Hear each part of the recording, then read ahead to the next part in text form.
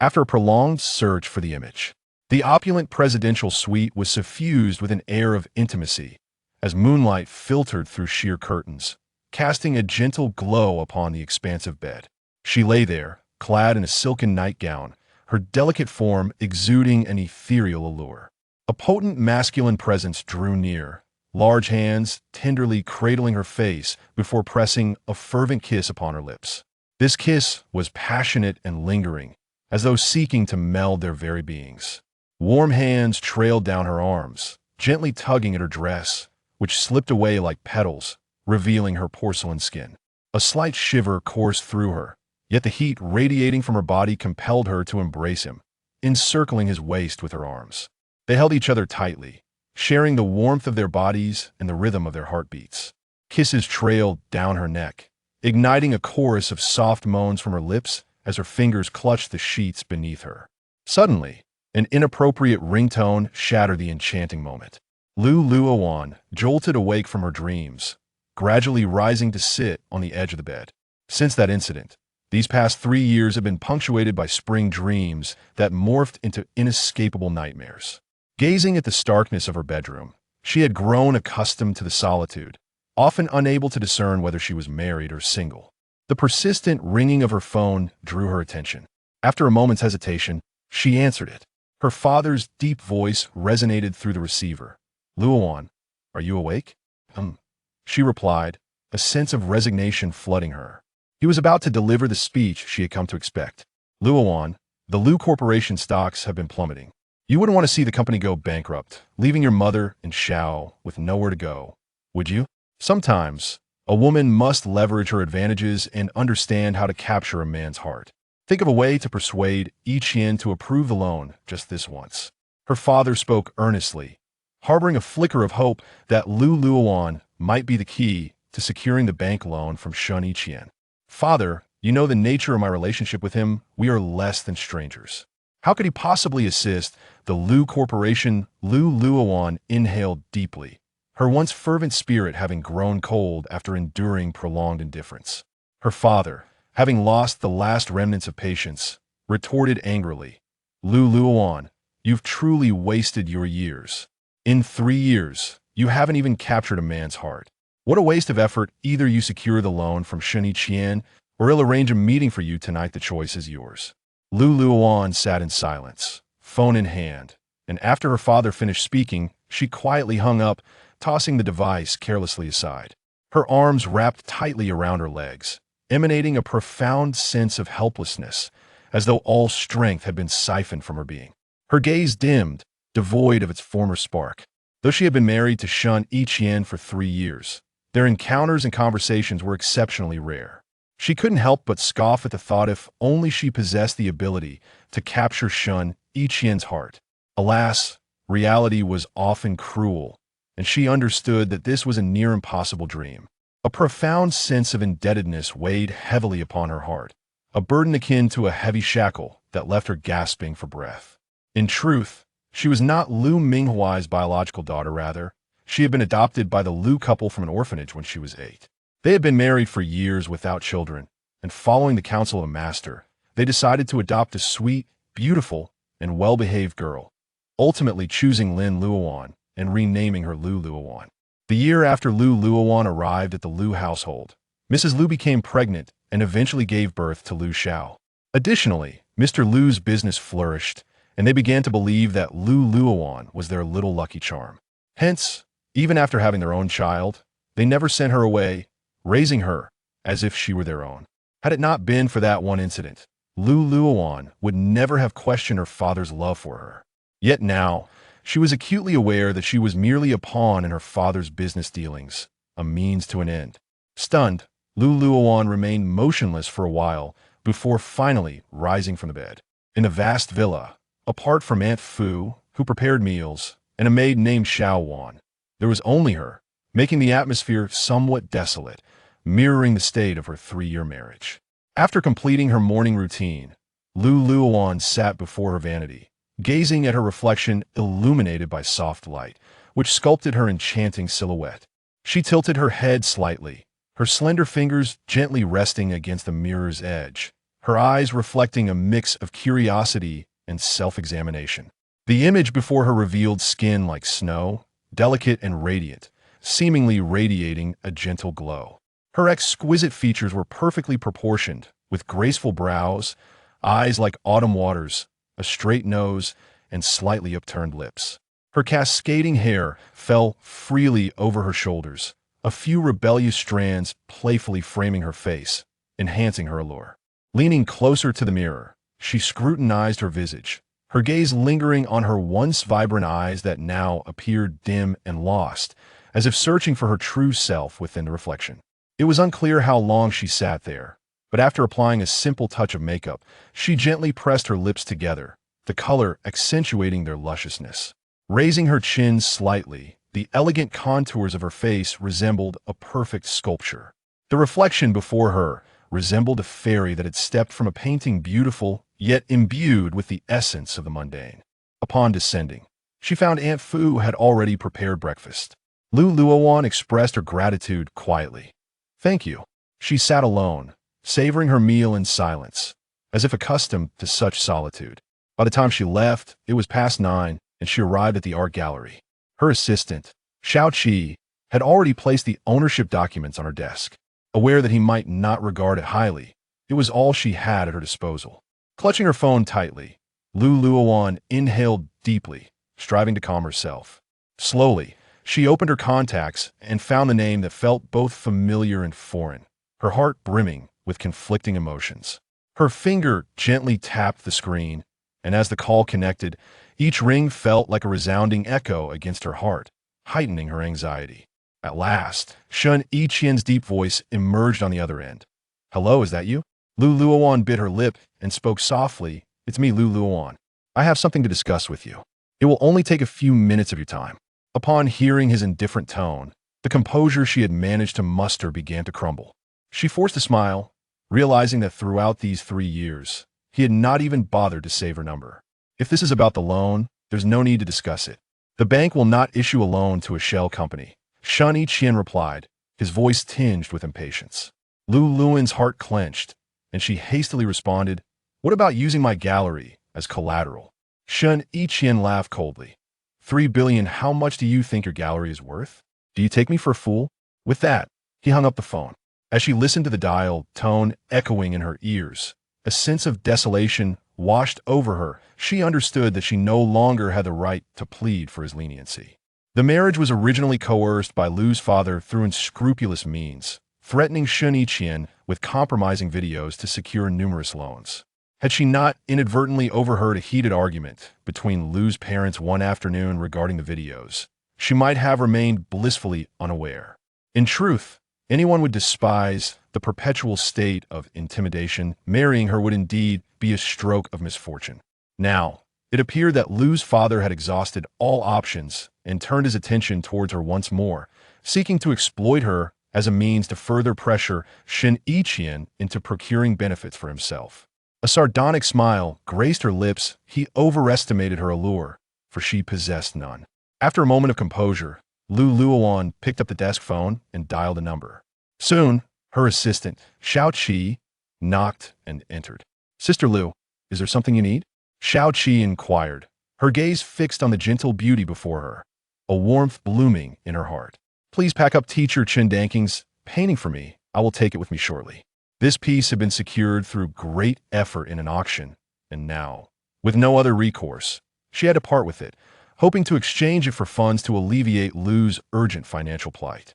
After all, the Lu family was her foster family, and to be fair, they had never been harsh on her in terms of provisions over the years. They had shown her kindness, and at this moment, she could not stand idly by. "Sister Lu, isn't that painting your favorite?" Xiaoqi understood all too well the significance of that artwork, which was the gallery's crown jewel, essentially Luowan's cherished possession. "There will be opportunities to acquire it again, and I have possessed it before, have I not?" Luowan recalled that an upperclassman had once coveted the painting, but she had hesitated to part with it. However, it now seemed that saving the Lu family was far more critical than her personal preferences. "All right, I will arrange for it to be packed right away," Xiaoqi replied, refraining from further comments. The The strained smile on Luowan's lips faded as she bowed her head to look at the address sent by her upperclassmen and replied briefly. Thoughts of the 300 million deficit filled her with dismay. Even if she sold the painting, it would barely fetch 100 million. What to do about the remaining 200 million? Was she truly destined to attend that banquet? A wave of sorrow enveloped her. Scrolling through her contacts on WeChat, she found her options painfully limited. She called her only good friend, Su-hee, who answered promptly. What a surprise to hear from the great artist Lu. Su-hee's cheerful voice rang out. Luowan wasted no time with pleasantries, as their bond required no pretense. I need your assistance. Do you have 200 million? Su-hee, mid-sip of water, promptly sputtered her drink. Darling, you overestimate my means. Being a lawyer pays well, but my expenses are substantial. I don't have 200 million at the moment, but I can manage a few tens of millions and will transfer it shortly. Is this for the Lu family? To be honest, even that amount would barely make a dent in such a vast deficit. It would be like throwing a pebble into the ocean. Su-hee felt a sense of injustice for Luowan, who had been manipulated by her father, pushed onto Shen Yiqian's bed, and blackmailed with videos to marry him. She was being cast into a pit of fire, and after 3 years, all she had gained was a hollow marriage. Luowan was also an innocent victim of her father's machinations and Shen Yiqian's threats.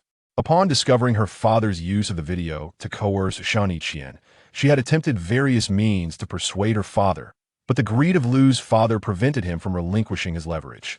In the end, it was her mother and she who secretly sought to destroy the video. When Lu's father discovered this, all consequences fell squarely on Luowan's shoulders. Shen Yiqian was a victim, but so too was she. Luowan reflected on Su-hee's words. Her friend changed cars every 6 months and bought several luxury bags monthly. Her expenses astronomical. As she put it, possessing the means but refraining from extravagance was simply foolishness. All right, I will repay you later. Luowan thought that every little bit helped. She had no desire to attend that gathering. She could easily guess her father's intentions, and she had never been fond of alcohol. She feared a repeat of events from 3 years prior. One experience was enough. She wished only to live well and be with her beloved. You needn't feel formal with me. We are family. Take your time, darling. You need not repay me. Your devotion will suffice, Su-hee said, working on her computer, swiftly completing the transfer.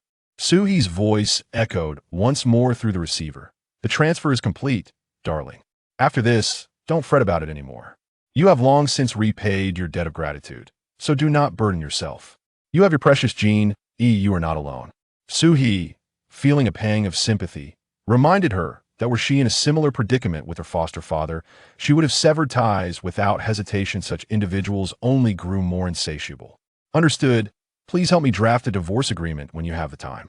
Luowan responded, contemplating how to fill this gaping void, dreaming only of divorce, to accompany her beloved, to escape this place, leaving everything else behind. She had already spent 3 years and longed for liberation. After their conversation, Luowan gathered her belongings and exited the office, the painting she sought having already been packed by the gallery staff and loaded on her vehicle. Chapter 3. If you want a divorce, just get one. Luowan arrived at the designated restaurant, where her senior, Liang Shui, was already waiting. Upon seeing her, Liang Shui smiled and complimented Luowan.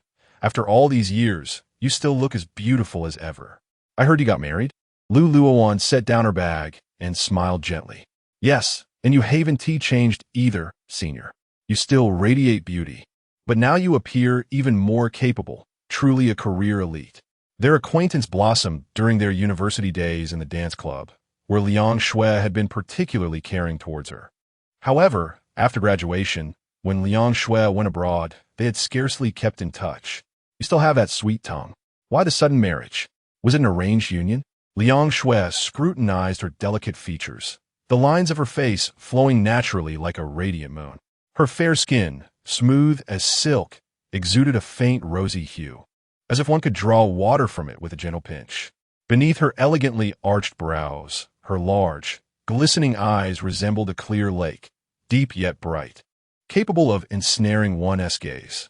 Her long eyelashes curled slightly, like petite fans that fluttered with each blink, adding a touch of vivacity and playfulness to her gaze. The high bridge of her nose stood straight, enhancing the dimensionality of her profile. Her small mouth, akin to a luscious cherry, bore a soft pink hue, with the corners slightly upturned, exuding a sweet smile reminiscent of a gentle spring breeze. Luowan recalled that many suitors had pursued her during their university days, some even waiting at the entrance of the club, and she had often assisted in turning them away. However, she was reluctant to elaborate on her current marriage, as it was soon to come to an end. Noticing her reticence, Liang Shui, with a knowing smile, shifted the topic. Wasn't that painting precious to you? How would you bear to part with it? Only because it's you, senior, that I'm reluctantly letting it go, Luowan replied, lifting her blue and white porcelain cup to take a sip of tea. The fragrant aroma filled her mouth, and the sweetness of the tea lingered, prompting her to take another sip. Her lips adorned with a subtle smile. As Liang Shui and Amp, Oppo's cheerful voice rang in her ears again, she remarked, "So I hold a significant place in your heart. Actually, it's not that I have a fondness for Chan Danqing's paintings. It was my former graduate advisor who admired them, and I intended to purchase it as a gift for him." "Oh, senior, you won't be leaving again, will you?" Luowan placed her cup on the table, her gaze softening as she looked at Liang Shui, a hint of envy blooming within her. "I won't be going anywhere. My parents are getting older, and I want to spend more time with them. From now on, I'll be in the country, and we can meet more often. Let us see what's on the menu, and I'll treat you," Liang Shui said, placing the menu in front of her. Luowan picked up the menu and placed it before Liang Shui. She insisted, "No, senior, this meal is on me. As a gesture of gratitude for your kindness during university and for alleviating my current predicament." "All right, I won't dispute it, or you'll become agitated," Liang Shui replied, eyeing the dishes before her and simply marking a few selections. Before long, the dishes began to arrive one after another. As they dined and conversed, 2 hours slipped by unnoticed. Before Luowan could hand over the painting, Liang Shui transferred the payment to her account. After bidding farewell to Liang Shui, Luowan drove back to the Lu family home. Only her mother was present. Her father was at work, and her brother, Lu Xiao, was at school. "Why are you back so soon?" Lu's mother gazed at her with affection. Though not her biological mother, after raising her for 18 years, she had come to regard Luowan as her own daughter. "There wasn't much going on at the gallery," Luowan replied, sitting down and retrieving a card from her bag, placing it in her mother's hand. "Mom, there is some money on this card. Please give it to Dad when he comes home tonight. I can't accept this card. If the company is struggling, we'll declare bankruptcy. Your father has worked tirelessly for half his life. He deserves a break." Lu's mother felt a deep sense of guilt towards Luowan. Her father had gone so far as to coerce her into marrying Shen Yiqian, a union devoid of any emotional foundation. After the marriage, he shamelessly used video threats to compel Shen Yiqian to lend him money. Each of his actions was disheartening, so at this moment, Lu's mother felt unworthy to accept the card Luowan offered. She had adopted her out of a desire for a child, without ulterior motives. Yet her husband had acted with malice, using parental love as a means to manipulate her. "Treasured daughter, remember that you owe the Lu family nothing. It is the Lu family that owes you. It's my failure that has caused you distress these past 3 years. I know you were unhappy in your marriage. Don't continue to suffer. If you wish for a divorce, then do so. You needn't consider others in every situation. Don't burden yourself so heavily. You are still young and will surely encounter someone better," Lu's mother said, fully aware that the marriage orchestrated by Lu's father, along with his greed and threats, made it impossible for Shen Yiqian to treat Luowan well. Reflecting on the past often left her regretful, had she not suggested adopting a child from the welfare home. Luowan's life could have been much happier. She felt responsible for her daughter's current plight. "Mom, please don't say that. Without you and Dad, there would be no Luowan today. I'm a part of the Lu family. If the family business is in trouble, it is my duty to help." Though my abilities are limited, Luowan expressed her gratitude. Ever since she was young, her parents had spoiled her. Whatever her brother had, she had too, and her aspirations were nearly always supported. While she resented being treated as a pawn in her father's schemes to secure his business through marriage, she felt an obligation to repay the kindness she received. Her eyes glistened with unshed tears, Lu Mother was the most genuine person in her life, offering love without expectation of return. Hearing her daughter's words, Lu Mother's eyes brimmed with tears. She had always believed that Luowan was their family's little lucky star. After her arrival, she became pregnant with Lu Xiao, and the family business gradually flourished. Thus, she never felt that Luowan owed them anything. Rather, it was they who owed her. My dear Luowan, you will always be my beloved daughter. The company is facing a financial shortfall. If your father calls you again, pressuring you to do something uncomfortable, ignore him. Do not let your compassion sway you, for it will only embolden him. You are still Shen Yiqian's wife, and he is somewhat wary of you. Having been married for so many years, she had come to understand Lu's father to some extent. Now that the company was struggling, he would undoubtedly reach out to Luowan. All right, Mom will give this card to Dad. It may help to alleviate some of the issues. She contemplated that regardless of what happened to the Lu family, her marriage to Shen Yiqian needed to come to an end. The 3 years spent were not solely for him, but also an opportunity for herself. Yet the reality proved to be a one-sided desire. Have you sold the gallery? Lu Mother looked at the bank card in her hand, a mix of emotions swirling within her. Rest assured, the gallery remains intact. Chapter 4. Oh, I do not care. As Luowan stepped out of the Lu residence, she glanced at the time and noticed it was still early. She decided to drive to the alley in Fujing, for tonight was the birthday celebration of the matriarch of the Shen family. However, Madame Shen had opted for a modest gathering rather than a grand affair, choosing instead to share a meal together. Previously, Luowan had commissioned a bespoke qipao for Madame Shen and a zhongshan suit for the elderly Mr. Shen, who was once a renowned commander. After retiring, he had traded his military uniform for the elegant zhongshan suit.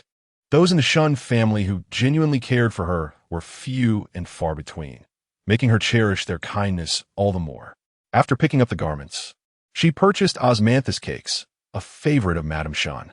Seeing that time was still on her side, she meandered to the art gallery. Each visit to the Shen family's ancestral home left her feeling somewhat restrained and ill at ease.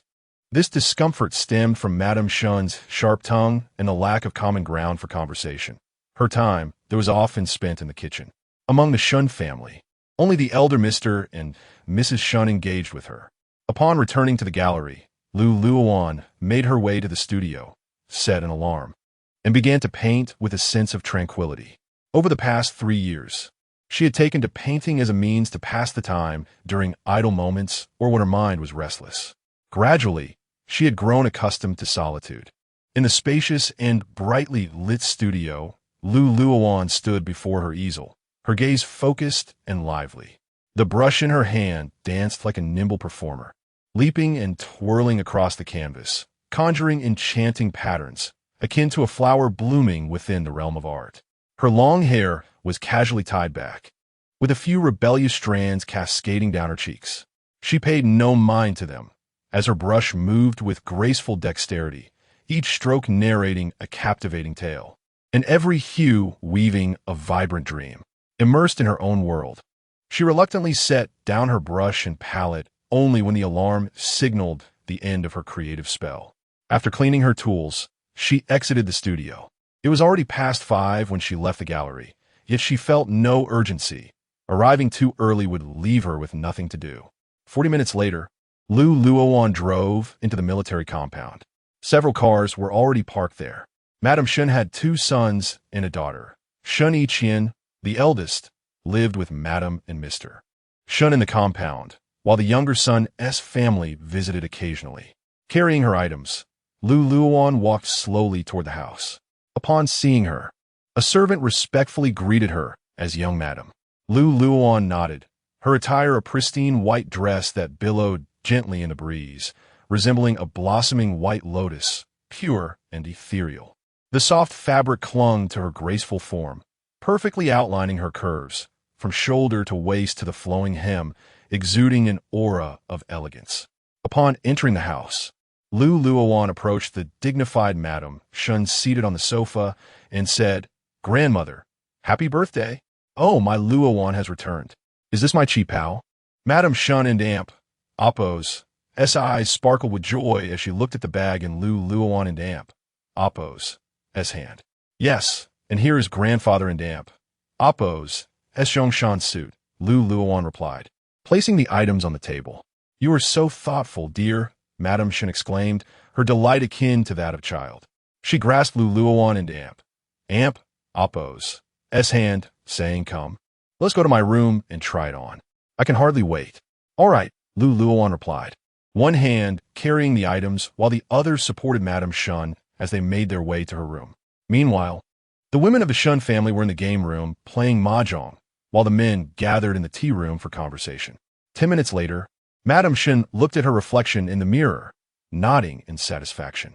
Luowan, your taste is impeccable. I adore this chi pao, and it suits me perfectly. It is your figure that is splendid, Luowan replied.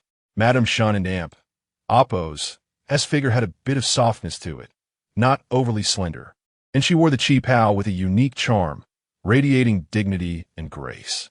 You have endured so much these past 3 years. It is our Shen family that has wronged you, Madame Shen continued, fully aware of the strained relationship between Luowan and Shen Yiqian. The entire household, including the servants, understood their connection, more distant than that of mere strangers, devoid of any pretense in front of outsiders. Luowan smiled faintly, knowing that her marriage to Shen Yiqian had come about through her father and Appo's machinations. The Shen family was well aware of this, particularly Madame Shen, who had been nearly faint with rage upon learning the truth, leading her to adopt a drastically different attitude thereafter, often subtly blaming Luowan for Shen Yiqian's plight. As Luowan accompanied Madame Shen out, she noticed Shen Yiqian lounging on a black leather sofa, his long legs casually crossed. Dressed in a well-tailored dark suit that accentuated his perfect physique, he wore gold-rimmed glasses that framed his deep-set eyes, which glimmered with a cold intensity, making it difficult for anyone to meet his gaze. He tilted his head slightly, one hand resting nonchalantly on the armrest, his fingers tapping rhythmically, as if lost in thought. Seeing him, Madame Shen remarked, you decided to return, did you? Empty-handed, I see. You always come back for your birthday. So this is for you, Shen Yiqian replied, casting a fleeting glance at Luowan, his expression inscrutable. Just like what Luowan bought. You truly share a connection, Madame Shen teased, eyeing the osmanthus cakes. Shen Yiqian frowned. If that is the case, then I share a connection with everyone who bought osmanthus cakes today. His voice was low and restrained, each word emerging as if from between clenched teeth, imbued with a chilling undertone. Upon hearing his irritated tone, Luowan felt her nails dig into her palms. Accustomed to such treatment, it seemed as if she were a plague, someone he wished to avoid at all costs, and the ache in her heart lingered despite her efforts to remain unaffected. Madame Shen scolded him disapprovingly. What nonsense are you saying? Her warm, wrinkled hand gently caressed Luowan and Appo's offering comfort. Luowan forced a smile. Grandmother, please sit. I will prepare your favorite squirrel-shaped mandarin fish in the kitchen. Let the others handle it. You should rest for a while, Madame Shen replied, her concern evident. Grandmother, I'm not tired, Luowan insisted, and Madame Shen, recognizing her discomfort, did not press further. After Luowan left, Madame Shen sighed. It has been 3 years. Can't we let the past be? With your peculiar temperament, no girl can tolerate you. Don't let anyone's heart grow cold. You two will stay at the old mansion tonight. It was clear that since their marriage, Luowan and Shen Yiqian had been living separately. Their avoidance of each other would never mend their relationship. Madame Shen contemplated finding an excuse for them to stay under the same roof, believing that time spent together might heal their rift. A sudden idea struck her. Perhaps she could feign illness on the part of the elder Mr. Shen. Seated, Shen Yiqian scoffed, revealing his disdain. What did she say to you? I wouldn't dare stay at the old mansion with her around. Who knows? She might climb into my bed again and threaten me with videos of her claiming I assaulted her. Meanwhile, Aunt Fu instructed Luowan to bring fruits to Madame Shen, and she overheard Shen Yiqian and Appo's words, feeling as if her legs were weighed down by lead and her heart had grown numb from the pain. After a few moments, she took a deep breath and composed herself, placing the fruits on the table. Grandmother, Aunt Fu prepared these for you. Dinner will take a while. Please enjoy a little something while I attend to my tasks. All right, Madam Shen replied. You will come to regret this. I believe Luowan would never do such a thing.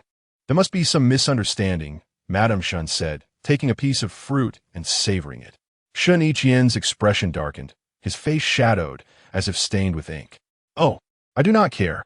With that, he stood and departed. Chapter 5. Keeping my heart at ease after dinner.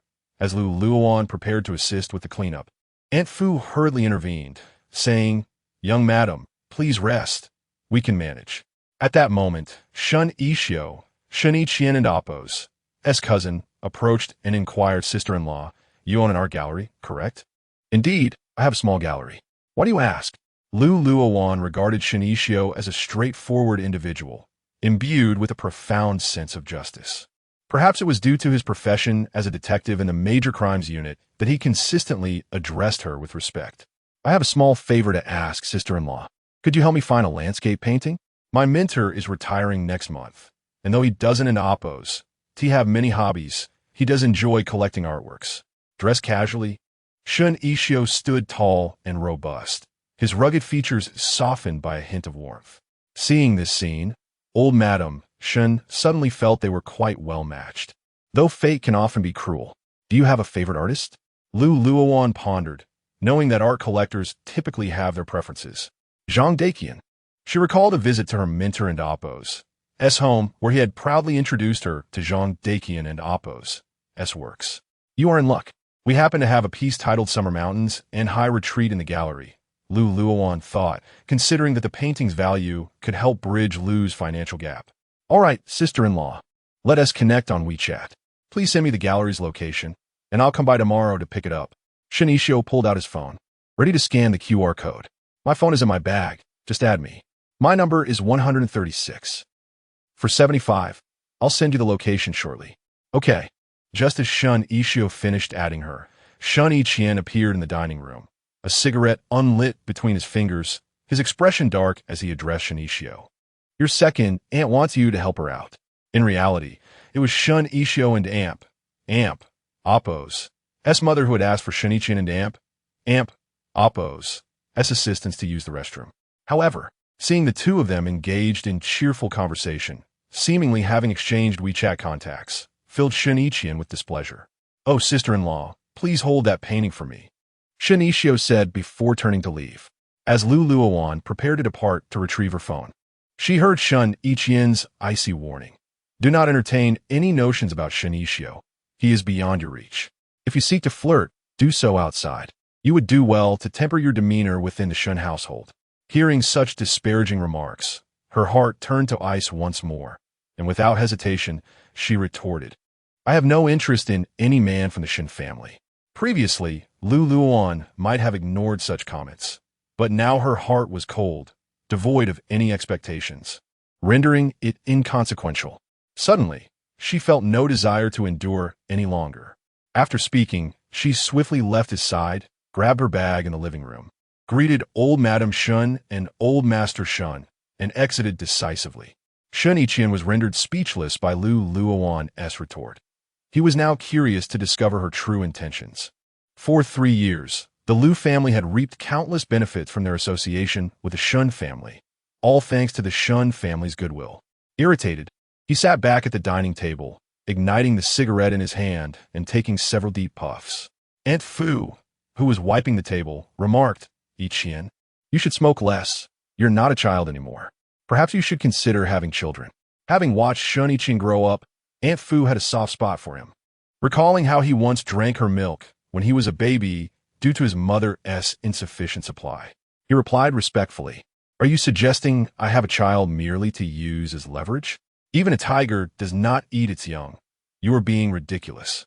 Aunt Fu sighed deeply, knowing that Luowan was truly an exceptional woman both in appearance and character. However, despite being married for 3 years, they had never lived under the same roof, hardly resembling a couple. Shen Yiqian flicked the ash from his cigarette into the ashtray, continuing his discontented rant. You simply do not understand. They are capable of anything.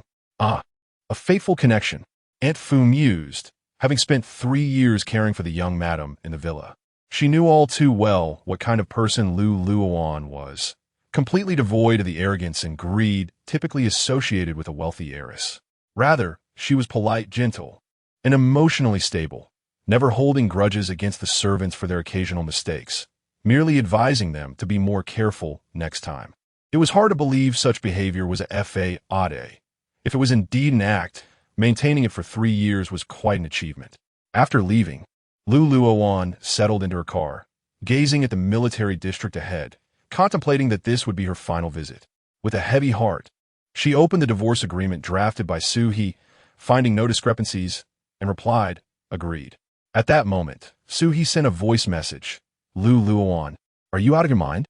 You're divorcing without claiming any assets, having wasted 3 years of your youth on him. That's far too lenient. At the very least, he should compensate you for the loss of your youth. Frustrated, Suhi followed up with another voice message. Darling, reconsider your terms. If you want to think for yourself, think of my goddaughter, Jeannie. I'm not afraid of the hassle and can easily draft another version. Luowan responded. That's unnecessary. Jean E is mine alone, and he has no claim. Suhi understood Luowan's stubbornness. Once she made up her mind, it would be challenging to alter her decision. Initially, upon discovering her pregnancy, Luowan felt a flicker of hope, even seeking him out at a club to personally share the news. But when she pushed open the door to the private room, she heard his cold, disdainful words. You want marriage? I've given it to you. Let her experience the bitterness of widowhood. I will not even touch her. Just seeing her disgusts me. After hearing those words, she clutched the ultrasound report tightly and stumbled out of the club.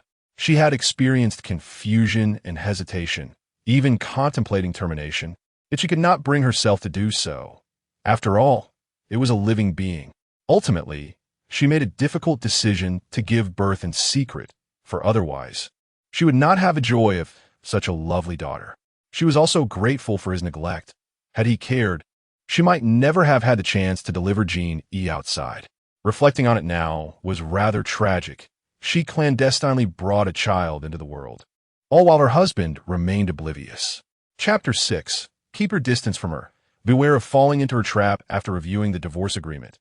Luowan exited the car, accepted Shen Yiqian and Appo's friend request, and sent him the location of the gallery. She gazed at the obstructing Range Rover in front of her, bemused. There were parking spaces available, yet it chose to park right in front of her vehicle. With cars flanking hers on both sides, her car was effectively trapped. She snapped a photo and sent it to Shen Yiqian with the message. Do you know whose car this is? Meanwhile, Shen Yiqian had just risen from a card table and entered the living room, sitting beside Shen Yiqian, who tossed a cigarette in his direction. Shen Yiqian deftly caught it and remarked, Brother, your smoking habit has intensified over these years. Shen Yiqian chuckled lightly, admitting that his craving had indeed grown. Busy, and I have a business trip coming up. Feeling his phone vibrate, Shen Yiqian pulled it out to find a message from Luowan. He opened the photo and showed it to Shen Yiqian. Brother, ISN and Appo's. This your car? Shen Yiqian merely responded with a nonchalant You and Appo's. V block sister-in-law and Appo's car. Shen Yiqian replied.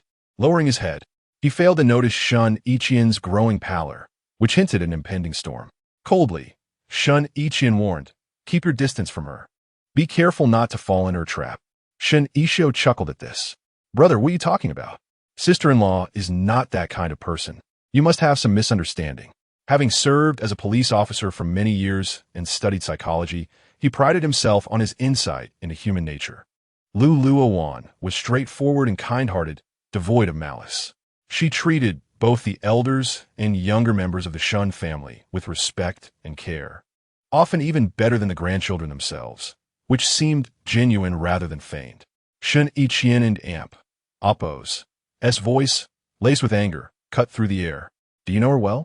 The words felt like they could freeze the very air around them. Shen Yiqian recognized his brother's irritation and replied, Not really. We've hardly interacted, just exchanged pleasantries during visits to the old residence. Today was the first time I spoke to her more than usual and added her on WeChat. Luowan, upon seeing Shen Yiqian and Appo's message, muttered, Driving such a fine car, he ISN and Appo's. Worried about being discovered. Last time he drove a Porsche, and now he and Oppos, switched to a Range Rover. With his bank salary, he couldn't and Oppos, possibly afford it, but he must be well off. Shen Madam and Oppos' family is a leading enterprise in Jiangnan, and he holds shares. Upon exiting the car, Luowan angrily kicked the tire.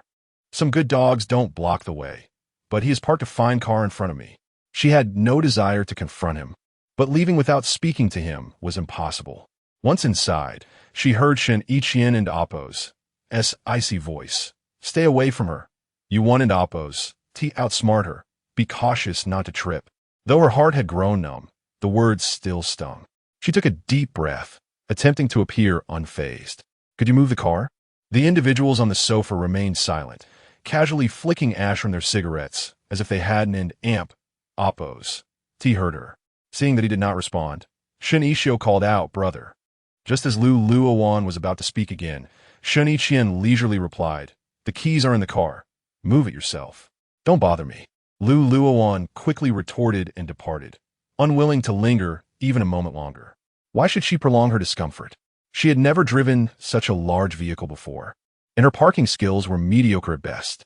After stepping out of the car, she opened the door of the Range Rover and confirmed that the keys were indeed on the center console. Starting the ignition, she assessed her capabilities and decided to drive straight out, not even bothering to adjust the rearview mirror. Blocking others in Oppos' cars was not her concern. Once she had moved his vehicle, Luowan entered her own car and drove away from the military compound, contemplating that this would be her last visit. From now on, they would part ways. On her way home, her phone rang. It was her father.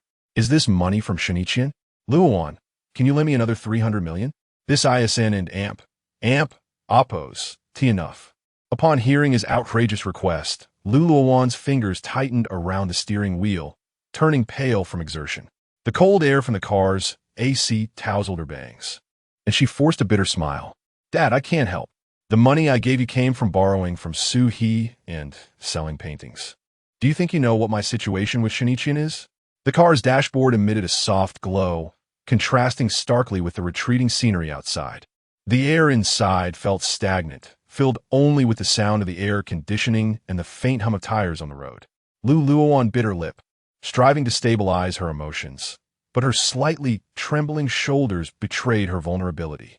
In Shen Yiqian and Oppos' eyes, she was merely a schemer, perhaps even less than a stranger, someone he loathed deeply.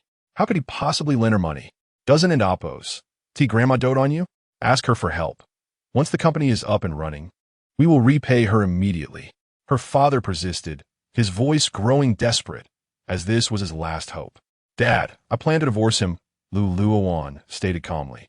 She had long been disenchanted with the marriage and wished only to be with those she truly cared for. Luowan, are you mad? You finally found a suitable family. And if you wish to divorce, you must repay all the money spent on you by the Lu family over the years. Only then can you leave, otherwise, it is out of the question, her father exploded. For 3 years in the Shen family, he had gained nothing. All benefits had come solely from his own and Oppos' abilities and Oppos'. His intention in marrying her off to the Shens was to leverage their influence for the Lu family and Oppos' advancement. Yet, she had proven to be of no use, unable to win a man's heart or bear a child. You're hopeless. I should never have adopted you. No matter how much I taught you, nothing stuck. Then came his furious ultimatum. Secure me 300 million, and you can divorce him. Otherwise, it's off the table. In Luowan's glassy eyes, it seemed as if a serene lake was being filled with endless sorrow. Her gaze was vacant and lost, akin to a fawn unable to find its way home. Tears shimmered in her eyes, cascading down her cheeks and splattering on her hands, each droplet symbolizing a broken heart, laden with her profound anguish. Her lips quivered, as though she wished to speak, yet no sound emerged. Her complexion was as pale as parchment, devoid of color, resembling a porcelain doll stripped of vitality, invoking deep sympathy from those who beheld her. Chapter 7. She was blind before, but she would no longer be so. In the old residence of the Shen family, a group of people lingered until after 9 before gradually dispersing. Just as Shen Yiqian was about to leave, Mrs. Shen who had won a few rounds at cards, approached with an elegant smile and sat beside him on the sofa in the living room. She said, "The hole in the Liu family is quite large, Yiqian. Do not let your greed for superficial appearances cloud your judgment. It is simply not worth it." Shen Yiqian scoffed coldly and replied, "Do you think they are worthy?" A knowing look passed between them. He continued, "Just be aware. There are countless eyes watching your every move. When the time is right, in that marriage with her." The thought of her son's marriage ignited a seething anger within Mrs. Shen. Her son was exceptionally talented, a paragon among the elite. Yet he had been ensnared by a scheming individual, marrying a woman of no standing. Each time she ventured out, she felt embarrassed to face the other ladies in their circle.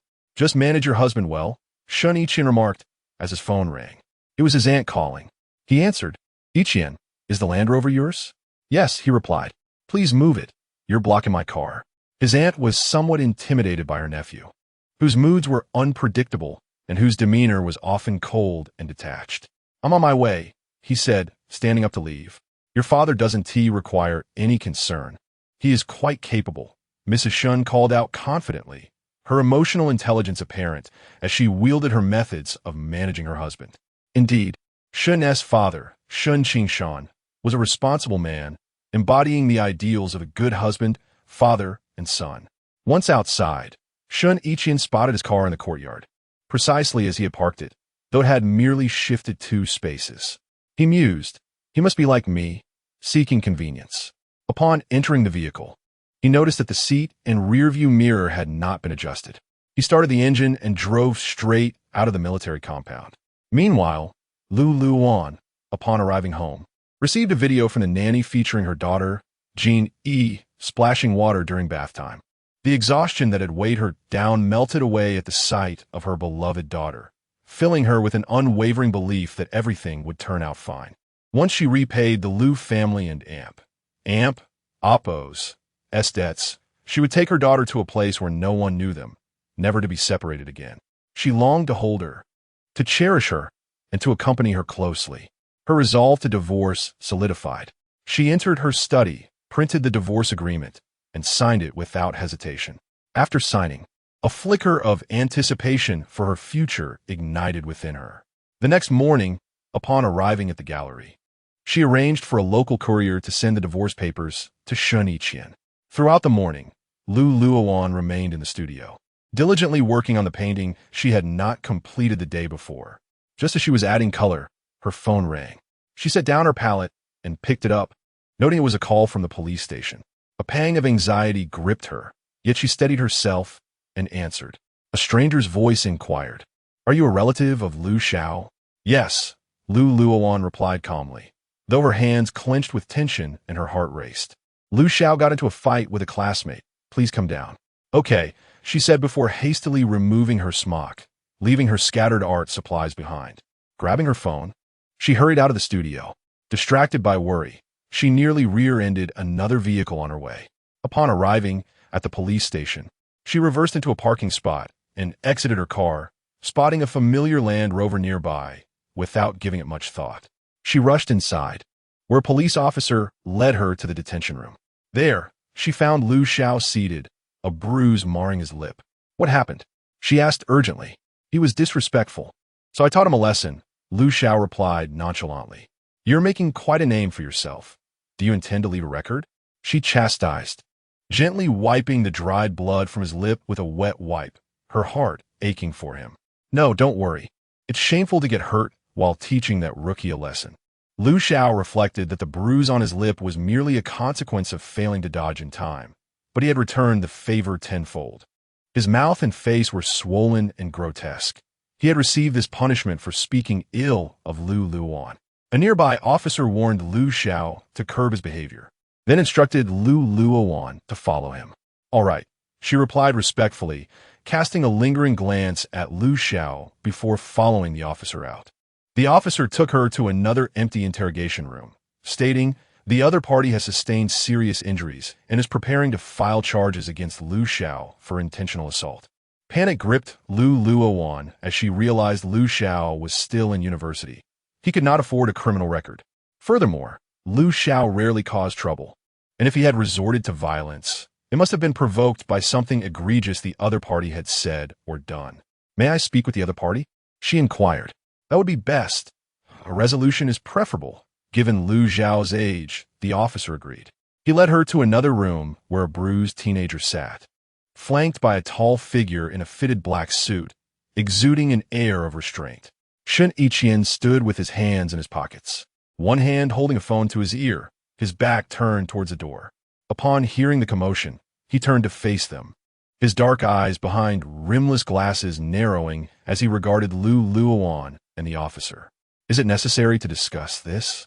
The other party has been severely injured," he stated coldly, his voice dripping with disdain. "We will cover all medical expenses, including compensation for emotional distress," Luowan responded, noting the severity of the injuries. Her tone remained firm, yet her heart sank. She had stepped in for the brother of his white moonlight, once believing she could change him, only to realize how naive and foolish that hope was. Now, all seemed to be her own delusion. Who said he had no heart? It was merely that he had no heart for her. "What do you think you're doing? Do you think I'm in need of money? Who in their right mind would want your family in Appos? Dirty money. A promiscuous woman like you. However, if you care to entertain me, I might consider letting this slide. After all, I've never been with a married woman like you." Ji Juanhao, the younger brother of Ji Tongji, interjected, a notorious wastrel. He relied on his family's wealth to indulge in all manner of vices, having gotten several girls pregnant before resolving the issues through monetary means. At that moment, he regarded Luowan's fair skin, which glowed with a hint of pink, as if crafted by the hands of a divine artist, soft and delicate.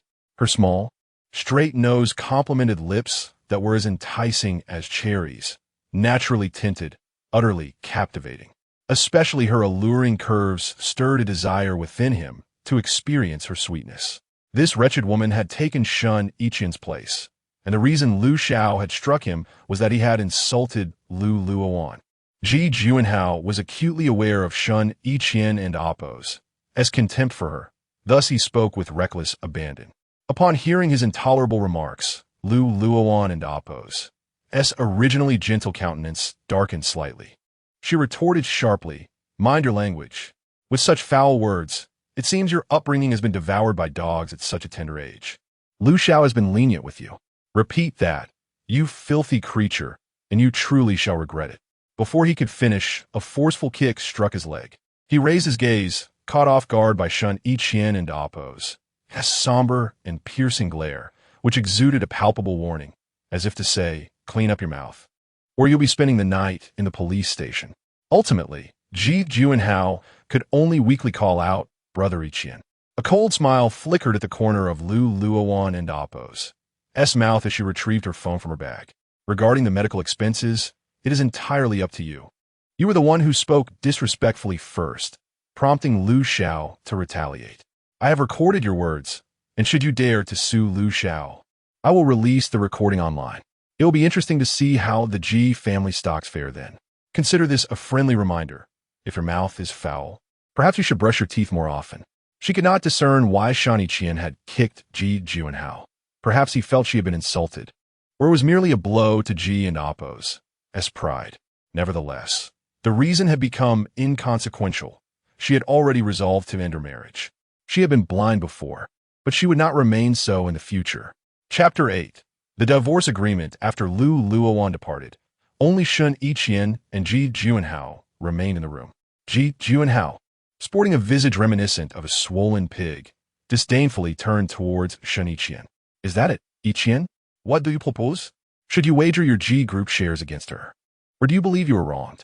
Shen Yiqian's expression was frigid, his demeanor indifferent. He had no desire to involve himself in this affair. Had it not been for her sister's absence and the obligation he owed to his father, he would have remained uninvolved. The image of Luowan, with her sharp tongue and quick wit, had completely upended his previous perception of her, who he had once thought to be gentle, demure, and quiet. Today, however, he realized she was merely playing the part of naive lamb while hiding her true ferocity. Upon hearing Shen Yiqian's response, Ji Juanhao immediately lost his bravado. The minor injury he had sustained paled in comparison to the future of the Ji family business. His resentment towards Luowan intensified, and he weakly muttered, "Understood. That little vixen will get her due one day. Just avoid provoking them further to prevent self-destruction." Shen Yiqian was somewhat familiar with Ji Junhao and Amp, Oppos, as character. He was a reckless scion, a product of society and Oppos, as failures. Shen Yiqian understood the root of this predicament. Had Ji Junhao not entangled himself with Lu Xiao, the latter would have never retaliated. The punishment he faced was entirely self-inflicted. With that, Shen Yiqian exited the interrogation room, followed closely by the swollen-faced Ji Junhao. Meanwhile, Luowan completed her formalities and stepped outside with Lu Xiao. She instructed Lu Xiao to enter the car, first while she lingered at the entrance to send a text to Su He. "Is there any consequence for slapping someone at the police station?" She felt a surge of indignation, but deemed it unnecessary to let a worthless individual cause her trouble. Su He quickly replied, "Darling, what is up? Slapping someone isn't a concern. The police won't interfere. If anything arises, you still have me." After reading the message, Luowan tucked her phone into her bag and flexed her hand, feeling the need to retaliate against those who prey upon the weak. Why should she endure humiliation from a mere child? Before long, Shen Yiqian emerged, casting a fleeting glance at the standing Luowan. His stride remained unbroken as he departed. Ji Junhao, upon spotting Luowan, began to hurl insults once more, only to be met with her cold laughter. She obstructed his path and coldly stated, "Your parents failed to teach you manners. Allow me to impart a lesson today." Before he could react, she raised her hand and delivered a resounding slap to his face, leaving a distinct imprint on his already swollen cheek. Ji Junhao emitted a pained yelp, "You filthy," but was swiftly interrupted as Luowan retaliated with another slap. Her voice icy. "These two slaps serve as a lesson for your foul mouth. Should I hear such words again, I wouldn't hesitate to disfigure it." From the passenger seat, Lu Xiao watched in astonishment as his sister delivered the blows with a strength that rivaled that of a man. Just as he prepared to exit the vehicle, he caught Shen Yiqian's gaze from the adjacent Range Rover, where he casually held a cigarette, a smirk playing on his lips. Initially, he had perceived her as merely a biting rabbit, but that notion quickly dissipated as he remarked, "It and Oppos. It's over." Lu Xiao merely shot him a glance, offering no response. However, he halted his movements, for Luowan was indeed approaching. She gazed at her reddened palm, feeling a fiery sting, and blew on it lightly. Upon reaching the car, she noticed Shen Yiqian smoking in the driver's seat, but chose to ignore him as she entered the vehicle.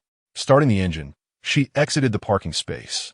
Lu Xiao, seated in the front passenger seat, studied Luowan for a moment before speaking slowly. "Sister, your fighting spirit is formidable. Impressive. Enough idle chatter. Keep your wits about you. Don't allow yourself to be burdened by unworthy individuals or matters," Luowan replied coolly, her gaze fixed ahead. She knew she might not have the opportunity to shield him from the repercussions in the future. "Understood. Please take me back to school." Lu Xiao complied, nodding obediently. After a moment in Amp, Oppos, as thought, he added, "Sister, have you considered divorce? An empty marriage is simply a waste of youth. Focus on your studies." "These matters do not require your concern," Luowan said, her fingers lightly gripping the steering wheel.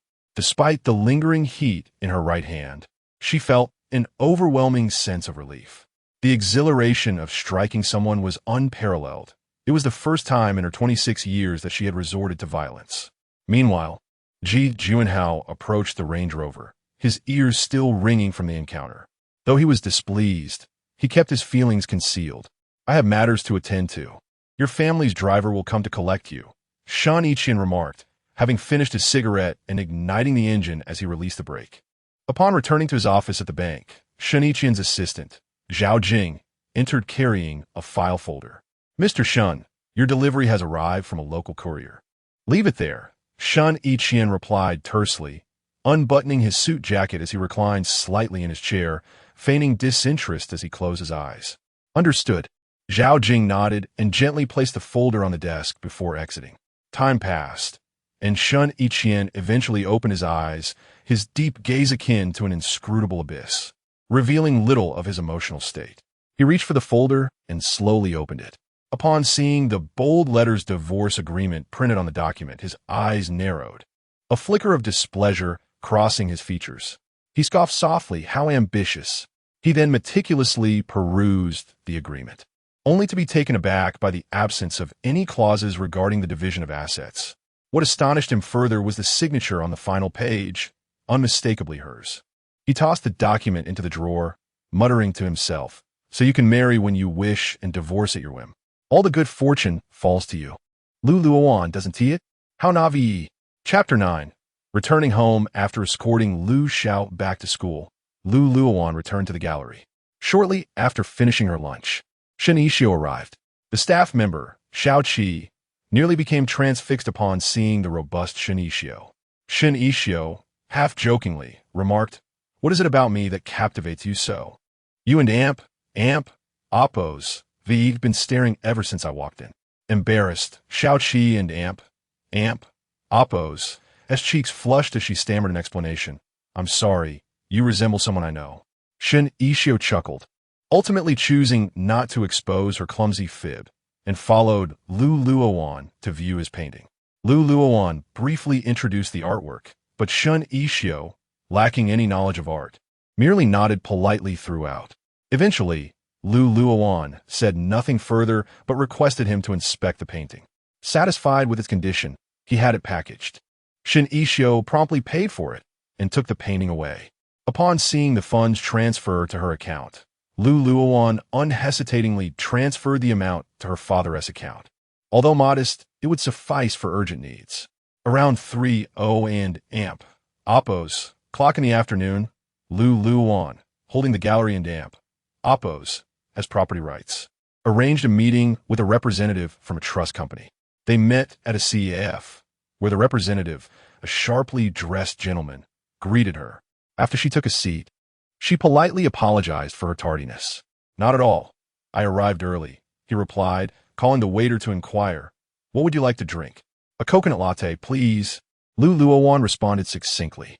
After explaining the situation, the representative shook his head and said, "I'm afraid we cannot take on this risk. Given the current state of the Lu Corporation, neither banks nor trusts are willing to take such chances." Upon hearing this, Luowan refrained from further discussion. Knowing the Lu Corporation was in dire straits, suffering substantial losses daily, with declining stock prices, it was her father's lifelong work, and she was reluctant to see it file for bankruptcy. Meanwhile, Jiang Zhiheng witnessed this scene, snapping a photograph and sharing it in a group chat. Tagging Shen Yiqian, "Your wife is meeting with a trust company, but it seems the negotiations aren't and Oppos, going well." Shen Yiqian, currently in a meeting, glanced at the message without responding. In the group chat, Qin Wenluan jested, "With such a beautiful wife, why not consider cherishing the marriage instead of pursuing divorce? It would be a shame." Upon seeing this, Shen Yiqian's already somber expression darkened further as he replied, "If you like her, go pursue her." Qin Wenluan teasingly sent a voice message, "You're a fool. You shouldn't waste your time. I wholeheartedly support your divorce." Just as Luowan concluded her meeting, her phone rang urgently. She checked and saw it was the nanny calling. As soon as she answered, the nanny's anxious voice relayed that Jeannie had suddenly developed a high fever, her little face flushed and devoid of spirit, crying out for her mother. After the call, Luowan's heart sank, her mind a blank slate, and without a moment to contemplate, she turned and sprinted toward her car. She flung the door open, started the engine, and swiftly headed from the bustling city to the suburbs. Once on the highway, her hands trembled on the steering wheel, beads of sweat forming on her forehead as she pressed the accelerator, desperate to reach Jeannie's side, her heart clawed by worry and concern. In the past 2 years, she had spent so little time with Jeannie, constantly wary of the Shen family and her father, unwilling to let her daughter become a pawn in her father's schemes against the Shens. All she desired was to divorce and relocate with her daughter. After driving for over 2 hours, she finally arrived at a hospital in Jiqing. Jeannie, who had been crying moments before, was now peacefully nestled in the nanny's arms.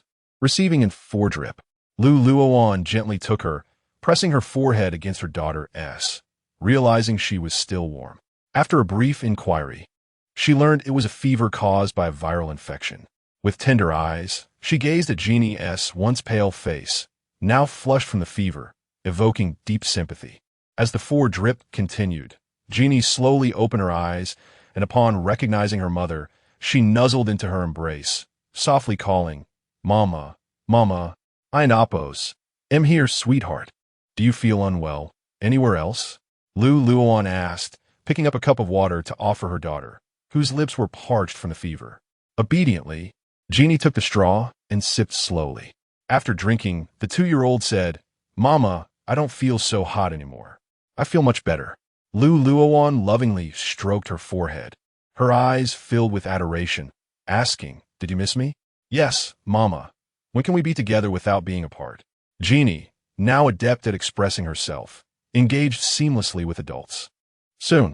I will always be by your side," Luowan assured her. "Good," Jeannie replied, her laughter ringing like silver bells. In the capital, after work, Shen Yiqian unhesitatingly signed the divorce agreement. He then took the document to the villa that had been their home for 3 years, though he had never set foot in it. Upon seeing him, Aunt Fu exhibited surprise and curiosity, teasing, "Is the sun rising from the west today? You're actually home." Shen Yiqian and Appos' expression remained impassive as he calmly replied, "This is my home after all. Why wouldn't I return? Where is she?" He gently placed the divorce agreement on the table and casually sat on the living room sofa, his gaze sweeping the surroundings, revealing a hint of unfamiliarity.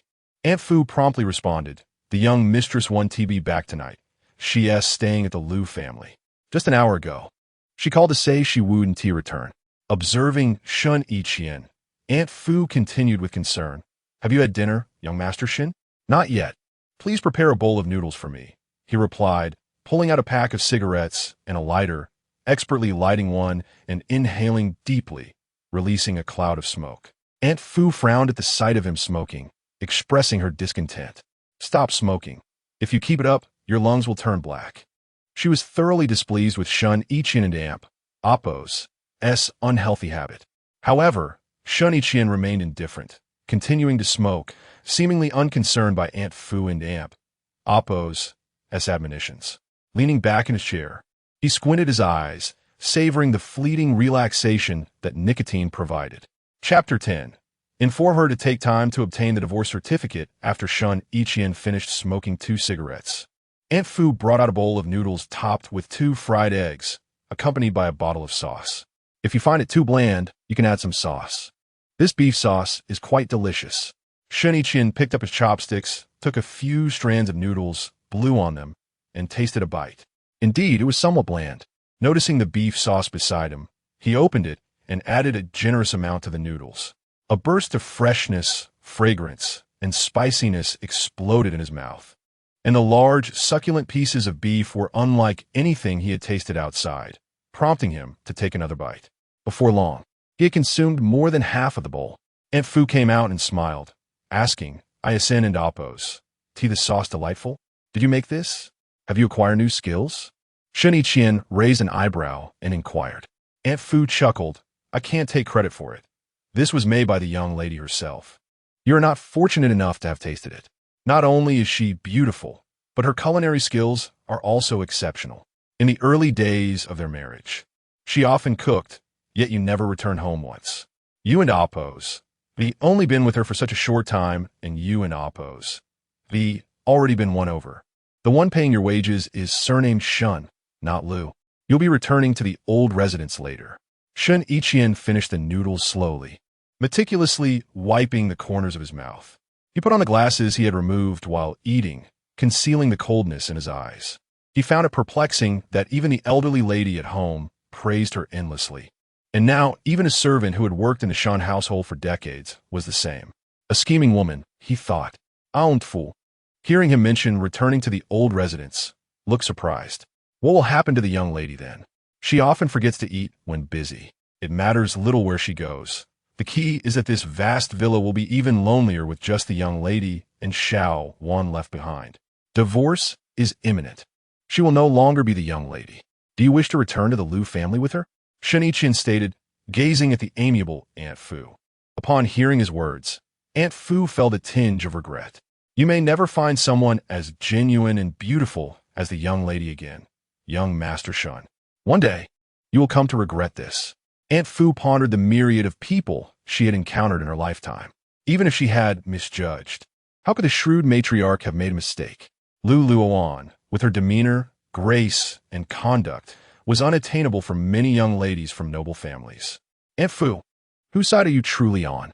She has no connection to me, now or in the past. Shen Yiqian and Appo's expression darkened, conveying his displeasure. It is my fault for speaking too freely. You, young Master Shen, are free to do as you wish, Aunt Fu retorted sarcastically. As Shen Yiqian stood to leave, he remarked, inform her that the divorce agreement has been signed and to take time to obtain the divorce certificate. The sauce is terrible, yet you still manage to eat half of it. You certainly are a difficult young Master Shen, Aunt Fu quipped as she began to clear the dishes. Aunt Fu is akin to a wet nurse to Shen Yiqian, holding a relatively high position among the many servants in the Shen household, which emboldens her to speak so freely. Shen Yiqian remained silent, leaving with a storm of suppressed anger. Later that evening, around 9 o'clock, Luowan had just coaxed Lu Jin to sleep when her phone rang. Startled, she quickly silenced the volume. It was a call from her mother. Cautiously, she stepped out of the bedroom and into the living room to answer. Hello, Mom. Luowan, your father has collapsed and is currently on his way to the hospital. Her mother's frantic voice came through the receiver, tinged with sobs. Hearing this, Luowan quickly reassured her, Mom, don't panic. Dad will be fine. He has his checkups every year. I and Appo's, am heading back now. This time, it seems he was overwhelmed with anger. He just vomited blood. If anything were to happen to him, how would I go on living? Luowan and Appo's mother had been well protected by her father throughout her life and had never encountered significant hardship. Seeing him vomit blood had sent her into a panic, with their composed butler calling for an ambulance. Mom, I still have myself and Lu Xiao here. You must stay strong. The family needs your leadership. I'll head over now, and we can assess the situation then. Luowan checked the time. It was nearly 9:30. She had initially planned to stay a few more days, but circumstances had changed. Although Jean had recovered from his fever after receiving 4 fluids, she was still concerned about him possibly relapsing at night. However, compared to her father's condition, she chose to return. After all, the Lu family had raised her, and she could not remain indifferent. After ending the call, Luowan knocked on the nanny's door, briefly explained the situation, and returned to the bedroom. She gazed tenderly at the sleeping child, feeling reluctant to leave. She kissed his forehead softly and murmured, Darling, Mommy will return to be with you soon. With that, Luowan departed, making a point to buy a cup of black coffee to keep herself alert during the drive. On her way, her heart was heavy with anxiety, fearful that something might happen to her father and that her mother would be unable to cope. She contemplated many things, deciding that upon her return, she would sell the gallery. Otherwise, how would the Lu family's significant debt be resolved? 2 hours later, when Luowan arrived at the hospital, her father had already been stabilized, but he was still in a precarious state and had been placed in the ICU for monitoring. At that moment, her mother was in tears, while Lu Xiao was providing comfort beside her. Upon seeing Luowan, her mother cried even harder. Luowan gently consoled her for a long time, her legs growing numb from squatting. Once her mother's emotions had stabilized, she sought out the attending physician to understand the situation. The prognosis was grave, advising them to prepare for the worst as her father could pass at any moment. Exiting the doctor and Appo's office, Luowan felt as though her legs were leaden, but after mustering her strength, she went to sit with her mother outside the ICU. Chapter 11. The bankruptcy of the Lu family. After emerging from the villa, Shen Yiqian made his way directly to the club. Within the dimly lit private room, he donned a pair of minimalist frameless glasses, his pale cheeks radiating a frigid aura reminiscent of frost and snow. His deep-set eyes sparkled with an icy glint as he lounged on the plush sofa, his long fingers deftly manipulating the playing cards. At that moment, he was engrossed in a game of cards with Fu Linsheng, Jiang Zhihong, and Qin Wenluan. Their expressions varied from concentration to contemplation to confidence, enveloping the atmosphere with a tense yet exhilarating energy.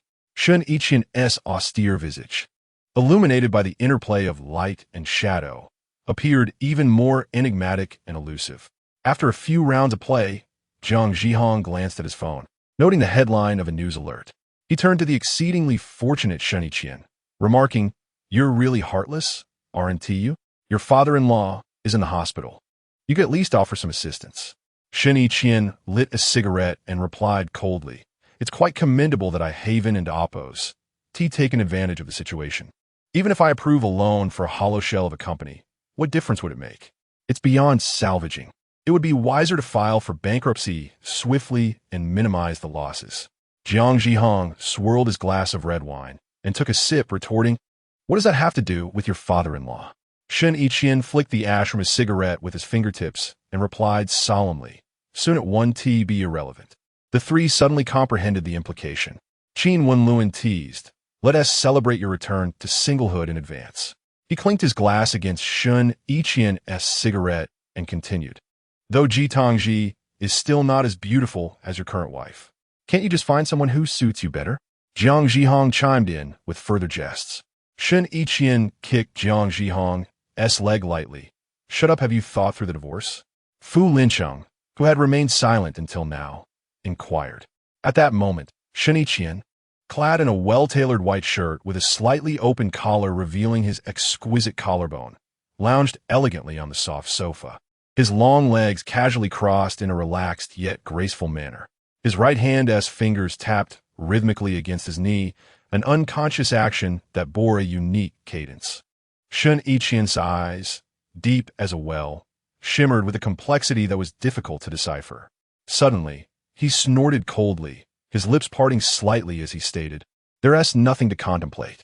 His frigid tone seemed capable of freezing the air around him. The group lingered until the early hours before dispersing. Meanwhile, in the hospital, Luowan had been keeping company with her mother, her face etched with fatigue after a day of back and forth. The attending doctor and nurse, noticing their steadfast vigil, kindly suggested, "You should return to rest. There are monitoring devices and nurses here. You'll be notified immediately should anything arise." Lu's mother refused to leave, and ultimately, Luowan booked a hotel nearby, persuading her mother to take a respite. The following day, upon opening her phone, Luowan was met with a barrage of news notifications, each detailing her father's hospitalization. Her gaze descended, and her heart clenched painfully. She soon received news that due to the Lu Group's recent strategic miscalculations in the business arena, the losses had intensified, leading to a fractured financial chain and an inability to repay substantial debts. In this dire predicament, a court had forcibly initiated bankruptcy proceedings that very day. Furthermore, to settle the debts, their residence, the villa, was also not spared, having been legally sealed by the court, with a mandate to vacate all belongings within 3 days.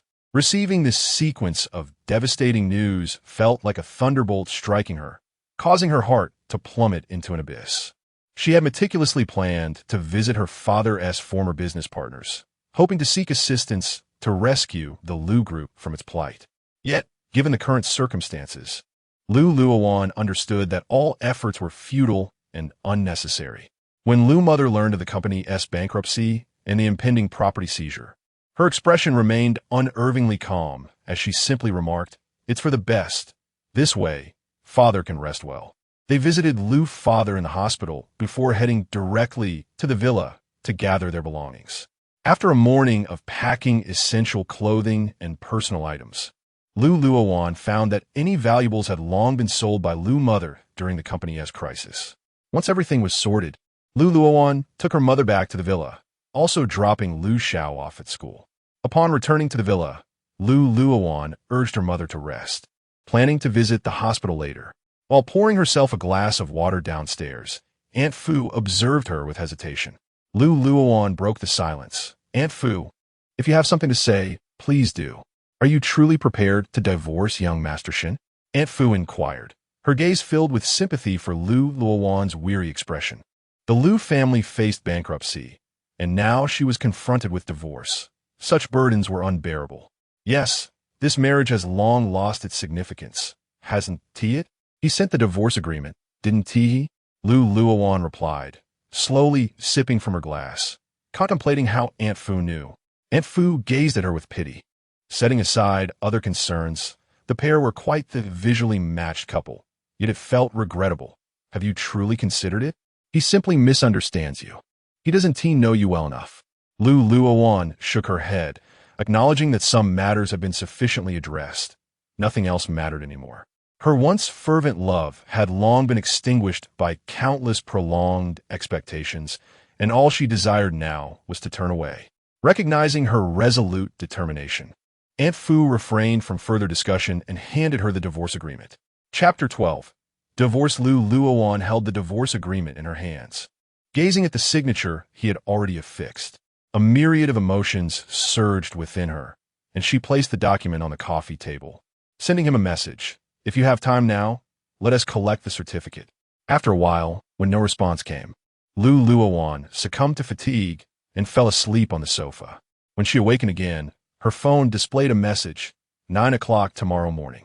Unbeknownst to her, Lu and Appo's mother had already risen and was seated on the adjacent sofa, clutching the divorce agreement. Upon seeing her daughter awake, she spoke softly, Wan, the Lu family has wronged you, thrusting you into this tumult. Fortunately, you are young and beautiful. You will encounter better people in the future. Lu's mother embraced Luowan, reflecting on the recent cascade of misfortunes.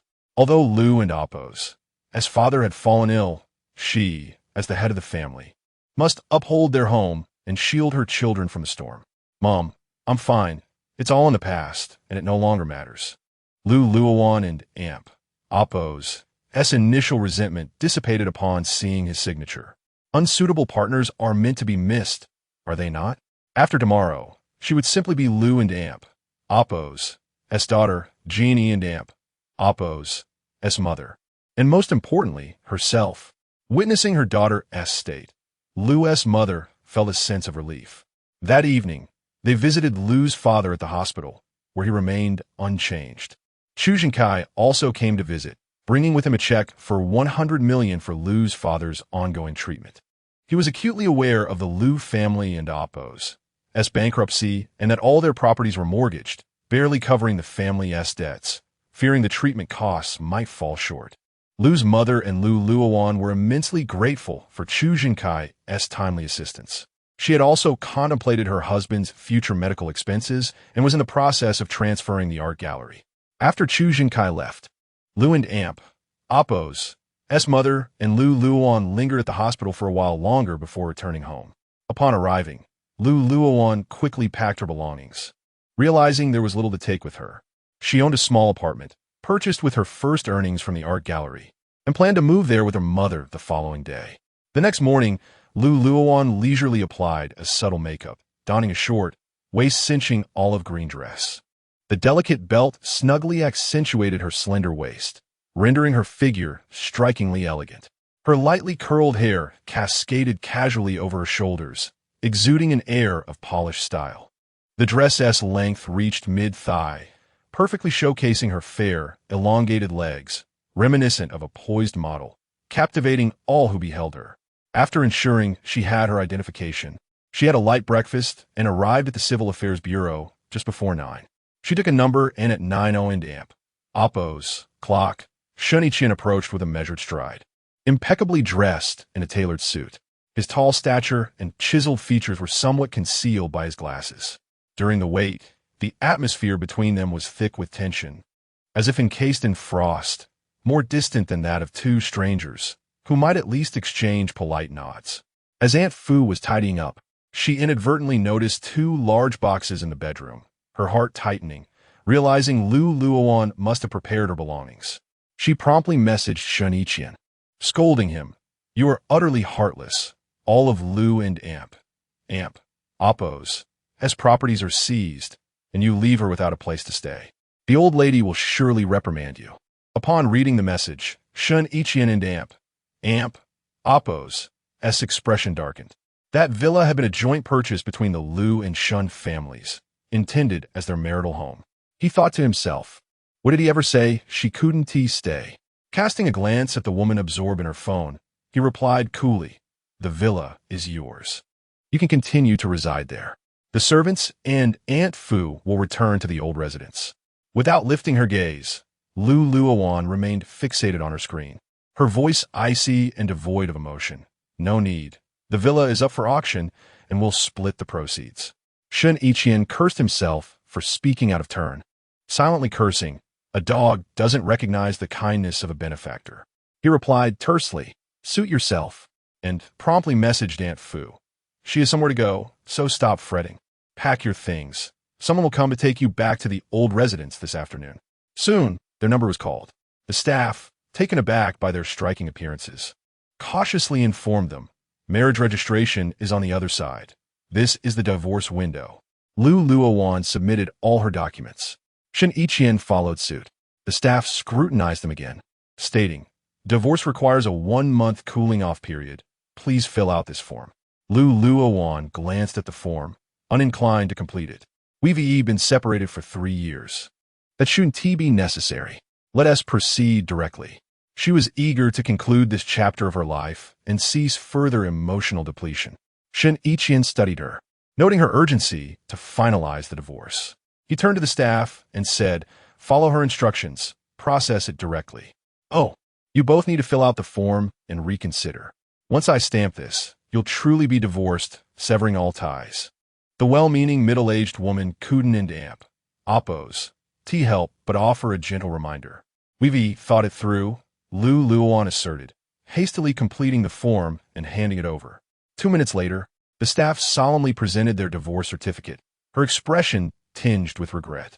The couple exited the Civil Affairs Bureau in silence, walking in single file. Luowan's vacant gaze fell upon a couple nearby, happily receiving their marriage certificate, their radiant smiles and sweet atmosphere seeming to infect everything around them. She recalled how they had arranged for someone to handle their marriage paperwork, never experiencing this process firsthand. A bitter, self-mocking smile crept on her lips, laden with unending sorrow. Chapter 13. Departure of Father Shen Yiqian and Amp. Oppose. S. gaze remained fixed on the receding figure of Luowan, a faint scoff escaping his lips. The gentleness and fragility she had previously displayed now seemed a mere facade. He vividly recalled the fierce determination she had exhibited during their last altercation and was taken aback by how swiftly she had opted for divorce this time. Had she already found someone else? Just as he began to contemplate this unsettling possibility, his phone abruptly rang. Upon checking, he saw it was a call from the matriarch of the Shen family, so he answered. Immediately, her furious voice filled the receiver. "You divorced Luowan?" "Indeed. I just obtained the certificate and stepped out." "Are you calling to congratulate me?" Shen Yiqian retorted, his eyes fixated on the divorce certificate in his hand. "What kind of pride do you have? Is getting divorced something to boast about? The Lu family is in ruins, and you choose to leave her? Is this how the Shen family raised you?" The old matriarch was fuming, her blood pressure rising. She had been contemplating having the old patriarch feign illness so they could all return to the ancestral home, believing that living under the same roof would inevitably lead to some reconciliation. Her ultimate plan was to cradle her great-grandchild this year. But now, with the granddaughter-in-law gone, those hopes lay dashed. Shen Yiqian, opening his car door, tossed the divorce certificate onto the center console. It wasn't my decision to divorce, it was hers. He paused before starting the engine, observing the ebb and flow of people outside the Civil Affairs Bureau, some radiating happiness, others shrouded in despair, while a few vented their frustrations. The matriarch's voice crackled through the line again, laced with reproach. "You've been indifferent for 3 years, devoid of even the most basic intimacy. Do you intend to remain single forever? Speak plainly. Do you have a problem in that regard? If so, seek treatment. The medical facilities are advanced. You have a beautiful wife at home, yet you refuse to return. Clearly, something is amiss." At this, Shen Yiqian felt his cheeks flush with anger. "Ah, your imagination is quite vivid. Perhaps you ought to consider a career in screenwriting. Shall I recommend you? If there is a problem, it cannot be ignored. Are you going to deny it?" The old matriarch's voice escalated, catching the attention of the old patriarch, who had been engrossed in a game of chess. His ears perked up, intrigued. "There is no issue, I assure you. A call is coming in. I must hang up." Shen Yiqian removed his glasses. pinching the bridge of his nose in irritation. After ending the call, he did not rush to leave but reclined his seat and closed his eyes. Meanwhile, upon returning to the villa, Luowan contemplated selling the property. She began packing all her belongings, knowing that despite their 3 years apart, the Shen family had never deprived her of anything essential. After all, they had ample means. She surveyed her collection of nearly untouched new bags, intending to sell them online. After a busy morning, she had yet to finish packing when Su-hee, fresh off an international case, arrived. Seeing Luowan and her mother in decent spirits, she felt relieved. After lunch, Su-hee assisted with the packing, admiring Luowan and Appo's jewelry. Though Shen is quite despicable, he is still somewhat generous. You're mistaken. Everything was sent by my grandmother, Luowan clarified, fully aware that the gifts were not Shen's doing. Only her grandmother had genuine intentions. Others feared she would bring shame to the Shen family. So he declared indignantly, well, that is still quite despicable. May he live a lonely life forever with that little vixen, Ji Tongji. Luowan remained silent, gazing at her array of jewelry. Cool, me. See if there's anything you like. I'll give you a few sets. I won't need them anymore. Really? You want tea? Try to get a share of the wedding gifts back, will you? I contributed quite a bit to your wedding. Sui feigned reluctance, pretending to refuse. Understanding that Luowan would likely repay her in double should she marry, she felt it inappropriate to accept gifts when Luowan was facing hardships. Don't worry, even if I have to part with everything, I'll help with your wedding fund, Luowan assured, touched by her friend's thoughtfulness. With genuine friends and her beloved mother and daughter, she felt content. Life need not be perfect, a little fulfillment sufficed. Later that evening, after a strenuous effort to move their belongings back to the apartment, Luowan received a call from her mother at the hospital. On the other end, her mother's voice broke, filled with anguish. Luan, your father's heartbeat is weak. The doctor says he may not last long. Upon hearing this devastating news, Luowan felt her legs weaken, as if struck by lightning, momentarily unable to accept this harsh reality. Su-hee, noticing her falter, quickly wrapped an arm around her waist and spoke into the phone. Annie, we're heading to the hospital right now. After hanging up, the tension within Luowan snapped, and tears streamed down her face uncontrollably. She murmured, though I despise how he used me as a pawn and plotted for me to climb into his bed. I never imagined he would leave. Dear Luan, I understand. Let us go to the hospital now, Su-hee urged, leading her outside and calling Lu Xiao to inform him to hurry to the hospital. Throughout the journey, Luowan felt as though her spirit had escaped her. Her eyes were vacant, and tears flowed unceasingly. Memories of her childhood flooded back, a time when her father adored her, attending every school event alongside her mother, praising her kindness and accomplishments to anyone who would listen. Those cherished moments remained vivid, as if they had occurred just yesterday. By the time they hurried to the hospital, Luowan's father had already passed. The room echoed with her mother's heart-wrenching sobs, a sound that seemed to shatter the very atmosphere. Lu Xiao knelt beside his father's bed, his once vibrant spirit now overshadowed by profound sorrow, as if he had lost the essence of life itself. Chapter 14. A cold farewell. The moment Luowan stepped into the hospital room, her body began to tremble uncontrollably. Despite her resolute decision to part ways with the Lu family, she had never envisioned such a scenario, his passing. At this moment, her eyes brimmed with tears once more, her panicked expression utterly heart-wrenching as she lost all sense of composure. It felt as though her throat was blocked by a heavy mass of cotton. Words caught in her throat, refusing to emerge. The pain, originating from her heart, swiftly radiated to every part of her being, rendering even the act of speaking an unattainable luxury. Sui gently wrapped her arms around her, softly whispering, Wan, your mother and Lu Xiao need you. The Lu family needs you. Be strong. Perhaps it was this heartfelt and hopeful statement that caused the last bastion of Luowan and Appo's resolve to crumble entirely. Tears cascading down her cheeks like a torrential flood.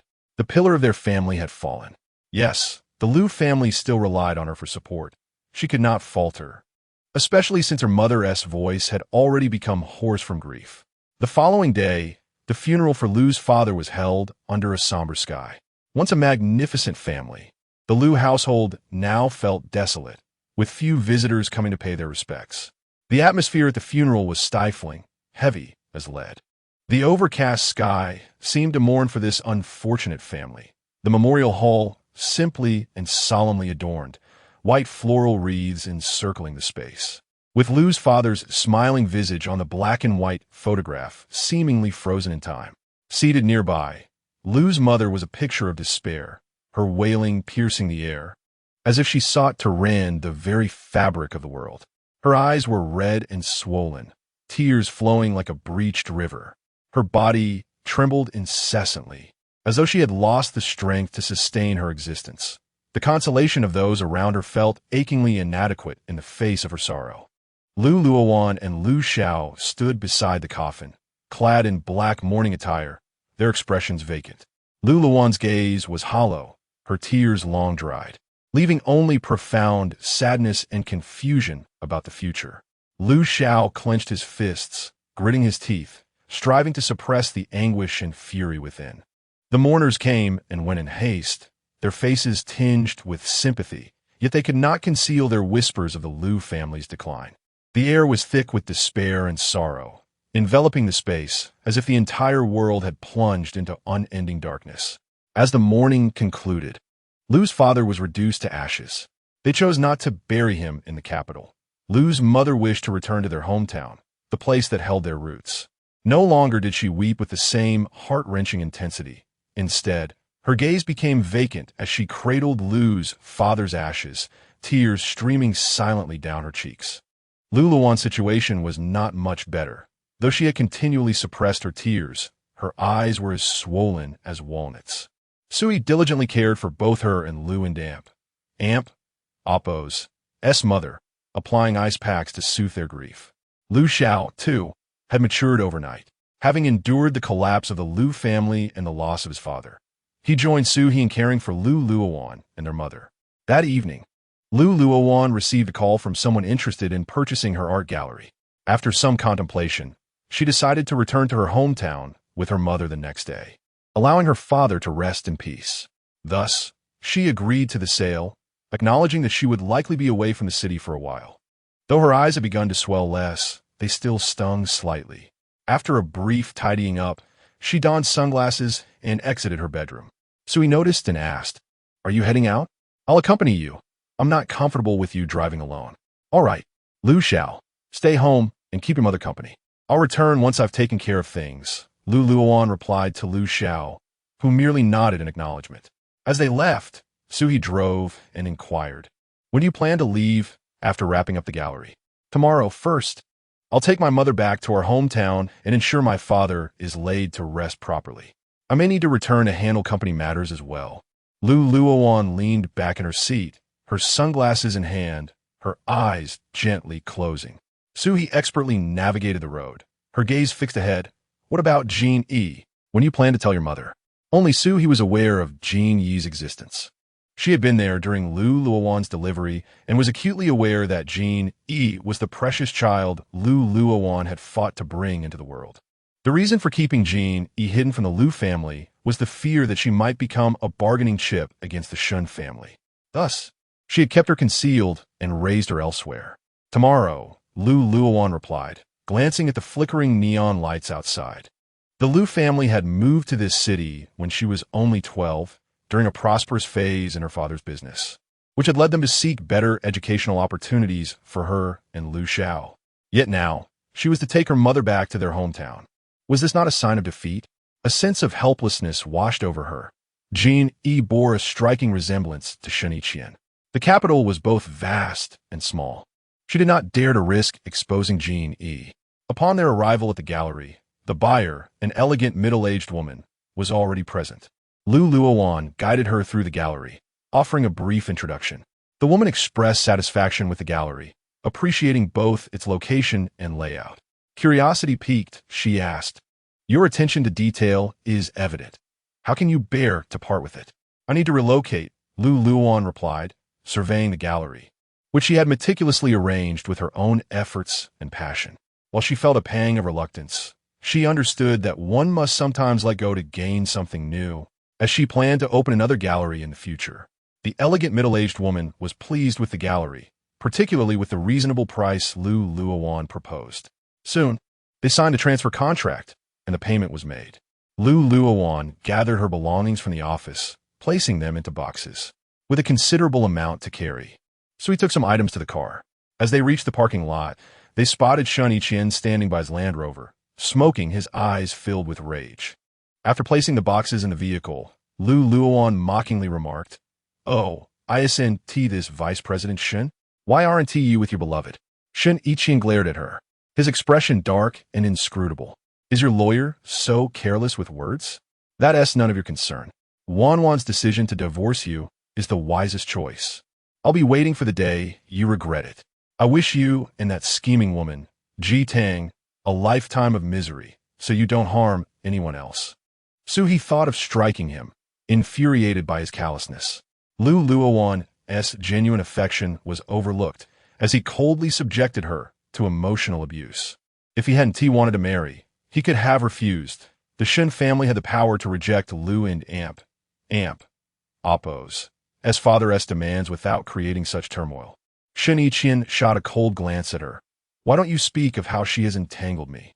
Just as Suhi was about to leave, she halted, retorting, "Who has ensnared you? She's a victim too. Why don't you acknowledge that? Just leave." As she finished speaking, the elegant buyer emerged, calling out, "Yiqian, sorry to trouble you with a trip. I've kept you waiting." Shen Yiqian's demeanor softened. He replied calmly, "Teacher, I just arrived. Do you know her?" The elegant middle-aged woman, Wenjing, asked, watching Suhi depart, having caught a hint of their unpleasant exchange. Shen Yiqian merely nodded, clearly unwilling to elaborate. "I'm acquiring this gallery directly. The price is reasonable, and the layout and style align perfectly with my requirements. The owner is quite beautiful." Wenjing handed the contract to Shen Yiqian for his review. Glancing through the contract, Shen Yiqian soon spotted Luowan's signature. From a moment, Suhi had exited. He had surmised the identity of the gallery and oppose owner. After returning the contract, he started the car, stating, "Let me take you to dinner first. Once your teacher returns, you may come over to my home, where I shall prepare a meal for you to enjoy." Wenjing carefully stored the contract, having stumbled upon this gallery online, drawn in by its intriguing layout. Thus, she resolved to pay a visit, and indeed, it did not disappoint. She glanced up at him and added, "You may also bring your wife along, for neither my teacher nor I have had the opportunity to meet her." Shen Yiqian expertly maneuvered the steering wheel with one hand and replied nonchalantly, "I am divorced." Chapter 15 Regret, a day that will never come upon entering the office.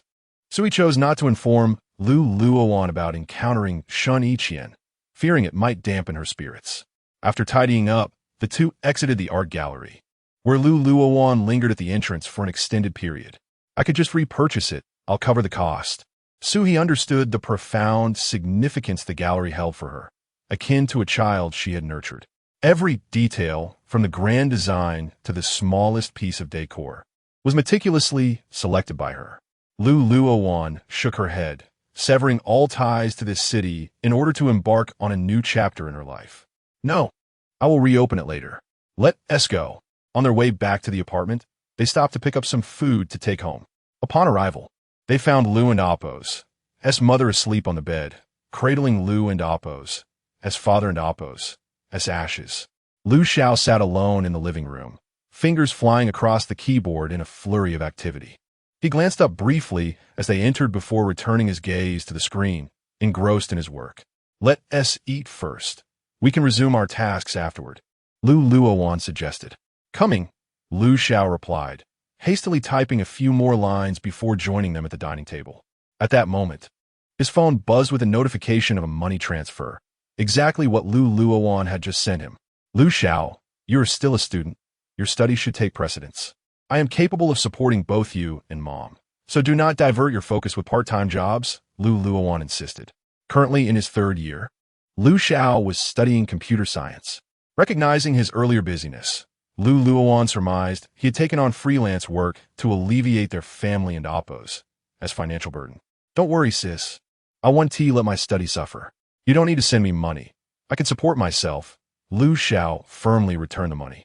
He believed as a man, he was capable of earning his own living. He wished to lessen the load on his sister, especially with the Lu family facing bankruptcy and debts. He did not want all the pressure to rest on her shoulders. Luowan remained resolute and transferred the money back, her expression stern. Accept it. Focus on your studies. That is paramount. Prepare well for your postgraduate exams. I can afford to support you. You need not worry about family matters. During her university years, Luowan had been sheltered from worries by the Lu family, and she wished for Lu Xiao to experience the same freedom from concern.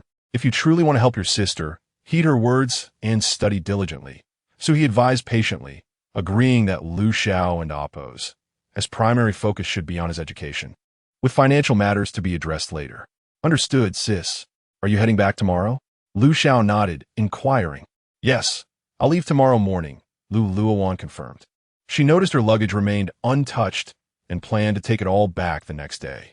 Turning to Suhi, she added, you should drive tomorrow. Otherwise, we want to have enough space for the luggage.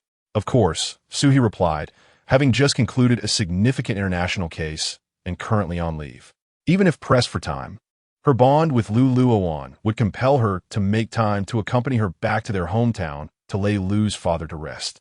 After dinner, Luowan prepared some porridge for her mother, who had not eaten all day and needed nourishment. She entered the room to gently awaken Lu's mother, concerned for her well-being. Luowan, you are all I have left, along with Lu Xiao, Lu and Amp. Amp? Appo's. Mother said, her gaze calm. Mom, we will always be here for you right by your side.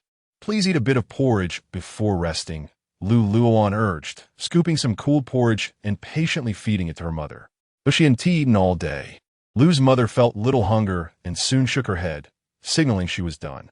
Seeing this, Luowan did not press further. Meanwhile, after dining with his mentor's wife, Shen Yiqian returned directly to the club, his expression dark.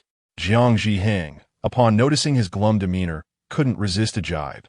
Who the hell owes you $1 billion? You look as if you're on the verge of death. It must be about his ex-wife, Qin Wenlun quickly interjected.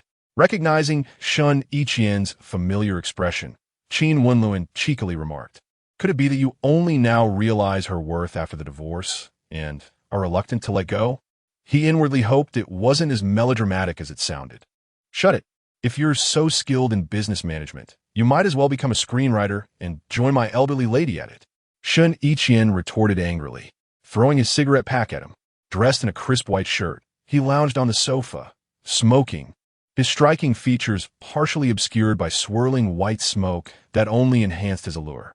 His dark eyes, concealed behind glasses, held a depth that was difficult to fathom. Regretting the divorce? That day would never come. He had harbored a slight fondness for her, but once he realized he had been manipulated, that sentiment vanished entirely. Shen Yiqian detested being schemed against or threatened, and she embodied both traits. What did it matter if she was beautiful? With such cunning, even if she stood before him the nude, he would not spare her a glance, only feeling revulsion. Being a screenwriter sounds fine.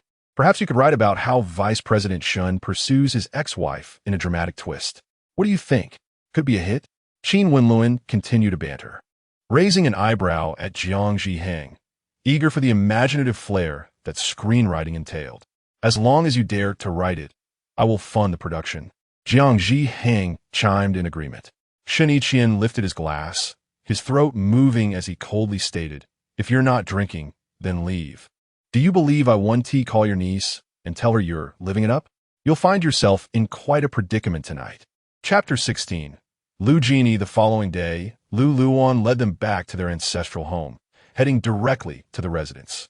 As the doors swung open, the scene before them revealed a caregiver attentively playing with Lu Genie on a colorful playmat, engrossed in building blocks. Lu Mu gazed in astonishment at the little figure in the living room, incredulously asking, did we not take a wrong turn? Beside her, Lu Xiao quickly recognized this child as a miniature version of Shen Yiqian, his eyes momentarily reflecting shock, soon followed by an unmistakable sense of disbelief.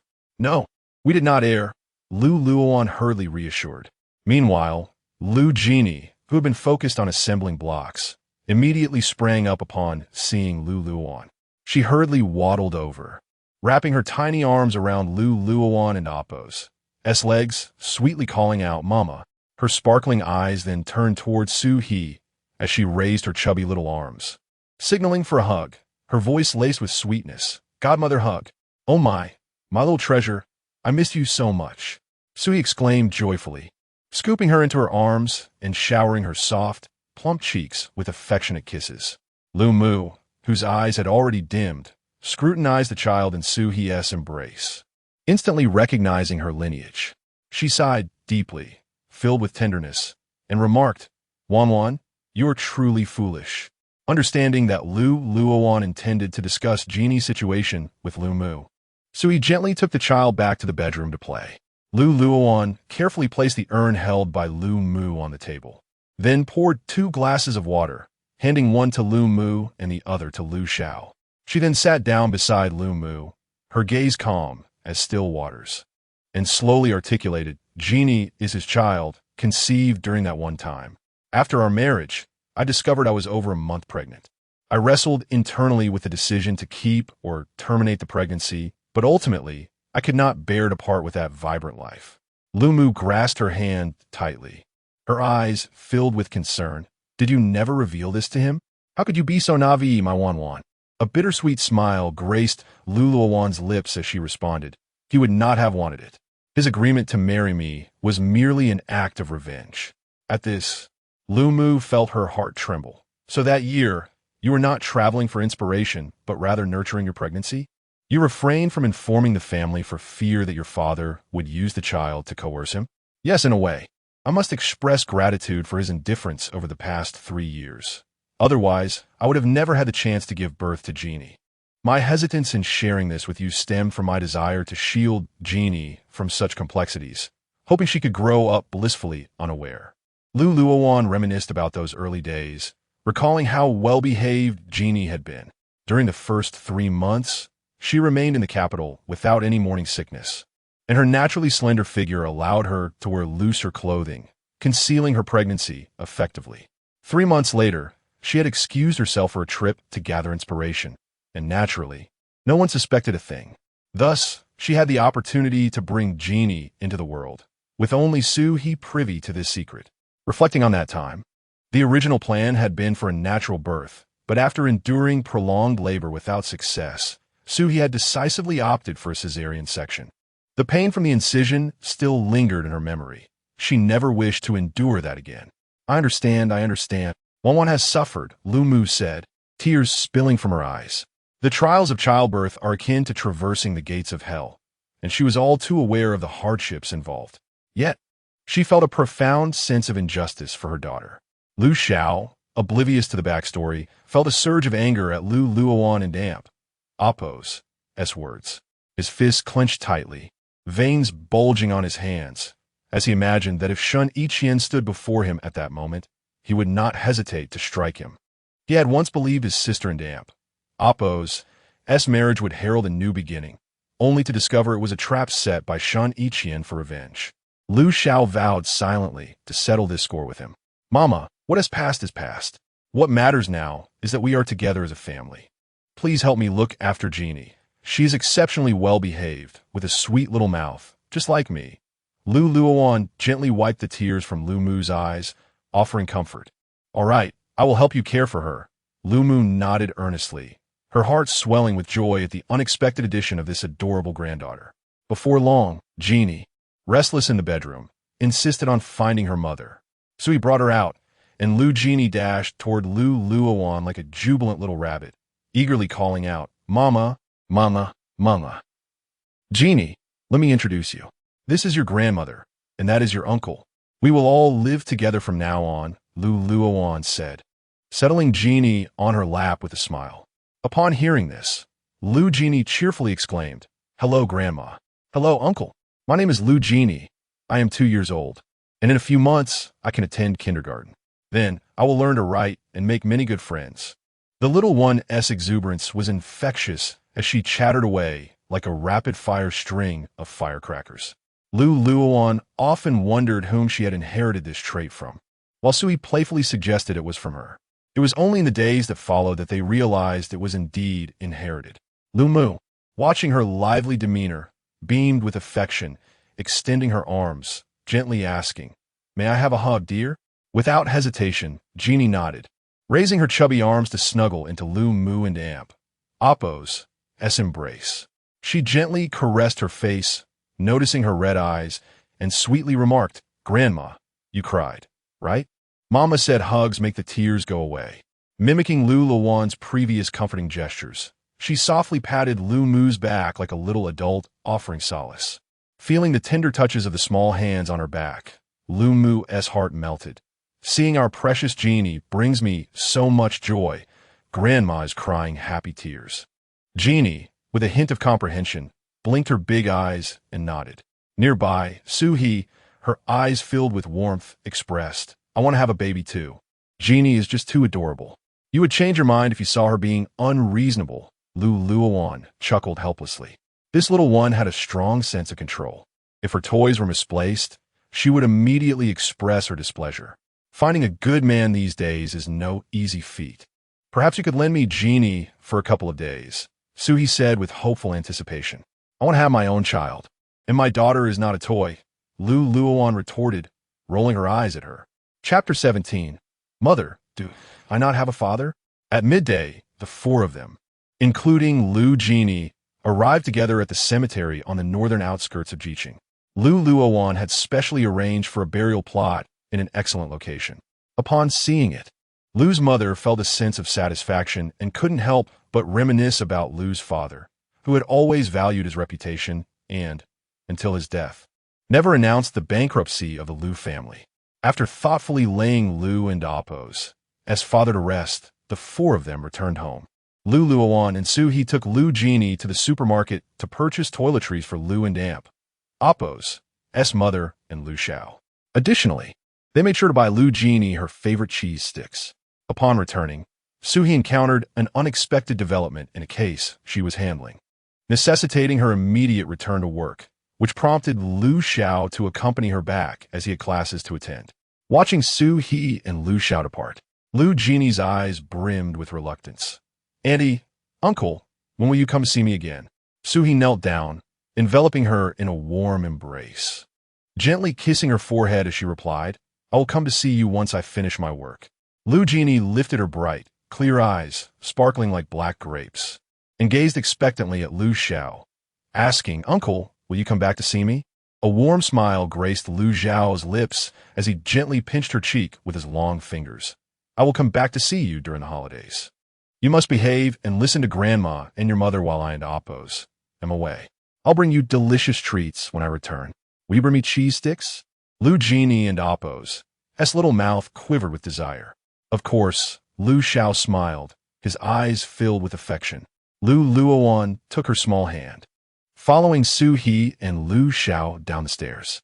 Standing quietly, Luowan watched with tender focus as their car gradually disappeared from view. Only then did she slowly ascend the stairs with Jeannie. Today, Jeannie felt particularly joyful. Her mother had returned and even brought her grandmother along. With her bright eyes filled with curiosity, she looked at Luowan and asked, "Mommy, do I not have father? Why has he never come to see me?" She had broached this question before, and Luowan had always replied that her father was working very far away and could not return at the moment. "You do have a father. He is just working in a place very, very far away and cannot visit you right now." Luowan gently cradled her in her arms, her cheek affectionately pressed against Jeannie's small face, speaking in a soft tone. This response was the most thoughtful answer she could muster after much contemplation. She saw no need to tarnish Shen Yiqian and Appo's image in Jeannie and Appo's heart. "Well, I really want to meet him. Can and Appo's we video chat?" Jeannie's small face reflected her disappointment, thinking of her friend Duo, who had her father by her side every day, while she had never even seen her father's face. "The signal is poor where your father is, so we can and Amp, Appo's video chat." Luowan sighed inwardly, realizing that as children grow, it becomes increasingly challenging to deceive them. But for now, this was the only way. "Oh, Mommy, I'm tired." Jeannie wrapped her small arms tightly around Luowan's neck, resting her little head on her shoulder. Her eyes fluttering closed. She had a habit of napping every afternoon, and after attending her father's burial, she had not had a moment to rest. In no time, she had fallen into a deep sleep on Luowan's shoulder. Upon returning home, Luowan carefully carried her into the bedroom, gently laying her on the bed.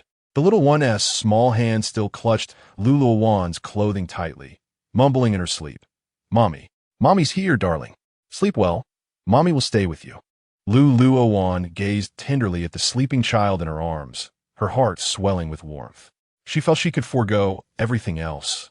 As long as she had her precious genie by her side, that was enough for her contentment. In the capital, within the Jingmen Bank, Shen Yiqian sat in a well-tailored black suit, diligently working in his spacious office. Zhao Jing gently knocked on the door before entering, holding a document in hand. He approached Shen Yiqian's desk and placed it down, saying, "Shen, the young mistress took her father's ashes back to her hometown, Jiqing, early this morning." Zhao Jing pondered that the young mistress likely did not wish to return to the capital, preferring instead to lay her father to rest back home. "I see. The divorce is finalized.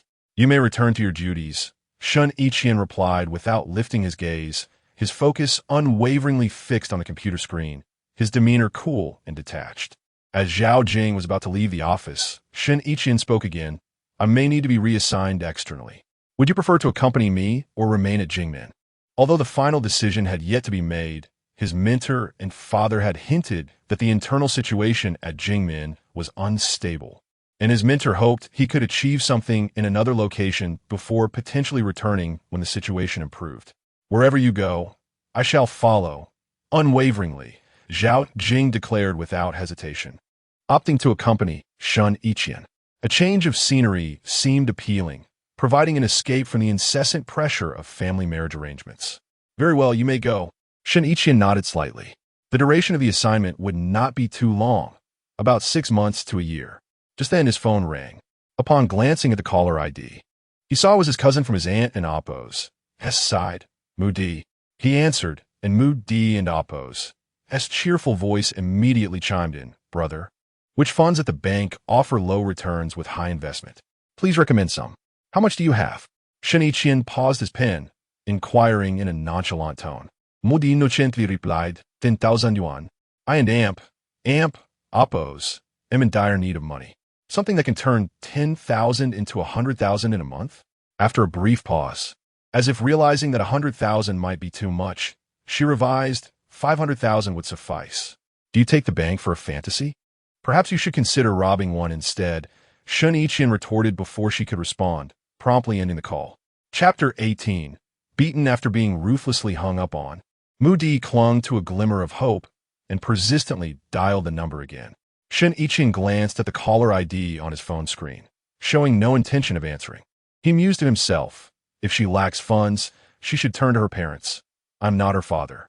To foolishly aspire to turn 10,000 into 100,000 is utterly ridiculous. Those who fall for such tricks are invariably greedy individuals like her.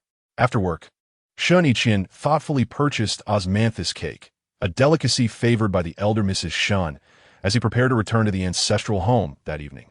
Upon arriving at the military compound and parking his car, a servant cheerfully announced, "The young master has returned." The elder Mrs. Shen turned to Aunt Fu beside her and instructed, "Quickly fetch my cane." "Are you truly going to strike him?" Aunt Fu, well aware that the elder Mrs. Shen intended to reprimand her grandson, felt a pang of reluctance. After all, she had nearly single-handedly raised Shen Yiqian, whom she regarded as akin to her own child. If he has already lost such a wonderful daughter-in-law, what use is he? The elder Mrs. Shen's ire remained unquenched, and with his return, she naturally sought to vent her frustration. Shen Yiqian strode into the living room, holding the osmanthus cake, only to be met with 3 swift strikes on his back from the elder Mrs. Shen's cane. Remarkably, he made no attempt to evade the blows, merely letting out a muffled grunt from deep within his throat. Hearing the commotion, Mrs. Shen rushed out, her face etched with concern, exclaiming, "Mother, that marriage was a mistake. It an oppos, es best that it an oppos, es over." With a face as pale as a ghost, the elder Mrs. Shen glared at Mrs. Shen. "Ha, my great-grandson is gone. Mother, you'll still have the chance to hold your great-grandson. Please calm down. Look, Yiqian has brought you osmanthus cake. Mrs. Shen hurriedly placed the cake before her mother-in-law and passed the cane to Aunt Fu. Having struck with considerable force, the elder Mrs. Shen Yiqian would likely have bruises on his back, which might ache for at least a week. He turned to the elder Mrs. Shen, who was sipping water on the sofa, and asked, "Are you calm now? If not, I could take another beating." "Let me rest for a moment," the elder Mrs. Shen shot him a glance, thinking of how this man, well-educated and refined, had foolishly rejected a gentle and beautiful daughter-in-law. She couldn't help but recall the phone call she received from her granddaughter that evening. "Mudi, wishing to invest in your bank's funds for profit. Yet you suggested robbing a bank? As the older brother, how could you speak so foolishly?" After being hung up on, Mudi was incensed and quickly called the elder Mrs. Shen to report the incident. She had earnestly sought his advice, only to be met with mockery. Currently, she was in urgent need of funds, but her allowance for the month dwindled to a mere 10,000. She was determined to assist him. However, her requests for the bank's funds were met with refusal. Shen Yiqian, leisurely seated on the sofa, poured himself a glass of water, remarking that her demands were akin to robbing a bank or buying lottery tickets in hopes of winning. With thoughts of investment and financial management, shouldn't you, as her brother, offer some support? The elder Mrs. Shen felt a flicker of joy at her granddaughter's ambition, even if she was still in her third year of university. Transforming 10,000 into 100,000 in a month. Perhaps you could supplement her funds? Shen Yiqian unfastened his suit jacket and reclined on the sofa, his glasses lending him an air of languid elegance. What? Turning 10,000 into 100,000? What audacity! Perhaps robbing a bank is indeed the way to go. Later, I shall inquire with your aunt if she has been withholding her living expenses, forcing her to find ways to earn money. The elder Mrs. Shen found the notion utterly implausible. Such astronomical returns on investment were the stuff of fantasy. Shen Yiqian remained silent, resting his eyes lightly on the sofa, arms folded behind his head. In Jiqing, Luowan had been preoccupied with various trivial matters and had not rested well lately. Upon awakening, she realized the outside world had plunged into darkness. The bed was now devoid of Lu Genie's presence. She speculated that the nanny had taken him out to play. Rubbing her sleepy eyes, she meandered out of the bedroom, only to be greeted by the rich aroma of cooking wafting through the air. Looking up, she saw her mother busily donning an apron in the kitchen, while Lu Genie happily played with his dolls in the living room, the nanny patiently accompanying him. Luowan entered the kitchen, warmth blooming in her heart at the sight of her mother's industriousness, a sign of her gradual acceptance. Noticing her, Lu's mother beamed, saying, "Awake? Quickly wash your hands. Dinner is about to be served." Luowan embraced her mother from behind, resting her head gently on her shoulder. "Mom, it's so wonderful to have you around. With you, Lu Xiao and Genie, I feel so proud and happy. Let us strive for a better life and look forward." After much contemplation, Lu's mother came to realize that life must go on. The dead cannot return, and the living must continue to thrive. Originally, the nanny was to prepare dinner, but Lu's mother wished to cook a meal for Genie herself tonight, ensuring all dishes were suitable for him. "Yes, from now on, we shall live well." Luowan nodded gently, her voice quivering, her eyes glistening with unshed tears, sparkling as if ready to spill over. Her gaze brimmed with anticipation and emotion for the future. "Go wash your hands. Dinner is ready," Lu's mother urged. Emerging from the kitchen, Luowan observed Lu Genie playing with his dolls, mumbling to himself, a smile instinctively gracing her lips. "Little Genie, I'm feeling tired and need to rest now." She mimicked the voice of Snow White in a hushed tone. "All right, we'll play again tomorrow." Upon hearing this, Lu Genie readily placed the doll into its toy bed and tucked it in. "Come on, let us wash our hands and eat." Luowan scooped him up and headed toward the bathroom. Chapter 19. Encounter with Shen Yiqian. After finishing dinner, Luowan held the small hand of Lu Genie, accompanied by Lu's mother, as they strolled leisurely, one of the purposes being to familiarize Lu's mother with the surrounding environment. Although Jiqing pales in comparison to the resplendent capital, it is, nonetheless, an emerging first-tier city that has flourished remarkably over the past few years. The nearby commercial districts and residential areas are densely packed, resembling a sky full of stars, showcasing a vibrant prosperity. Lu's mother gazed up at the myriad of towering buildings before her, filled with emotion. The transformation is indeed astonishing. I distinctly remember this place being a barren wasteland. Who would have thought it would develop so splendidly? Moreover, it has even acquired a subway system. Yes, the government has made great strides in attracting investments, and development is flourishing on all fronts. Luowan had another significant purpose for this outing. She sought to find a suitable location to establish a studio, primarily to teach adults the art of painting. Once she accumulated enough funds, she planned to reopen her gallery. After pondering for a moment, Lu's mother remarked, "In the past, I only returned during Tomb Sweeping Day and the New Year to pay my respects. I never ventured into this part of the city. I never imagined it would change so dramatically, making it hard to distinguish between directions. The more we walk around, the more familiar it will become."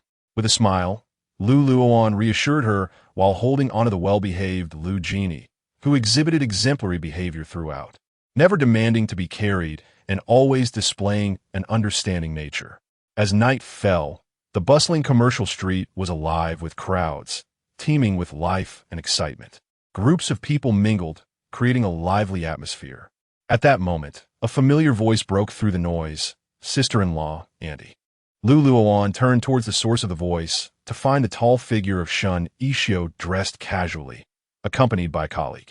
A flicker of surprise crossed her eyes, but she quickly regained her composure. "What a coincidence! Are you here on official business?" Just then a sweet, soft voice chimed in. "Hello, uncle." It was Lu Genie. At that instant, Luowan wished to hide Lu Genie, but it was too late. Upon seeing Lu Genie, Shen Yiqian's eyes reflected a moment of astonishment, swiftly replaced by normalcy. He knelt down to gaze at the little one, who bore a striking resemblance to his brother, and his typically rugged voice softened considerably. "Hello there. You are truly beautiful." Observing this, Lu and Appo's mother interjected, "We are already divorced, so there is no need to call her sister-in-law anymore to avoid misunderstandings." Shen Yiqian rose and replied, "I'm accustomed to it. I'll be mindful next time, but this child is my..." The sentence trailed off. Luowan hurriedly interrupted, "This is my child. He merely provided the sperm. You may choose to disregard her existence, as she poses no threat to the Shen family." Shen Yiqian quickly grasped that this child was born in secret by Luowan, away from his brother. He glanced once more at the adorable little one, feeling a pang of tenderness even in his hardened heart. He thought to himself that his brother would surely be delighted to know. Lu's mother, understanding Luowan's concerns, added, "The Shen family will have many descendants, but Genie is the apple of our Luowan's eye. Just think, even if we had informed Shen Yiqian, he would not have consented to keep this child. They have parted ways, which is for the best. They can live their lives independently without interference. I implore you, as her aunt, to act as though you are unaware of her existence." Shen Yiqian was well aware of the delicate situation. If the Shen family learned of such a lovely child, while the grandparents might be understanding, the aunt would undoubtedly contest for custody. Even if she did not voice her intentions, he would not speak of it either, responding, "Auntie, sister-in-law, rest assured, I will keep this to myself. Let today be as if nothing has happened. Thank you. Please continue with your activities. We must also keep exploring." Lu Genie, in her innocent confusion, could not fully comprehend the adult conversation. As Luowan gently held her soft little hand and walked ahead, she politely waved goodbye, saying, "Goodbye, uncle." Shen Yiqian gazed at the charming little girl before him, a smile gracing his lips as he replied, "Goodbye." "Xiao, you actually smiled. Your sister-in-law is quite lovely, isn't she?" Shen Yiqian's colleague teased. Shen Yiqian responded, "If I maintained a stern demeanor, it would surely frighten my little niece." "What kind of logic is that? Remember, tonight, you have seen nothing." "I understand. My lips are sealed." As they departed, Luowan, concerned that the little one might tire from walking, gently cradled her in her arms. Lu Genie and Appo's soft, fair cheek affectionately pressed against her own, a heartwarming sight. Lu and Appo's mother, visibly anxious, asked, "Do you think it will tell Shen Yiqian?" "He probably won an Appo's tea. While I don't know him well, my instincts tell me Shen Yiqian is a trustworthy individual. Let us take Genie for a ride on the little train." Lu's mother meticulously adjusted Lu Genie's t-shirt addressing her. "Okay, Mommy, let us ride the little train." Upon hearing this, Lu Genie's eyes sparkled with excitement as she cheered. Lu and Amp, Oppo's mother purchased 3 tickets, and they boarded the little train in succession. Lu Genie joyfully inquired, "Mommy, can we ride this little train to faraway places?" "No, but it can take you on a grand circle from here." Luowan, holding her phone, captured several photos of the 3 of them. Her Baidu cloud drive brimmed with images and videos of Lu Genie at various moments. Although she didn't often reside here, she ensured that her nanny documented these cherished memories, which she treasured deeply. Chapter 20. Have you lost your mind? After returning from her little excursion, Lu Genie was enveloped in an overwhelming sense of joy, her small lips curving upwards as she hummed cheerful nursery rhymes. Although many of the melodies had faded from memory, it did not diminish her exuberance in the slightest. Lu's mother observed her with a warm smile, remarking, "What a little chatterbox." "Grandma, what is a chatterbox?" Lu Genie quickly climbed onto Luowan's shoulder, tilting her head, her sparkling eyes focused intently on her grandmother. "It means someone who talks a lot. Just like you do right now," Lu's mother patiently explained with a smile. Tilting her cheek, Lu Genie curiously inquired, "Is that a compliment?" "Indeed it is," Luowan replied without hesitation. Upon arriving home, Luowan entrusted Lu Genie to the caregiver for her bath, while she herself sank wearily onto the soft carpet. Her attention fixed on a message from Suhee on her phone. The liquidation of the Lu group was nearing completion, and she would need to visit in person the following day. Her thoughts wandered to the storefront she had seen earlier that evening, located in the bustling city center. Boasting an excellent position, after consulting several establishments, she discovered the prices varied significantly. Glancing at her bank balance, she noted it was sufficient for their current needs. Yet she felt compelled to plan for the future. As Luowan slowly rose, she reminisced about the unexpected encounter of the night, marveling at the smallness of the world that allowed such a meeting to occur. Fortunately, due to his job, he could not be readily relocated, and she silently expressed her gratitude for that. However, she soon recognized the naivety of her thoughts. Anything was possible. Lost in contemplation, Lu Genie emerged from her bath, bounding toward her, resembling a jubilant little rabbit, and exclaimed, "Mommy, it's your turn to wash." "Wait, let us dry your hair first." Luowan gently seated her on her lap, retrieving the hairdryer and adjusting it to a gentle breeze, blowing softly. Lu Genie cooperated splendidly, sitting still as a statue. "Mommy, I want to hear a story." She looked up with eager eyes. "Of course, first go fetch the picture book." Luowan turned off the hairdryer, watching as her little one slid off her lap and scampered away. Luowan gracefully picked out a set of pajamas and made her way to the bathroom.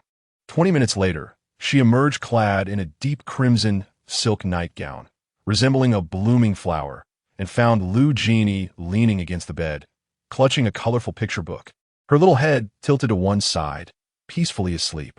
Her cherubic face was slightly squished, endearing in its appearance, as if she were a little angel lost in a sweet dream, undoubtedly exhausted from the day's merriment. Unable to resist, Luowan took a quick photo and sent it to Suhee. Suhee promptly replied with a voice message, "So adorable. I can't wait to pinch her little cheeks. Make sure you tuck her in well. I'll come by to see you both when I get a break." Luowan responded, "All right, rest well. See you tomorrow." She planned to head to the capital for the final matters concerning the Lu group. After sending the message, she glanced toward Lu and Oppo's mother's room and shared a brief update. Lu and Oppo's mother, engrossed in a book, replied, "Go ahead. I'll take good care of Genie with Xiofan." "Okay, rest early," Luowan said as she exited the room. In the capital, within a luxurious club, Shen Yiqian lounged in a soft sofa, clad in a crisp white shirt, exuding a casual elegance. One hand gracefully held a wine glass, while he playfully nudged Jiang Zhihong, who was engrossed in a game, with his foot. "Turn it off. It's unbearable," he exclaimed. "Understand this. This is my territory. If you're unhappy, feel free to return to your grand villa. But remember to settle your rent, as you've been living here rent-free for far too long." Despite Jiang Zhihong's mock displeasure, he resignedly exited the game, accustomed to the ridicule from his teammates. Shen Yiqian took a sip of red wine, placing the glass down steadily reclining back against the sofa as his deep, magnetic voice resonated. I won't be here much longer. I'll be working out of town soon. What about Ji Tongji? When will we get to celebrate your wedding? Jiang Zhihong asked, a cheeky grin on his face, intrigued by the developments. He had been divorced for some time, yet their relationship had progressed not at all.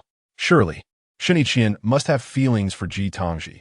After all, he had supported her over the years. How could he not like her? Are you seeking death? It has nothing to do with her, so stop making wild assumptions. Shen Yiqian snapped, his glasses glinting ominously as he irritably tossed his cigarette at Jiang Zhihong. All right, if it's not a problem, then it's not a problem. No need to get so worked up, Jiang Zhihong thought, recognizing the icy demeanor of his friend and concluding that indeed it was not a personal matter. You may not care about her, but we are brothers. How about doing me a favor? Do you want me to report the club's daily earnings? Shen Yiqian's face remained stern as he donned his coat and stood up, unwilling to engage in further frivolous conversation. The next day, shortly after 10 in the morning, sunlight streamed through the clouds, bathing the earth in warmth. Accompanied by Su He, Luowan arrived at Jingmin Bank. Upon entering, the lobby manager eagerly awaited their arrival, extending a warm welcome. After completing all necessary procedures, the manager swiftly activated his sales pitch. Lawyer Su, we have recently launched several new funds at Jinghang, which have seen considerable participation and impressive returns. Su had always been one of his esteemed VIP clients, and each time he introduced new products, she would invariably invest. He thought to himself that if she purchased today, he would meet his monthly targets and earn a generous commission. With a professional smile, Su He replied, tell me more. If it's worthwhile, I'll invest alongside my friend. At that moment, Shen Yiqian returned from an external meeting, followed closely by Zhao Jing, who held a stack of documents. He happened to catch a glimpse of a familiar figure in the lounge area, Luowan, quietly listening to a gentleman in a Jinghang uniform enthusiastically discussing business opportunities. Shen Yiqian quickly averted his gaze, continuing with his stride unimpeded. When greeted by an acquaintance, he merely nodded slightly. Reaching the elevator, Zhao Jing hurriedly pressed the button, cautiously remarking, Madam and Oppo's friend is a client of Jinghang. Have you lost your mind? Shen Yiqian coldly retorted, stepping into the elevator with an impassive expression. Zhao Jing finally grasped the situation, realizing he had forgotten they were already divorced. He mentally chastised himself for speaking without thinking. Chapter 21. Car scratching. Allow me to present to you, Miss Liu and Su Liu, the exquisite charm of this unique fund. It is a collective endeavor of the industry's foremost investment experts, whose extensive experience and keen market insights provide a robust assurance for the fund's stable operation. This fund has demonstrated exceptional adaptability and profitability across various economic cycles. At present, the market is rife with opportunities, and the investment environment is exceedingly favorable. Choosing our fund is akin to possessing a magical key on the path to wealth, unlocking infinite possibilities. Our bank is committed to ensuring your investment journey is smooth sailing, filled with bountiful returns. The bank manager, with his eloquent tongue, spoke incessantly. Listening to him, Luowan felt a headache coming on. His verbal prowess rivaled that of Su He. Before long, even the astute Su He, under the relentless persuasion of the bank manager's silver-tongued rhetoric, ultimately decided to purchase some funds. However, Luowan remained steadfast in her belief that funds were unreliable. Yet after much coaxing from the bank manager, she felt a sense of shame in not making a purchase, ultimately opting for the safest route by investing in some gold from him. After all, gold prices had been consistently high lately, and she could consider it a dowry for Jeannie. Throughout the encounter, the bank manager maintained a cheerful demeanor, his words dripping with sweetness as he affectionately addressed them as beautiful ladies and sisters, which made Luowan shudder. It shattered her preconceived notions. She had always assumed that bank employees were aloof and high above others, only to discover that they too were burdened with performance targets like ordinary salespeople. As they exited the bank, the manager escorted them to the parking lot. In front of a Land Rover, Su He paused. At a glance, the vehicle resembled the scoundrel Shen Yiqian, yet she was uncertain, so she teasingly remarked, "You fortunate souls with your iron rice bowls can afford a Land Rover. The bank manager glanced at the car and quickly clarified, "This is Mr. Shen and Oppos. S car. In Oppos, as certainly beyond what one could afford on a banker and Oppos, as salary. His family possesses substantial financial backing." Upon hearing this, Suhi smiled slightly. "Please go about your business. Do remember to introduce me to any promising funds next time." "Certainly. Sulu, Miss Lu, take care." The bank manager, sensing his objective was achieved, hurried off to seek new clients. Once he departed, Sui began rummaging through her bag with a sense of urgency and focus, searching for a sharp object, but finding none. Luowan quickly discerned her intentions, and, with a glint in her eye, ensured that the security guard was out of sight. Without hesitation, she removed one of her earrings and handed it to Suhi, saying, "Here." Suhi accepted the earring and, without reservation, scratched it against the side of the Land Rover. Simultaneously, Luowan removed the other earring and fiercely marked the opposite side of the vehicle, exerting considerable force. In no time, long scratches adorned both sides of the car. Luowan gazed at their handiwork, feeling a surge of exhilaration rather than panic. Suhi, resting a hand on her shoulder, whispered, "Is this your first time doing something like this, Wan? Are you nervous?" Luowan resolutely shook her head, her face alight with excitement, replying, "Liberating. Let us go." "Let us go," Suhi echoed. They swiftly entered their vehicle and drove away from the bank. Meanwhile, Shen Yiqian was engrossed in a meeting, completely unaware of the vandalism to his car. As Zhao Jing came down to deliver documents, he happened to encounter the bank manager, who promptly greeted him with respect. "Assistant Zhao." Zhao Jing nodded, initially intending to leave, but his curiosity compelled him to linger, casually inquiring, "How were your results today?" "Quite well. My VIP client purchased some funds, and her friend invested in gold. I finally met my performance targets for the month, which has alleviated a great deal of pressure," the bank manager replied, his joy uncontained. Zhao Jing feigned indifference. "You seem rather pleased. You met your targets for the month?" "Yes, I did." The bank manager responded with a smile, internally questioning if his satisfaction was so apparent. Having acquired the gossip he sought, Zhao Jing raised the documents in his hand and said, "Carry on with your work. I must continue delivering these." The bank manager understood the importance of maintaining a good relationship with Zhao Jing, Shen's capable assistant, as many sought to curry favor with him. "Of course," he replied hastily. After departing the bank, Luowan and Suhi made their way to the villa, where they had arranged to meet the realtor for the sale of the property. Upon arrival, they found a realtor already waiting outside. Luowan opened the door, revealing a pristine room, spotless and as new as the day it was completed. The realtor and their colleague readied their cameras, preparing to capture the space from various angles. Suhi and Luowan stood on the staircase, observing from above. Suhi broke the silence. "If this villa sells, will you consider sharing the proceeds with him?" "Yes, but since we are divorced, I wish to sever all ties," Luowan replied, gazing at the villa with a tinge of reluctance. Many elements within had been personally selected and meticulously arranged by her, as she had once hoped to create a warm home that would endear him to it. In retrospect, she realized how foolish that hope had been. The home she envisioned as inviting paled in comparison to a mere clubhouse in his eyes. After half an hour, the realtors completed their photography and video work, and the group sat down to discuss pricing. Once these matters were settled, Luowan and Suhi headed to a restaurant for a meal. Shortly after sitting down, Luowan received a message. "Luowan, you've truly made a name for yourself. The repair bill for the car will be sent to your friend." Having finished his meeting, Shen Yiqian prepared for a social engagement. Upon seeing the conspicuous scratches on his car, his face turned an ashen green with rage. He immediately requested the security footage. Initially suspecting Suhi, to his shock, he discovered that Luowan had provided the tool and had participated in the act herself. He realized he had scarcely known her. From the footage, he could vaguely infer her utterance of the word liberating. This was a stark contrast to her usual poised and genteel demeanor. In a fit of rage, Shen Yiqian sent her a message. Upon reading it, Luowan responded without hesitation. "Shen Yiqian, you owe me. We are now even. Do not lose your composure as Vice President Shen." Chapter 22. Will you keep the reimbursement? At the moment Shen Yiqian received the message, his already unappealing visage darkened further, as though ink could drip from his cheeks. How had he failed to realize earlier that she possessed such a sharp tongue?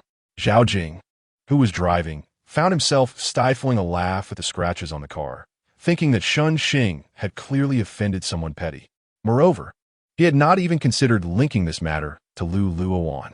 Through the rearview mirror, he noted the deepening pallor of Shen Yiqian and Appo's cheeks. And while he initially intended to remain silent, the tantalizing gossip he had uncovered proved too tempting to resist. He remarked, "Miss Liu and her friends have all invested in bank products, but Miss Liu, being rather conservative, opted for gold." He was relieved he had referred to her as Miss Liu instead of Madam. Surely that would not lead him astray.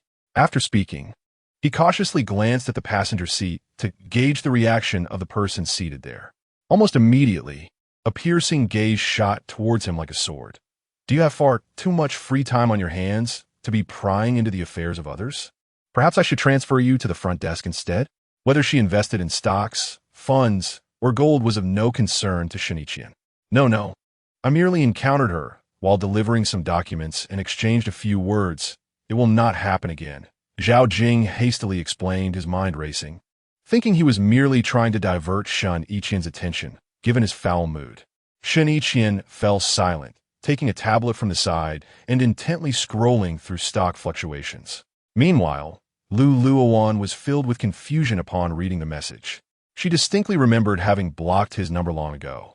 How was it that she still received a message from him now? As dishes were served at the table, she chose to let the matter go. "I will repay you in due time. I am currently seeking a storefront to open a studio."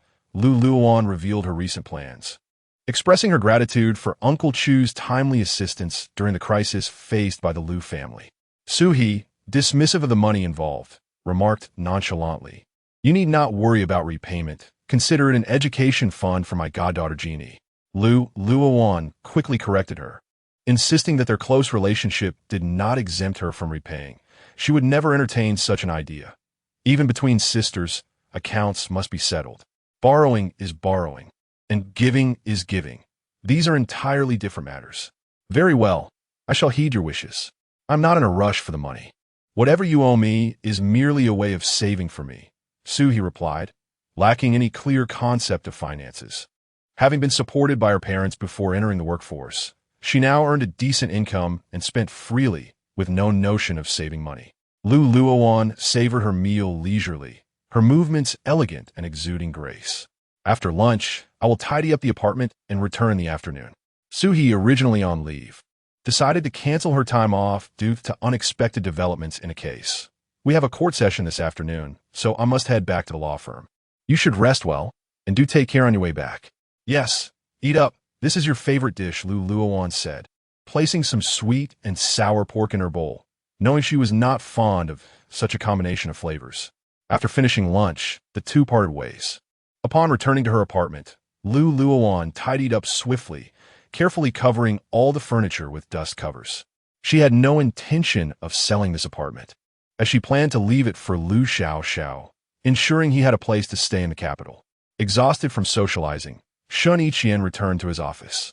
He instructed Zhao Jing to take the car to the 4S shop for repairs, and Zhao Jing, recalling the alarming scratches, wondered how costly the repairs would be.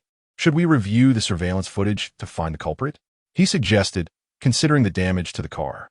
"Just take it for repairs," Shen Yiqian replied, growing increasingly irritated by Zhao Jing and Appo's incessant chatter. He tossed a card at him. Zhao Jing, ever attentive, asked, "Should I keep the invoice for reimbursement?" Shen Yiqian, pulling at his tie in agitation and loosening a couple of buttons on his shirt, spoke with evident impatience. Realizing the gravity of the situation, Zhao Jing promptly excused himself. With his meager salary, he could hardly afford to cover the repair costs for Shen Yiqian's car. He was still hoping to save some money for nights out. In the office, Shen Yiqian lit a cigarette, inhaling deeply to alleviate his inner turmoil, reflecting that her investment in gold was not an unwise choice after all. Just then, his phone rang. It was a call from his father, who was currently away on business. A deep, succinct voice resonated through the receiver. "Have you divorced?" Shen Yiqian responded with a non-committal Did you initiate it? She had brought it up before her father's passing. Experience teaches wisdom. Be cautious in your dealings with others. His father refrained from lengthy admonishments, trusting his son, now 30, to navigate his own decisions. Are you not back yet? Shen Yiqian recalled how his father had always been engrossed in work, often departing for urgent matters in the middle of the night. I will return in a couple of days. For now, this will suffice. With that, the call concluded. Chapter 23. The same city in the blink of an eye. The sweltering summer days have quietly transitioned into the chilling embrace of winter. Within this fleeting passage of time, numerous events have unfolded. Luowan Studio not only successfully commenced operations, but also thrived remarkably. The villa in the capital was sold at a gratifying price, and half of the proceeds were promptly transferred to Shen Yiqian, settling their accounts. Furthermore, a portion of the debt owed to Father Chu has also been repaid. Luowan Oppo's mother has now fully adapted to life in Jiqing, assisting Luowan with daily meals and occasionally picking up and dropping off Lu Genie at kindergarten. Although life flows gently like water, it is suffused with warmth and happiness. Particularly, young Lu Genie, having started kindergarten, has encountered a plethora of new experiences and forged many new friendships. Each day upon returning home from school, her little mouth becomes a veritable fountain of chatter, eagerly sharing her observations and experiences from school. Both Luowan and her mother exhibit remarkable patience, always willing to listen to the little one's stories. Amusingly, despite knowing only a handful of characters, she often adopts a miniature adult demeanor, recounting tales shared by her teacher to Lu's mother and the nanny. The only slight regret is that Luowan often finds herself engrossed in work at the studio, unable to spare time to accompany her. Most evenings, when she returns home after a long day, Lu Genie is already lost in the realm of sweet dreams. Fortunately, the studio is not far from home. Whenever Lu Genie has a craft assignment, Lu's mother takes her to the studio, where Luowan helps her complete the handiwork. As an artist, Luowan possesses not only exquisite taste, but also exceptional manual skills. Each time, her teacher praises Lu Genie's craft, and the little one beams with pride, declaring, "My mommy helped me make this. She can create so many wonderful things." That evening, Luowan waited until the final guest completed their cherished creation before closing the studio doors. It was already 9 o'clock when she arrived home, where Lu Genie had long since drifted into a blissful slumber. Quietly, Luowan entered the bedroom, gazing at the sweet visage of the little one on the bed. She couldn't help but lean down and place a gentle kiss on her cheek. Afterward, she carefully retreated from the room. At that moment, Lu's mother had already set the steaming dishes on the table. Previously, every evening, Lu's mother would take Genie to deliver dinner to the studio. But with the onset of colder weather, Luowan insisted on returning home to dine. As soon as Luowan sat down, her mother served her a bowl of soup and settled beside her, saying, "Luowan, do you have time tomorrow? Qingqing is pregnant. Come with me to buy some cashmere yarn and knit a few garments for her baby, and also make a few sweaters and hats for Genie." Luowan contemplated saying that the Fu family likely did not lack such items, but she realized it was her mother's heartfelt intention. After all, it is said that a small gift carries profound sentiments. Lu's mother gazed tenderly at Luowan, her eyes filled with concern. "Luowan, it is the Lu family that has burdened you." Upon hearing this, Luowan placed her soup bowl aside and earnestly looked at her mother. "Mom, please don't say that. Without the Lu family, there would be no Luowan as she is today. I find my current life quite fulfilling. If it weren't for your help in taking care of the household and picking up Genie, I wouldn't be able to devote myself fully to the studio. I should be the one thanking you. There is no need for us to be so formal. I live a rich life every day. Even when Genie is in school and you're at work, Shofen keeps me company at home, so I never feel lonely. All right, Mom, you should go to bed now. They're in Oppo's. There's no need to wait up for me." At this moment, Luowan felt that at the age of 26, being able to enjoy her mother's home-cooked meals daily and leave a light on for her every night was something truly enviable. Meanwhile, within an upscale residence known as Xianangwind, Shen Yiqian stood tall by the expansive floor-to-ceiling windows, his dark eyes deep and focused, quietly observing the dazzling nightscape outside. He had been transferred to Jiqing for a week, and while the new position brought its challenges, the situation here was not markedly better than in the capital, merely involving some inconsequential characters. Suddenly, his phone buzzed with an incoming video call from Jiang Zhihao, and he tapped to accept it. In moments, Jiang Zhihao's smiling face appeared on the screen, the lighting dim, clearly filmed from a private room in a club. Shen Yiqian pointed the camera toward the captivating night view outside, prompting an astonished exclamation from Jiang Zhihao.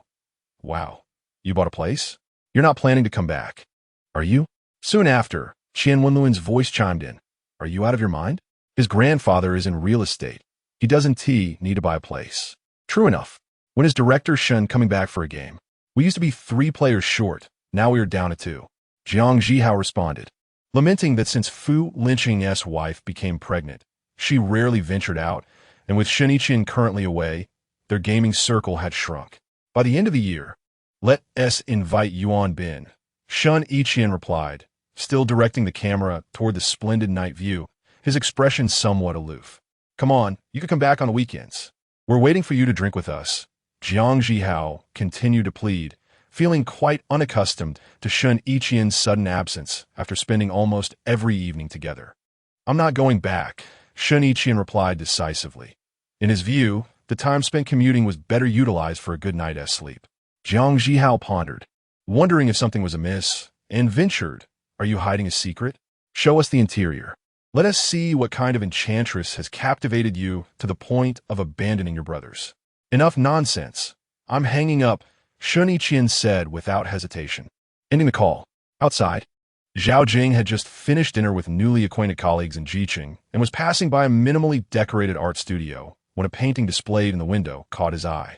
Upon noticing the signature below, Luowan, he couldn't help but think, could it be such a coincidence? The world is indeed small. Shen Yiqian and his ex-wife happened to be in the same city. An extraordinary twist of fate.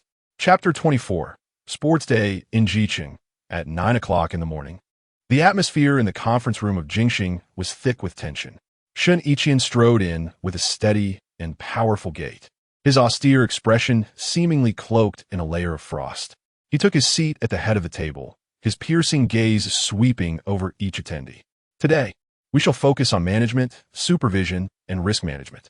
Regardless of your past conduct, from this moment forth, adherence to regulations is imperative.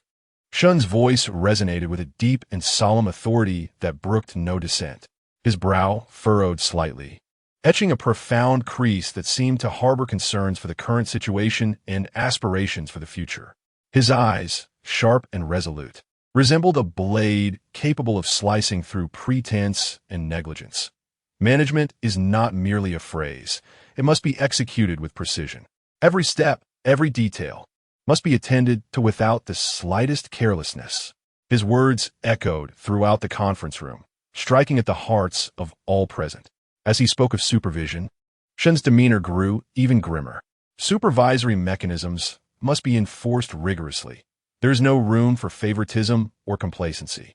Any compromise in this regard is tantamount to irresponsibility towards the entire bank. A single misstep can lead to irrevocable consequences, and you're all well aware of what that entails. His fist struck the table with a heavy thud, causing a collective shudder among those gathered. When the topic of risk management arose, Shen's expression became even more solemn. Risks are ubiquitous. We must remain ever vigilant, possessing acute insight to anticipate and make decisive choices. Risks must remain within controllable limits before approvals can be granted. Do not tarnish your pristine white shirts for trivial gains. His declarations landed with weighty resolve, akin to a series of resounding hammers, reverberating through each individual's consciousness. Silence enveloped the room. All were awed by Shen's austere and unwavering demeanor, acutely aware that the matters discussed were not trifles. They had borne witness to his swift and formidable methods in the past, with the stark reminders of previous leaders now imprisoned serving as cautionary tales. One cannot walk by the river without getting wet. After the meeting concluded, Shen Yiqian was the first to exit, followed closely by Zhao Jing. Once back in the office, Zhao Jing reported a phone call received the previous night. Mr. Shen, Mr. Wu, the head of the leading enterprise in Jiqing, has invited you to dinner at Shanghai tonight to discuss potential collaboration. Shen Yiqian responded with a cold snort. Tell him there is no need for dinner. If he wishes to discuss cooperation, he may come to Jingxing. He had been a significant client of Jingxing for several years. Zhao Jing hesitated. After all, he is the leading enterprise in Jiqing, and many banks are eager to collaborate with him. So what if he is a major client?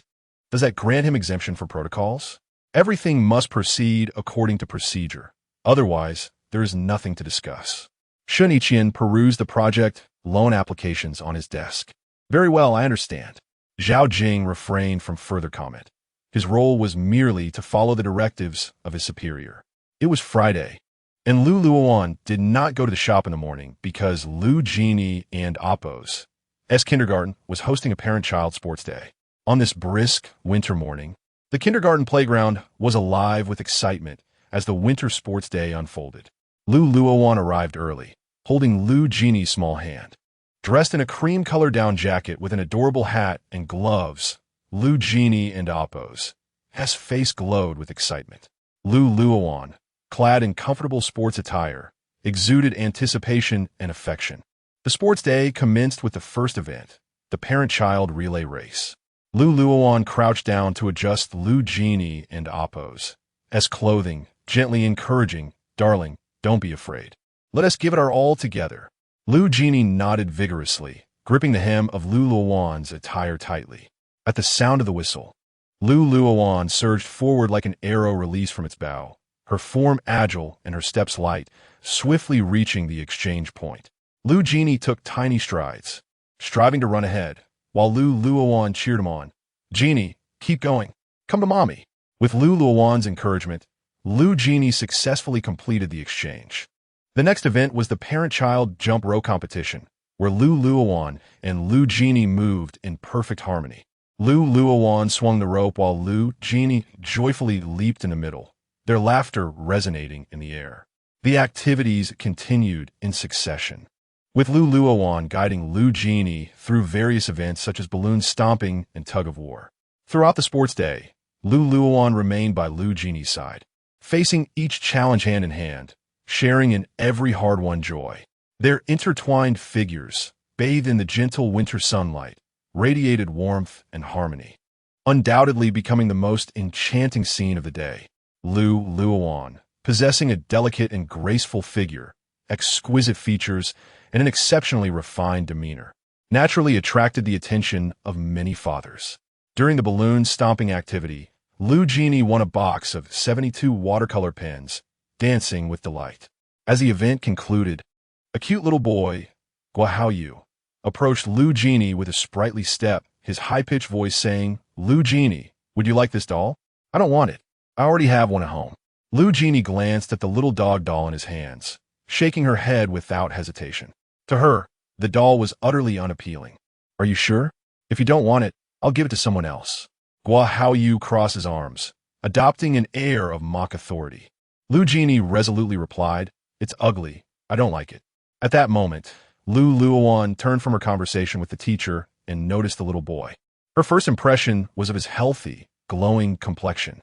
When Guahaoyu caught sight of Luowan's beautiful face, he exclaimed in surprise, "Hello, Annie.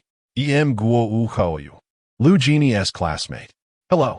Luowan greeted him with a warm smile. "Annie is so pretty," Guahaoyu thought, noting the resemblance to his own mother.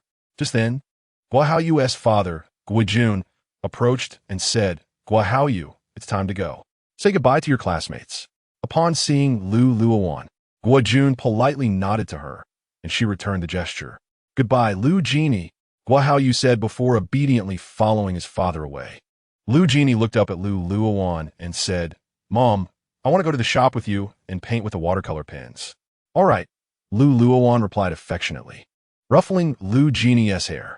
Chapter 25. Family Portrait. Luowan held Lu Genie's small hand as they made their way home. She contemplated taking a refreshing bath and enjoying a leisurely lunch before heading to the store. Along the way, little Lu Genie and Appo's mind began to wander. Observing many children accompanied by their parents for the event, she couldn't and Appo's help but express a tinge of envy and timidly inquired, Can Dad join us at the next sports meet? Upon hearing this, Luowan instinctively furrowed her brow. Time indeed serves as the finest remedy. Memories of the past seemed to fade, almost allowing her to forget the existence of that particular person. After a brief pause, she replied gently, "He can and oppose, join, but we can invite Uncle instead." "Yay!" Lu Genie exclaimed with enthusiasm upon hearing her mother and oppose's response, recalling how her uncle had previously helped her win many delightful toys. Upon reaching home, Lu and oppose's mother was already bustling in the kitchen preparing lunch. Lu Genie, clutching a large box of watercolor pens, joyfully showcased her treasures to her grandmother and the caregiver, her little face glowing like a blossoming flower. Luowan filled the bathtub with water and led Lu Genie to the bathroom. Sitting in the tub, Lu Genie gleefully played with the bubbles and splashed water, softly humming a nursery rhyme. After finishing her song, she looked up eagerly at Luowan and asked, "Mom, do you think I sing well?" "Very well," Luowan replied, never one to dampen spirits. Although her little one was slightly off-key, she couldn't bear to undermine her daughter's confidence. Suddenly recalling her uncle's previous remark about her singing, Lu Genie pouted, but Uncle said it wasn't good. "Your uncle lacks appreciation. As long as you enjoy it, that's what matters," Luowan thought, considering how her uncle and oppose's own singing resembled a cacophony, yet he had the audacity to criticize her daughter. After lunch, Luowan took Lu Genie and her mother to the store. Lu's mother mainly worried that Luowan was too busy to care for Genie and thus accompanied her. Upon arriving at the store during the quiet noon hour, Lu's mother led Lu Genie to a quiet corner where the little girl carefully opened her watercolor box and began drawing with focused intent. Lu's mother sat nearby, quietly accompanying her without interruption. After a while, Lu Genie looked up at her grandmother and asked, "Grandma, do you know what my dad looks like?" Lu's mother, maintaining a calm demeanor, softly replied, "You can draw what you imagine your dad to look like." Inwardly, she pondered how this child continually inquired about her father. While it was manageable at her young age, what would happen as she grew older? Looking at Lu Genie and oppose's drawing board, Lu's mother observed that it appeared to be a family portrait. Lu Genie chattered away, her brush tirelessly dancing across the paper. "My dad should be tall and slender, and just as handsome as me." Lu and oppose's mother scrutinized the depiction of the father, noting the elongated legs, yet the face was hardly recognizable as handsome, with only a few sparse strands of hair. However, from the proportions, she could discern who each figure represented, with her chubby little hands still at work.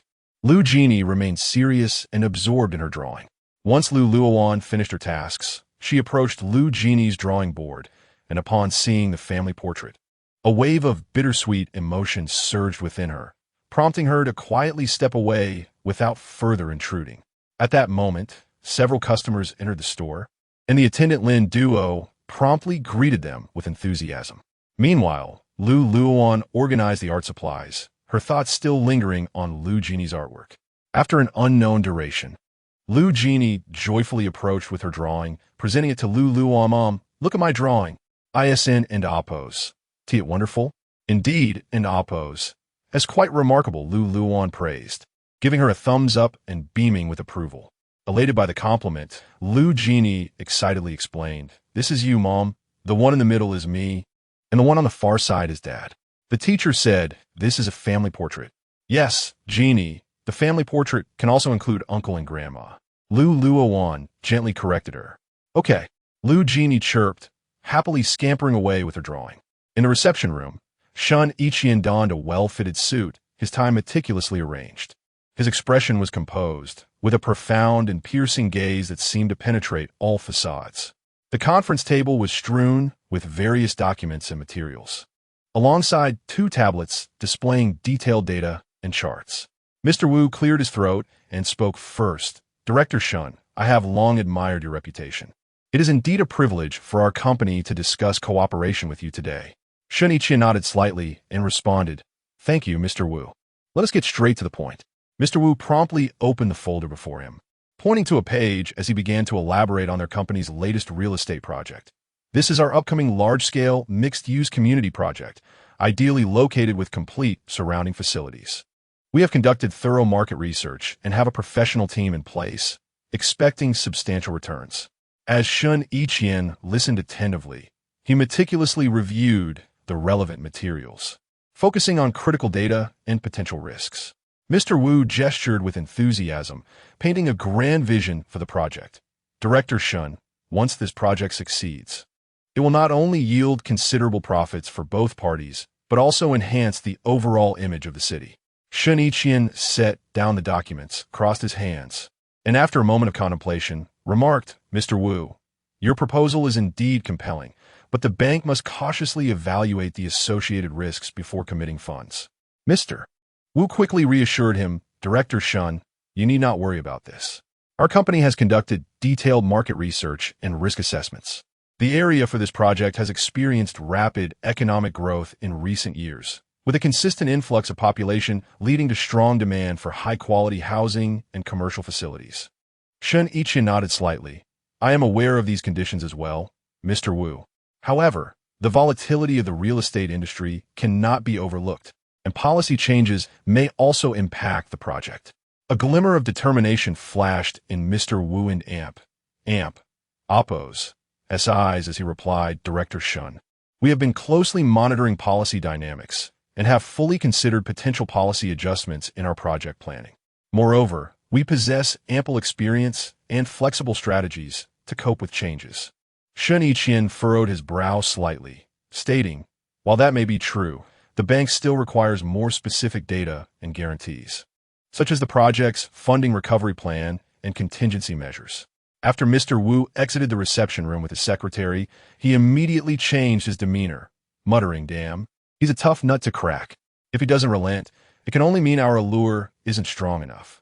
At 6 o'clock in the evening, as the city lights began to twinkle, Shen Yiqian drove through the bustling streets. While waiting at a traffic light, he casually glanced out the window, only to spot a familiar figure. In that instant, his gaze deepened, akin to an unfathomable abyss. He swiftly pulled out his phone and sent a message to Zhao Jing. Almost instantaneously, a reply came through. Miss Lu's hometown is Jiqing, and she currently operates a studio here.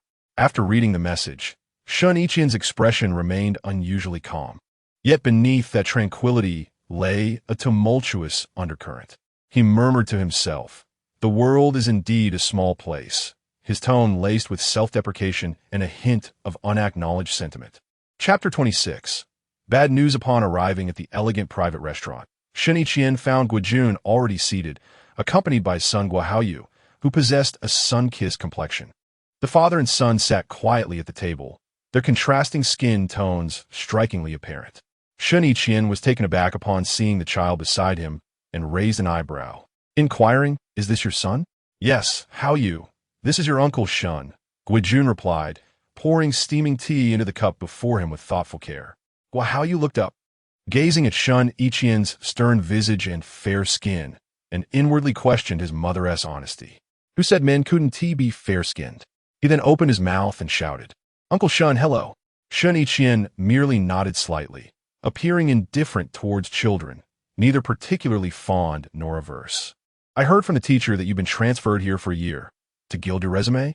Guojun, as Shen Yiqian and Oppo's senior, noted that both were among Liang Hua and Oppo's most distinguished students, though one worked in banking while the other was in auditing. Shen Yiqian took a sip of tea and corrected him. I am here to clean up a mess. He had initially thought the political landscape in the capital was convoluted enough, yet he discovered that the situation here was even more intricate and unfathomable. Corruption has been eradicated. Be content, Guojun teased. Then after a moment's thought, asked, did you move your family here? Separated, Shen Yiqian said, holding his teacup and casting a glance at Guohaoyu, who was engrossed in an iPad.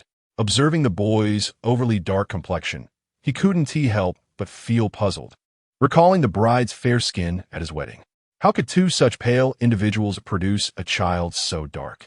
He couldn't resist asking, did you marry an African woman? What are you thinking? He got this tan from his mother taking him to Hawaii. It will fade back, Guojun chuckled. Indeed, many were surprised by his son's appearance, some even mistaking him for a coal miner. Hearing this, Guohaoyu pouted angrily, muttering, I want to listen to mom again. You're all so fair. and I'm the only one dark. He recalled the teasing he endured upon starting kindergarten, when Lu Genie had mockingly pointed out that the only thing white about him was his teeth. Guojun said nothing but gently ruffled his son's hair with affection. Looking at the boy's shiny dark cheeks, Shen Yiqian smirked slightly and asked, "Do you not regret leaving the glamour of Wall Street for this?" "I do not regret it. This is what I most wish to do at present," Guojun replied earnestly, handing Shen Yiqian a menu. Shen Yiqian perused it briefly, selecting several dishes before returning it. The two enjoyed their meal while engaging in lively conversation, predominantly about work, until Guo Haoyu could no longer sit still, fidgeting restlessly. Eventually, they parted ways, still yearning to continue their discussion. Tonight, Luowan returned home earlier than usual. After dinner, she took Genie and her mother out for a stroll, coincidentally arriving at the commercial street. To her surprise, they encountered Guojun and Guo Haoyu once more. Upon seeing Lu Genie, Guo Haoyu shouted excitedly, "Lu Genie, are you here for dinner?" "Hello, uncle. We came to play." Lu Genie politely greeted Guojun and quickly corrected herself. Guojun observed the charming girl before him and felt a sense of familiarity. She bore a resemblance to his junior, but he dismissed it as mere coincidence. After all, many people could look alike. He smiled and replied hello. He nodded to Lu Mu and Lu Luowan before leading Guo Haoyu away, as they had walked over from nearby. In contrast, Shen Yiqian had driven and took the elevator to the underground parking. Lu Luowan then guided Lu Genie to select clothing, choosing a pink down jacket and leggings. After leaving the children's store, she took her mother to buy winter coats, given the bitter cold of Jiqing's winters. Once they had finished shopping, they enjoyed a ride on the little train and indulged in desserts before leaving the mall, satisfied. Upon returning home, Lu Luowan received a call from Suhi. She answered, and Suhi's voice came through. "Wanbao, I have good news and bad news for you. Which would you like to hear first?" "The bad news," Lu Luowan replied without hesitation. "All right, but don't panic. Today, I was at Jingxing for business, and the manager told me Shen Yiqian has been transferred to Jiqing." Lu Luowan's expression immediately turned grave. Jiqing was small, an encounter was inevitable, and her only concern was that Genie would be discovered. Hearing no response, Sui called out, "Wanbao, are you listening? Avoid taking Genie to public places. It should be fine. Besides, he'll only be here for a year. Even if he finds out, I'll hire the best lawyer. No one can take Genie from us. I'll come see you next month during my break." Upon hearing this news earlier in the afternoon, she had been so furious she couldn't help but curse. With so many cities, why must he be sent to Jiqing? It felt like a cruel twist of fate. Lu Luowan took a deep breath and replied, "I understand. I will be cautious." Thankfully, Genie rarely went out. She could occupy herself at home with toys and books all day. Shen Yiqian likely had no time to wander aimlessly, being a prominent bank president. Okay, after hanging up, Lu Luowan suddenly remembered she had previously added his assistant on WeChat, but had set it to only chat. She found his WeChat, checked his moments, and saw that his location was indeed Jiqing before quietly exiting. Emerging from her bedroom, she found Genie on the living room sofa, being read to by the nanny. Lu Luowan went to her mother's room and closed the door behind her. Facing her mother, who was reading, she said, "Mom, Shen Yiqian has been transferred to Jiqing. We should take Genie back to the community to play after school." "What? He.S. in Jiqing? That is not a long-term solution," Lu Mu exclaimed, immediately setting down her book with a long sigh. "He and Amp. Oppos. I'll be here for a year. Avoiding public places should be fine." "All right, I understand. Well on. Today Genie asked me what her father looks like. While she is still young, it's easy to mislead her, but what will happen when she is older? We'll cross that bridge when we come to it, one step at a time." Lu Luowan thought to herself that perhaps when Genie was older, she would choose to reveal the truth, not wanting her to live in fantasy. "Yes, I'll take her to your shop less often from now on." Chapter 27 Farewell. The following noon, Lu Luowan declined her mother's offer to bring her lunch. Today, she intended to venture to the nearby street market in search of delectable treats. Crossing the road, she arrived at the bustling and vibrant snack street, which resembled a vivid painting filled with the essence of life, as the biting cold wind wove through the alleys. The stalls lined the streets closely, one adjacent to the other, adorned with colorful lights that intertwined in the chilly night, cloaking the snack street in a dreamlike, warm glow. The flames of the stalls blazed brightly, illuminating the diligent vendors and their beaming smiles. Drawn in by the sweet aroma of roasted sweet potatoes, Luowan approached the stall and purchased 2 steaming hot sweet potatoes freshly out of the oven. She also selected some plump chestnuts. Finally, she made her way to a wonton shop recommended by the staff, taking a serving to go. At a bustling intersection, Luowan stood beneath the traffic light, her gaze a bit unfocused. Suddenly, a figure emerged from the crowd, catching her eye. It was Shen Yiqian. In that moment, time seemed to freeze. Her heart skipped a beat, but she quickly suppressed it. At the same instant, Shen Yiqian noticed Luowan as well. He furrowed his brow slightly, his usual cool demeanor intact. They exchanged a silent glance, neither speaking, before wordlessly averting their eyes, as if the previous moment had never occurred. At that moment, Shen Yiqian was clad in a black overcoat that absorbed the surrounding light, the fabric of which exuded understated luxury with every subtle movement. The open collar revealed a well-tailored suit underneath, the exquisite material and smooth lines perfectly complementing his tall frame, showcasing his elegant demeanor and impeccable physique. The black suit, paired with a crisp white shirt and a modest tie, rendered him both formal and stylish. His bespectacled eyes were deep and steady, hands casually tucked into his coat pockets. Standing tall like a pine tree, beside him stood Zhao Jing, equally well-dressed, whose gaze fortuitously landed on Luowan, adorned in a long white downcoat, with softly curled hair and a meticulously crafted makeup. A glimmer of surprise flashed in his eyes. "Miss Lu, what a coincidence." Luowan and Appo's expression remained calm as she slightly nodded, her tone nonchalant. "Indeed, quite the coincidence. Care to try some chestnuts?" Having just tasted them, she knew they were fragrant and delicious. Zhao Jing glanced at the chestnuts in her hand, took a few, and smiled. "Thank you." Just then, the traffic light turned green, and Luowan, as if released from a spell, said to him, "I must be on my way." Throughout the encounter, she never directed her gaze back at Shen Yiqian. For her, avoiding any interaction with him was the best choice, yet fate had a penchant for irony. She internally chuckled, realizing she had forgotten to check the calendar before heading out. The more she wished to avoid him, the more likely they would cross paths. Shen Yiqian's ears still echoed with Zhao Jing and Luowan's conversation, prompting him to ponder. When did they become so familiar? With that thought, his gaze darkened further. Soon, the figure in white vanished into the crowd.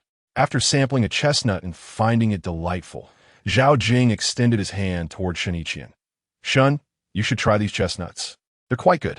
Shen Yiqian, casting a dispassionate glance at the chestnuts in Zhao Jing's hand, did not reach out, coldly responding. "Are you quite close with her?" "Not at all. Just exchanged a greeting."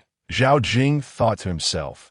Recognizing he had hardly interacted with Luowan, he merely felt it was impolite not to acknowledge her. Unfamiliar, yet unafraid of choking on her food, Shen Yiqian and Appo's expression darkened as he resolutely strode away.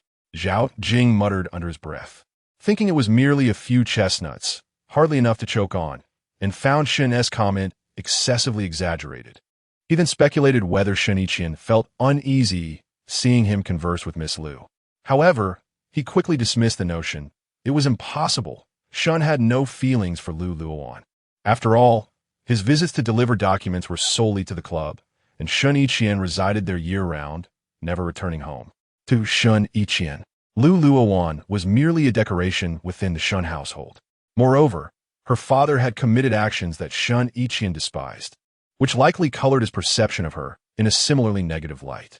Luowan hurried away, her heart already at peace, devoid of any turbulence.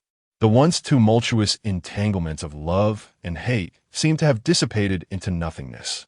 She focused solely on her present life, no longer allowing the shadows of a failed marriage and a heartless individual to disturb her emotional equilibrium. Chapter 28. Relentless Pursuit. Upon returning to the store, Luowan removed her down jacket, instantly revealing her gracefully sculpted figure. Her curves were exquisite, akin to a finely carved jade, with every inch of her silhouette perfectly proportioned. Breathtakingly beautiful, Her slender waist seemed delicate enough to be embraced with a single hand, yet it harbored a resilient strength that appeared capable of withstanding life and oppose myriad pressures. Her long legs were straight and proportionate, each step accompanied by a whisper of a gentle breeze, creating a light, rhythmic cadence with every movement. The alluring contrast between her pert posterior and flat abdomen showcased her sensual appeal to the fullest. Lin Duo, a store assistant, gazed at her with unabashed envy, exclaiming, "Sister Wan, your figure is simply flawless. I wouldn't oppose, believe you had a child if I didn't oppose, already know." Hearing this, Luowan's lips curled into a subtle smile as she replied softly, "Sweet potatoes should be eaten while warm." Lin Duo, looking at the fragrant sweet potato in her hands, couldn't help but swallow her saliva in anticipation, responding, "Oh." Meanwhile, Luowan quietly savored her wontons, yet upon seeing that certain someone, it was impossible for her heart to remain untroubled. However, the turmoil she felt now was insignificant compared to the past, merely a whisper of what once was.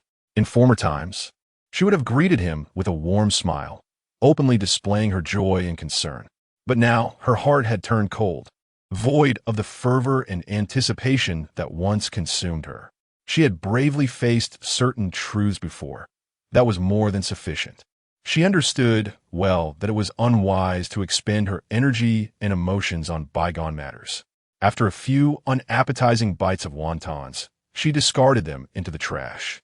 Glancing at the sweet potato, she only broke off half, offering the other half to Lin Duo. Surprised, Lin Duo looked at Luowan and asked with genuine concern, "Sister Wan, what an oppose? S wrong? Do you have something on your mind?" "I an oppose. Am not hungry. You eat it," Luowan replied, digging into the sweet potato with a calm demeanor. As she finished half of it, all her emotions gradually simmered down. She slowly rose and made her way to the lounge chair, settling in for a quiet afternoon rest. After dining with a client, Shen Yiqian walked ahead, followed closely by Zhao Jing. As they passed by the Moue Jing, Zhao Jing couldn't oppose, help but remark, "This is Miss Lu and oppose, studio." Upon hearing this, Shen Yiqian and oppose, eyes instantly filled with frost, a chill emanating from behind his glasses as he directed a cold gaze towards the loquacious Zhao Jing, his voice frigid as he said, "There's no need to speak of her. I don't oppose, want to hear another word. Focus entirely on your work." A few chestnuts had bewitched him, failing to consider who his true superior was. During their marriage, she had little bearing on him, even less so now that they were divorced. After saying this, Shen Yiqian took long strides, moving swiftly ahead. Zhao Jing, startled, broke into a cold sweat, vowing to himself to keep his mouth shut in the future. Upon returning to the bank, Shen Yiqian tossed his coat onto the sofa and reclined lazily, his eyes gently closing. Just then his phone rang, prompting him to slowly open his dark eyes. It was a call from the old Mrs. Shen, which he answered. "You and oppose, Rian Jiqing, right?" came her robust voice from the other end. Shen Yiqian lazily responded with a murmur. "Mu Di has chased a boy all the way to Jiqing. Your aunt and uncle are abroad, so bring her back for me. This girl has spread her wings and returning home during the holidays. She has run off with someone." The old Mrs. Shen spoke with a tone of concern. She had received a message from the girl, stating her intention to stay in Jiqing for a while, not returning until the new year. She is an adult now and must bear the consequences of her actions. Shen Yiqian was weary of dealing with such matters and had no desire to intervene, especially since Mu Di was notoriously chatty. "She is your sister. Her thoughts are still immature. If something happens to her, I will have your skin." The old Mrs. Shen only had this one niece. As Shen Yiqian and oppose, generation consisted solely of boys, thus she was quite fond of Mu Di. "Understood, but I don't have time to bring her back," Shen Yiqian replied, fully aware that refusing the old lady would lead to endless lecturing. The old Mrs. Shen, knowing Mu Di's rebellious nature, softened her stance. "She can come back with you. She must stay at your place tonight to avoid letting some young man take advantage of her." "Fine." After hanging up, Shen Yiqian texted Zhao Jing, "Find out where Mu Di is." Zhao Jing quickly replied, "Got it." Meanwhile, Mu Di, having just returned to Lu Zhao's home, found Lu's mother busy in the kitchen preparing noodles. Lu Jin was quietly napping in the bedroom, and Mu Di curiously examined the array of plush dolls in the living room, asking, "Do you have a little sister?" "Those are my niece and aunt." Opposes. "Finish your meal and leave quickly," Lu Xiao replied, his tone icy and devoid of warmth. Mu Di, sitting beside him, feigned a pitiful expression, saying, "Jiqing is unfamiliar to me. Where am I supposed to go?" "That's your concern." Lu Xiao quickly typed away on his laptop, not lifting his gaze. Fully engrossed in his work, Mu Di inwardly cursed, finding him to be a complete blockhead. Despite pursuing him for nearly half a year, he remained aloof. Yet, the more indifferent he was, the more resolute she became in her determination to win him over. "I'm not leaving." Lu Xiao finally met her gaze, his voice growing even colder. "Mu Di, I don't like you. Stop wasting your time on me." Mu Di smiled sweetly at him, her eyes filled with determination. "My feelings for you are enough. Don't think you can drive me away. You're affecting me." Lu Xiao felt an unexpected flutter in his heart at her smile. He was currently preoccupied with studies and part-time work, focused solely on alleviating his family and Oppo's burdens. Propping her chin on her hand, Mu Di gazed at him intently, unyieldingly asking, "What am I affecting? Is it your heart?" Just as Lu Xiao was about to respond, Lu and Oppo's mother emerged from the kitchen with 2 steaming bowls of noodles, gently calling out, "Xiao Di, Lu Xiao, come eat." Mu Di sprang up, joyfully approaching the dining table, sweetly complimenting, "Auntie, your noodles look and smell fantastic. They appear utterly delicious.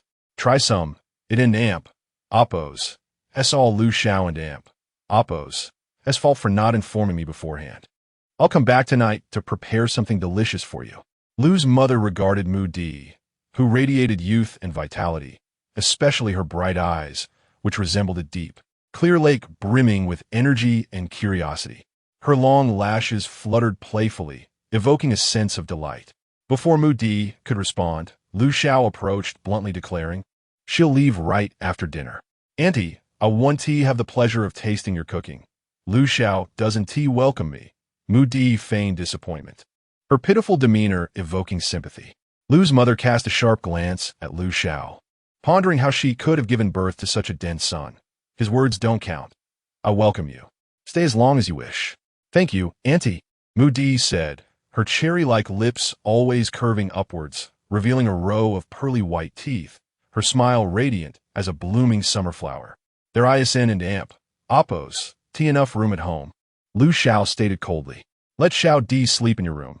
You take the sofa," Lu and Oppo's mother decisively declared. Chapter 29. Guarding Secrets. Zhao Jing swiftly uncovered news regarding Mu Di, his brows knitting together tightly, as if ensnared in a deadlock. To his astonishment, Shen Xing's sister was pursuing her former uncle-in-law and had even followed him all the way to his residence. Earlier that day, Shen Xing had cautioned him against any discussions pertaining to Miss Lu, and the current predicament left him in a quandary. In a moment of desperation, Zhao Jing devised a plan and sent a message. "Miss Mu is at an Oppo's house." While engrossed in reviewing documents, Shen Yiqian and Oppo's countenance darkened upon reading the text. What did this signify? Was this some sort of riddle? Without delay, he called Zhao Jing. The phone had scarcely rung for a second before it was answered, and a clear, questioning voice emerged from the receiver. "Did you not graduate from elementary school? Where's Mu Di?" "Mu Di is at."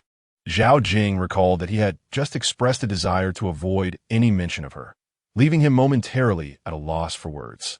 Speechless, taking a deep breath, he gathered his resolve and spoke at a pace reminiscent of a rapid English listening exercise. "She is at your former uncle-in-law's home. She pursued him all the way there." Upon hearing that she had pursued him, Shen Yiqian's complexion darkened to a shade akin to ink. "Call her back immediately, or I will freeze all her accounts." The Shen and Mu families were on the verge of losing face, and she was brazenly chasing after someone. Understood. After hanging up, Zhao Jing hastily dialed Mu Di and Oppo's number. The mechanical female voice on the line announced, The number you have dialed is powered off. Please try again later. Sorry. Unyielding, he redialed, only to hear the same mechanical response. Not daring to waste another moment, he knocked on the office door and entered. Shen Yiqian, Miss Muanapo's phone is turned off. Shen Yiqian remained fixated on the emails on his computer, not lifting his gaze as he commanded decisively. Call her now. He immediately realized that the her referred to Miss Lu, and promptly dialed the number. Meanwhile, Luowan, still at the store, glanced at her phone displaying an unfamiliar number, assuming it to be a scam call, and had no intention of answering. The ringing ceased only to resume shortly after. She finally picked up, and a voice she found vaguely familiar spoke. Miss Lu, this is Zhao Jing. Is there something you need?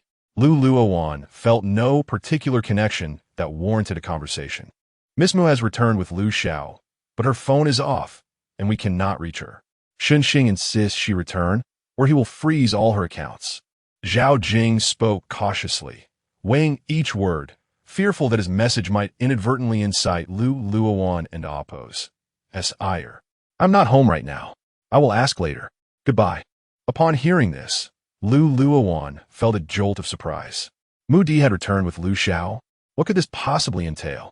She was, after all, the princess cherished by the Shen family. What was the purpose of bringing her home? Did they not have enough chaos already? After relaying a few instructions to Lin Duo, Luowan hurried home, anxious that Mu Di might encounter Genie. Minutes later, Luowan gently opened the door to her home. The moment she stepped inside, her attention was captured by the scene in the living room. There sat Mu Di on the sofa, painting with Genie, while Lu Xiao busied himself nearby. Upon hearing the door open, Mu Di instinctively turned toward the entrance, her mouth agape in surprise. Cousin-in-law. Lu Jin, upon seeing Luowan, sweetly called out, Mama. Lu Xiao's expression shifted dramatically upon hearing the term cousin-in-law. He swiftly closed his laptop and turned to Mu Di with a stern demeanor. You are divorced. Do not mix family ties. Return to where you belong, and do not speak out of turn. Mu Di, startled from her astonishment, hurried to Luowan and Appo's side. Cousin-in-law, I truly know nothing, and I swear I will not utter a word.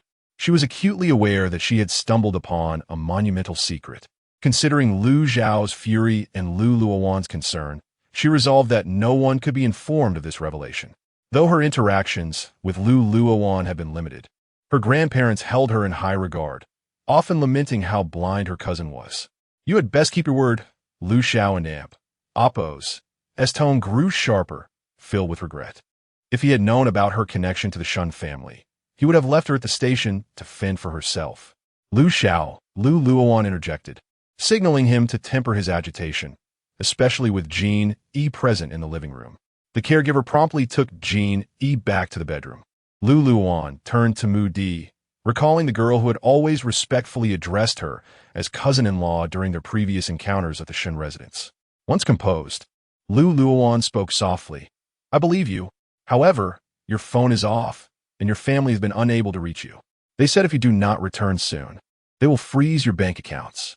Luowan, may I finish dinner before I go? I promise not to be a burden, Mu Di replied, feeling that since the divorce had occurred, calling her cousin-in-law seemed to be reopening old wounds. Very well, I will inform Assistant Zhao. Luowan took out her phone and returned the call. Upon seeing Luowan and Appo's incoming call, Zhao Jing rushed to the office, answered, and activated the speakerphone. Hello, Miss Lu. Mu Di is here. She said she will return after dinner, Luowan stated evenly.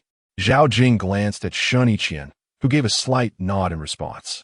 That is acceptable. We appreciate it, Miss Lu. Luowan said nothing further and promptly ended the call. Chapter 30. That is my affair as Lu Mu returned home. Carrying a basket brimming with groceries, her eyes fell upon Luowan's figure, and surprise instantly illuminated her face. She promptly inquired, What brings you back? Have you heard that Xiao Di is here? Yes, I returned to help you, Luowan replied with a smile, swiftly reaching for the heavy basket in her mother's hands. Meanwhile, Mu Di continued to accompany Lu Genie, both absorbed in their drawing. Their expressions were intense, yet their artistic skills appeared to be on par. Lu Xiao cast a casual glance at them, unable to suppress a twitch of his mouth. The sight struck him as almost grotesque, akin to a chaotic scrawl. In the kitchen, Luowan assisted her mother in preparing the vegetables, seizing the opportunity to recount Mu D's situation in detail. Upon hearing this, Lu Mu became incensed, chastising Lu Xiao. That boy brings anyone home. I thought he had a girlfriend. The joy that had filled Lu Mu's heart plummeted instantly. She felt disinclined to cook, pondering that she must have a serious talk with Lu Xiao to dissuade him from such unreliable notions. Yet the thought of a lively, charming, and beautiful Mu Di elicited a tinge of regret within her. Luowan, catching on to her mother's sentiments, gently remarked, "Mom, Mu Di is Mu Di. We cannot generalize." She feared her mother might act to thwart their budding connection. After all, Mu Di and Appo's affectionate glances were practically glued to Lu Xiao, who, regrettably, was a quintessentially oblivious male, not only lacking in romantic awareness, but also often harsh with her. "Very well. We shall observe further," Lu Mu conceded with a furrowed brow, contemplating that Mu Di belonged to the Shen family, and who could predict what the future held. In the living room, Lu Genie energetically presented her artwork to Lu Xiao, her face brimming with anticipation. "Uncle, is my drawing beautiful? What do you think?" Lu Xiao scrutinized the muddled colors on the paper, struggling to discern its content. He cast a deep glance at Lu Genie, silently lamenting that she had inherited none of her sister and Appo's artistic talent. He could only hope her intellect did not mirror that of her sister.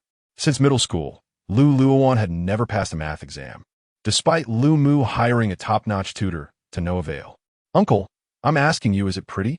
Lu Genie, quick-witted, noticed Lu Xiao's evasive response and pressed on. "It's passable," Lu Xiao replied, reluctant to dampen her spirits.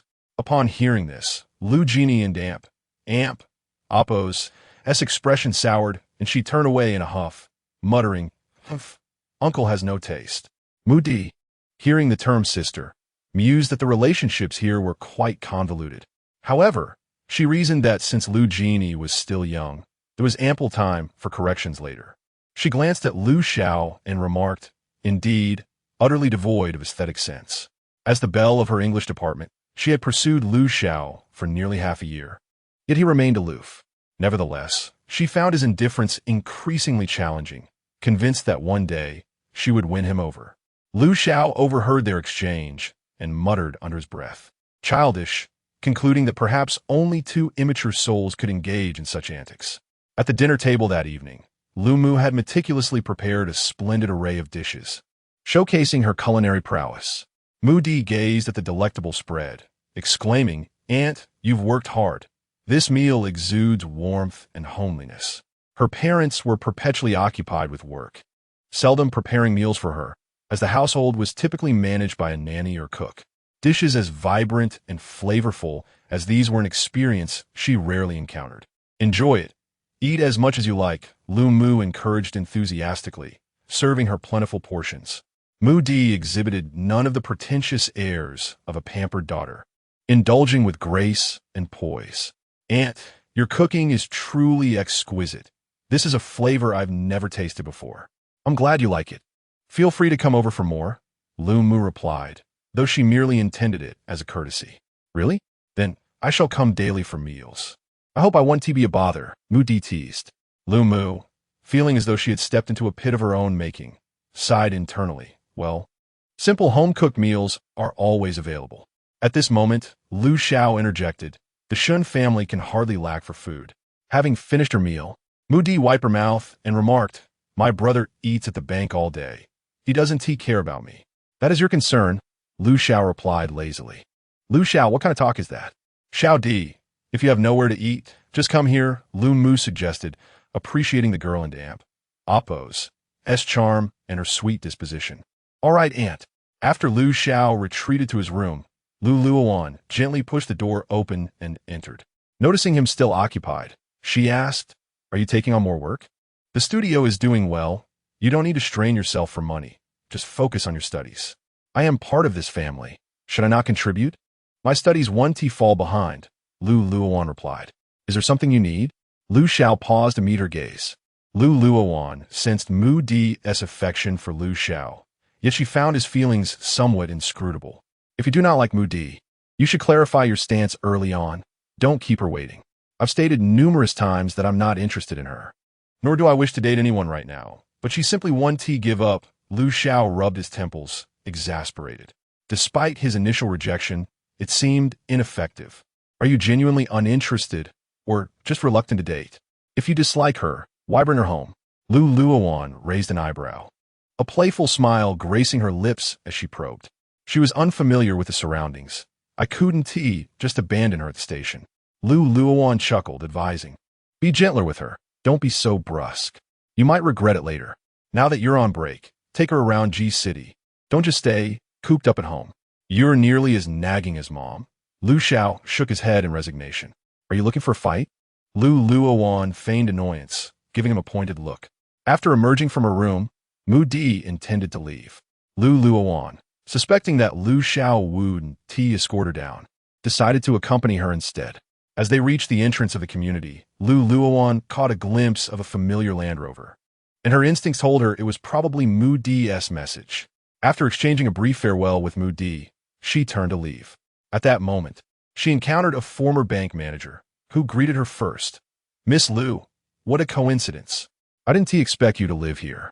Luowan, striking in appearance and bearing, was not easily forgotten, leaving a lasting impression on Lu Jinqing. Yes, Luowan replied, offering a polite smile.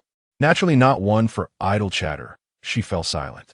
However, Lu Jinqing, adept at conversation, continued, Miss Lu, have you just moved in? About that, she replied, and their exchange continued in a question-and-answer format until they reached the elevator, where Luowan secretly sighed with relief. Conversing with unfamiliar individuals always left her feeling awkward, devoid of topics to discuss. Mu Di, having stowed her bag, opened the rear door of the Land Rover and said, let us go, with a cigarette pinched between his fingers.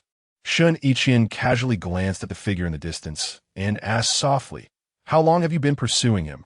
About half a year, Mu Di replied nonchalantly, not considering it a matter of shame. If you like someone, you should chase after them. Should one really wait for the other to make the first move? You've grown bold. I can't believe they haven't driven you away. Shen Yiqian finished a cigarette and turned on the engine. Mu Di leaned forward defiantly, retorting, you think too much. That would be your fate. Mu Di, you should abandon this notion. Your parents will not approve. Shen Yiqian's voice deepened, and the atmosphere in the car grew tense. That is my concern, Mu Di said, turning her gaze toward the window. She did not wish to speculate on the myriad challenges that might arise in the future. She simply wanted to cherish the present moment. Chapter 31. Resolving the dining dilemma upon entering the spacious residence of Shi and Amp, Oppos, and Guandi, Mu Di stepped across the threshold, her curious gaze surveying the elegant decor within. She couldn't help but silently commend the design, which perfectly mirrored her cousin Shen Yiqian's cool, yet luxurious demeanor. As she carelessly tossed her bag onto the sofa, Shen Yiqian and Oppos' frosty and distant voice resonated. Except for the living room, dining area, and your bedroom, you are not permitted to enter any other rooms. Mind your own business. I will handle my meals myself. Ah, so I only need to return for the night? Mu Di blinked, contemplating how she could find meals elsewhere without disturbing him. Shen Yiqian poured a glass of water, continuing as he walked. Yes, you must be back by 10 o'clock in the evening, where you are fully aware of the consequences. He then proceeded directly to his study. Understood, Mu Di mumbled softly, calculating that as long as she could spend a few days here with Lu Xiao, she would be utterly content. Upon returning to his study, Shen Yiqian lit a cigarette, casually resting his long legs on the desk with an air of unrestrained nonchalance. At that moment, his phone rang, revealing a call from the matriarch of the Shen family. He answered, and the anxious voice of his grandmother came through. Have you brought Mu Di back? Did you see that boy? What does he look like? The one who managed to whisk her away? Yes, she pursued him, Shen Yiqian replied, a slight frown creasing his brow. Incredulous that the young lady from the Mu family would actively seek out someone. It seemed her prior insistence on investing in funds was indeed for Lu Xiao. Well, as long as she and Oppos' back, did you see him? His grandmother pressed on, relentless in her inquiry. No, Shen Yiqian and Oppos' response was succinct, devoid of any ambiguity. as he deemed certain matters unnecessary to disclose. Recognizing his reluctance to divulge further, his grandmother remarked, "When you return from vacation, make sure to bring her back with you." Very well, he acquiesced before ending the call. The following morning, shortly after 9, Shen Yiqian, clad in comfortable loungewear and still bleary-eyed, emerged from his bedroom, intending to pour himself a drink. As he surveyed his surroundings, he noticed Moody and Appo's absence. On the coffee table lay a note written in a rather unimpressive hand. "Brother, I've gone out. I will return on time this evening." After reading the note, Shen Yiqian disdainfully discarded it into the trash, muttering to himself that such handwriting was a skill in its own right. The elegant script on the divorce agreement he had seen previously was incomparable. After quenching his thirst, Shen Yiqian ordered breakfast via his phone. As he scrolled through social media, he stumbled upon a post from Moody featuring a photograph of her breakfast, captioned, "The warmth of earthly delicacies soothes the hearts of mortals." Observing the meal, it resembled something homemade rather than store-bought, prompting him to swiftly exit the app, the implications clear. Meanwhile, at the Lu household, Luowan headed straight to the shop after finishing her breakfast. Moody had intentionally purchased a plush rabbit with long ears to bring for Lu Genie, who adored it. After their meal, Lu Xiao finally rose at a leisurely pace. Finding Moody engrossed in a picture book with Lu Genie, opting to refrain from further comments, yet internally lamenting, she truly intends to have every meal at his home. As they dined, Lu and Appo's mother, seated beside Lu Xiao, spoke up and Appo's, "A lovely day. You should take Xiao Di out for a stroll, perhaps a date or a movie." It was baffling to her that such a beautiful girl would pursue him actively while he remained aloof. Such activities were typical for couples, yet they were not one. Lu Xiao, not lifting his gaze, retorted, "It is best not to commence what is impossible." He regretted not having been more resolute in leaving her at the bus station. His mother, hearing his response, felt a mix of emotions, recognizing the naked truth in his words.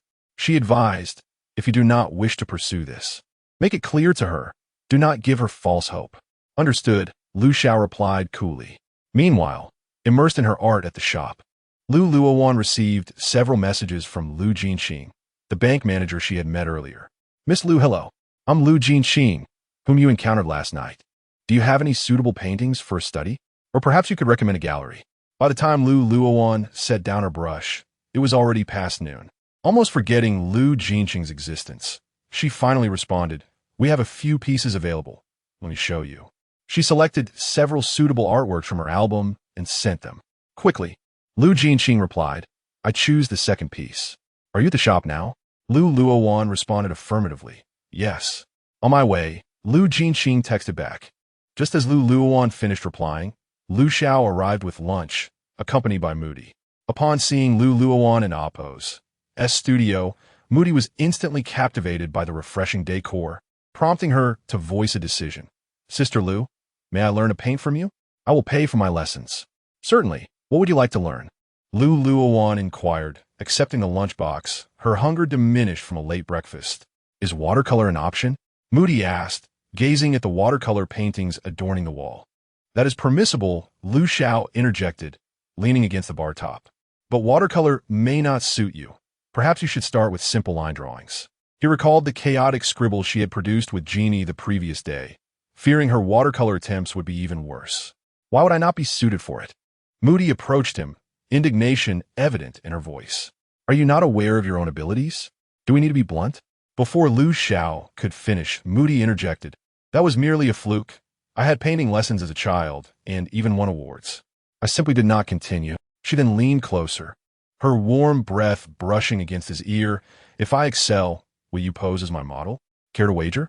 Her audacious words and heated breath startled Lu Xiao, causing him to turn away, his expression cold as he retorted, "Your painting skills have no bearing on me." Chapter 32. Simply take on the surname Lu at last. After relentless and persistent efforts from Moody, Lu Xiao finally relented. However, he did not consent to her request to be a human model. Instead, he agreed to fulfill another of her requests unrelated to their relationship. Nevertheless, Moody was already exceedingly delighted. for she had just keenly observed that Lu Zhao's ears had turned crimson, and his heartbeat was racing faster than hers. This was ample evidence that he was not entirely indifferent to her. He was merely putting on a brave front. She was eager to see how long he could maintain that facade. As long as she could master watercolor painting, he promised to grant her a wish. Regardless of the outcome, it was a surefire win for her. Mu Di had always been a proactive individual, and she was ready to pay for lessons immediately. But she was halted by Luowan. Luowan offered to teach her for free whenever she had time. Lu Jinxing was equally swift in his actions. As soon as Luowan finished her meal, he hurried over. Luowan diligently introduced him to the landscape painting that had caught his eye, her cheeks occasionally gracing a gentle smile. Lu Jinxing was not particularly knowledgeable about art, yet he listened intently. He was deeply captivated by Luowan and Appo's charm and graceful demeanor. He thought to himself that if he could win the heart of such a talented, beautiful, and gentle woman, he would surely wake up smiling from a dream. Mu Di observed the slightly heated gaze of Lu Jinxing and smiled knowingly, whispering to Lu Xiao, "The drunkard and amp, Appo's intention is not in the wine. Tsk. His little eyes are glued to Sister Luowan." Lu Xiao raised his eyes, casting a dispassionate glance at Lu Jinxing. The man was of average appearance, but tall, and exuded a refined demeanor. However, he was well aware that his sister had discerning tastes, and the man before him was not her type. Thus, he sarcastically remarked, "More pleasant to the eye than your brother." Upon hearing this, Mu Di felt a flicker of annoyance. Her brother was a highly sought-after figure among the city and amp, Appo's elite young ladies, both in looks and family background. He was in a league of his own. "You must be blind. He doesn't even compare to my brother," she retorted. Lu Zhao's face bore a hint of displeasure as he replied, "Your brother is disabled and blind. But he ISN and Appo's Oh, my brother is indeed blind." Mu Di nodded in agreement. After all, if someone as stunning as Sister Luowan could get divorced, how could it not be a case of being blind? Lu Xiao looked at her with satisfaction, but chose not to engage further. He took the empty lunchbox and exited the store. Mu Di stayed behind, determined to learn watercolor painting. Ultimately, Lu Jinxing did not hesitate to purchase 2 paintings, one out of necessity and the other in admiration of Luowan. Thus, on a gentle, sunlit afternoon, the art studio was suffused with the faint scent of paint, as if the air itself flowed with the essence of artistry. Luowan and Mu Di sat facing each other, with fresh sheets of paper and a dazzling array of watercolor paints before them.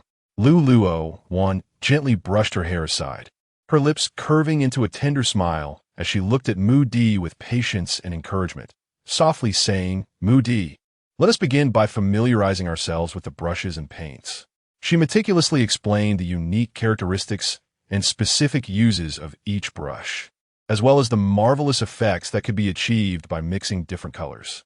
Then, Luowan moistened a clean brush with clear water, carefully dipped it into a small amount of paint, and delicately applied a soft, dreamlike hue onto the pristine paper. "See, by skillfully controlling the water and paint ratio, we can create a rich depth of color variation," she demonstrated. Her movements were graceful and fluid, while Mu Di observed with rapt attention, fearful of missing any detail. Next, Luowan gently guided Mu Di's hand, encouraging her to feel the unique texture of the brush on paper and the pressure of the strokes. "Take it slow. Do not rush. Relax and follow your heart," she spoke, her voice as soothing as a warm spring breeze, filled with comforting strength. Mu Di tried her hand at painting. At first, she appeared tense and awkward, her movements somewhat stiff. However, under Luowan and Appo's continuous encouragement and meticulous guidance, she gradually relaxed. Luowan occasionally corrected her grip on the brush and the direction of her strokes, advising her to deepen the color in certain areas to enhance the painting and Appo's dimensionality. As time slipped away quietly, Mu Di's painting began to take shape, albeit in a somewhat juvenile manner, yet it brimmed with vitality and unyielding effort. Luowan observed her progress with a radiant smile, one that bloomed like flowers in spring. Unbeknownst to them, this artistically rich afternoon passed seamlessly.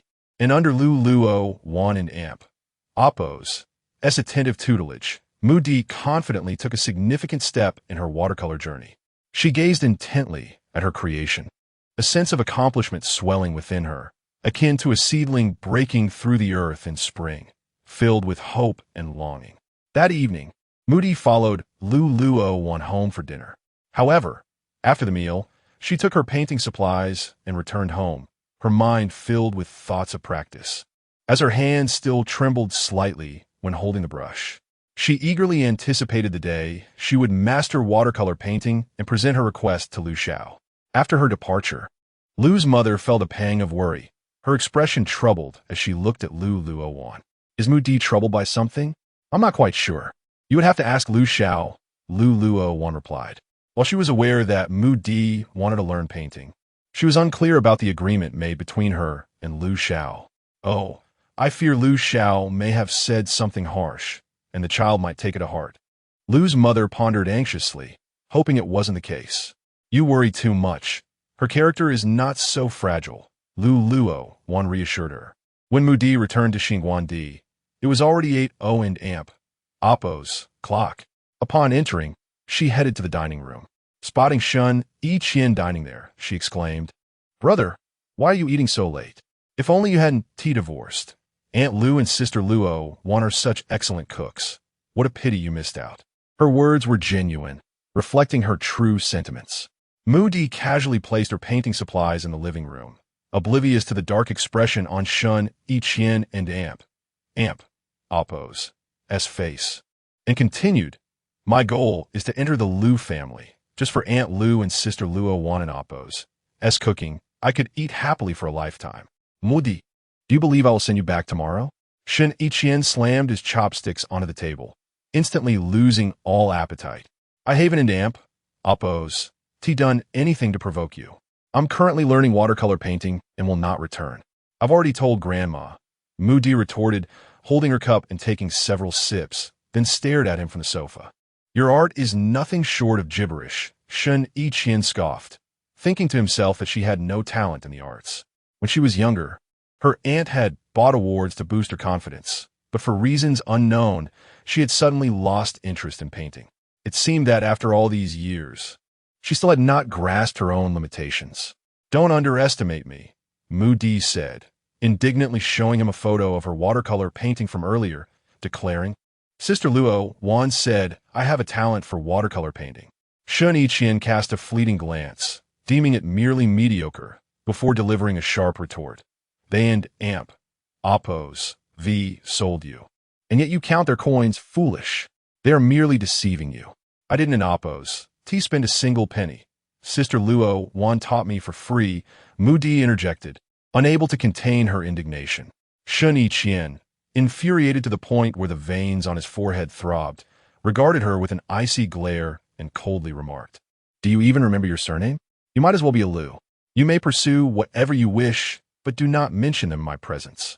Zhao Jing, having grown familiar with her, now witnessed this little ingrate who had been won over after only a few meals, daring to challenge him with casual familiarity, addressing him as brother.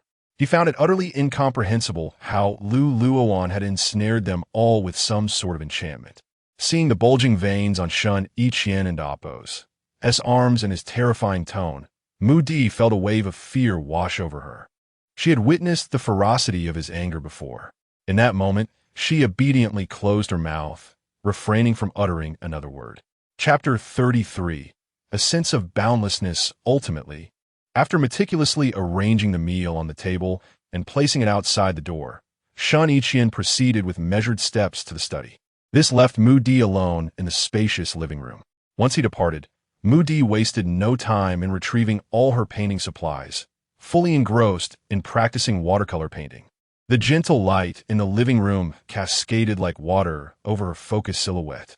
She sat quietly in front of the coffee table, where a vibrant array of watercolor paints, brushes of varying widths, and pristine sheets of paper were neatly arranged. With a slight furrow in her willow-like brows, Moody fixed her gaze upon the reference model before her. The brush in her hand delicately dipped into the paint, much like a cautious dancer stepping onto the stage. with each movement imbued with care and anticipation. Following the techniques taught by Luowan, her strokes glided lightly across the paper, each line reflecting her unique understanding of color and her profound love for art. Although the results were not entirely satisfactory and fell far short of her ideal vision, she chose not to surrender, but instead tirelessly repeated her practice. Unbeknownst to her, time quietly slipped away, and soon it was 10:00 and amp, Oppo's clock.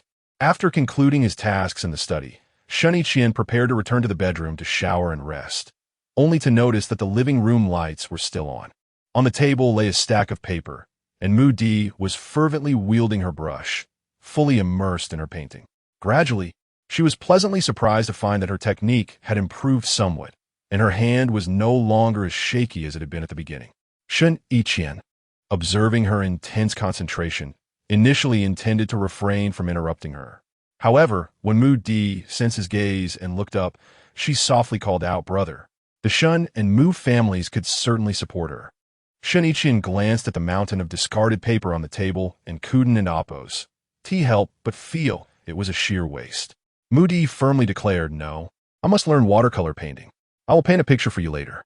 "They're in amp, Oppo's. That's no need. Just clean up the living room for me later," Shen Yiqian replied, casting a disdainful look at the paint-stained hand she exhibited. "Oh," Mu Di responded, snapping a photo of a few of her recent works and sending them to Luowan. Before long, Luowan replied with a voice message. "The lines have become much smoother. You and Oppo's. Re-improving quickly. Rest early." "Okay." After Luowan made sure that Lu Jean was sound asleep, she quietly stepped out of her bedroom. At that moment, her brow was furrowed, and her face bore a frown. Her studio business had just begun to show some promise, accumulating a stable clientele.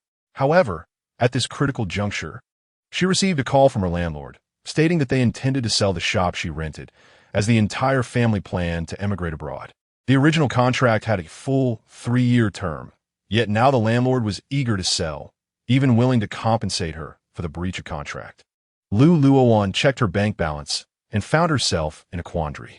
Finding a new storefront would require considerable time to locate a suitable space and necessitate renovations, a process that was both time-consuming and labor-intensive.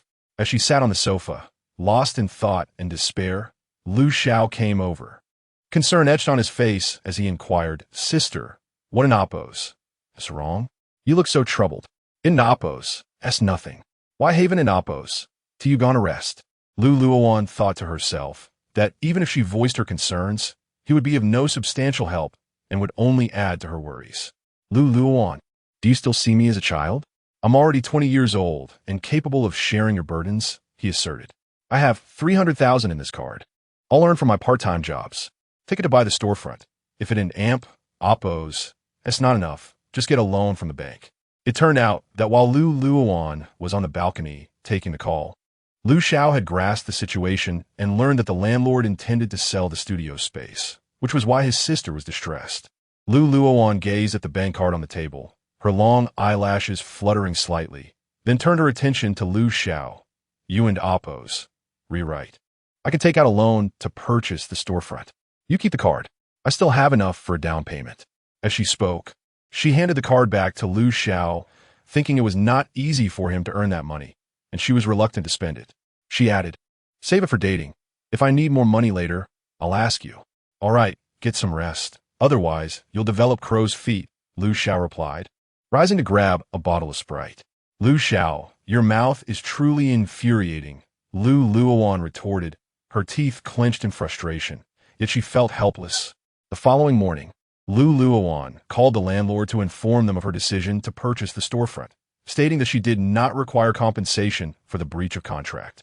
The landlord, pleased by this news, and both parties happily agreed to sign the contract on Monday. Monday arrived swiftly. By 9 in the morning, Luowan had signed the contract with the landlord and hurried to the bank to apply for a loan. Having consulted with Lu Jinxing beforehand and brought the necessary documents, identification, and credit information, she soon found herself in a bustling bank. After taking a number, Luowan quietly sat in the lobby, patiently awaiting her turn. Coincidentally, Shen Yiqian was there conducting a routine weekly inspection with senior bank officials. The moment Luowan spotted him, she quickly averted her gaze. Before long, it was Luowan's turn to handle her affairs, with Lu Jinxing personally overseeing her case. He approached her table, cradling a stack of thick documents, and began to patiently explain everything to her. Throughout the entire process, Luowan listened attentively, occasionally nodding and understanding an agreement. Due to the extensive paperwork, they initially sat facing each other, but as the explanations progressed, Lu Jinxing opted to sit beside Luowan for convenience, instantly reducing the distance between them. After Luowan signed one document, Lu Jinxing promptly placed another in front of her, succinctly explaining it and precisely indicating where she should sign. When Shen Yiqian entered the loan department, he noticed the two of them almost leaning into each other, which was quite bothersome. His brows furrowed slightly, and his expression darkened as he addressed the loan department manager in a low voice. This is a business transaction. One might mistake it for flirtation or something inappropriate. Wasn't an oppose. This emphasized during new employee training? An inexplicable emotion stirred within him, feeling that there was no sense of boundaries when interacting with men. The loan department manager, startled, quickly approached Lu Jinxing, lowering his voice urgently. Sit across from the client and maintain some distance. Haven and Amp. Oppos. You've forgotten the training content from your onboarding? Upon hearing this, Lu Jinxing gently pointed to the signing area on the documents before Luowan. Meanwhile, Zhao Jing, following closely behind Shen Yiqian, was filled with a myriad of questions and couldn't end Amp. Oppos. Helped but mutter to himself, is this really something to fuss over? Similar occurrences were happening in the lobby earlier. Why didn't an Amp, Oppos, step in then? As he prepared to observe more closely, Luowan lifted her head and handed the documents to Lu Jinxing, a gentle smile gracing her lips. In that moment, Zhao Jing understood the reason. It was Miss Lu, which made sense. He silently prayed for the staff member opposite Luowan, thinking, you better restrain yourself.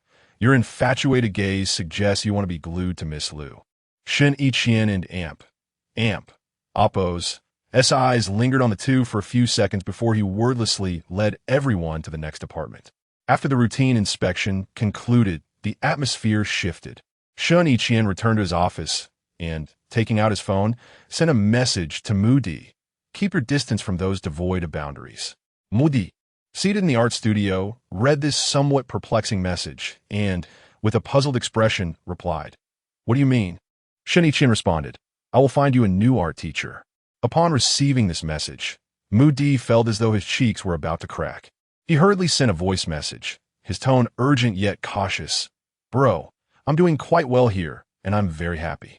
You said you wouldn't interfere with my matters. You can't go back on your word. Chapter 34. Loan rejection after completing her loan procedures. Luowan hurriedly returned home. Upon her arrival, she discovered that Moody was already there. Remembering her brother in Oppo's words, Moody curiously inquired, Sister Luowan, did you go on a date? Not at all. I just visited the bank, Luowan replied, reflecting on her experiences from the morning. She had first signed a contract with her landlord, then rushed to the bank, and now she was eagerly anticipating the approval of her loan.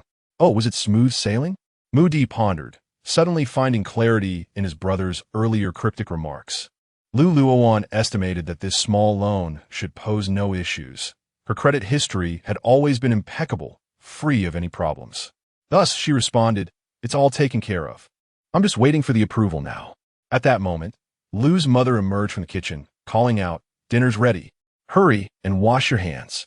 Although Lu Jin was absent from the dining table, the presence of Moody ensured that the atmosphere remained lively and harmonious. Laughter and conversation filled the air as they enjoyed their meal. After lunch, Moody and Luowan headed to the shop together. While Moody dedicated himself to practicing his sketches, Luowan suddenly received a call from the bank. The voice on the line informed her that her car would not suffice as collateral for the loan and that she needed to provide her bank statements.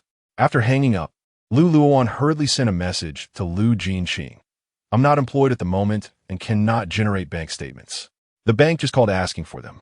Confused, Luowan recalled Lu Jinxing previously mentioning that for small loans, Using a car as collateral was typically acceptable. Why had the bank now requested additional documentation? Lu Jinxing, surprised by her message, thought to himself how strict the audit department had become. He promptly sent Luowan a voice message. Miss Lu, you can also apply for a mortgage with your property. I have it. I and AMP. Oppos. LL bring the property deed over shortly, Luowan thought, recalling that she had previously secured a loan for her gallery without such hassle, without needing bank statements or asset verification. After sending the voice message, she briefed Lin Duo about the shop and AMP, Oppos, S affairs and stepped out once more. Meanwhile, in the top-floor office of the Beijing Bank, Shen Yiqian was reviewing the loan approval documents submitted by the loan department. Wearing rimless glasses, his expression was grave, and his dark eyes held a depth akin to night. His slender fingers rhythmically tapped the desk, revealing a hint of agitation. Reflecting on the scene he had witnessed that morning, he felt an inexplicable irritation rising within him. However, this fleeting negative emotion was quickly suppressed by his formidable inner strength, leaving no trace on his expression. At 3 p.m., Luowan returned to the Beijing Bank, this time with the original and a copy of the property deed. She had not made an appointment, but instead handed over the materials directly to Lu Jinxing. Upon receiving the supplementary documents, Lu Jinxing smiled and said, "A new leader has joined our bank, and with the new administration comes heightened scrutiny. Lately, the approval process for loans, regardless of amount, has been exceptionally strict, leaving no room for oversight."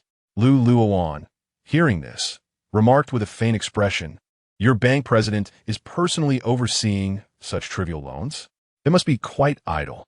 Before applying for the loan, she had thoroughly researched the required materials online and was generally aware of the process.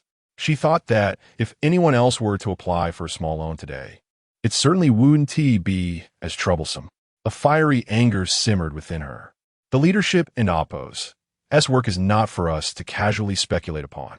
With all the materials in place, there shouldn't and Oppos be any issues.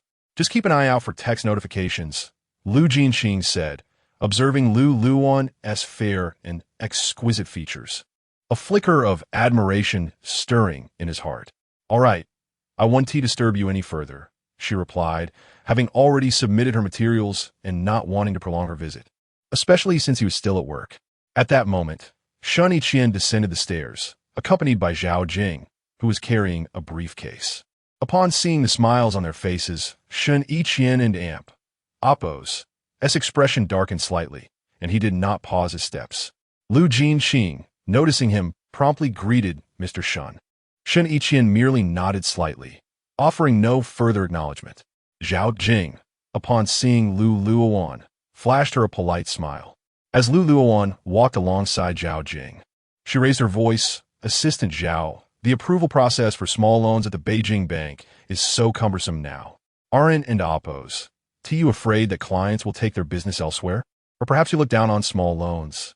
Not at all. As long as the application complies with relevant regulations, it is straightforward," Zhao Jing replied with a smile.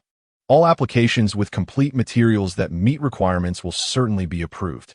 Is that so? My car collateral was deemed insufficient. Her vehicle was brand new, having been replaced just this year." Zhao Jing, recalling that Luowan's car was in excellent condition for small loan collateral, glanced at Shen Yiqian, who stood tall ahead, and wondered if he was the one obstructing her application. He then remarked, "The recent scrutiny on all approvals is not directed solely at you. It better not be. If this continues, I won't hesitate to lodge a complaint or switch to another bank." Luowan's tone turned colder, convinced that Shen Yiqian was the source of the obstruction. Shen Yiqian, walking ahead, paused momentarily upon hearing her tone filled with anger and accusation. However, he maintained his composure, effortlessly unlocking his car and getting in. Zhao Jing, attempting to soothe Luowan, said, "It won't be an issue. Small loan approvals are typically swift. Just keep an eye out for your text notifications." Inside the car, Shen Yiqian watched Luowan through the tinted glass, noting the displeasure on her face. Ultimately, she politely waved goodbye to Zhao Jing before turning to her own vehicle. Zhao Jing returned to the car without further comment, but he was acutely aware that her loan was likely denied by Shen Yiqian, who had found an ostensibly reasonable justification. Stealing a glance at Shen Yiqian through the rearview mirror, Zhao Jing found his expression as icy as ever, leaving him perplexed about Shen Yiqian's true intentions. He had previously warned himself against mentioning Miss Lu, yet he had expressed disdain for the employee being too close to her, only to subsequently block her loan. What was his plan? While seated in the car, Shen Yiqian and Amp, Oppo's phone vibrated, revealing a message. Shen Yiqian, you are nothing short of a petty individual. Your actions are despicable. If my loan is not approved, I will file a complaint, and there are other banks in Jiqing besides the Beijing Bank. Shen Yiqian and Amp, Oppo's expression darkened immediately, enveloped in a shroud of displeasure. He tossed his phone aside, pulled out a cigarette, lit it, took a deep drag, and slowly exhaled the smoke. In the swirling haze, his gaze grew particularly cold, as if he were lost in contemplation. Chapter 35. Poor judgment as Luowan and Mu Di returned from the art studio. They chanced upon Lu Jinxing the moment they stepped into the community. Lu Jinxing, sporting a sports bag, radiated vitality from his workout, unmistakably just having finished exercising. With a broad smile, he greeted her warmly. Miss Lu, just off work? Yes, just finished exercising, Luowan replied, glancing at his athletic attire. Lu Jinxing matched her pace and politely inquired, what do you usually enjoy doing, Miss Lu? I mostly stay at the shop, Luowan mused, reminiscing about her past self who used to indulge in Pilates, tennis, and rock climbing. Yet now, she found herself too occupied for such activities, gradually acclimatizing to the relentless rhythm of her current life. Unbeknownst to her, Mu Di, who had initially kept pace with Luowan, had begun to lag behind, quietly filming a video to send to Lu Xiao. However, in a moment of distraction, she mistakenly sent it to Shen Yiqian instead. At that moment, Shen Yiqian, engaged in a social gathering, caught sight of the video where Luowan and Lu Jinxing walked side by side. Lu Jinxing slightly turned his head, a beaming smile revealing his pristine teeth, his eyes sparkling with enthusiasm as he animatedly spoke. Luowan occasionally nodded in agreement, her lips curling in a light laugh, her crescent-shaped eyes seemingly twinkling with stars. This sight proved somewhat jarring for Shen Yiqian, a shadow of discontent crossing his otherwise stern features. Noticing his sudden change in demeanor, the company president felt a pang of anxiety. Hastily filling his glass with wine, he rose to toast Shen Yiqian, his expression sincere and fervent as he declared, Mr. Shen, it is my honor to share this table with you today.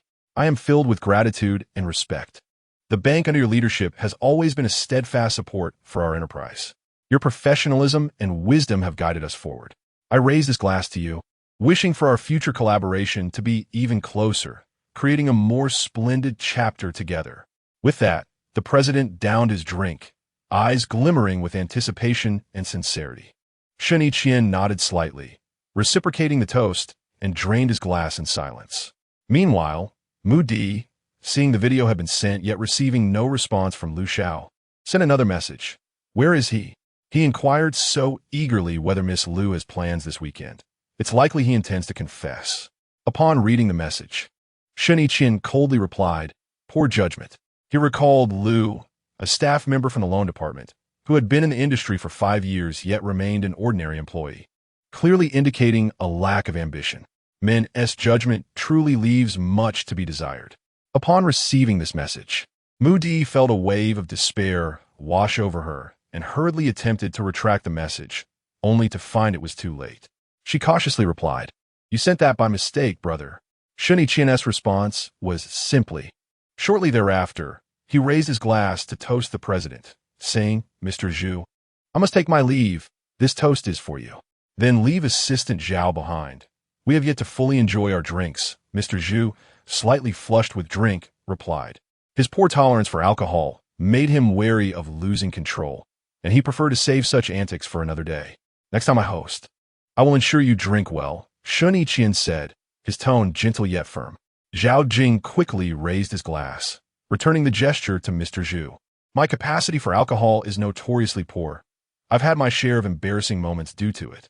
Ultimately, Mr. Zhu could not press further, and the gathering came to a close. Upon exiting the restaurant, the designated driver arrived promptly, with Zhao Jing taking the wheel, secretly musing. He is certainly capable of drinking. He could easily take down the entire table if it came to that.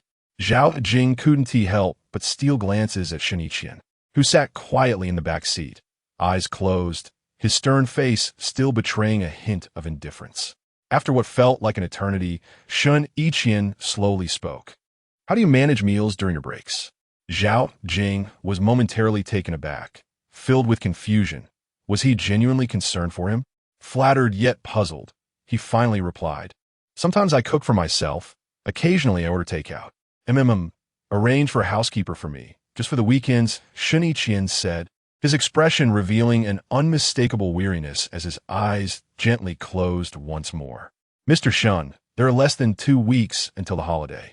Perhaps it would be better to wait until next year, Zhao Jing contemplated, nearing the year's end, thinking that now wasn't the right time. He silently envied Mu Di, who got to enjoy meals daily. He certainly wished he could do the same. Indeed, Shen Yiqian offered no further elaboration, resolving to make do with a few more meals. Mu Di, glancing at the ellipsis he sent, sighed in relief, grateful not to have been scolded. Luowan, of course, did not accept Lu Jinqing's invitation. The shop was particularly busy over the weekend, leaving her unable to escape. Moreover, she could clearly sense Lu Jinqing and Oppo's intentions, but had no such inclinations herself, so she tactfully declined under the pretext of her weekend commitments. That evening, the Lu family dined on dumplings. After finishing her meal, Mu Di lingered, assisting Lu Mu in wrapping more dumplings. Under Luowan and Oppo's patient guidance, she finally mastered the technique. Although her dumplings lacked filling, they were otherwise quite commendable. Seeing Mu Di's creations, Lu Mu jested, Xiao Di, you can eat the dumplings you made. We prefer them filled generously. Oh, I'll take some home for breakfast tomorrow, Mu Di thought, realizing she wouldn't be returning the next day, which conveniently simplified matters. Lu Mu quickly rolled out more dumpling dough, smiling. I was just teasing. You took it to heart. Andy, I'm not upset. I'll take some for breakfast, so I can sleep in a bit longer, Mu Di thought, reflecting on her recent surge of enthusiasm for painting, which had led her to rise early almost every day, though her motivation had waned in recent days, prompting her desire for extra rest. All right, it requires no special skill. Just bring water to a boil, toss in the dumplings, and they're ready when they float. You can also steam them for about 10 minutes, Lu Mu explained the simple method, eager to share. Okay, on her way home, Mu Di saved some of her dumplings, lowering her voice to Lu Xiao. I'll keep half for you. The rest I'll take home. Lu Xiao glanced at her shriveled dumplings with little appetite and replied, I don't need them. You can keep them for yourself. Lu Mu interjected. Xiao Di kept half for him. I'll specifically boil them for him tomorrow morning. She then packed 2 boxes for her, saying, these dumplings can be stored in the fridge for a long time. Keep some for breakfast or a late-night snack. All right. Upon returning home, Mu Di found Shen Yiqian seated in the living room, the faint scent of alcohol lingering around him. Brother, have you been drinking? Yes, Shen Yiqian replied, narrowing his eyes as they fell on the bag in her hand. Mu Di placed the bag on the table, eagerly opened the box, and presented it to him as if showcasing a prized possession. Brother, look at the dumplings I made.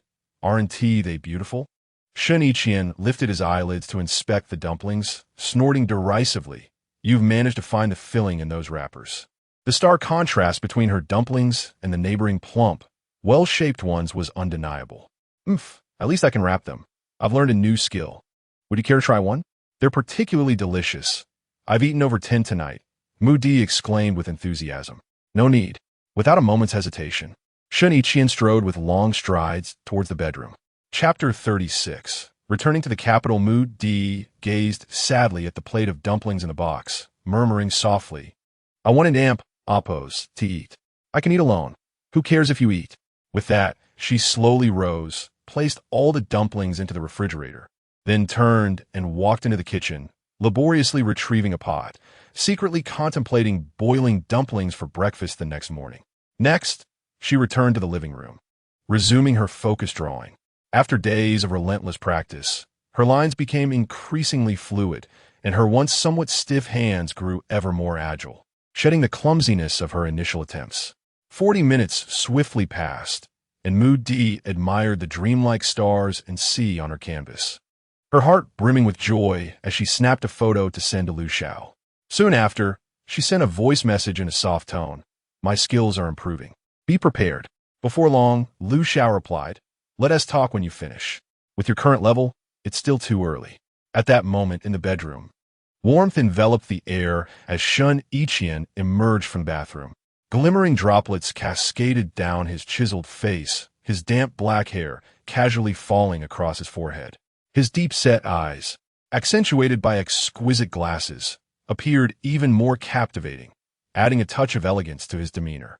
Dressed in comfortable loungewear, his minimalist attire could hardly conceal his tall and upright figure.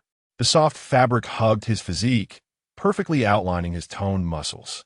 The collar of his loungewear was slightly open, inadvertently exuding a unique allure. As he stepped out to fetch some water, he suddenly heard Mu Di's dissatisfied voice.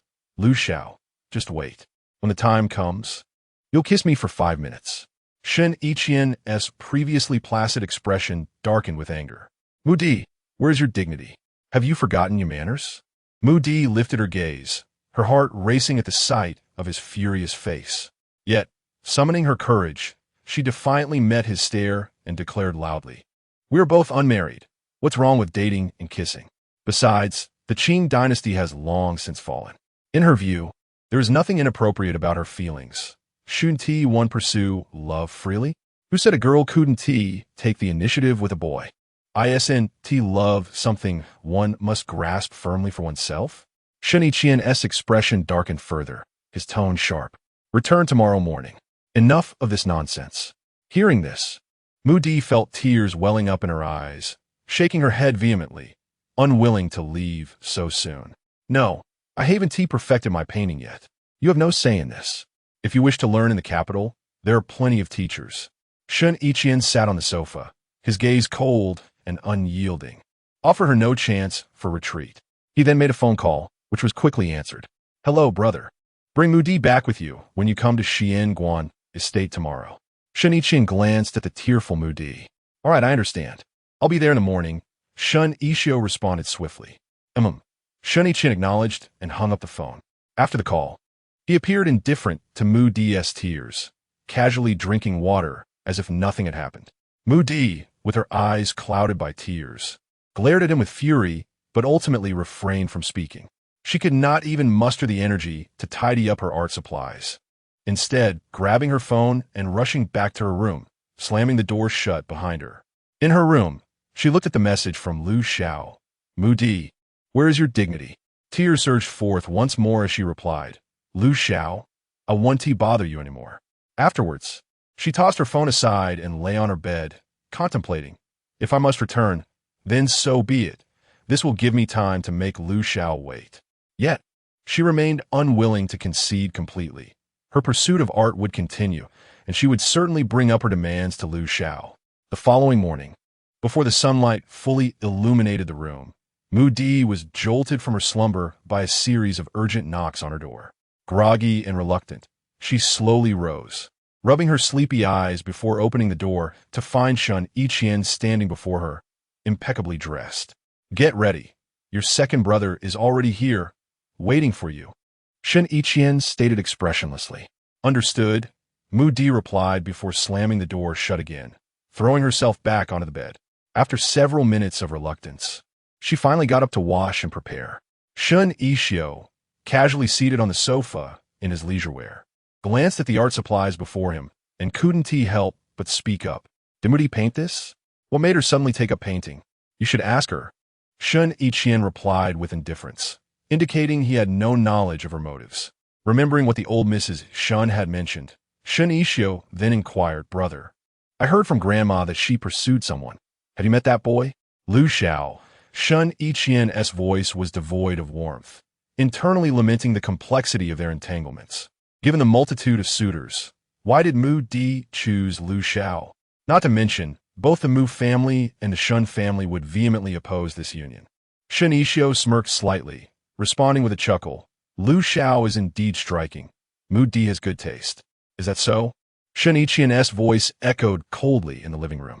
Shen Yiqian merely smiled, choosing to remain silent.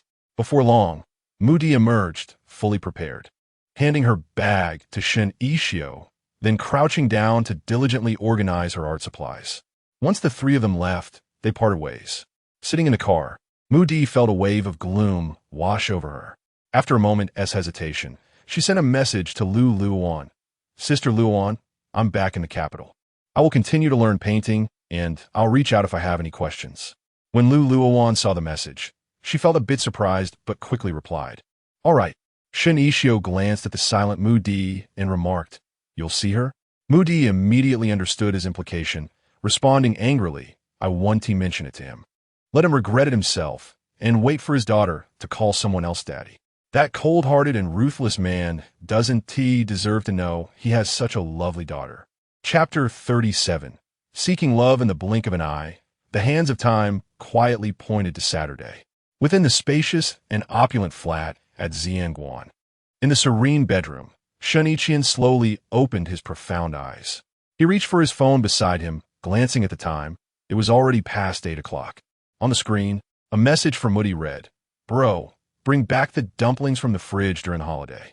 Shen Yiqian merely cast a fleeting glance at it, showing no intention of replying. After completing his morning routine, as he was about to order takeout, he suddenly remembered the dumplings in the fridge. He opened the refrigerator and pulled out a box of dumplings. Upon seeing the shriveled dumplings, his lips immediately pressed into a straight line, and his brow furrowed slightly. He then retrieved another box, this one not only aesthetically pleasing, but also plump and round. Without hesitation, he returned the first box and strode toward the kitchen with the second one in hand. It is worth noting that he was no novice in the kitchen. Shen and Amp, Appo's father was a commander, and after reaching adulthood, he had spent 2 years in the military. Thus, the task of boiling dumplings was relatively simple for him. He selected a pot, meticulously washed it, filled it with an adequate amount of water, and then ignited the flame. Within a few short minutes, the water in the pot began to bubble vigorously. Shen Yiqian skillfully added the dumplings. Before long, a steaming plate of dumplings, wafting an irresistible aroma, was ready. However, the kitchen had not yet been fired up for cooking, and there were no seasonings at home. He picked up a dumpling and took a delicate bite. The delightful flavor and tempting fragrance instantly spread through his mouth, proving to be as delicious as she had claimed. The plate of dumplings was rapidly devoured, and Shen Yiqian picked up his phone to respond to Mu Di's message. Gone. Far away in the capital, Mu Di, upon seeing the succinct reply, quickly responded, Did you eat them all? They must be incredibly delicious. That filling was made by Aunt Lu, and Sister Luowan wrapped them. You should thank me. Without me, you wouldn't have had the pleasure of such delightful dumplings. Bro, can you increase the amount of your New Year in Appo's red envelope? Shen Yiqian glanced at this message, his expression remaining unchanged, still as indifferent as ever, with no intention of replying. He rose and walked to the kitchen, and moments later, as he re-emerged, his phone on the table suddenly rang. He picked it up to find it was Jiang Zhiheng calling, and promptly answered. Jiang and Appo's playful voice came through the receiver. Director Shen, are you home? Shen Yiqian replied briefly, turning to head back to the bedroom before stepping into the cloakroom. Come downstairs. We're right below your building, and we will take you to pray for love. G City is home to a renowned Buddhist sacred site, Shan, where numerous visitors come daily to offer incense and pray, each with their unique wishes, whether for peace, wealth, love, or fortune. Jiang Zhiheng and Qin Wenluan, with some leisure time on their hands, decided to visit the site and catch up with Shen Yiqian. Pray for yourself, Shen Yiqian said curtly before hanging up without hesitation, then retrieved a wool sweater and a black coat from the wardrobe. At that moment, Jiang Zhiheng sent a message. If you don't mind being a third wheel, we can skip driving. Upon reading this, Shen Yiqian decisively grabbed the car keys and made his way to the basement. Meanwhile, at the Lu residence, breakfast had just concluded, and Sui had also come over for the holiday, arriving the previous night. Lumu had planned to take them to pray for love today, feeling a sense of urgency seeing that Luowan, Su He, and Lu Xiao were all still single. Initially, Luowan had no intention of going, as weekends were typically busy for her store. However, Lu Mu firmly insisted, even bringing along Lu Jin, Yi, and the nanny. Ultimately, they set off in 2 cars toward Shan, which was just over an hour in Amp. Oppo's drive away. Upon arrival, the parking lot was nearly full. Luowan took out a child-sized mask from her bag and carefully placed it on Lu Jin and Oppo's face. Given the current outbreak of viral influenza in the dense population here, it was prudent to take precautions. As they exited the vehicle, Lu Mu and the nanny led Lu Jin ahead. Lu Luowan, Su He, and Lu Xiao followed behind, with Su He teasingly remarking, "If I truly find love here, we should come every year. Wan Bao, let us go together then." Lu Luowan shook her head gently, replying, "I seek peace, not love." Don and Amp, Oppos, say that. You might encounter your true destiny. Su He mused, considering that since Lu Luowan was already divorced, with her qualities, finding someone for her first marriage shouldn't be an issue, depending on her willingness. She then turned to Lu Xiao beside her, saying, "It wouldn't be bad to win over the young lady from the Mu family. Don't be too proud, just go for it. After all, she's a beauty, and you want be at a loss. I'm still young. You should think about yourself more," Lu Xiao replied, noting that he would only be 21 after the new year and felt no urgency. After climbing a few steps, Lu Jin found it difficult to continue and turned to call out to Lu Xiao, "Uncle, carry me." Without hesitation, Lu Xiao scooped her into his arms. With her mask on, Lu Jin and Oppo's bright, clear eyes were the only visible feature as she nestled her cheek against Lu Xiao and Oppo's shoulder, curiously surveying her surroundings. Not far behind them were Jiang Zhiheng and Shen Yiqian. After Qin Wenluan snapped a photo, he turned to Shen Yiqian, saying, "Director Shen, your connection with your ex-wife is truly remarkable to run into her here." Shen Yiqian remained silent, his gaze drifting forward. Indeed, there she was, accompanied by Su He and Lu Xiao. Lu Xiao was holding a child, but due to the distance, the child and Oppo's face was obscured. Upon entering the main hall, Sui glanced down and immediately spotted a familiar figure approaching. What kind of twisted fate is this? Lu Xiao, hand Jin to the nanny. It was indeed a coincidence to encounter Shen Yiqian and his friends. Lu Mu, overhearing Su He, quickly cautioned, "He, be mindful. This is a sacred place. We must not offend the Buddha." "Godmother, I apologize. I couldn't and Oppos to hold my tongue." Su He laughed awkwardly. Meanwhile, Lu Xiao quickly took Lu Jin away, accompanied by the nanny. Just as they prepared to enter the main hall, Jiang Zhiheng and Oppos' voice called out from behind, "Lawyer Su, Miss Lu, what a coincidence. Are you here to pray for love?" "Indeed, we're both single, so here we are, unlike you, Jiang, with a beautiful lady by your side," Su He replied, raising an eyebrow with a bright smile.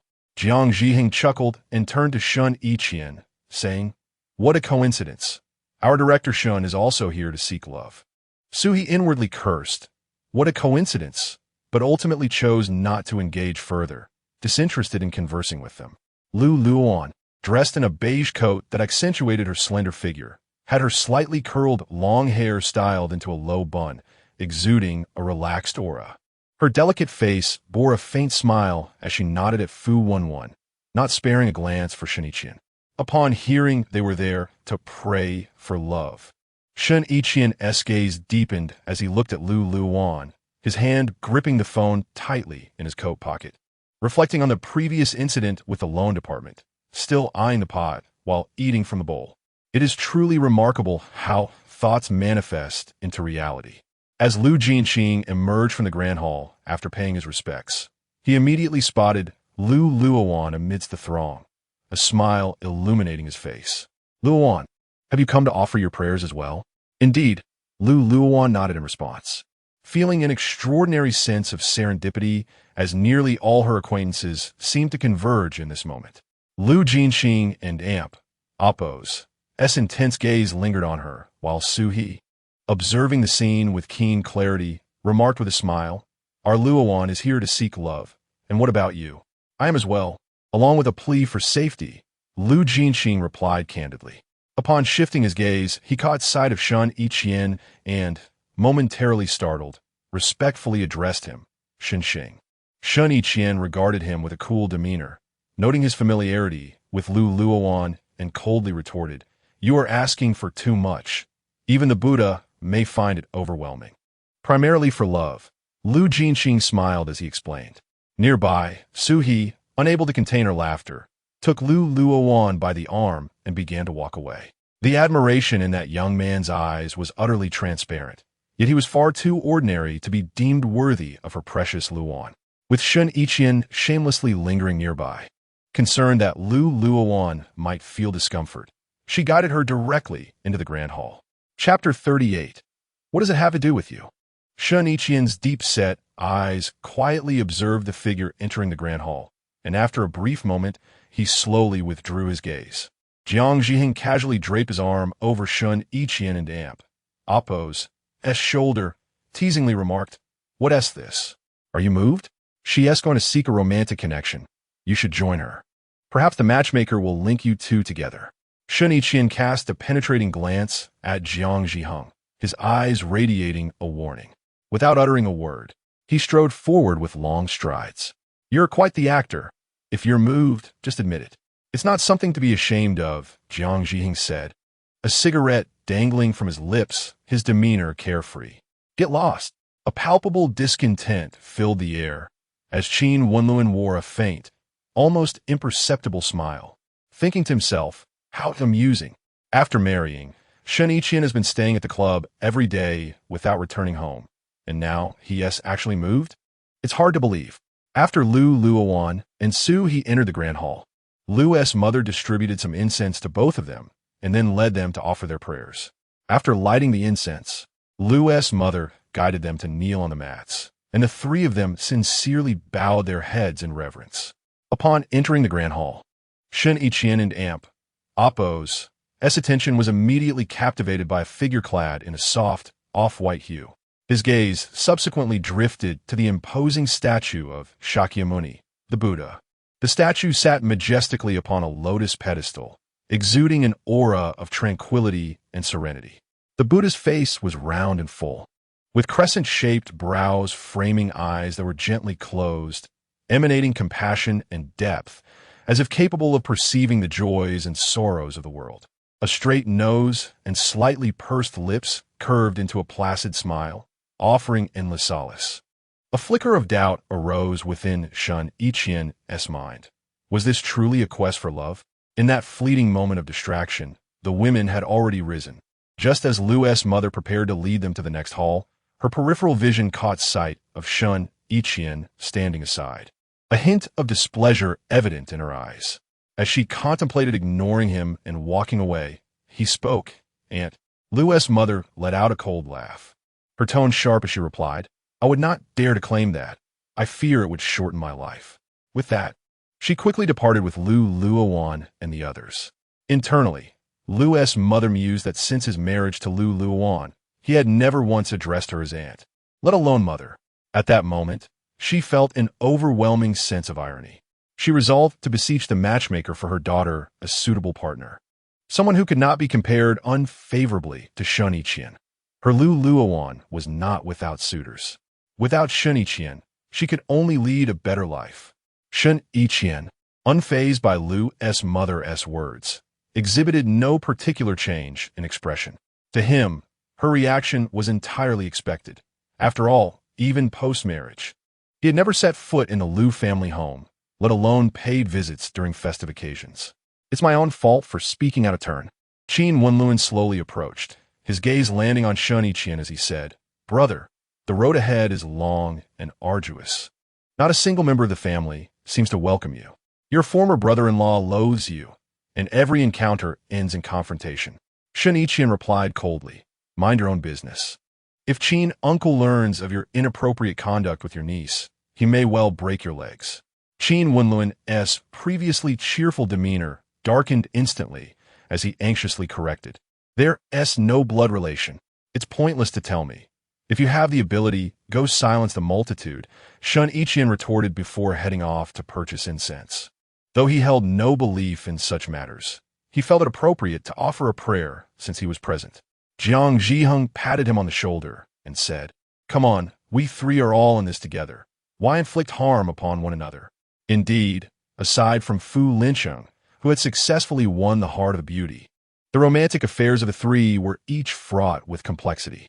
Qin Wenluan remained silent as Wan Ruo and Fu Woman entered the scene after taking their photographs. Wan Ruo complained to Qin Wenluan, "Uncle, what sort of photography skills do you possess? I'm clearly 168 centimeters tall. Yet in the pictures, I look barely 150. We must retake them. Let us light the incense first." Qin Wenluan replied, his expression gentle. On Lu's mother's side, having visited previously, she adeptly led Luowan and the others to the matchmaker hall, where they knelt and prayed with utmost sincerity. Initially, Luowan had no intention of kneeling, for she was skeptical that such an act could truly summon love. If it could, there would not be so many singles and divorced individuals in the world. Furthermore, she found her single status quite enjoyable and had no thoughts of remarrying. Yet, fearing her mother's admonishments, she joined in the kneeling. Once completed, Lu's mother solemnly promised before the matchmaker, "Dear matchmaker, please bless my 3 children to find their soulmates. I shall return every year to offer incense and donations." Beside her, Suhi chimed in cheerfully, "Godmother, I'll accompany you next time." Lu's mother smiled and replied, "Very well." Luowan, however, did not engage in their conversation, remaining indifferent to such beliefs. She took out her phone and sent a message to Lu Xiao. "Where are you?" A swift reply came, "At the Love Bridge." Accompanied by a video, it showcased a bridge adorned with myriad locks, each tied with red ribbons. Luowan responded, "I'll join you shortly, and make sure you don't let Jin remove his mask." Wearing the mask offered some assurance. For aside from his eyes, Lu Jinyi's features were a replica of Shen Yiqian's, and she feared being recognized. Lu Xiao replied, "Okay." When Luowan lifted her head, she found that Lu's mother and He had already moved ahead, completely oblivious to her presence. Just as she prepared to catch up with them, a firm grip seized her wrist, accompanied by a clear voice. "The Lu family is not suitable for you." The familiar voice, along with the faint scent of tobacco and an enigmatic woody fragrance lingering near her, made her instantly aware of his identity. "Are you sick? What does it have to do with you?" Luowan felt a twinge of annoyance. Even after their divorce, he still meddled in her affairs. "Who do you think he was?" "He is my employee. Do not harm him," Shen Yiqian said, observing her aversion and resistance, his brow furrowing in displeasure. His voice laced with a subtle warning. Luowan's fingers turned pale, her slightly elongated nails digging into her palm, bringing a tinge of pain. Yet it paled in comparison to the agony in her heart. She felt a lump in her throat and, with a determined effort, broke free from his grasp, coldly retorting, "Rest assured, President Shen, I have no desire for any of the people around you." With that, she swiftly departed. Some people are better off not being seen. Even after the divorce, he refused to let her live in peace, warning her against his employees. At that moment, Luowan and Appo's heart felt an overwhelming sense of desolation. To those who did not appreciate her, even her mere existence was deemed bothersome. Chapter 39. The heart is already dead. A bittersweet smile lingered on Luowan's lips as she strode forward with haste. Behind her, a fervent gaze closely followed her silhouette. It was not until she completely vanished from sight that Shen Yiqian, returning to his senses, realized the folly of his recent actions. Indeed, what concern was it of his whom she chose to love? He had always been emotionally composed, never revealing his inner turmoil, nor disclosing even a hint of it to others. Yet today, he found himself somewhat unrestrained. He attributed his discomfort and lack of control to her poor judgment, particularly since the object of her affections was one of his subordinates, which further unsettled him. As for feelings of infatuation, that notion was entirely non-existent. He mused that her romantic endeavors were inconsequential, as long as they did not involve someone close to him. He believed he could manage not to mind or feel awkward about it. Gazing at the venerable statue of the god of marriage within the grand hall, a smirk tugged at the corners of his mouth, and he inwardly lamented the greediness of humanity, seeking both peace and love. Shen Yiqian did not linger in the hall. Instead, he proceeded directly through the corridor towards the exit. Meanwhile, Jiang Zhihong, upon seeing the hall dedicated to the god of marriage, turned to Qin Wenluan and remarked, "I must seek a match for Shen. or else the god of marriage might pair him with another. Qin Wenluan, feeling irritated, particularly despised hearing such trivial talk. Shen Yiqian had a knack for striking his sore points with his sharp tongue. He retorted, Don and amp, oppose, TB foolish. Do you really think he has feelings for Luowan? How about a wager? I and amp, oppose, LL bet 50 million that he has indeed changed his heart. If I lose, you can have my treasured bottle of Romani Connie. Just the fact that he didn't walk away immediately upon seeing Luowan is a stark contrast to before. He used to flinch at the mere mention of her name, yet now they can occupy the same space. Surely, that signifies a change. You are destined to lose.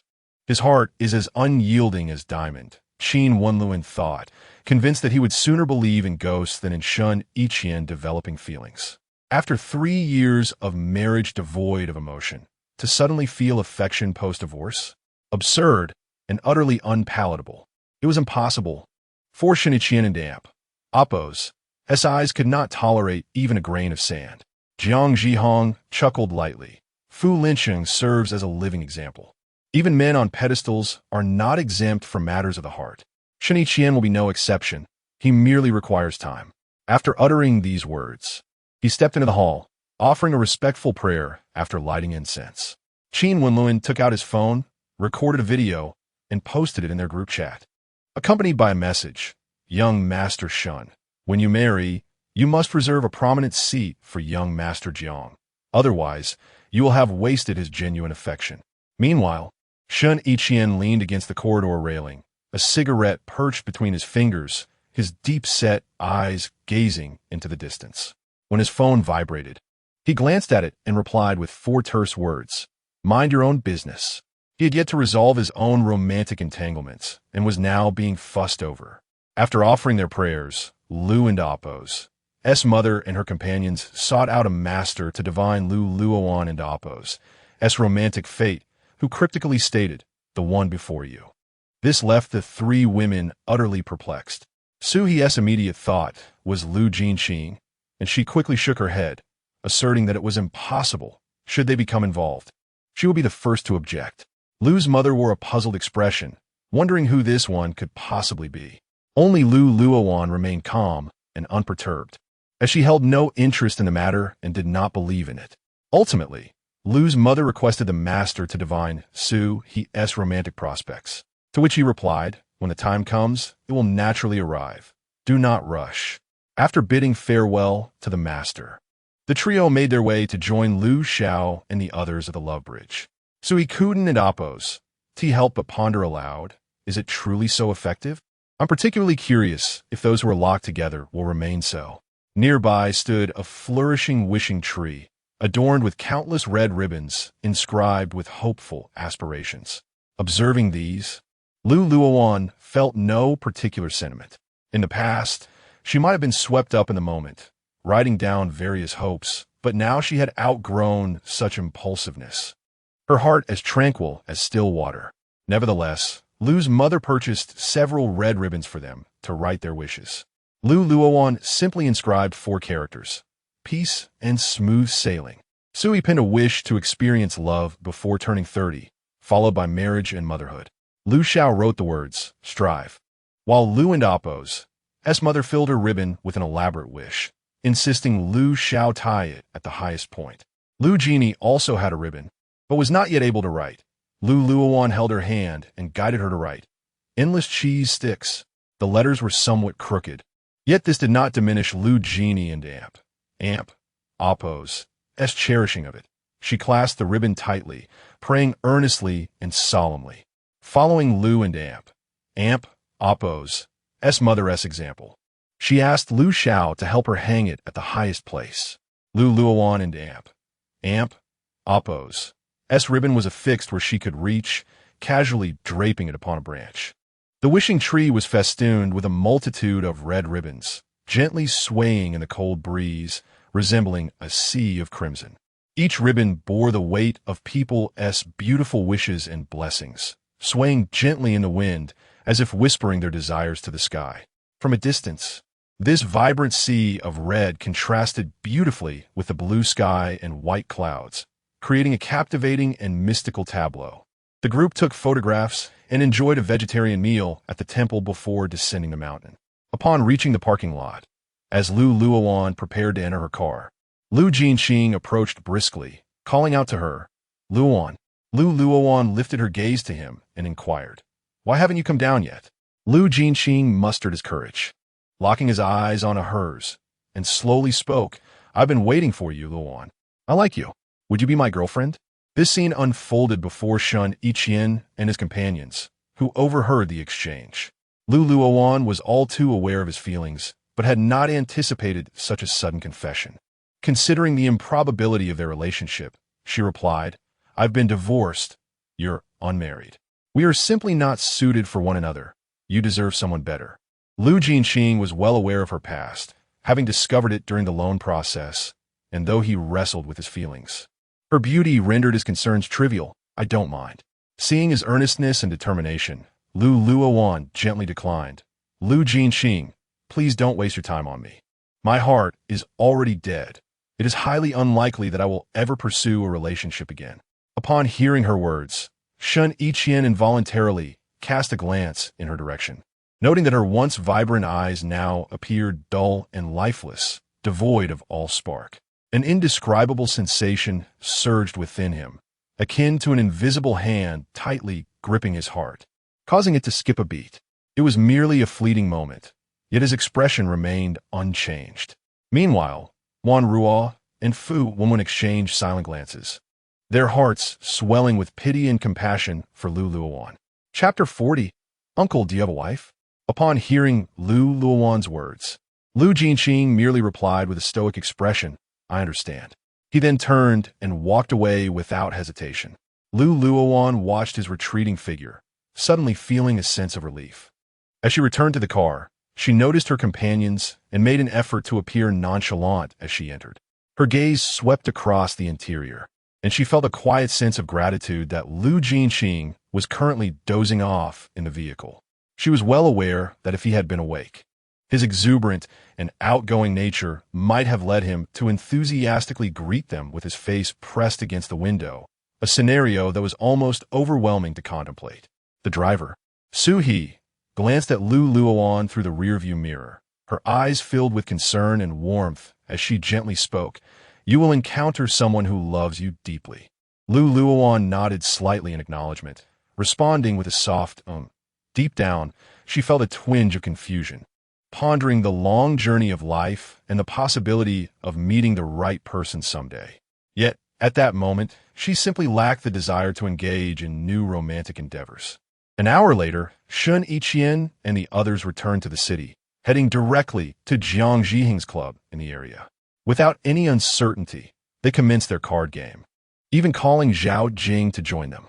At the card table, Shen Yiqian exuded an aura that made him seem unapproachable, his eyes glinting with a sharpness that suggested he could see through everything. Unsurprisingly, after several rounds, he emerged as the victor. Seeing this, Jiang Zhiheng jested disappointment in love, yet triumph in gambling. How true that is. Shen Yiqian leaned slightly forward, casually fiddling with his playing cards. His seemingly careless movements were, in reality, meticulously calculated. He pinched one corner of the card between his thumb and forefinger. Then, with a slight flick of his wrist, the cards cascaded like snowflakes. Swiftly, he gathered them back together, repeating the earlier action before decisively placing them on the table, coldly uttering the word, "Noisy." Jiang Zhiheng turned to Zhao Jing, grinning as he remarked, with his economy of words and perpetually icy demeanor, "Have you ever considered a career change?" Zhao Jing silently lamented, recognizing that his friend had indeed dug a pit for him, yet maintained a smile as he replied, "Shun's character is quite admirable. I vow to follow him for life."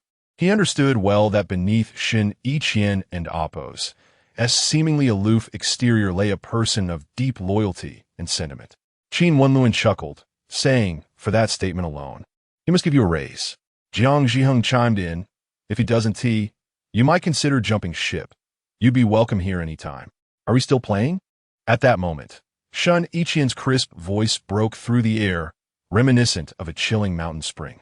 "Play indeed, but let me remind you, your beloved company may soon encounter some troubles that will require your assistance. Jiang Zhiheng's playful demeanor shifted to seriousness. Qin Wenluan frowned slightly and remarked, "After all these years, you have already helped her immensely. That debt has long been settled." Shen Yiqian was acutely aware that Ji Tongji was a proud individual, and the previous conversation had left no room for misunderstanding. He simply sat in silence, reluctant to explain further. Although he had reaped many benefits from the Shen family, it was futile, as having a wayward younger brother meant Ji Tongji would always be left to clean up the mess. Taking a drag from his cigarette, Qin Wenluan discarded 2 cards and added, "The Ji family is bound to be ruined by Ji Juanhao." Jiang Zhiheng dismissively said, "If you care so much, perhaps you should rescue him." "That has nothing to do with me."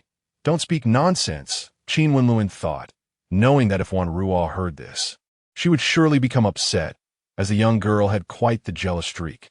The card game continued until the early hours of the morning, and, unusually, Shen Yiqian chose not to remain at the club, but returned to Xian Guandizi. The next day, he awoke at 11, still feeling a bit drowsy, so he decided to make some dumplings. He devoured them entirely, leaving only a few deflated dumplings behind. In the evening, Guijun invited him over for dinner, and he stopped by the store to buy some toys for Guijun and Amp, Appo's son. Upon arriving at Guijun and Amp, Appo's home, he found Guijun busy in the kitchen, as his wife was still away on a business trip. Only the housekeeper and the 2 of them were present. Shen Yiqian settled comfortably on the sofa, idly scrolling through his phone. Gua Haoyu, holding the assembly toy he had brought, struggled with the complex instructions, feeling overwhelmed. He then asked, "Uncle Shen, can you help me put this together?" Shen Yiqian glanced at him with a nonchalant expression, his tone lacking warmth. A man should do his own tasks. Gua Haoyu blinked, quickly responding, "But I'm just a 3-year-old child." "Uncle, if you lack compassion, it will be hard for you to find a wife." He recalled his mother often saying that being helpful, kind-hearted, and polite would attract a partner and make him likable to girls. Shen Yiqian was taken aback by the child and Amp, Appo's sudden wisdom, and felt compelled to correct him. Being a man has nothing to do with age. Finding a wife isn't significantly related to kindness either. Gua Haoyu, with his wide, innocent eyes, pressed further. "So, uncle, do you have a wife?" "No. Because you lack compassion, you have no wife." Gua Haoyu tilted his little head in contemplation, muttering this under his breath. He then continued, "I'm very helpful in kindergarten, and I have lots of friends. Once I grow up, I might have a girlfriend." Hearing this, Shen Yiqian displayed a complex expression, pondering how children today were so mature, already cognizant of relationships. Just then, Guijun emerged from the kitchen, and Shen Yiqian Kuden and Appo's. He helped but remark, "Your son is quite precocious." Guijun burst into laughter, saying, "Wait until you have children, and you and Appo's LL understand. Kids these days are knowledgeable. How you? Go wash your hands and get ready to eat." "Okay." Gua Haoyu nodded obediently. Chapter 41. Blind date time swiftly passes, and soon it is the end of the year. Shen Yiqian had returned to the capital early, taking residence in the old family home. Lady Shen gazed at her 2 grandsons, both still single, and felt a wave of frustration wash over her. Nowadays, she hesitated to venture out for leisure activities with her friends, as their conversations invariably revolved around grandchildren and prospective brides. In contrast, her own family had 2 grandsons who were still bachelors, a topic she found difficult to broach. One day, Shen Yiqian slept in until after 9. As he descended the stairs, Aunt Fu had already set a steaming breakfast on the table. Just as he was about to enjoy his meal, Lady Shen approached with a steady yet somewhat urgent gait, taking a seat beside him. She declared, "After the new year, you must obediently go on blind dates. 5 a day, because I refuse to believe there isn't a girl who can catch your eye. I'm too busy. Let Ishio handle it." Shen Yiqian replied with a casual tone, as if the prospect of blind dates was entirely out of the question for him. "You 2 should go together. If you have the capability, bring back a girl you like. As long as she comes from a respectable family and possesses good character, I would even accept a divorcee." Lady Shen sighed deeply, her worries causing her considerable distress. Suddenly, she recalled Luowan and thought, had they not divorced, they might already have children by now. Last she heard from Mu Di, Luowan was doing quite well, and had several admirers. Lady Shen continued, "If you have the ability, win Luowan back. Alas, she probably wouldn't be interested in you anymore. If you're feeling unoccupied, why not play mahjong or take a vacation with your grandfather?" Shen Yiqian calmly finished his meal and set down his chopsticks, seemingly devoid of appetite. Lady Shen, frustrated, pounded the table, but Shen Yiqian remained unfazed and unresponsive. "There's no time. Once you two settle down, I'll consider it. Look at the children in Linsheng. They are about to be born. And you? You don't even have a shadow of a partner. When New Year's comes and people visit, how will I face them with your grandfather and aunt? Oppos, as old faces. I will arrange a vacation for you right now," Shen Yiqian said, wiping his mouth leisurely, his gaze steady. "You truly are an inflexible individual," Lady Shen retorted, nearly ready to overturn the table in her exasperation. Shen Yiqian exited the dining room, donned his coat, and strode outside with long strides. As he entered the courtyard, Mu Di emerged from a car, holding art supplies, and called out, "Brother, are you heading out?" Shen Yiqian glanced at her, responded with a soft, unlocked the car, and got in. In Jiqing, as the year came to a close, Luowan was still occupied with her work, as the studio would remain open for another couple of days. The tasks at the shop were not overly burdensome, allowing her to arrive later. One morning, after finishing breakfast, her mother called her into the room. After closing the door, Lu's mother said, "Do you remember the person I asked you to add on WeChat? He is the nephew of Aunt Wang downstairs. His company is on break, and Aunt Wang has arranged for you to meet him. Regardless of compatibility, it's good to make the acquaintance." Luowan recalled adding this person on WeChat, though they had never communicated.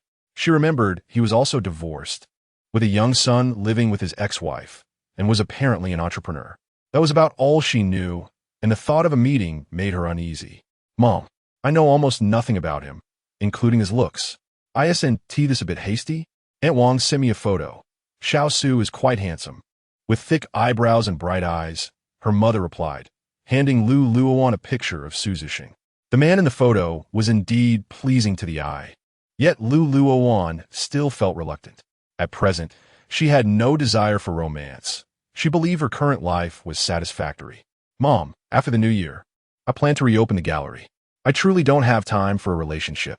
Lanlan, I understand you're not interested in dating, but since Jeannie started kindergarten, she often asks about her father. It's not a good long-term solution to keep avoiding the topic. This is merely a chance to meet.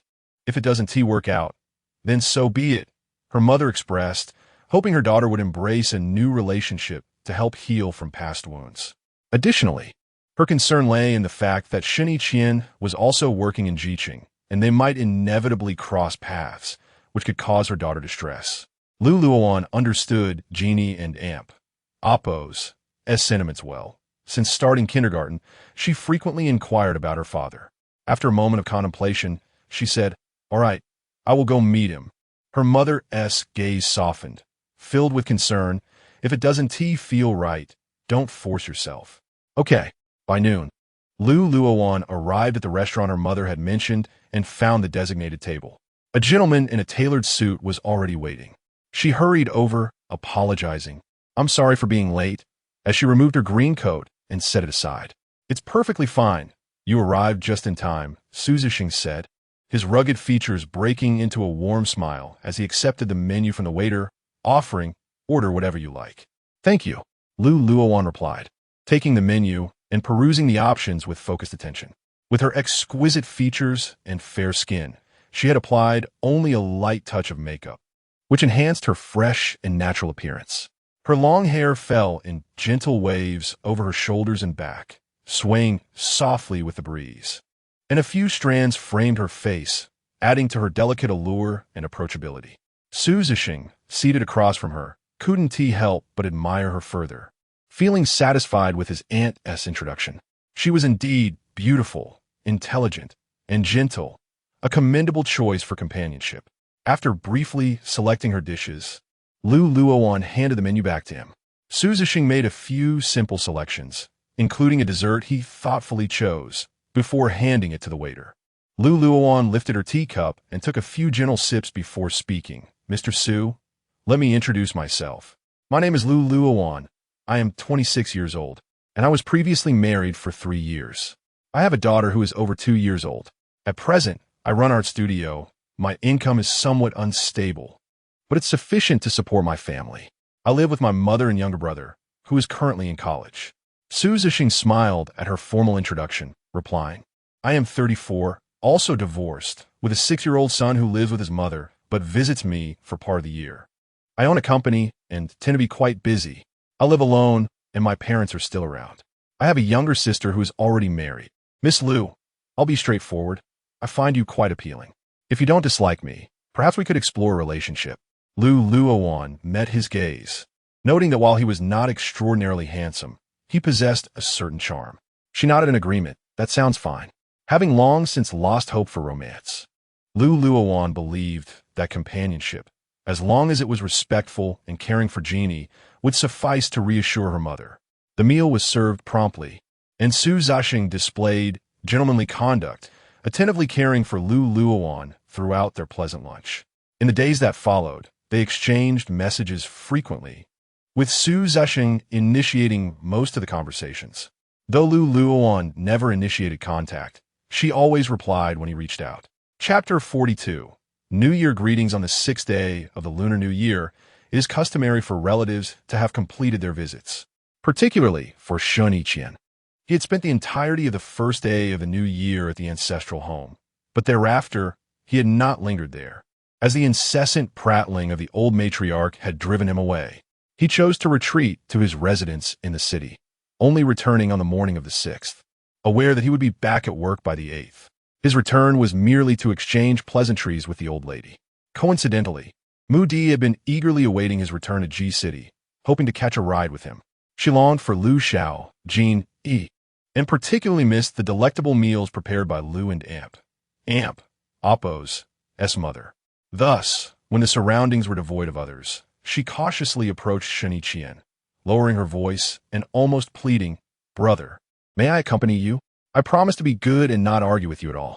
In truth, Mu Di had initially planned to take a train, but the peak travel season had rendered tickets nearly impossible to procure. Shen Yiqian merely lifted his eyelids, casting a cold glance in her direction. His lips pressed together in silence. Not deterred, Mu Di whispered, Brother, if I go with you, your meals will be taken care of.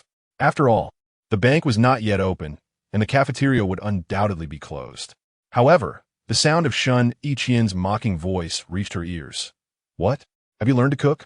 Embarrassed, Mu Di forced a smile and quickly clarified, I can't cook, but I can bring you food. Was the dumplings I made last time delicious? She attempted to entice him with food, but instead, she was met with a blunt rejection. No need, they're an auntie. Undeterred, Mu Di pressed on, Brother, I heard that Sister Luowan is on a date, and they are currently seeing each other. This piece of gossip had been painstakingly extracted from Lu Xiao. Deep down, she still harbored a preference for her brother, even though she was aware of his faults. She genuinely hoped that Luowan would end up with him. After all, they had the adorable Jean together, and she could not bear the thought of Jean calling another man dad. Shen Yiqian and Oppo's brows furrowed slightly before returning to their usual impassive state as he coldly remarked, That's none of my business. Who she dates is her own choice. He repeatedly reminded himself that he had no standing to interfere. Seeing that her efforts had yielded no response, Mu Di resolved to give up, secretly vowing to stay awake that night to secure a ticket, even enlisting her friends to help, even if it meant standing room only. Just as she was about to turn away, Shen Yiqian suddenly spoke, If you misbehave, I'll send you back immediately. Let us go.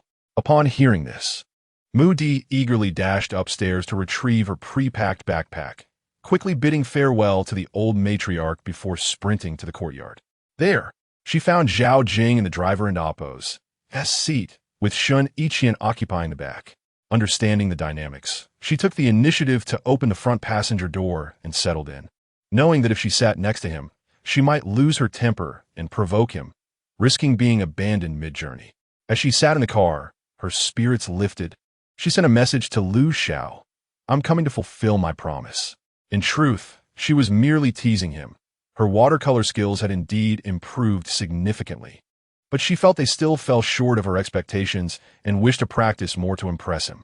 Meanwhile, at Lu and Oppo's, residence, Luowan and Oppo's art studio was still closed, as she intended to take advantage of the holiday to rest, having worked tirelessly throughout the year without a break.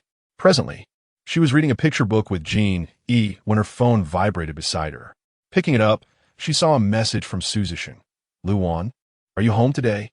I'm planning to visit to wish your mother a happy new year. Luowan was not surprised by the message, as he had mentioned this during their last conversation. Although she was reluctant for him to come, she soon realized that avoiding the situation was not a viable solution if she was intent on trying to cultivate their relationship. Thus, she replied, I'm at home. Shen quickly responded, Great, I'll be there in an hour. After reading his message, Luowan turned to her busy mother and said, Mom, Shen is coming to wish you a happy new year. All right, I'll prepare some dishes. Since it's his first visit, we can't let it be too shabby, her mother replied, calling the nanny, Xiaofun, to join her in the kitchen. Seeing her mother's level of enthusiasm, Luowan's thoughts drifted back to the day she had returned home after getting married. That day, her mother had been equally excited, personally cooking and preparing an abundant feast for the family, who had gathered in eager anticipation of his arrival. Yet, as Luowan repeatedly called his phone, she was met with the unyielding sound of it being turned off. Gradually, her heart sank, mirrored by the disappointment on her family's faces. Each passing moment felt like an eternity in agony, as she felt her family's genuine hopes being mercilessly trampled. Recalling that day brought tears to her eyes, her heart heavy with bitterness and regret. Thankfully, she had gained clarity. Some mistakes, once made, are indelibly etched in one's memory. At the table, Shen Yiqian was doodling with a paintbrush, looking up at Luowan with innocent curiosity, asking Mommy, are you unhappy? No, not at all. Can you tell me what you're drawing? Luowan replied, scrutinizing the artwork, struggling to decipher what it depicted. She affectionately ruffled Shen Yiqian's hair, wondering if the child had inherited her artistic talent or if her youth simply masked it. Mommy, this is a firework, Shen Yiqian declared confidently. Luowan enthusiastically exclaimed, Oh, thank you, Shen Yiqian, for showing me such beautiful fireworks. Lu Xiao, who had stepped out for a drink, overheard Luowan's exaggerated praise and glanced at the drawing, nearly spitting out the water in his mouth. He thought to himself, is that really called beautiful fireworks? Firework designers would probably be infuriated. Noticing Lu Xiao's expression, Luowan shot him a disapproving look and said, Hurry and tidy up. Someone is coming. Lu Xiao remained unmoved, looking down at her, and replied, Your boyfriend is coming to see you. It's your responsibility to prepare, not mine.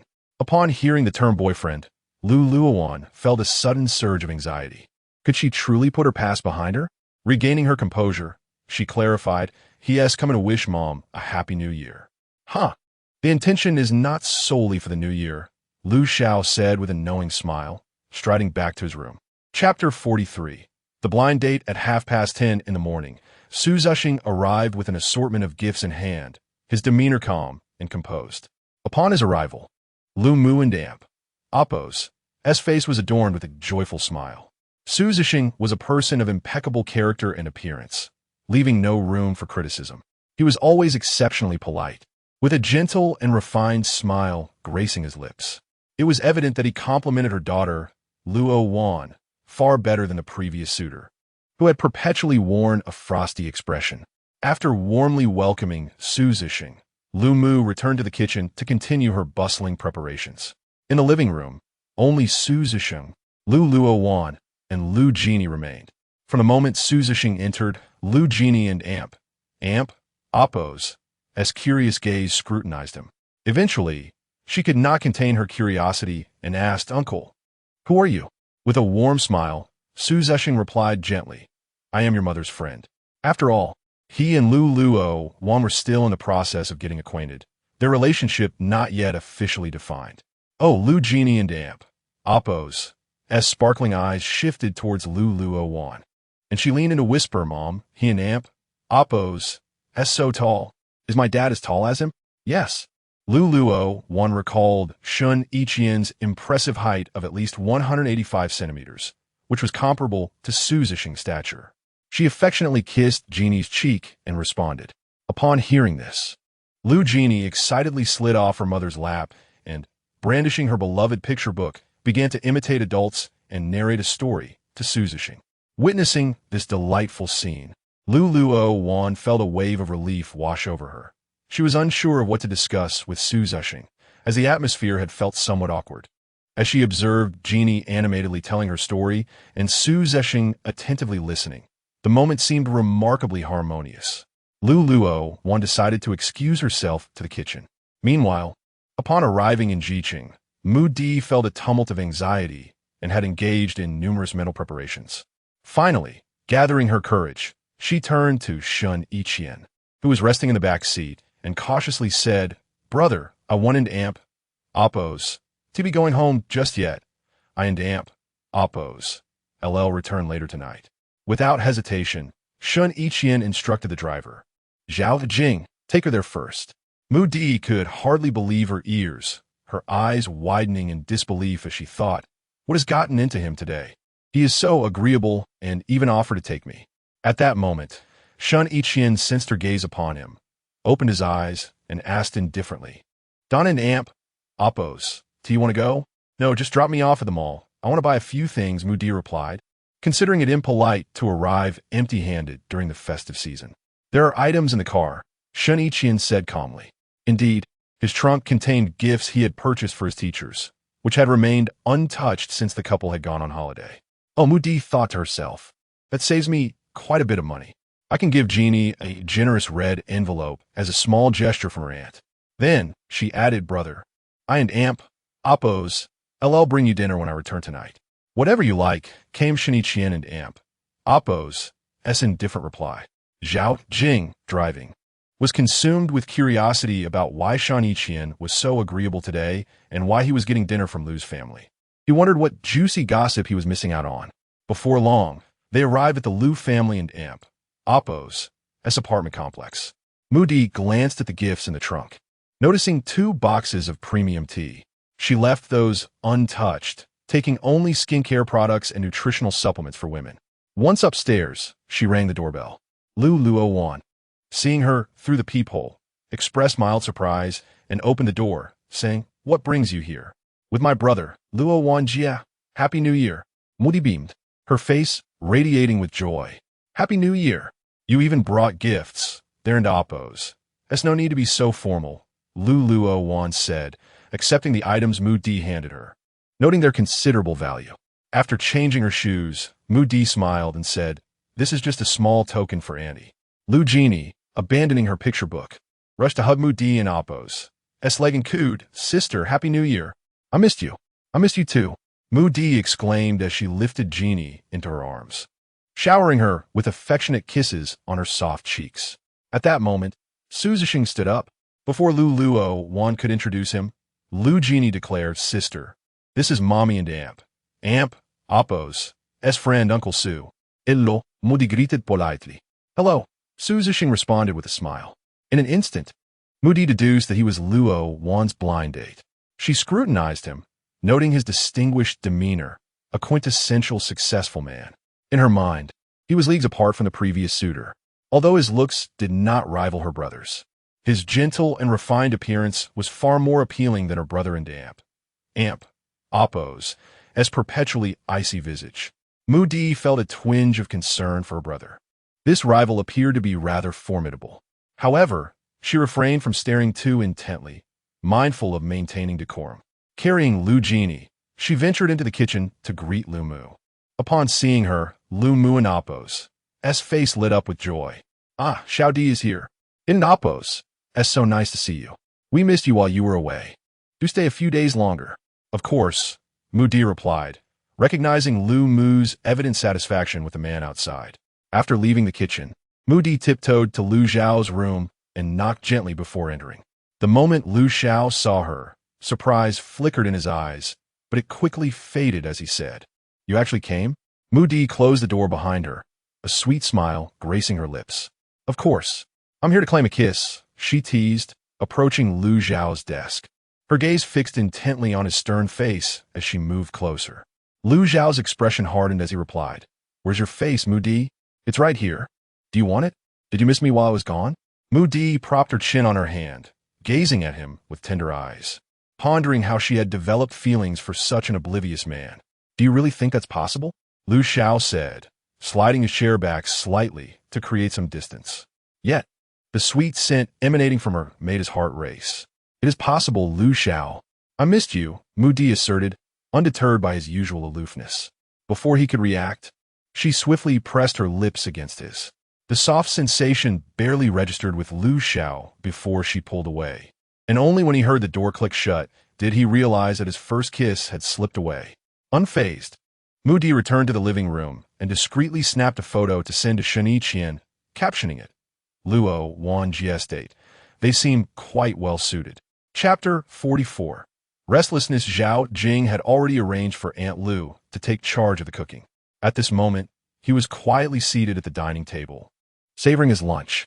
Suddenly, his phone, resting nearby, vibrated.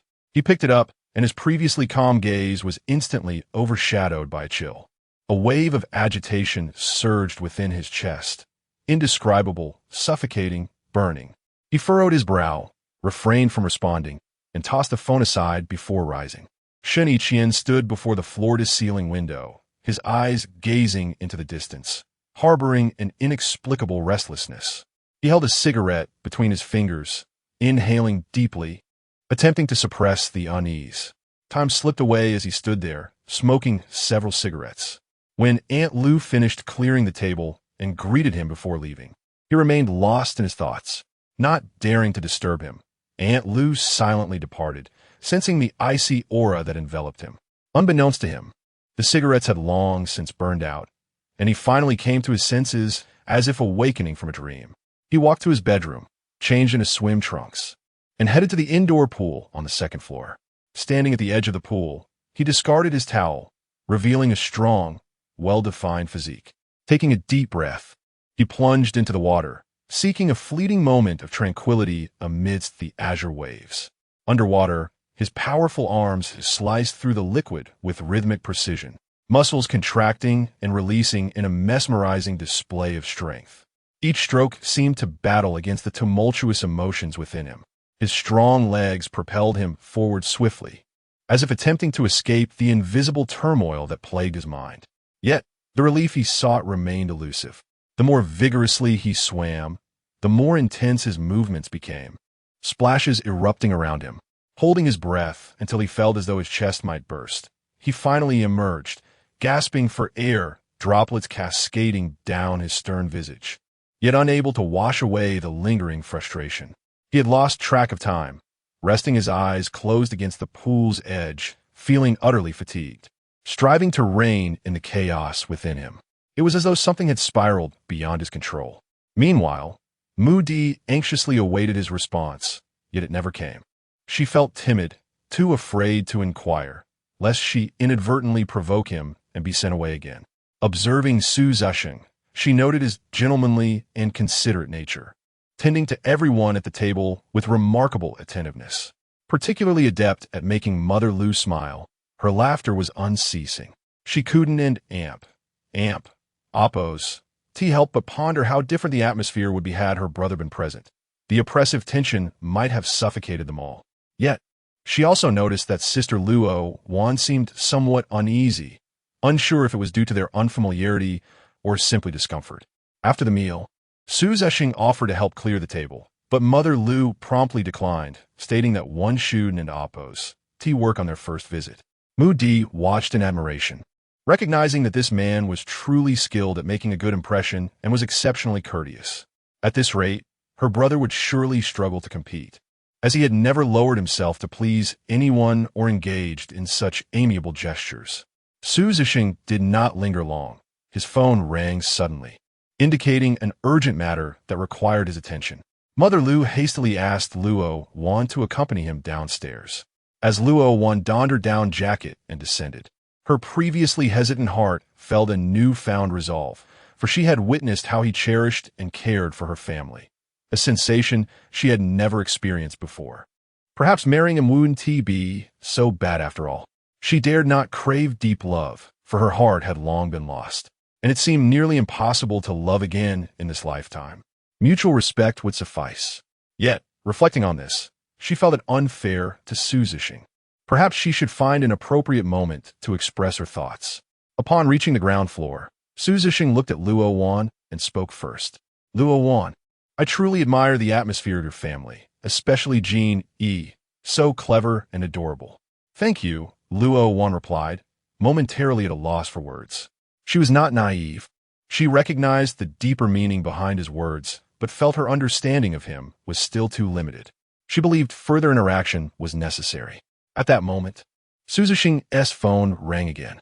He simply said, I need to go now, and after hanging up, he looked at Luowan with an apologetic expression. I'm sorry. I have an urgent matter. Luowan, I genuinely wish to care for you and your family. You may find this sudden, so take your time to consider my intentions. It's cold outside. You should head back in. Luowan nodded, unsure of how to navigate a romantic relationship, as she had never been in one before. She sensed that she might not share the same ease in conversing with him, nor did she feel a pressing desire to delve deeper into understanding him. Upon returning home, she found Lu Jean E already napping, while only Mother Lu and Mu Di were watching a spring festival gala skit in the living room.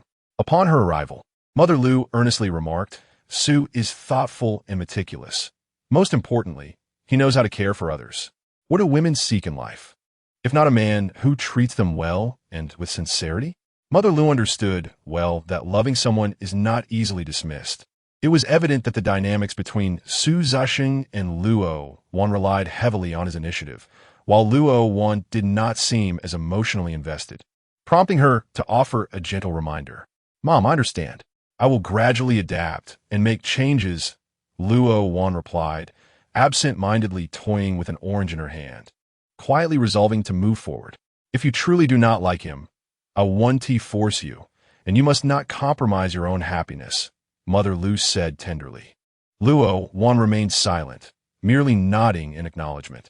Mu Di listened quietly from the side, her heart torn. She wished for Luowan to be with her brother, to see their family united, yet she also feared that such a union might be too burdensome for Luowan. Knowing her brother's heart was too cold to warm easily. Chapter 45. Shen Yiqian don an amp, oppose. Take yourself too seriously as night fell. Mu Di was still enjoying dinner at the Lu residence. With a sweet smile adorning her face, she expressed her heartfelt sentiments to Aunt Lu, saying, Auntie, it has been so long since I last savored your cooking. I can never get enough. May I take a portion home for a midnight snack? Of course. Let me pack it for you, Aunt Lu replied. Upon hearing this, Lu Xiao Kuden and oppose. T helped but let out a soft chuckle, remarking, Are you a pig? Eating so much. Mind your own business. Mu Di retorted, unyielding in her response. Thus, she successfully packed a meal to take home as a late-night treat. And the Lu family had no reason to doubt her, given her consistently hearty appetite. When Mu Di returned to the Shi and Amp, Oppose, and Guan residence, she noticed the living room lights were on, yet no one was in sight. She then made her way to the study, gently knocking on the door, and announced, Brother, I brought back your dinner.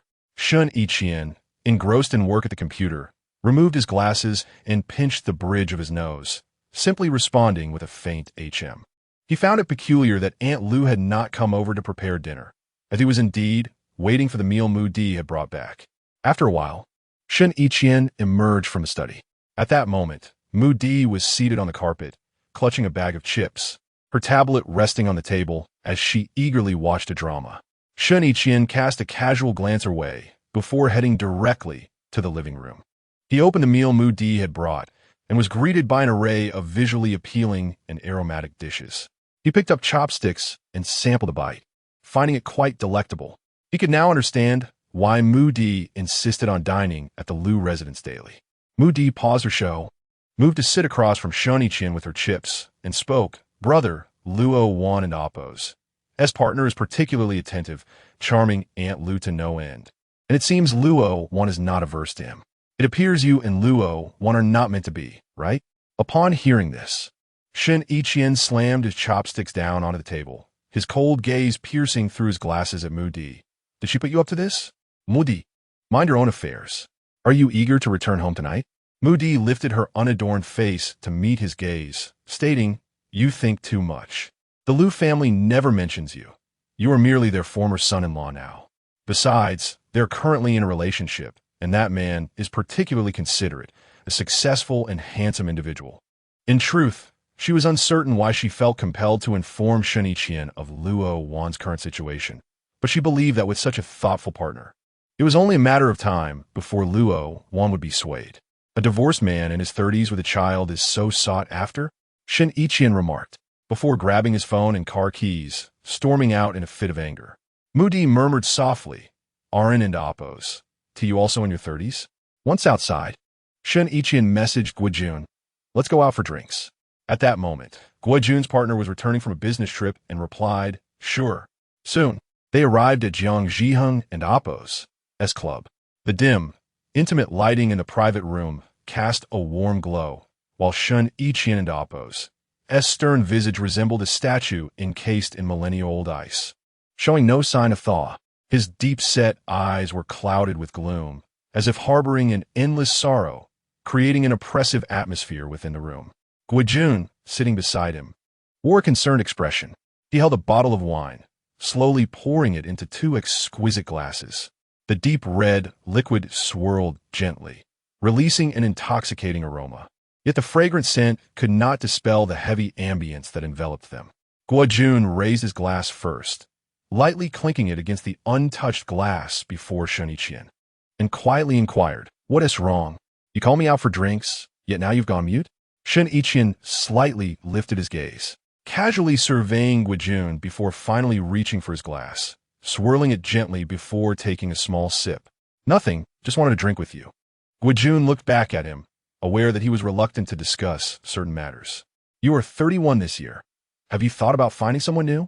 Have you quit auditing to become a matchmaker?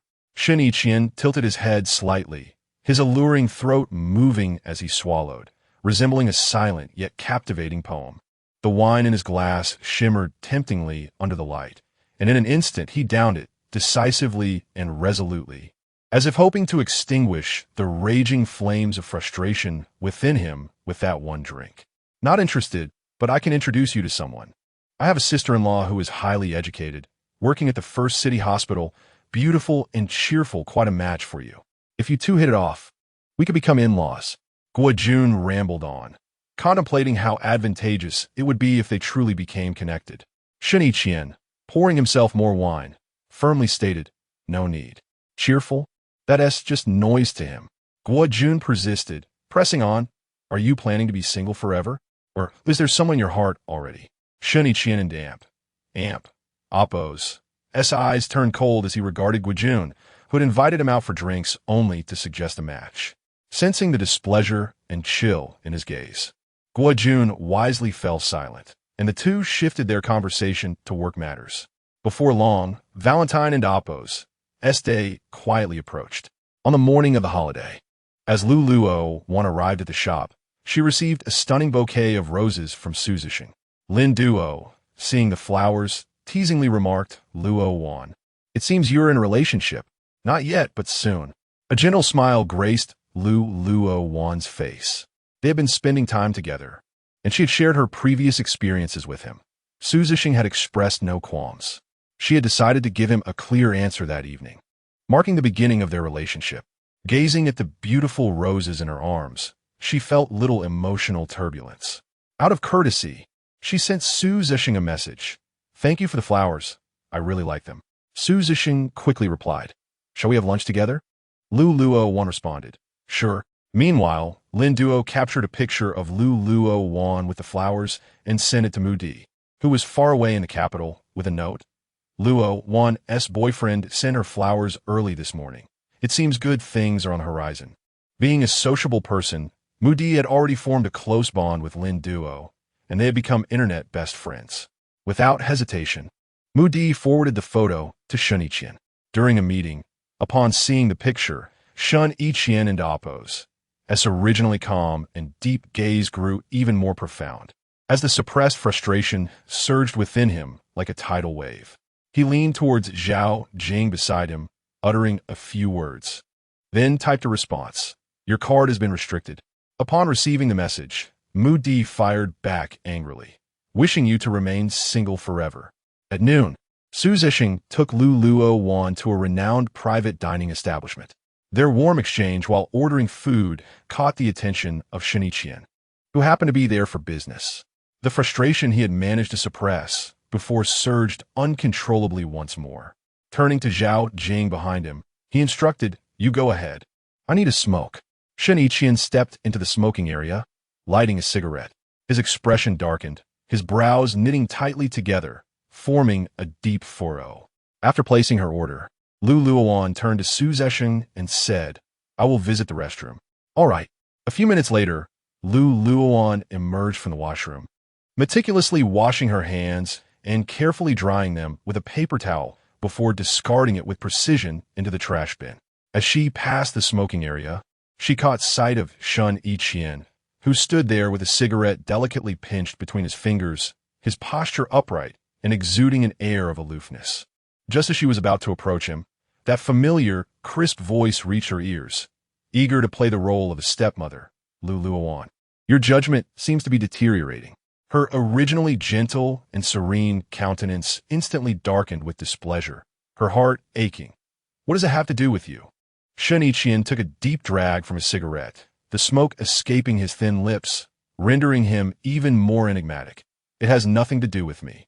Refrain from using mood to provoke me in the future. If you're unwell, seek help, but don't emerge to act irrationally." Luowan felt her anger boiling, her lungs aching with frustration. When had she ever used mood to provoke him? He indeed had a knack for inflating his own importance.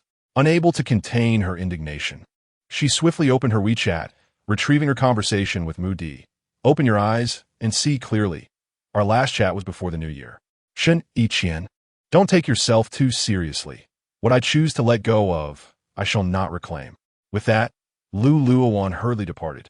Shen Yiqian, upon hearing her words, clenched his fist tightly in his pocket, the knuckles turning pale from the pressure, veins bulging on the back of his hand.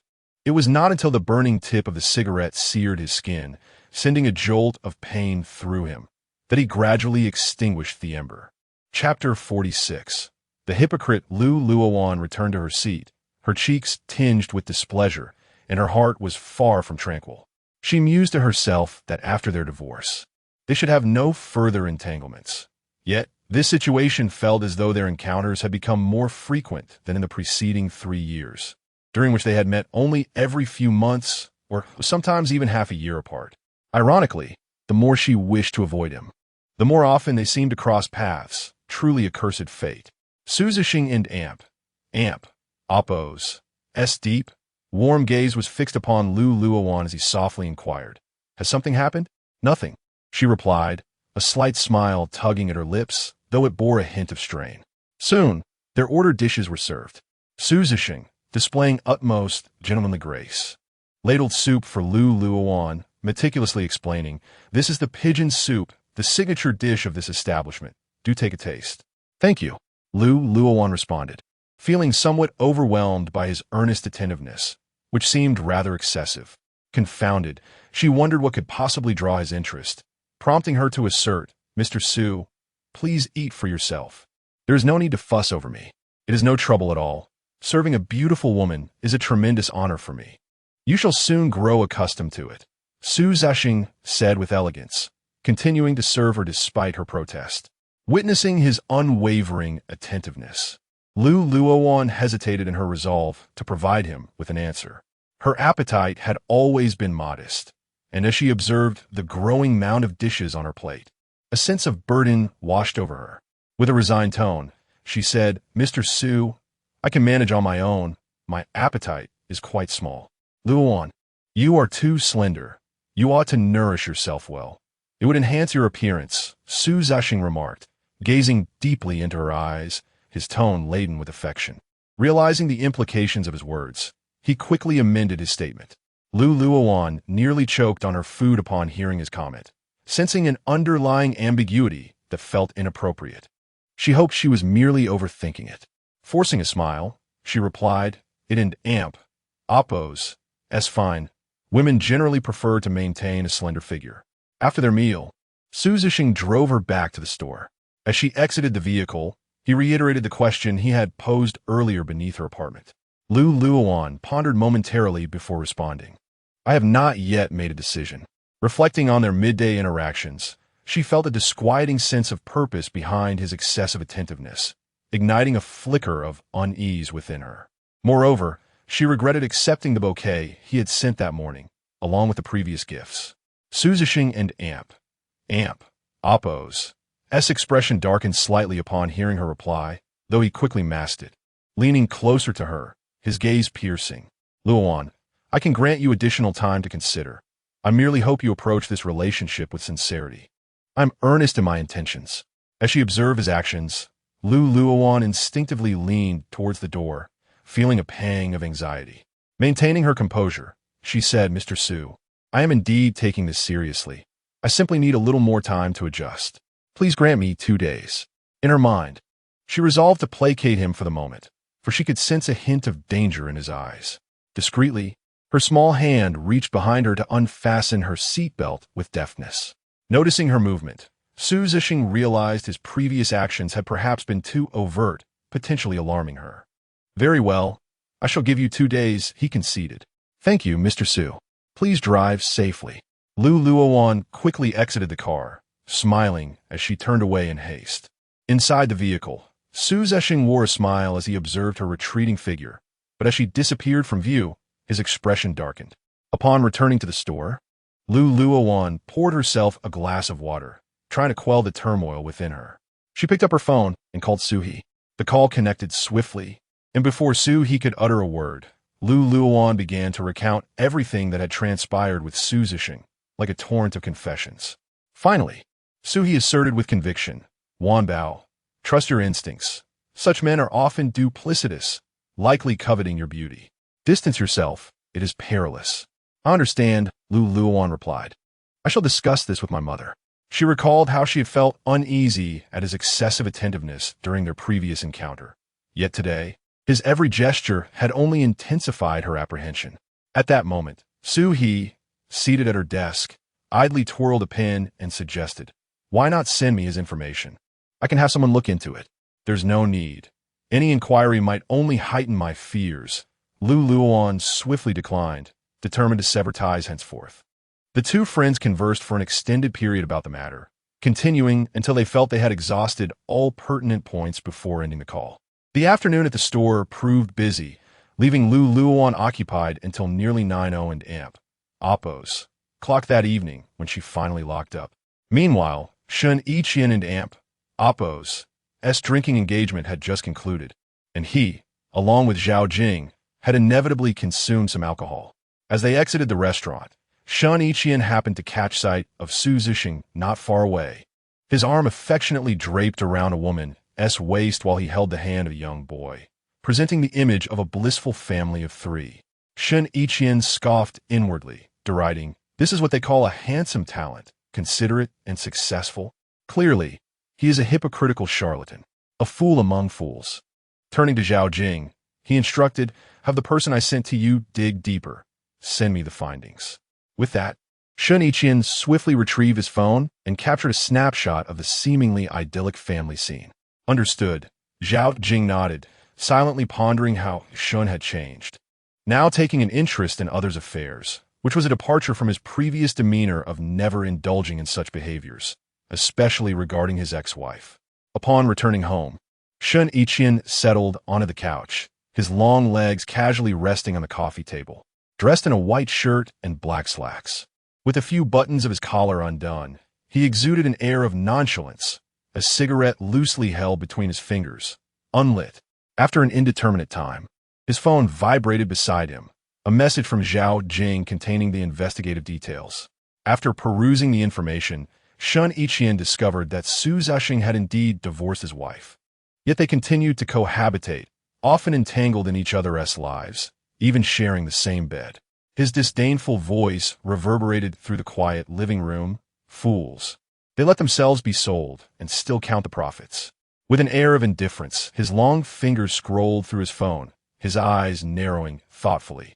After a considerable pause, he sent Zhao Jing a voice message, sent it to her. Along with it, he forwarded the photos he had taken that evening. Chapter 47. Rear-end collision. The moment Luowan received the information, a hint of surprise flickered across her face.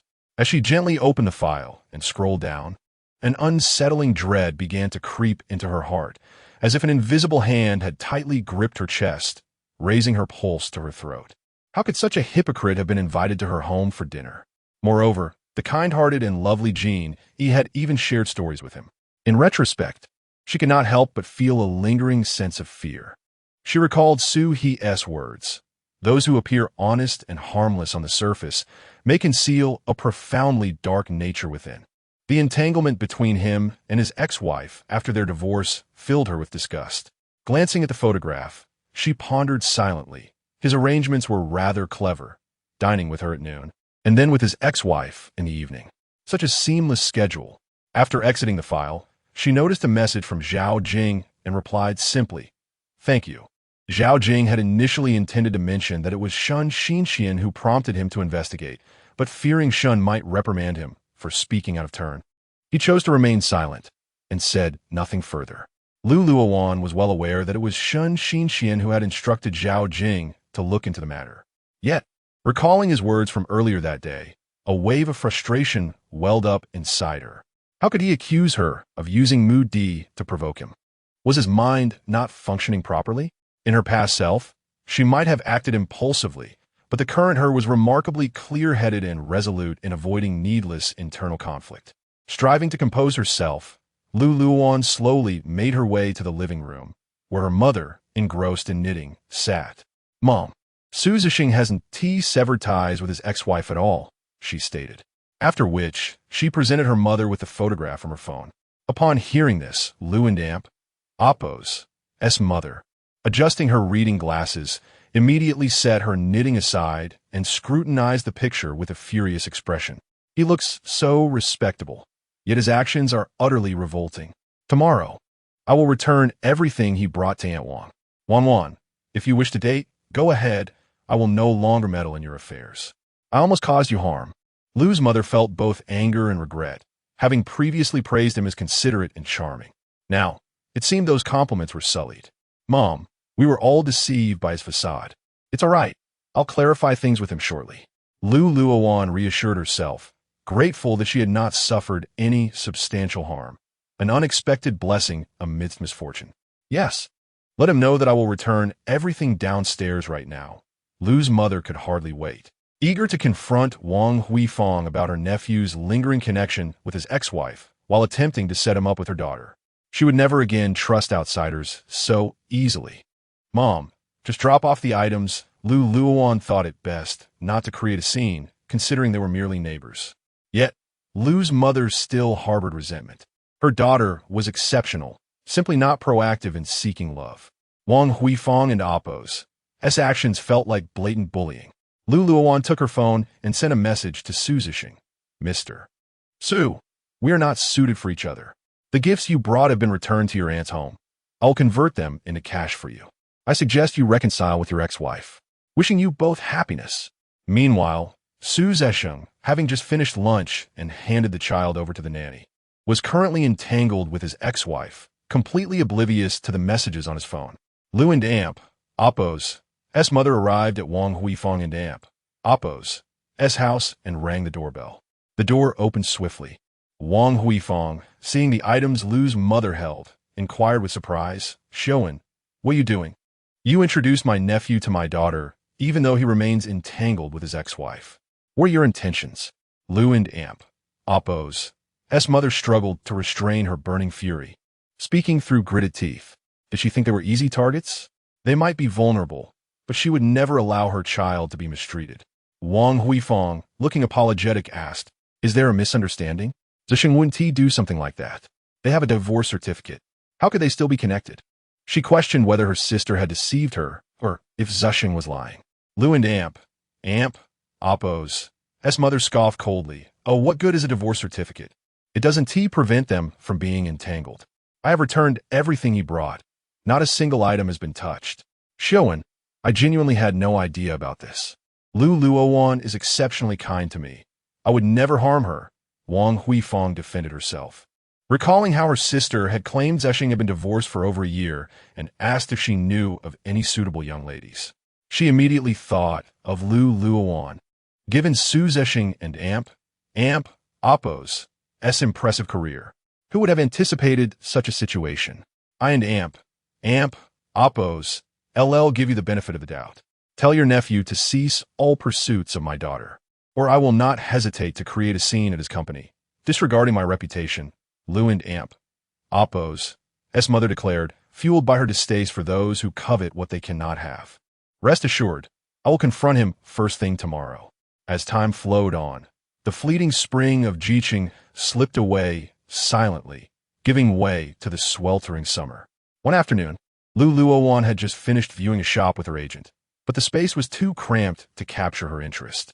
While driving back, she found herself caught in heavy midday traffic, forcing her to drive slowly.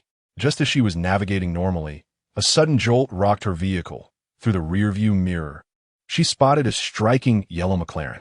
She promptly engaged the handbrake and exited her car, her irritation mounting as she observed the damage to the rear of her vehicle. Dressed in a crisp white shirt and a black mermaid-style fitted skirt, her simple black and white attire accentuated her long, graceful silhouette, curvaceous yet elegant.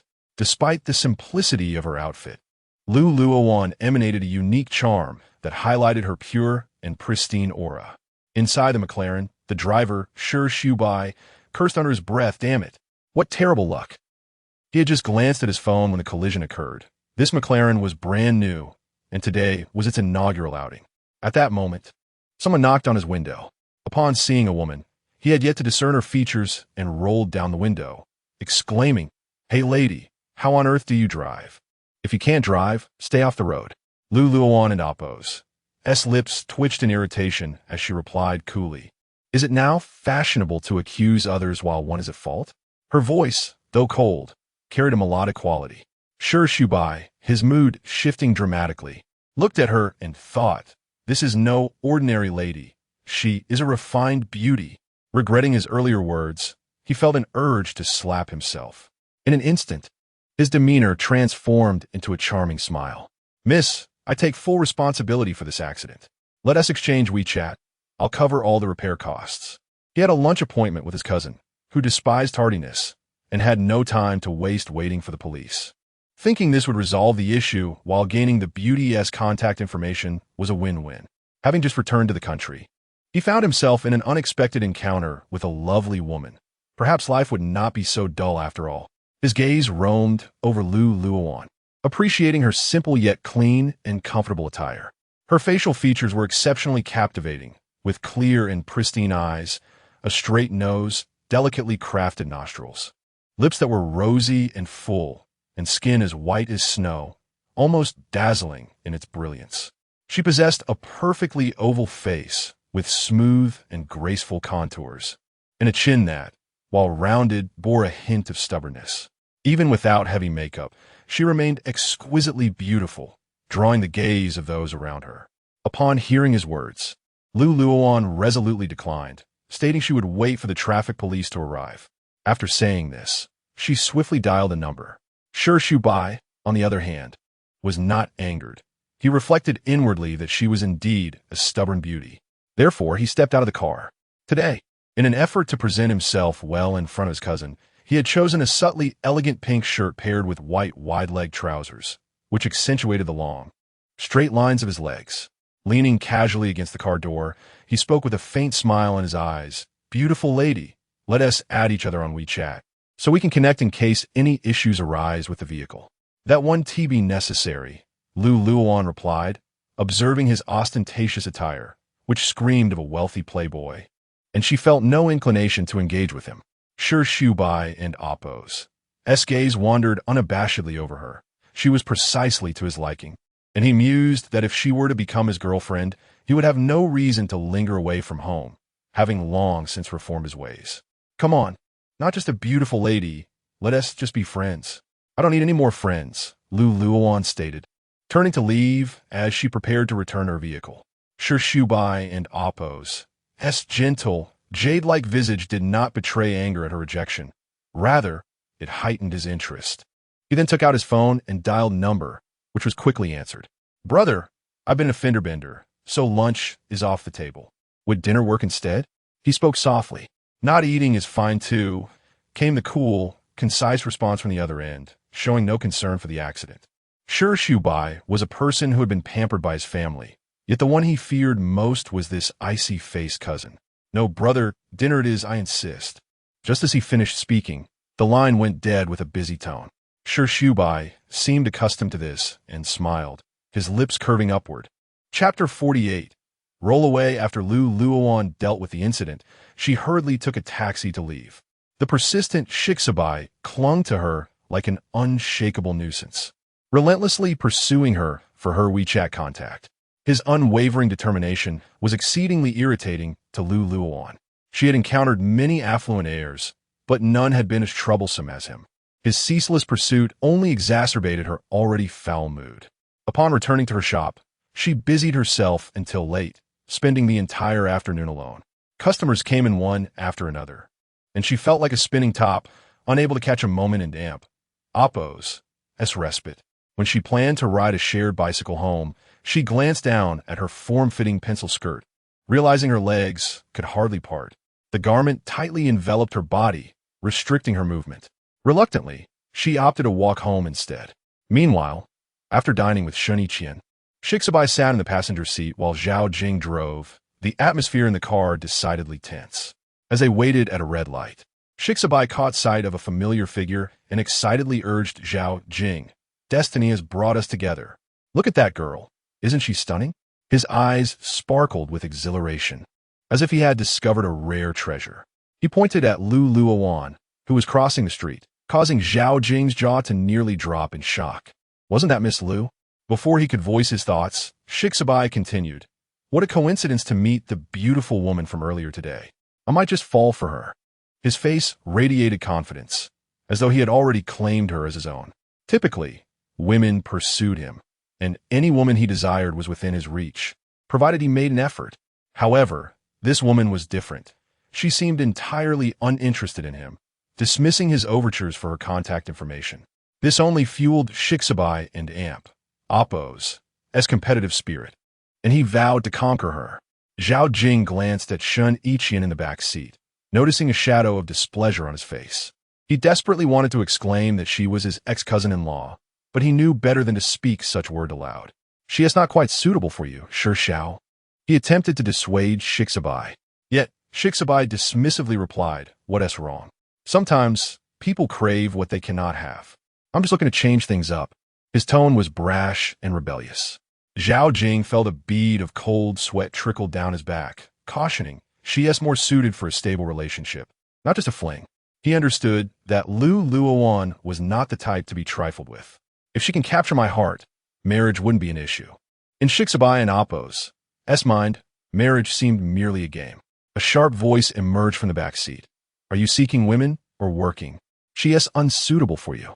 Shen Yiqian and Oppo's tone was commanding, leaving no room for contradiction.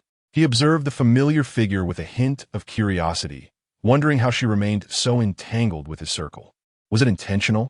After a moment in Oppo's reflection, he dismissed the idea. Shiksabai had been abroad for years, and she had never crossed paths with him. "I want both women and work. One must balance leisure with labor." "Brother, since you divorced that scheming woman, you must be quite deprived. Why not join me tonight?" Shiksabai, having been educated in a liberal environment abroad, expressed himself boldly. Zhao Jing nearly choked on his own breath, wanting to retort that the very scheming woman Shiksabai coveted was the one he was discussing. He found Shiksabai's audacity astounding and anticipated his reaction when he learned Luowan was his ex-cousin-in-law. "Shiksabai, you may have had your way abroad, but this is home. You'd best restrain yourself, or you'll find yourself staying in Jiqing for life, with no hope of returning to Beijing." Shen Yiqian and Oppo's voice grew even colder, underscored by a tone of unwavering authority. He added ominously, "Do not provoke her." His gaze was laden with warning. The atmosphere in the car grew palpably chill. Yet Shiksabai, unfazed by Shen Yiqian and Oppo's demeanor, continued to flirt recklessly. "Brother, this is merely a manifestation of your own frustrations. Don't worry, I'll take you somewhere discreet." Pull over. Get out. Shen Yiqian's expression darkened, feeling as though his grandfather had set him up to watch Shixabai. Zhao Jing, upon receiving the command, promptly steered the car to the side. Recognizing the gravity of the situation, Shixabai realized he had overstepped. Meeting Shen Yiqian and Appo's piercing gaze, he meekly admitted, "Brother, I was wrong." Just as Shen Yiqian counted to 2, the car door swung open and then closed again as it swiftly drove away. Left standing by the roadside, Shixabai dialed a number. "Come pick me up." "Understood, sure Xiao," came the response. Inside the car, Shen Yiqian pinched his throbbing temples, his eyes gently closing. The sight of that familiar figure stirred up a familiar irritation within him. He rolled down the window, retrieving a cigarette to light, inhaling deeply as the smoke swirled around him, clouding his thoughts. Zhao Jing observed and suggested, "Shen, why not just speak directly to Shixabai? Will he even care?" Shen Yiqian knew his friend well enough to understand he would be indifferent to such matters. Let flow naturally. It depends on whether Luowan is astute enough. Zhao Jing recalled Shixabai and Appo's reckless behavior over the years, knowing the Lu and Shen families had often cleaned up his messes. Thinking back to something he had seen earlier in the lobby, Zhao Jing mentioned, "Shen, Miss Lu and Appo's mother came to Beijing today to buy stocks. At her age, she's learning to invest. Keep an eye on that." Shen Yiqian extinguished his half-finished cigarette, adding curtly, "That has nothing to do with us." Upon returning home, Luowan gazed at her child peacefully asleep in bed, gently kissing her forehead. The child and Appo's sweet visage filled her with warmth, alleviating much of her fatigue from the day. She quietly exited the room and entered the living room. Lu's mother placed a plate of sliced watermelon before her, inquiring, "How did the shop viewing go today?" "The location is excellent, but the space is a bit small. If I'm opening an art gallery, I must find the perfect place." "Take your time. You will surely find something suitable," Lu's mother reassured her. Reflecting on her day spent purchasing stocks with friends, Lu's mother slowly said, Wan. "I bought a few shares today with Aunt Wang and Aunt Yang. Just a small quantity. Mother, if it's merely a pastime, that's fine, but please don't be greedy. There are too many stories of families ruined by stock trading." Worry etched across Luowan and Appo's face. Chapter 49. The former sister-in-law on a tranquil and languid Sunday afternoon. Sunlight filtered through the mottled leaves, casting fragmented shadows upon the ground. Luowan was leisurely seated in her shop when suddenly she received a call from the 4S dealership, notifying her that her car had been repaired. Simultaneously, a friend request from an unfamiliar individual lay quietly in her WeChat, marked by the name Shixabai. For someone like Shixabai, acquiring her phone number was a trivial task. However, it left Luowan feeling somewhat vexed. She subsequently hailed a cab to the 4S dealership. As she meticulously inspected her vehicle, the flamboyantly dressed Shixabai approached her car with an air of elegance. This time he donned a loose-fitting, dark green short-sleeved suit paired with matching trousers, presenting a stylish and distinctive appearance. A gentle breeze swept through, bringing with it a hint of warmth, causing the flora surrounding the dealership to sway gently. He casually rested his arms on the car window, his phoenix-like eyes sparkling with unabashed amusement as he gazed at Luowan inside, slowly uttering, "Evening, beautiful Lu. It appears we meet again." Luowan lifted her gaze, her expression icy as she responded with palpable impatience, "Remove your arms." A hint of annoyance flickered in her eyes. "If you withdraw your WeChat request, I shall comply." Shixabai was fully aware that she would inevitably come to retrieve her car today, hence his deliberate ambush. He had awaited her acceptance for a full week. Yet this stubborn woman remained unmoved. Moreover, she had even blocked several of his phone numbers. Nonetheless, this only intensified his fascination with her, making her all the more intriguing. The cicadas chirped incessantly in the branches above, seemingly providing a soundtrack to their standoff. Luowan understood that individuals like him, born into wealth, often feared nothing. Even the prospect of police intervention would likely hold no sway over him. Thus, suppressing her anger, she retorted, "If you seek to charm someone, you have chosen the wrong target. I'm already married." "What? Do you aspire to be a mistress?" Her voice resonated clearly in the expansive parking lot of the 4S dealership, the tension in the air thickening in response to her ire. Becoming your mistress is not entirely out of the question, Shi Shubai remarked, gazing at her naturally beautiful visage, devoid of makeup, with visible fine hair that tempted him to gently nibble. She was far more appealing than those overly adorned and contrived women. He continued, a smirk playing on his lips. You may refuse me, but do not resort to such cliché excuses. The absence of a wedding ring only indicates that your married life is far from blissful. Thus, I am destined to be your savior from the depths of despair.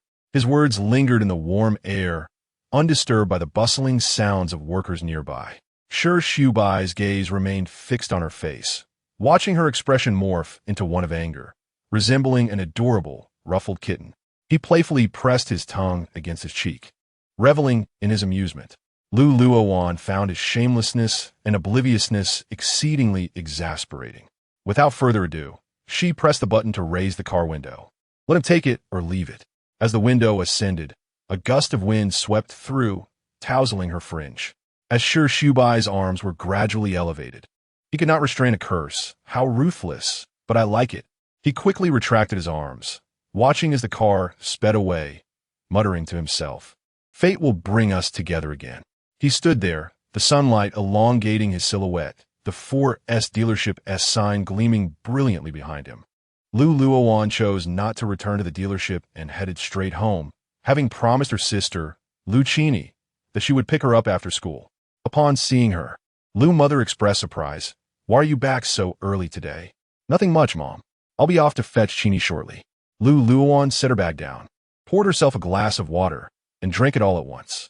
I'll prepare dinner for you all, Lu's mother replied, her gaze fixed on a book in her hands, exhibiting a semblance of focus. Mom, let us eat out tonight. No need for cooking. Luowan considered how busy she had been lately, hardly taking them out. Besides, Chini had been clamoring to visit the play zone for ages, and with the holiday approaching, tonight would be perfect for some fun. All right then. That evening, Luowan took them to the mall. Chini devoured her meal with remarkable speed, her little face brimming with anticipation as she yearned to rush off to the play zone. After dining, Chini eagerly tugged at their nanny's hand, urging her to the third floor via the escalator, while Shen Yiqian and Zhao Jing ascended the opposite escalator, their gazes fixed ahead, oblivious to the happenings on the other side. On the fourth floor, Luowan awaited Lu's mother, who had gone to the restroom. By coincidence, she encountered Shi Shubai, who was there playing billiards. Luowan was engrossed in her phone when Shi Shubai cheerfully greeted her. Hi, beautiful Lu. Fate has brought us together. Upon hearing his voice, Luowan frowned slightly, replying with evident annoyance, We are not acquainted. If you accept my WeChat request, we can become familiar, Shi Shubai said, his smile unabashed as he leaned casually against the railing beside her. Unbeknownst to them, Shen Yiqian, who had been on the escalator for some time, overheard their exchange, his expression darkening as he furrowed his brows in irritation, akin to a volcano on the verge of eruption. I came with my husband, Luowan stated coolly, preparing to leave. Shi Shubai caught sight of Shen Yiqian and respectfully called out, Brother. Luowan and Appo's gaze met Shen Yiqian and Appo's somber, inscrutable expression. Dressed in a dark suit without a tie, his shirt collar loosely open, revealing a hint of pale skin and collarbone, he exuded a languid yet potent allure. However, his eyes were filled with rage and vexation, as if they could ignite flames. Zhao Jing stood behind him. Shi Shubai's casual introduction immediately made Luowan realize their familial connection. Brother, this is beautiful Lu, the one I am currently pursuing, Shi Shubai unabashedly declared, as if presenting a girlfriend. Shen Yiqian, peering through his glasses, fixed Shi Shubai with a frosty glare, his gaze brimming with ire, as if harboring countless daggers aimed at Shi Shubai. Luowan, sensing the tension, distanced herself, her tone dripping with disdain. Shi Shubai, haven't you been pursuing my husband? Your ex-brother-in-law stands right before you. Previously, unaware of your identity, I declined you. Now that I know, it is even less likely. I have no inclination to date my ex-husband's brother. Shen Yiqian's expression darkened further, resembling the ominous sky before a storm, as he addressed Shi Shubai in a low, restrained voice. Did you hear? Do not attempt to assert your presence in front of her. It is futile. His tone was deep and suffused with uncontainable fury.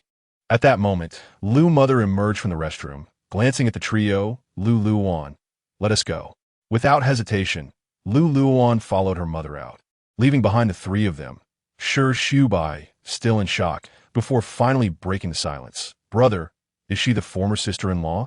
What do you think? Shen Yiqian bit out through clenched teeth, his inner rage intensifying. You have the certificate, right? Shi Shubai pondered. Shen Yiqian offered no reply, casting a penetrating glare at Shi Shubai that seemed capable of freezing him in place, before striding away with heavy, hurried steps.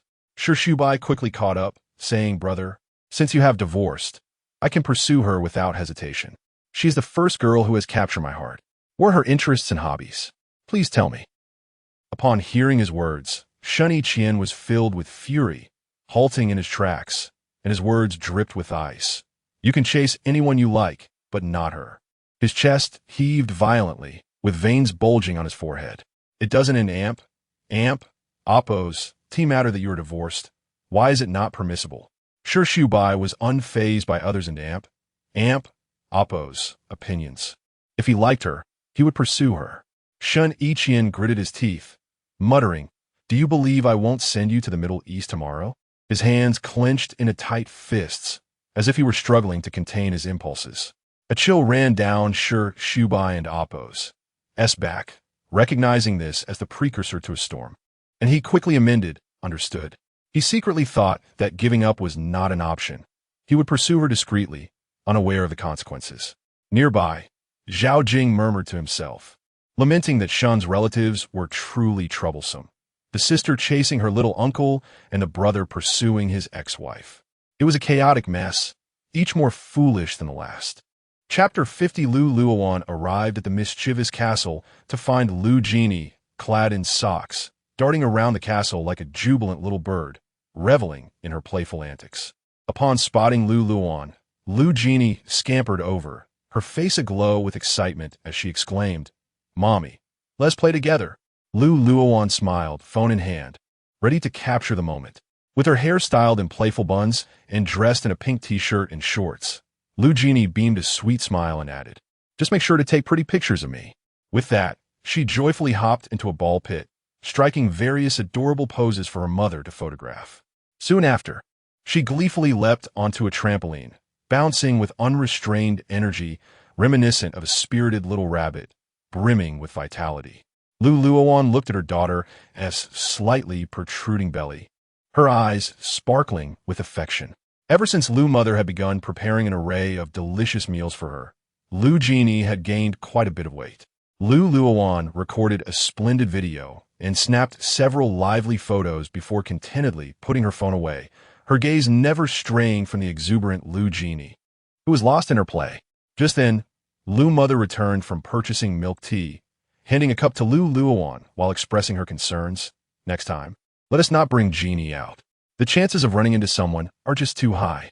You know, we encounter people in the capital far less frequently than we do now. All right, perhaps we can let Sister Xiofan take her out to play later. Keeping her cooped up at home isn't realistic. After all, she is just a child who needs to unleash her spirit. As long as it isn't us who take her out, if someone spots her, it should be fine. They might just think she resembles someone else. Let us just bear with it for now. Lu Mother sighed lightly, her tone tinged with resignation. Meanwhile, in the billiard room on the 5th floor, Shen Yiqian, dressed in an immaculate white shirt and black trousers that accentuated his long, straight legs, appeared tall and austere, akin to an unyielding iceberg. At that moment, his cheeks seemed to be cloaked in a thick frost. The surrounding air felt almost frozen in response to his chilling presence.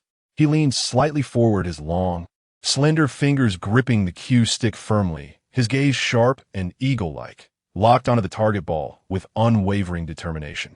With a swift motion, he swung his arm, the cue stick striking with the speed of lightning. In an instant, the billiard ball rolled rapidly across the table, hitting the target ball with a crisp and powerful sound that echoed through the spacious room. The target ball, as if enchanted, sped into the pocket at an astonishing velocity and angle, landing perfectly without a hint of error. His movements flowed seamlessly, executed with precision, devoid of hesitation or indecision. Each strike was imbued with unparalleled resolve, as if proclaiming his absolute command over the game. Under his guidance, the billiard balls transformed from mere orbs into loyal soldiers, swiftly and accurately advancing toward their designated destinations without deviation. Beside him, Zhao Jing was acutely aware of his troubled mood, all his frustrations venting through the game.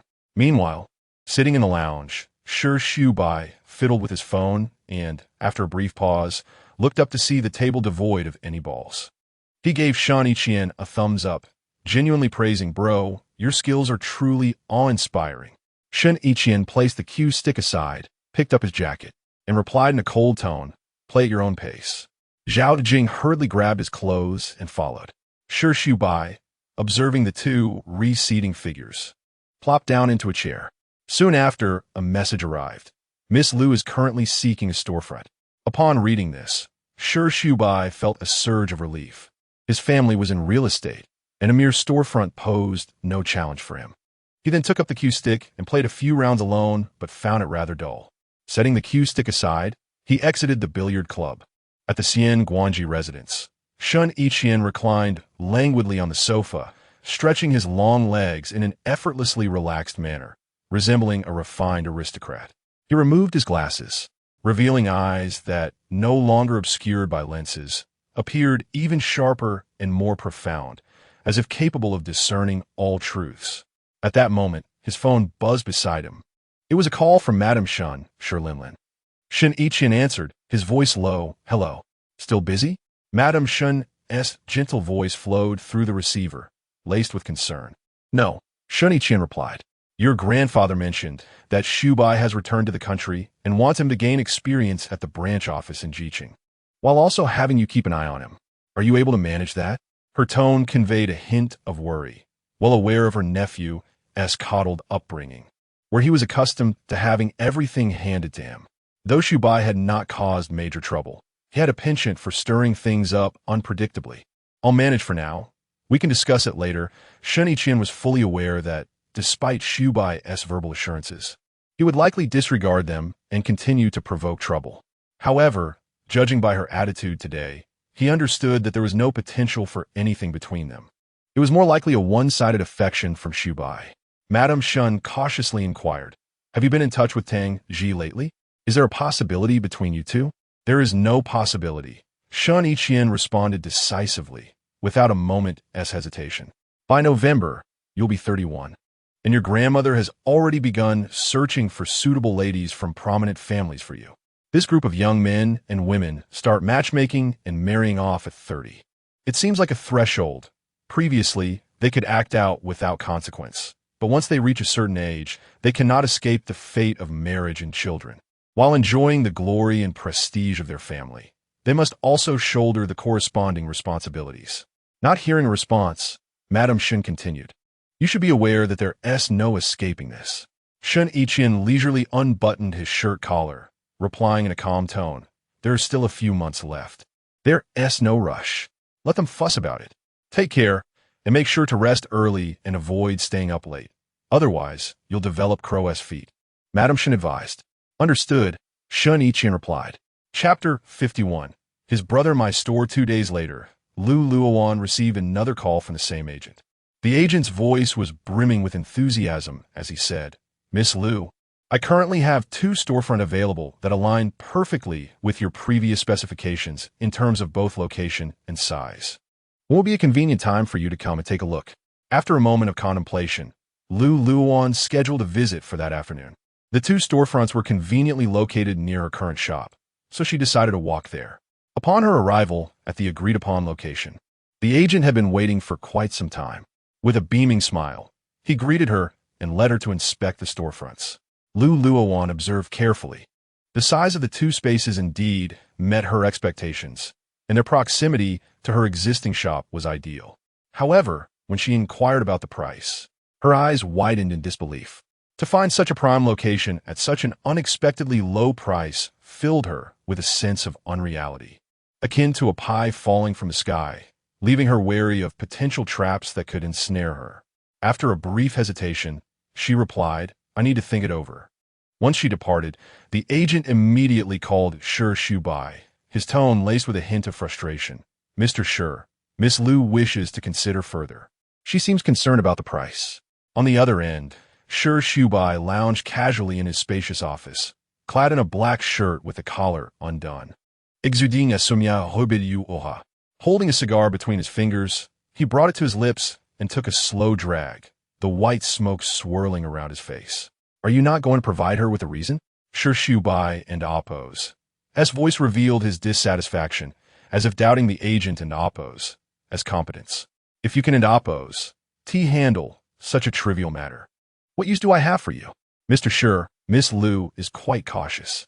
Perhaps we should stick to market prices," the agent tentatively suggested, acutely aware that such an enticingly low price would undoubtedly raise suspicion in any reasonable individual. Moreover, he was particularly eager to close the deal for the substantial commission it would yield. "Contact her again in a few days," Shi Shubai said, his fingers lightly tapping on the keyboard as his gaze fixed on the location of Luowan's shop displayed on the screen. A subtle smile crept onto his lips, as he mused that it was time to make his presence felt once more. In the spacious office atop Jingxing, Shen Yiqian, deeply engrossed in work, was suddenly interrupted by a knock on the door. "Guomin." Zhao Jing entered, hurriedly clutching a stack of documents, his expression slightly tense. "Mr. Shen, here are the documents and materials for the approval of this important project.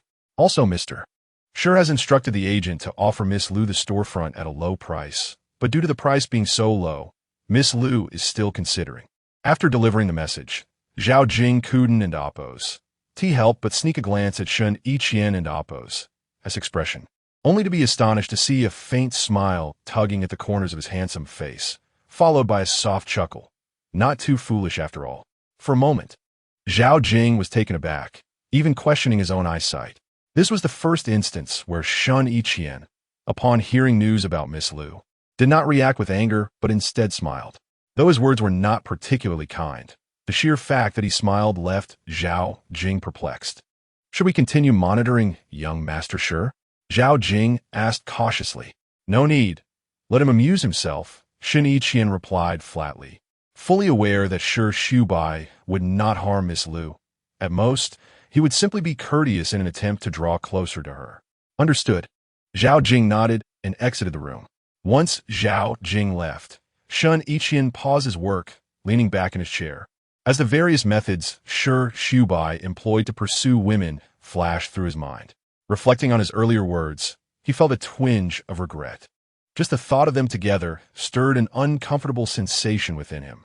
With that in mind, Shen Yiqian dialed the internal line, and the call was quickly answered. "Continue monitoring and report back at any moment." Upon returning to her shop, Luowan remained preoccupied with thoughts of the storefronts. The price was absurdly low, and no matter how she considered it, it fell off, leaving her with a tangled mess of thoughts she couldn't and Oppose to untangle. As she prepared to sit down to paint, Shi Shubai strode in with an air of confidence, as if the store belonged to him. Lin Duo, noticing the handsome newcomer, instantly brightened and approached him with a welcoming smile. "Welcome, sir. What kind of painting are you looking for? I can assist you with recommendations." "Just browsing for now." "You may introduce me, but I would prefer if your boss could do so," Shi Shubai replied, dressed in a loose black shirt with 2 buttons undone, revealing a glimpse of his collarbone, his smile holding an irresistible charm. Lin Duo, captivated by the strikingly handsome man before her, was taken aback. "Really? You know our boss?" Hearing this, Luowan rose and looked at him with an indifferent expression, saying, "What does Mr. Shi wish to purchase?" "I'm not sure. Perhaps if you provide an interesting introduction, I might be persuaded to buy something," Shi Shubai replied, his gaze unwaveringly fixed on her delicate features, which exuded an air of cool detachment, yet intrigued him deeply. Compared to those who sought to curry favor with him through flattery, Luowan's demeanor was refreshingly comfortable. "I and Oppose, am feeling unwell today. Let Lin Duo assist you," Luowan declared, her reluctance to engage with him palpable.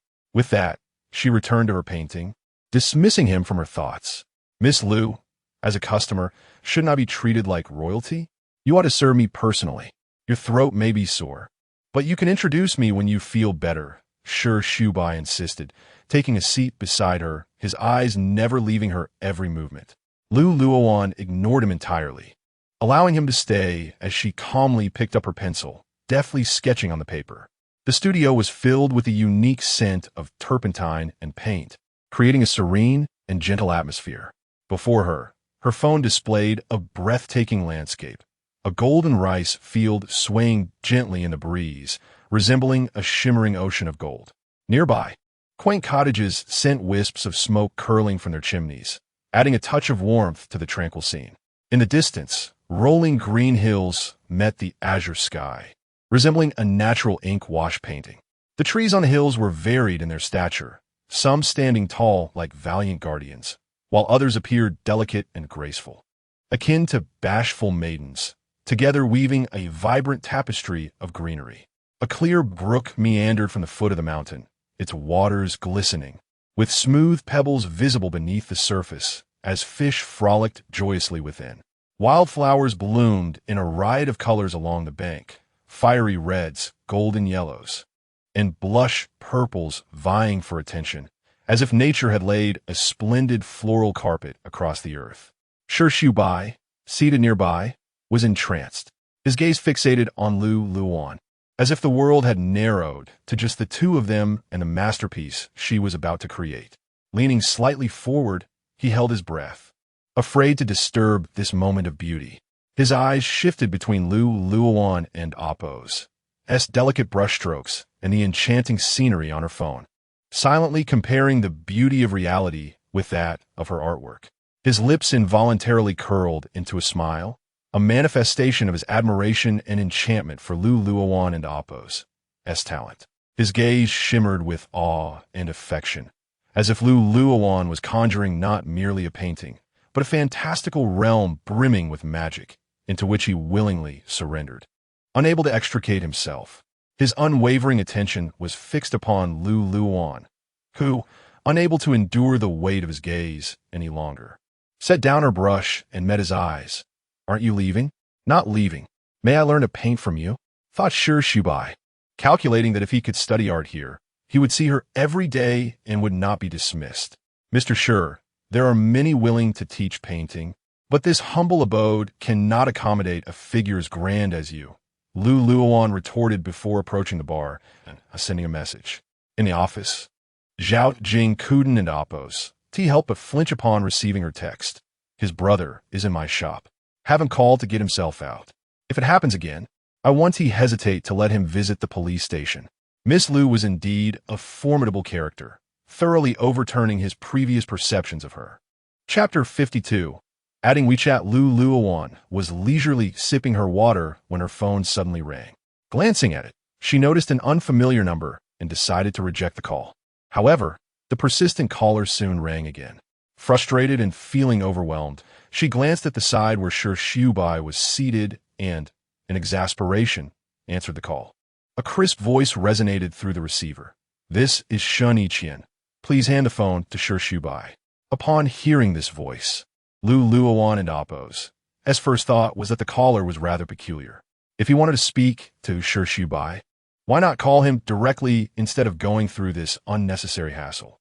With a hint of irritation, Luowan turned to Shi Shubai and said, "And amp, Appo's for you."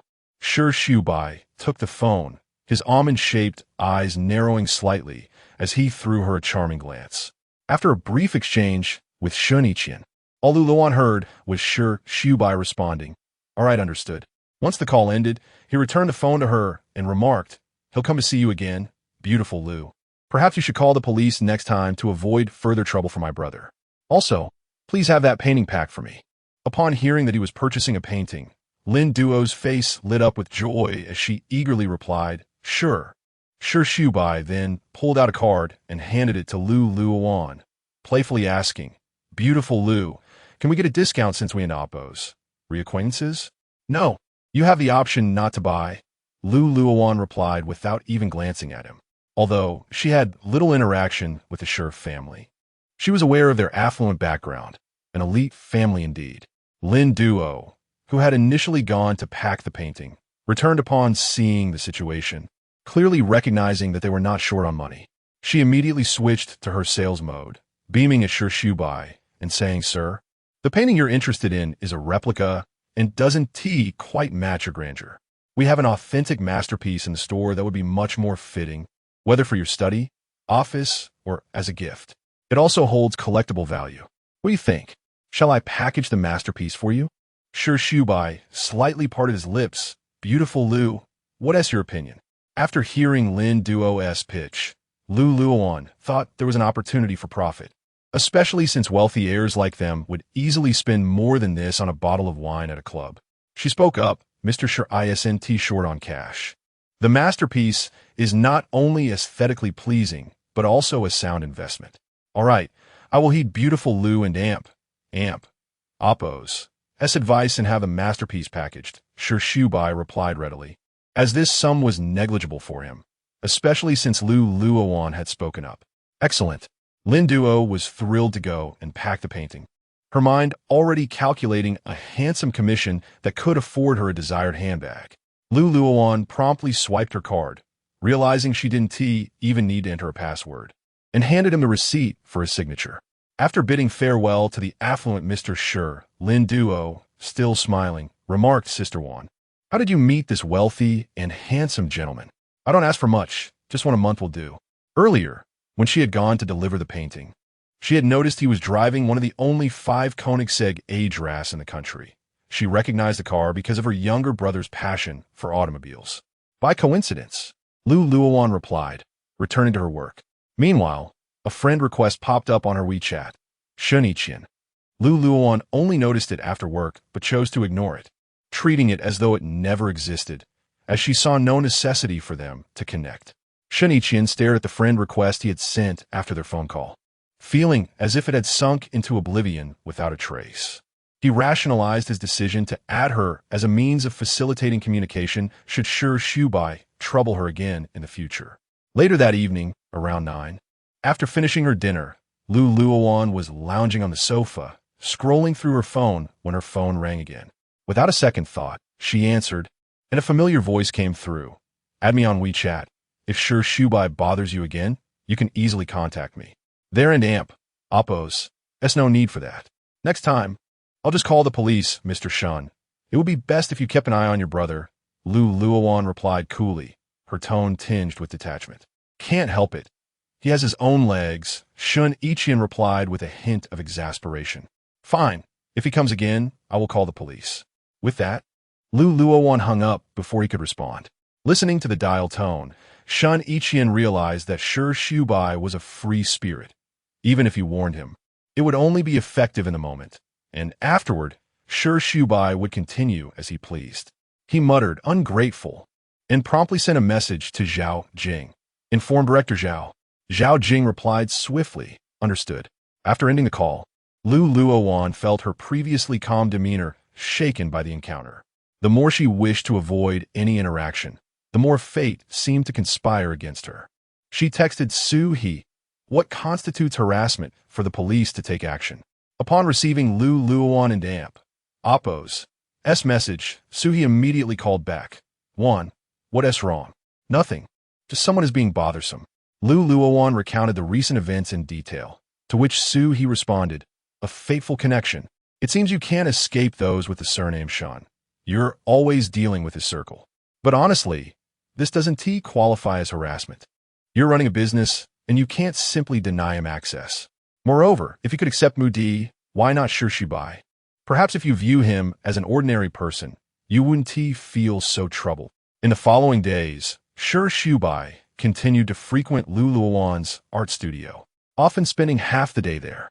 Most of the time, he would engage in conversation with Lin Duo, while Luowan refrained from initiating any dialogue with him.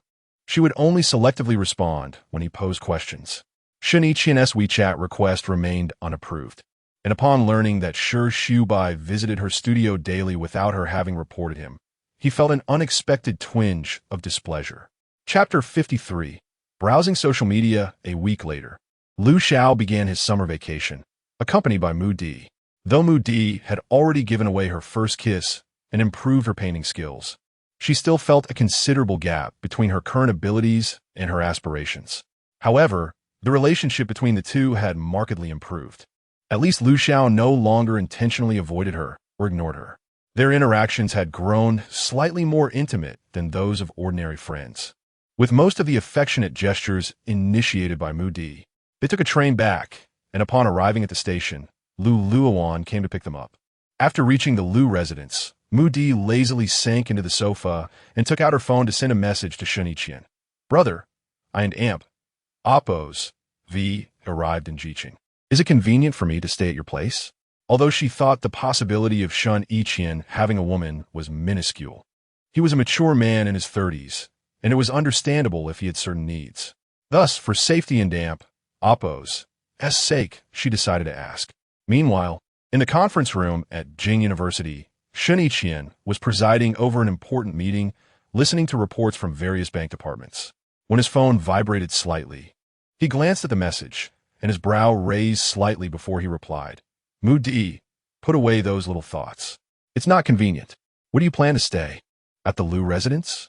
Mu Di quickly responded. Arin and Oppos. I just afraid of disturbing your good fortune. After all, I and Oppos am a big person here. Shen Yiqian replied. If you keep talking nonsense, just roll back. I and Oppos, LL come to pick you up tonight. Mu Di was somewhat surprised by the notion of him coming to get her, and hastily replied, I and Amp, Oppos, LL send you a message when the time comes. After sending the message, Mu Di put her phone away, observing Lu Xiao, who was busy upon returning, and decided not to disturb him. So, she turned to Luowan and said, Sister Luowan, I'll go to the store with you and paint for a while. During her school days, Mu Di had significantly reduced her painting time, spending her days either rushing between classrooms, accompanying Lu Xiao to class, or studying diligently in the library. Okay, let us go, Luowan replied after finishing her water, grabbing the car keys to set off. As Mu Di quickly slung her backpack over her shoulder, she thought about not coming over for dinner that evening since her brother had an aunt cooking for him. 10 minutes later, Mu Di arrived at the store. Even though she had been away from Jiqing for a while, she had kept in touch with Lin Duo. She was aware that Luowan had a rather clingy suitor, who happened to be her brother's cousin, Shi Bai, as she had seen the photos.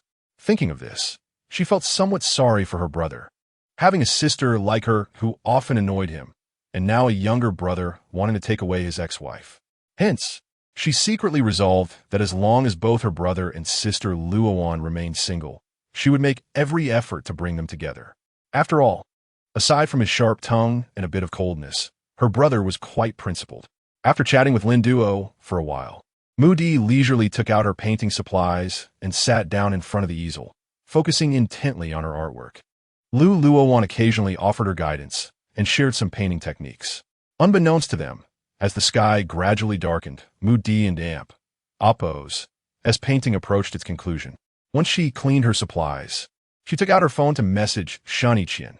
Brother, please come pick me up from Sister Luowan's studio. Upon receiving the message, Shen Yiqian replied without hesitation. Okay. 10 minutes. Mu Di had expected him to be reluctant upon reading her message, but to her surprise, he was not. 10 minutes later, a black Land Rover came to a steady stop by the roadside. Shen Yiqian sat quietly in the driver's seat, a crimson cigarette pinched between his fingers, his deep-set eyes gazing ahead, lost in thought. Shi Bai had been on a business trip for a week and was set to return soon. At that moment, his long fingers lightly tapped the steering wheel, his brow furrowed. Shi Bai's various actions stirred a feeling within him, as if something that once belonged to him was about to be taken away by another. Most likely, it was his possessiveness acting up. To this end, he had even employed some underhanded tricks to ensure Shi Bai took this business trip.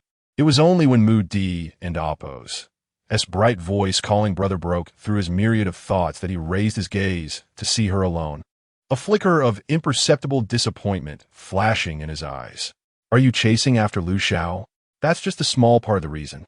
I'm mainly here to paint with Sister Luowan, and I miss you, brother, Mu Di said cheerfully as she opened the back door and slid into the seat. Shen Yiqian rarely spoke earnestly. If you lack the talent, Don and Amp, Oppos, T waste your efforts. The world is not solely made up of Lu Xiao. After all, both the Mu and Shen families regarded her as a cherished princess. It was unnecessary for her to toil away for a boy by learning something she wasn't into oppos. T good at. Mu Di, possessing her own pride, felt a wave of indignation at Shen Yiqian and oppos. S words. And what about you?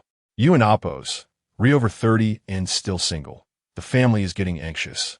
Grandma said she and oppos, as planning a grand matchmaking party for your birthday. Just to let you know. Sarcasm and criticism were not foreign to her. Shen Yiqian shot her a cold glance and retorted, ungrateful wretch. On the way back, both remained silent. Upon arriving at Shi and oppos and Guandian, Shen Yiqian stepped out first, striding ahead with his long legs. Behind him, Mu Di grumbled softly to herself, cold-blooded, straight man. There must be a reason you're still single. Carrying such a large backpack, he didn't even offer to help her. Days later, when Mu Di saw him carrying a woman's handbag, she realized that only his wife could enjoy that privilege. Once home, Aunt Lu had already set a sumptuous dinner on the table. Mu Di gazed at the table laden with delicious dishes, involuntarily swallowing her saliva, especially at the sight of several of her favorite dishes. Any lingering annoyance vanished without a trace, and she turned to Shen Yiqian, exclaiming, "Brother, you're so wonderful." Shen Yiqian leisurely sipped from his bowl of soup, replying coolly, "I and Amp, oppos, am cold-blooded. Brother, that was just in the heat of the moment."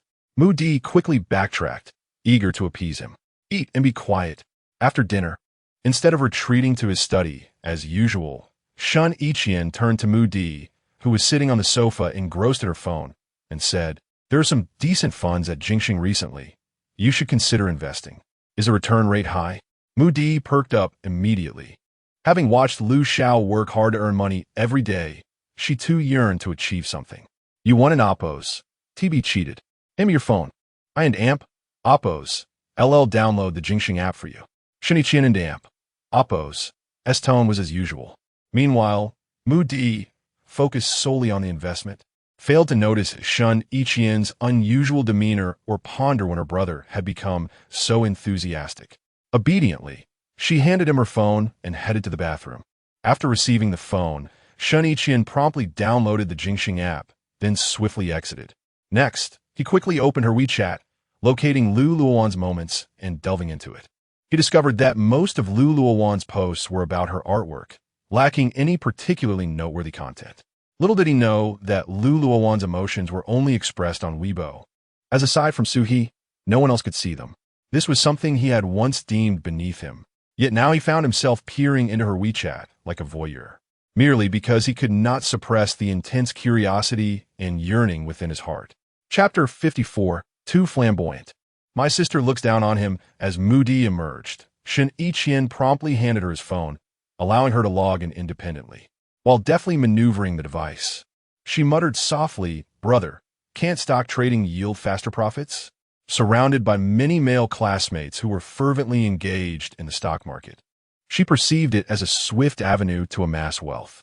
However, Shen Yiqian shot her a disdainful glance and coldly retorted, "You lack the intellect for it." His words exuded a condescending air, suggesting that in his eyes, Mu Di was utterly devoid of the acumen required for trading. Inwardly, he pondered his own ambitions, unperturbed by the prospect of them supporting him. Mu Di, incensed by her brother's belittlement, pouted slightly and retorted, "Brother, could you refrain from constantly disparaging me?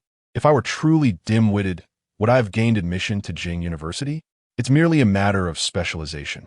She believed her intellect sufficed, as she had never failed a course thus far, and with a bit of effort, she could even secure a scholarship. After completing her tasks on the phone, she returned it to Shen Yiqian, who lightly tapped the screen a few times before handing it back to her, indicating she should proceed with the payment. A flicker of concern crossed her mind as she repeatedly asked, "Brother, this one tea leave me bankrupt, will it?" Having grown increasingly frugal with her finances, she was no longer reckless with her expenditures. Investments carry risks. Are you not aware of that? Shen Yiqian remarked nonchalantly, idly playing with a lighter. "Oh, then I shall buy a little less." Mu Di resignedly entered her payment password. Subsequently, he paid her no further attention and promptly departed. The following afternoon, Su Bai returned from a business trip and hurried to the art studio, bearing a large bouquet of vibrant flowers and a meticulously prepared gift. Despite having frequented the place numerous times, he had yet to become friends with Luowan on WeChat, missing the opportunity to send her a greeting message over the past week. He had even attempted to call her using another phone number, but after just a few exchanged words, she had hung up on him. When he tried again, he found himself blocked. Lin Duo, witnessing his arrival, was no longer surprised. Her gaze reflected a sense of viewing a foolish air, as every time Su Bai visited, he adorned himself like a flamboyant peacock. She was tempted to remind him that his attire was far from Luowan's taste. As soon as Su Bai entered the studio, Lin Duo greeted him with a smile. Mr. Shi has arrived. After all, he was a wealthy patron, and who knows when he might purchase a painting again. To Lin Duo, he was a valuable potential client. Su Bai nodded in acknowledgement. Upon hearing the commotion, Mu Di looked up, and, upon seeing Su Bai, a smile unconsciously graced her lips. She slowly stood and approached him. Brother Su Bai, what brings you here? Ah, you're here too? You've grown even more beautiful. Su Bai set the bouquet gently on the bar, his eyes sparkling with amusement as he scrutinized the poised Mu Di before him. Indeed, women transform as they mature. The baby fat on your cheeks has entirely vanished. Mu Di glanced at the flowers and explained, I'm here to learn painting. Su Bai chuckled. Is there truly no art teacher in the capital? Why come here to learn? He wasn't naive enough to be fooled by such excuses. You have flowers and gifts. You must be here to pursue Sister Wan, right? Mu Di's gaze fell upon the card attached to the bouquet, which read, Beautiful Wan. The sunset and flowers create a romantic tableau. You are the overflowing affection within my heart. She suppressed a laugh. Well aware of Su Bai's consistently poor performance in language arts, having scored a mere 66 in the college entrance examination, this flowery prose was undoubtedly plagiarized.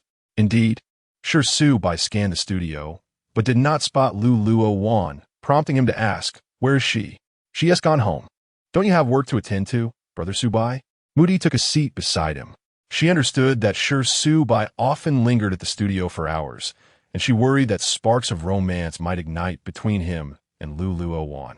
Feeling anxious for her brother, Su Bai casually crossed his long legs and reclined lazily in his chair. At that moment, his craving for a cigarette hit him. But recalling Luowan's prior warning about the no-smoking policy, he reluctantly popped 2 mint candies into his mouth.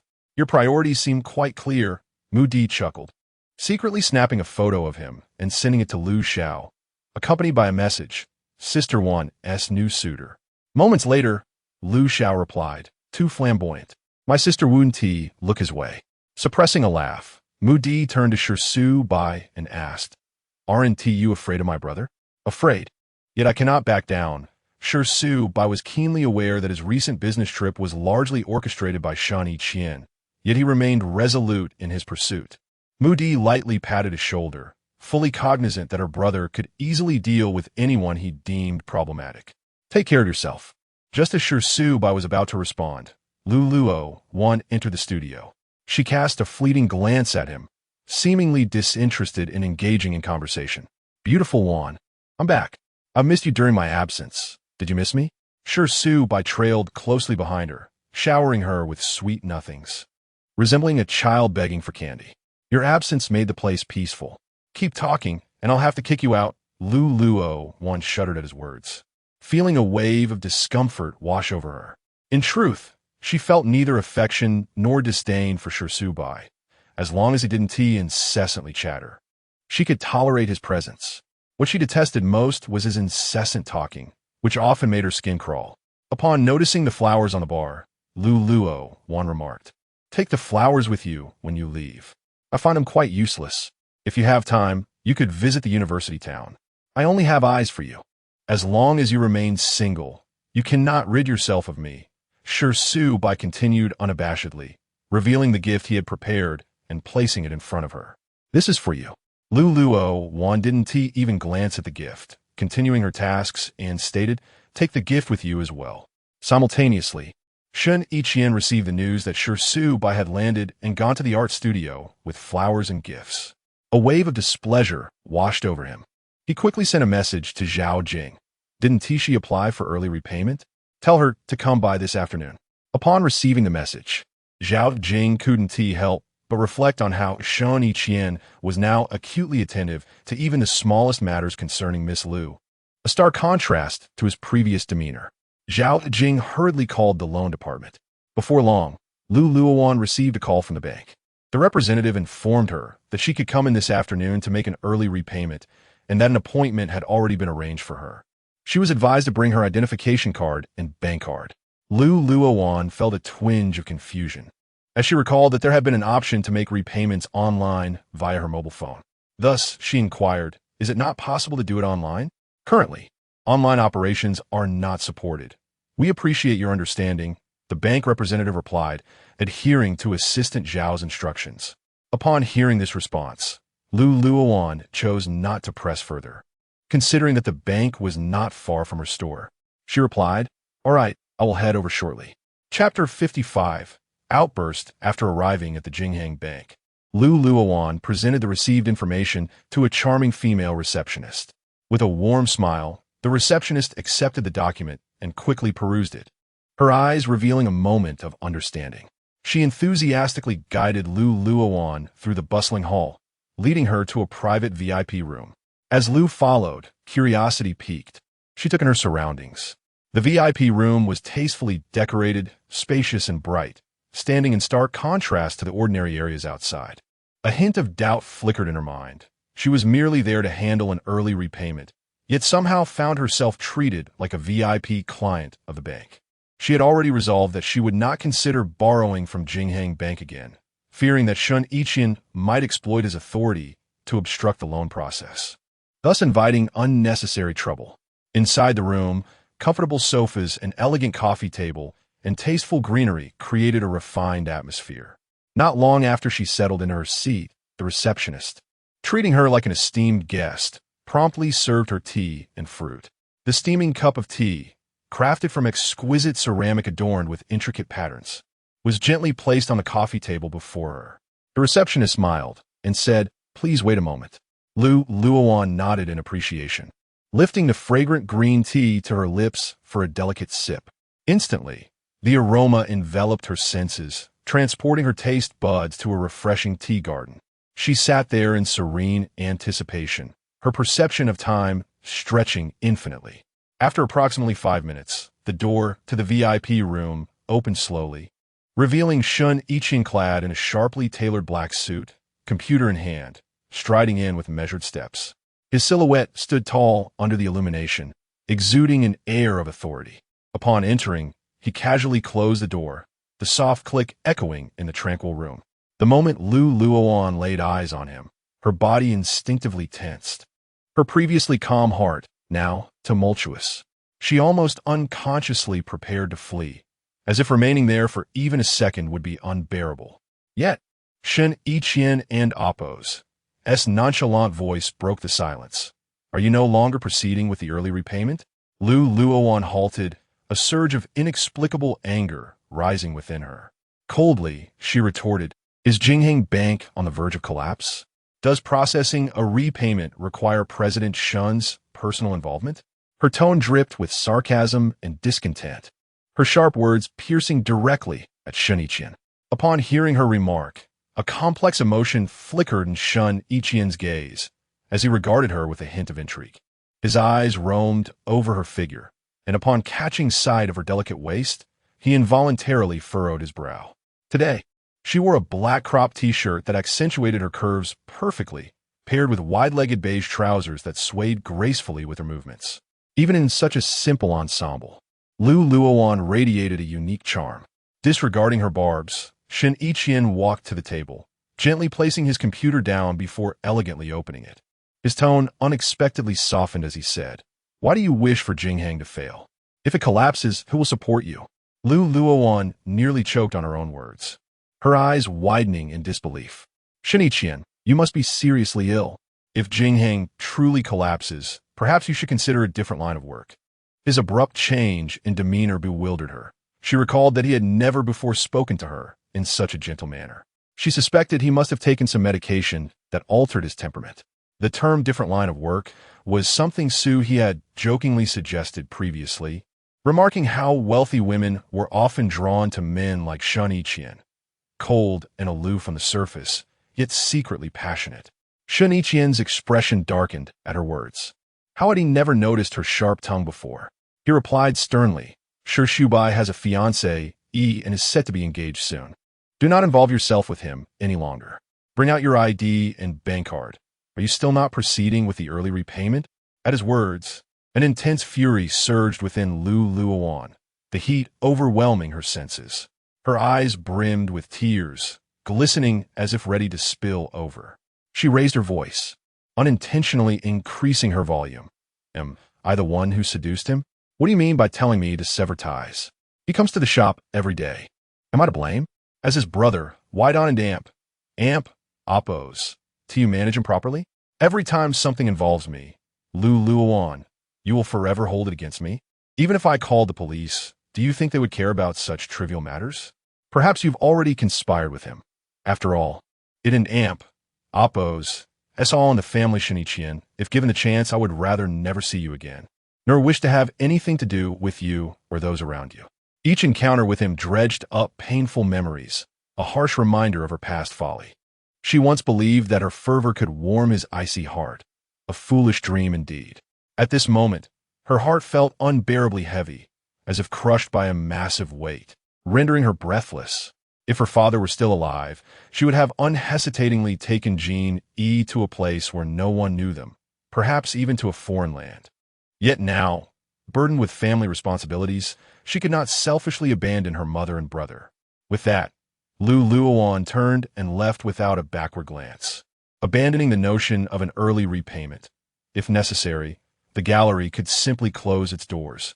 Shen Yiqian sat in the VIP room, as if frozen, immobile and dazed. His bespectacled eyes stared blankly at the direction Luowan had departed, the gently swinging door mocking his current helplessness. His hands hung limply by his sides, fingers trembling slightly as if yearning to grasp something, yet finding nothing within reach.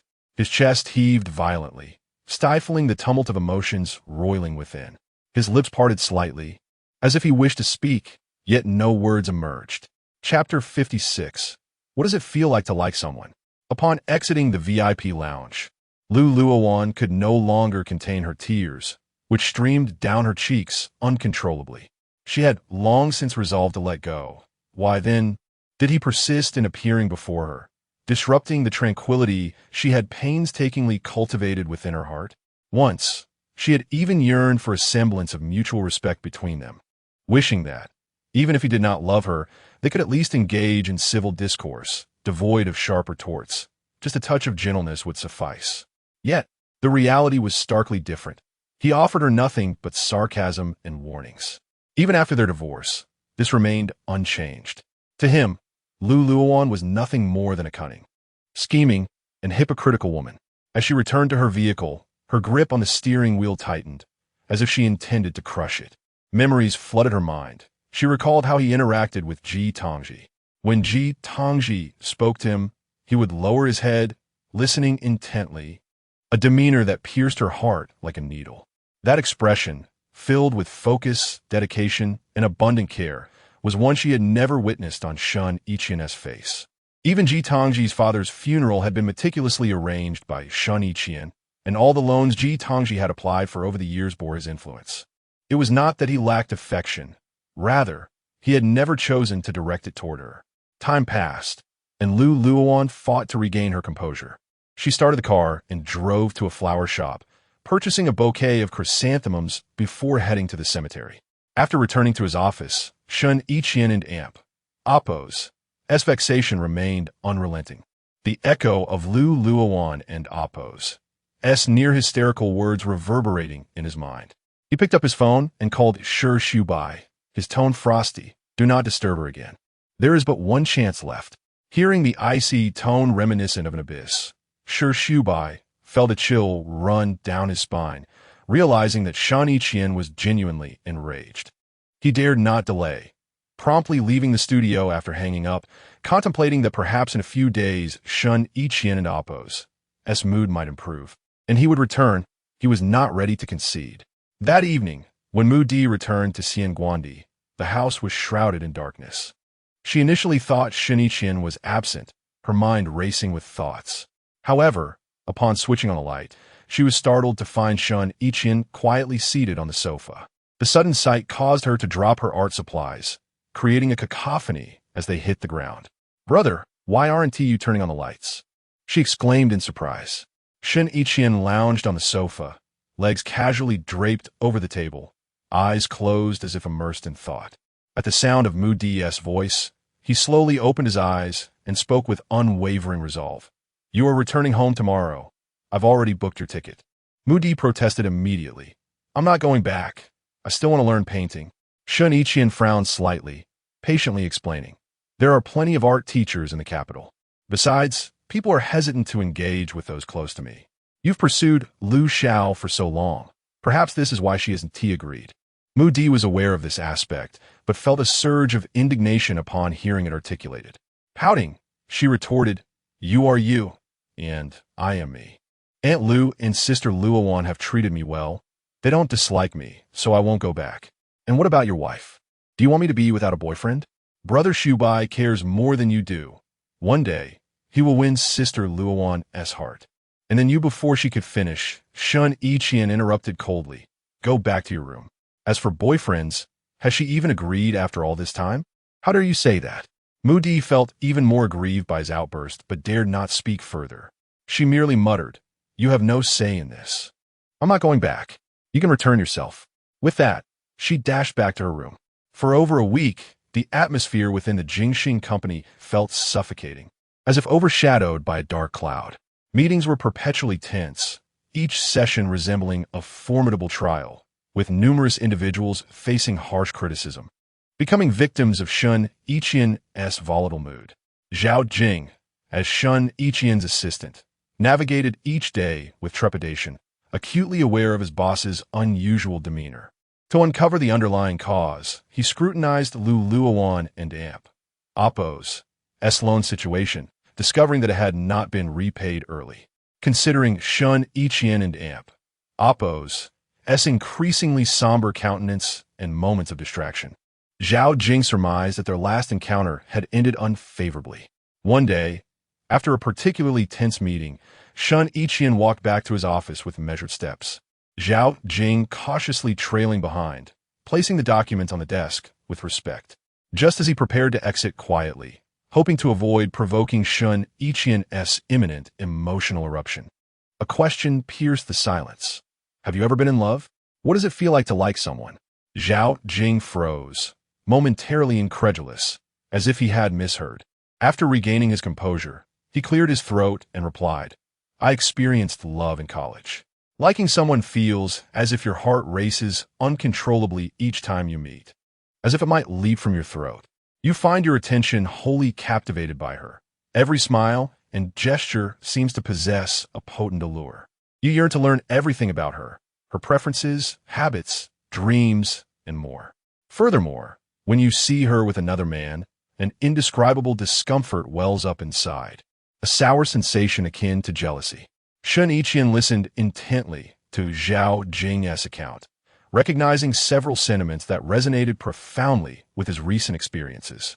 He waved his hand dismissively, saying, "You may leave." Zhao Jing, feeling as though he had been granted a reprieve, hastily exited the office, softly closing the door behind him. Inside, Shen Yiqian's long fingers lightly tapped the keyboard, swiftly yielding search results for "What does it feel like to like someone?" His gaze narrowed as he read through the responses, which mirrored Zhao Jing's descriptions closely. His fingers rhythmically drummed on the desk, lost in contemplation. This peculiar sensation had quietly taken root within him, growing increasingly intense, compelling him to constantly seek knowledge of her whereabouts and delve into every detail of her life. Especially when he recalled her furious, tear-filled eyes from their last encounter, a wave of unarticulated guilt surged within him, spreading like vines in his heart, leaving him feeling profoundly remorseful. Chapter 57. Determined affection. Shen Yiqian and Appo's heart resembled a serene lake, ruffled by a gentle breeze, creating ripples of emotion. Initially, His feelings for Luowan were intricate and nuanced. In their few encounters before marriage, he acknowledged her beauty, yet was insufficient to stir his heart, especially after the unpleasant events that had transpired, which eradicated any lingering fondness he had for her. However, their interactions following the divorce began to subtly alter his inner landscape. He realized that his aversion was not as profound as he had imagined. He simply had been reluctant to accept it. Her every smile and gesture seemed to possess a captivating allure that perpetually drew him in. He contemplated that had they shared more moments of intimacy and understanding after marriage, perhaps they would not have arrived at this juncture. Yet, he also recognized that life offers no what-ifs, and the past is irretrievable. After work, Shen Yiqian sat in his car and sent a message to Mu Di. "I will take you out for dinner tonight." At that moment, Mu Di was in the studio, enjoying a lively conversation with Lin Duo. When she heard the notification chime, her gaze casually drifted toward her phone screen. Upon seeing that the message was from Shen Yiqian, she nearly gasped in surprise, even questioning her own eyesight. In recent days, Shen Yiqian had been enveloped in a palpable gloom, as if the oppressive atmosphere could crystallize at any moment. Aware of this, Mu Di had been meticulously avoiding him. Upon returning home at night, she would swiftly retreat to her room, striving to minimize encounters with him. In the mornings, she typically waited until Shen Yiqian had left for work before rising to have breakfast, fearing he might unleash his pent-up frustration upon her. After a brief moment of contemplation, Mu Di replied, "Sure, where shall we meet?" Shen Yiqian, glancing at her response, swiftly typed back, "I'll come to pick you up.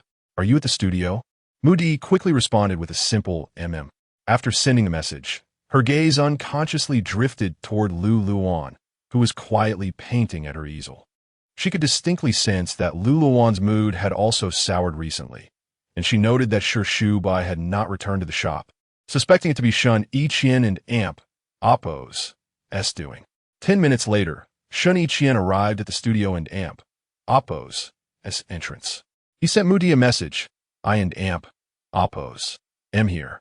As he lifted his gaze, a small girl caught his attention. Today, Lu Jin wore a purple spaghetti-strap dress, her naturally fair skin glowing even more radiantly against the purple backdrop, exuding a gentle luminescence. Coupled with her playful Neza hairstyle, she bounced along, hand in hand with her caregiver, resembling a joyful little rabbit.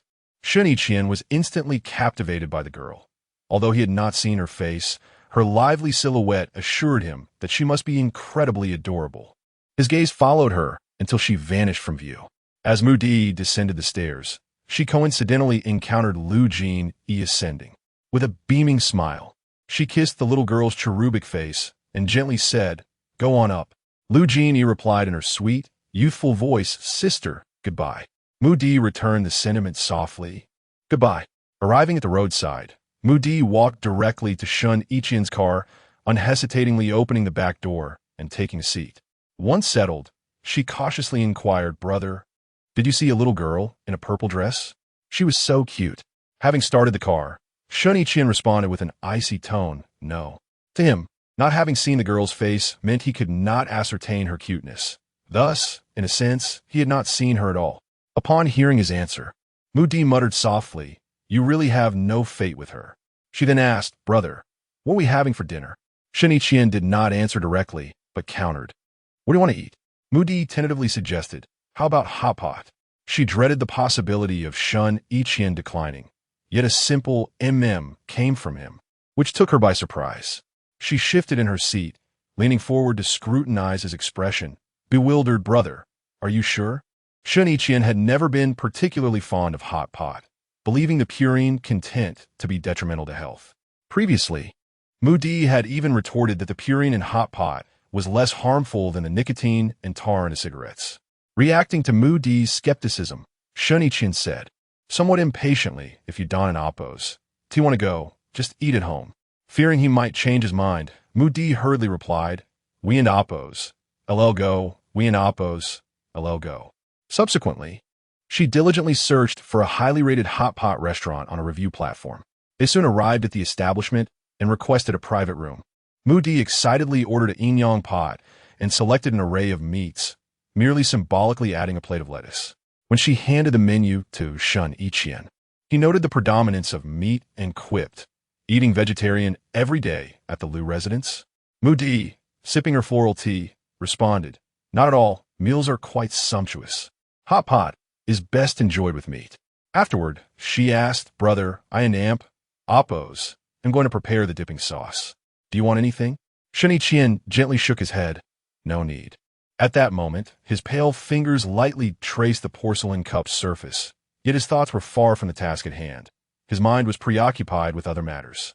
Before long, Mu Di returned, balancing the dipping sauce in one hand and a plate of fruit in the other. She set them on the table and said, "Brother, have some fruit." Shen Yiqian merely glanced at her, showing no inclination to eat. His gaze remained fixed on Mu Di as he inquired, "How has she been feeling lately?" Initially taken aback, Mu Di paused, her clear eyes reflecting confusion as she asked, "Huh? Who are you talking about, Sister Lu?" She was surprised that her brother suddenly cared about Luowan, having previously shown disdain for her. Shen Yiqian nodded slightly, affirming with a soft Mu Di gathered her thoughts and replied candidly, "Not well. She seems a bit down. I and Amp, Oppos, V noticed she and Amp, Oppos, has been daydreaming a lot lately."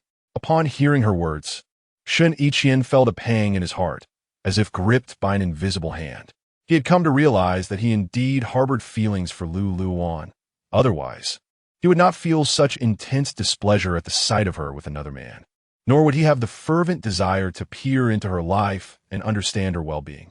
He gently urged Mu Di, spend more time with her. At this, Mu Di's eyes sparkled with excitement, and she exclaimed, "Brother, are you planning to win Sister Lu back?" In her memory, it was the first time she had seen her brother express such direct concern for someone. Shen Yiqian replied, somewhat resigned, "But it requires her to give me a chance." He reflected upon the fact that his number had been blocked by her, and that his attempts to add her as a friend on WeChat were met with silence. A sense of helplessness and frustration enveloped him, leaving him with no opportunity to connect. Mu Di interjected, "Brother, opportunities must be seized. You must set aside your pride and touch Sister Luowan with your sincerity." After hearing this, Shen Yiqian responded with disdain, "You're hardly in a position to teach me when you Haven and Amp, Oppos, even figured out your own situation." He recalled how Mu Di had been pursuing her for nearly a year without any progress, and found it audacious for him to offer advice on how to court someone. Yet, despite his outward skepticism, he began to seriously contemplate Mu Di's suggestion. Chapter 58. How to Win Back an Ex-Wife. The following afternoon, Mu Di was entirely engrossed in his painting in the studio, his brush dancing gracefully across the canvas. Meanwhile, Suhi leisurely scrolled through her phone beside him, having come over specially for her recent vacation. Her gaze occasionally flickered over the screen, seemingly in search of something intriguing. Inside the studio, Luowan patiently guided an art exam candidate, her eyes focused and gentle, every gesture and expression imbued with a passion for art and a nurturing concern for her student. Lin Duo meticulously organized the artworks in the shop, carefully arranging them as if safeguarding precious treasures. Just then, Su Bai, who had been absent for several days, made his appearance in the shop. Following him was an assistant carrying an array of afternoon tea and desserts, their exquisite packaging hinting at their considerable value. Dressed in a striking pink shirt that shone brilliantly in the sunlight, Su Bai exuded a unique charm that was hard to overlook. Suhi glanced up at him, pondering that she did not recognize this man. Her first impression was that he had an ostentatious air about him, yet this distinct aura was undeniably captivating. She speculated he might be Shen Yiqian and Amp, Oppos' cousin, and her lips involuntarily curled upward, inwardly lamenting the undeniable allure of her late treasure. Upon seeing Su Bai, Mu Di and Oppos' face instantly lit up with a radiant smile as he enthusiastically exclaimed, "Brother Su Bai, have you brought us afternoon tea?" Su Bai offered a slight smile, warm as a spring breeze, and nodded gently before instructing his assistant to set down the items and leave. He then approached Mu Di, his gaze assessing Suhi. Mu Di playfully linked arms with Suhi, introducing her to Su Bai. "This is Sister Suhi, a close friend of Luowan." Upon learning that He was a friend of Luowan, Bai immediately smiled and politely greeted her, hello. He returned the greeting with a faint smile, hello. However, deep within, she mused about his privileged background. Judging by the quality of the afternoon tea and desserts he brought, their price must surely be steep. Furthermore, his demeanor contrasted starkly with Shen Yiqian and Appo's. One flamboyant, the other composed and reserved. Enjoy the afternoon tea I brought you, Bai said, gracefully taking a seat as if his movements had been rehearsed. Di wasted no time in inviting He and Lin Duo to join him in savoring the delectable treats, even thoughtfully saving some for Luowan. She quickly grabbed her phone to snap a photo and sent it to Shen Yiqian, accompanied by a message. Brother Bai treated us to afternoon tea and desserts.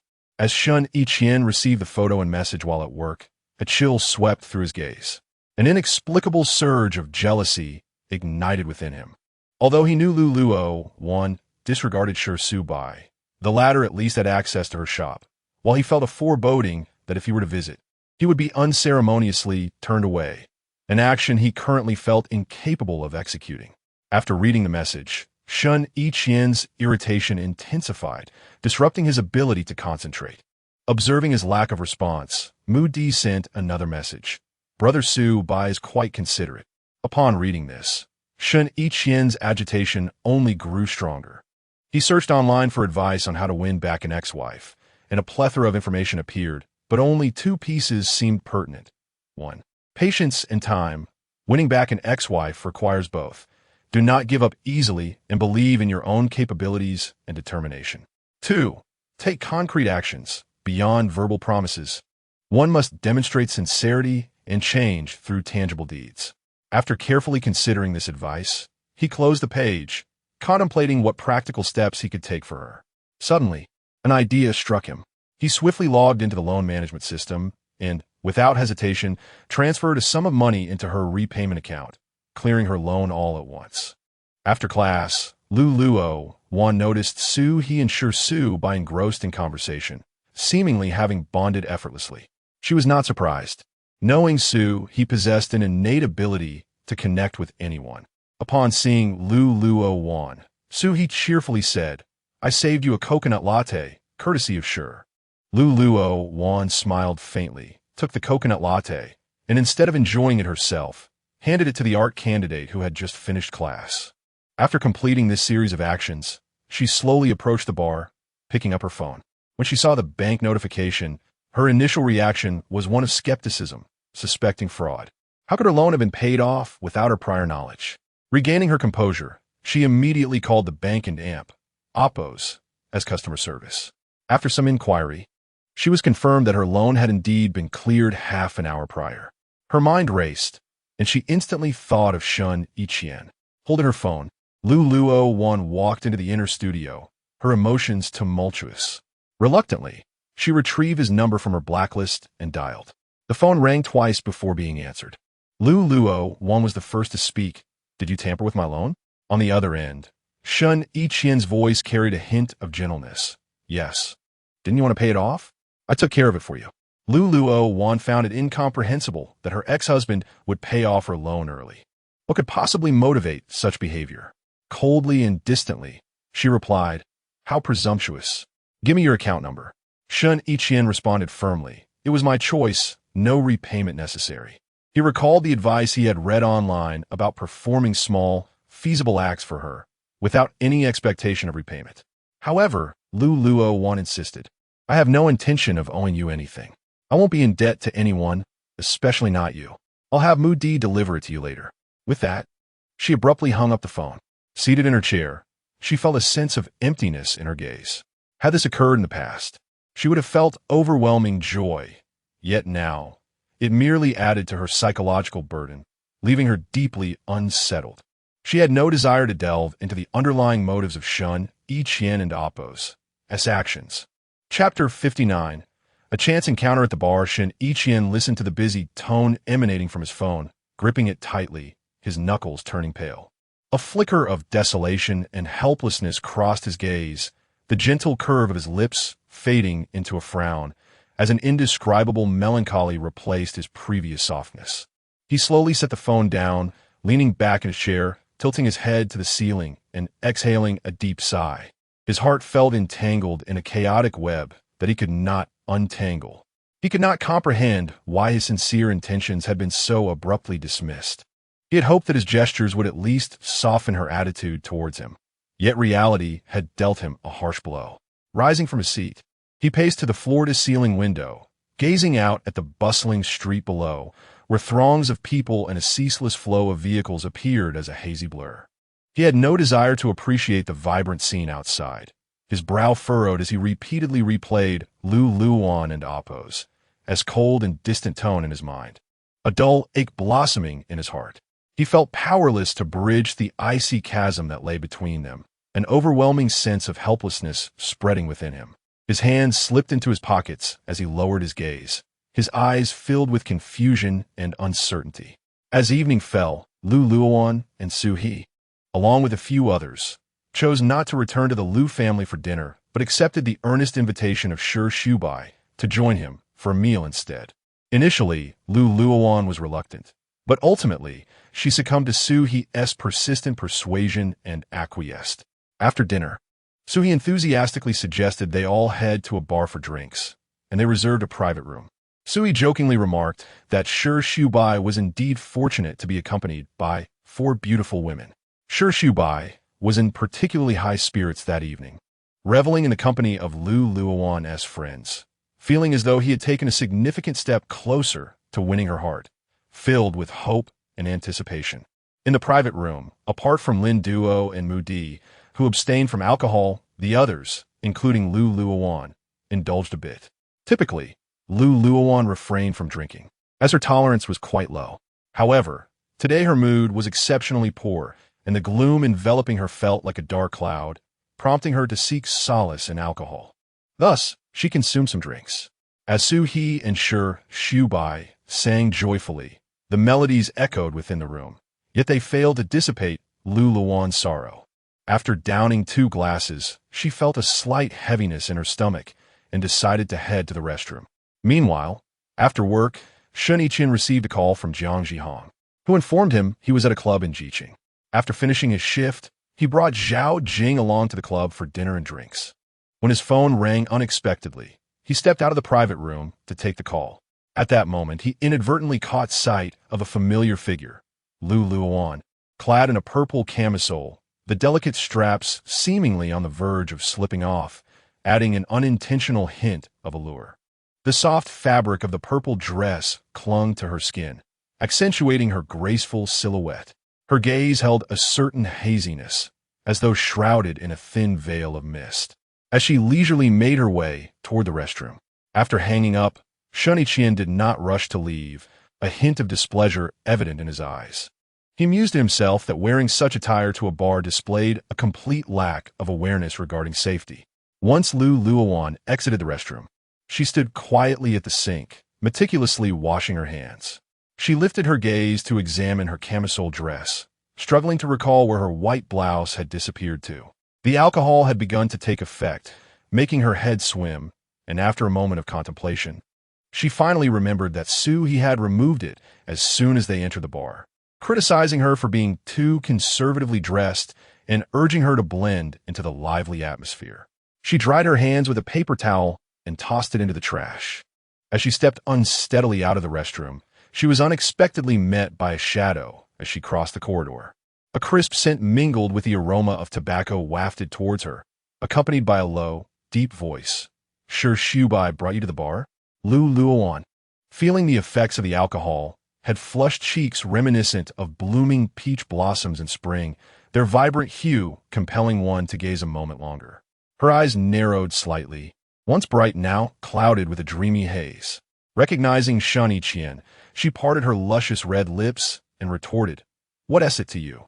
Seeing her in such a state, Shen Yiqian realized she had been drinking and was slightly tipsy.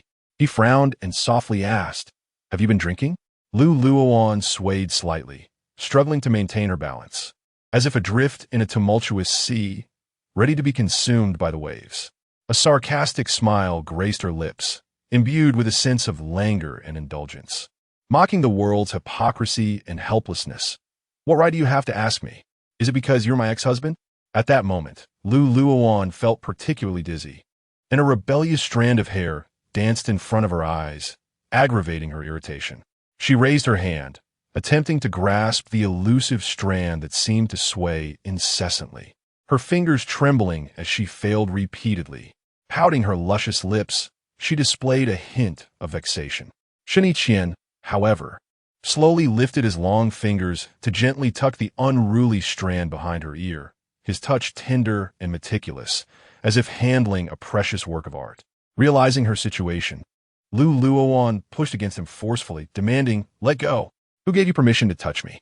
The warmth of his hand on her waist felt like a blazing fire, scorching her skin and causing her discomfort. Her heart raced uncontrollably, as if it might leap from her throat. Shen Yiqian paid no heed to her resistance.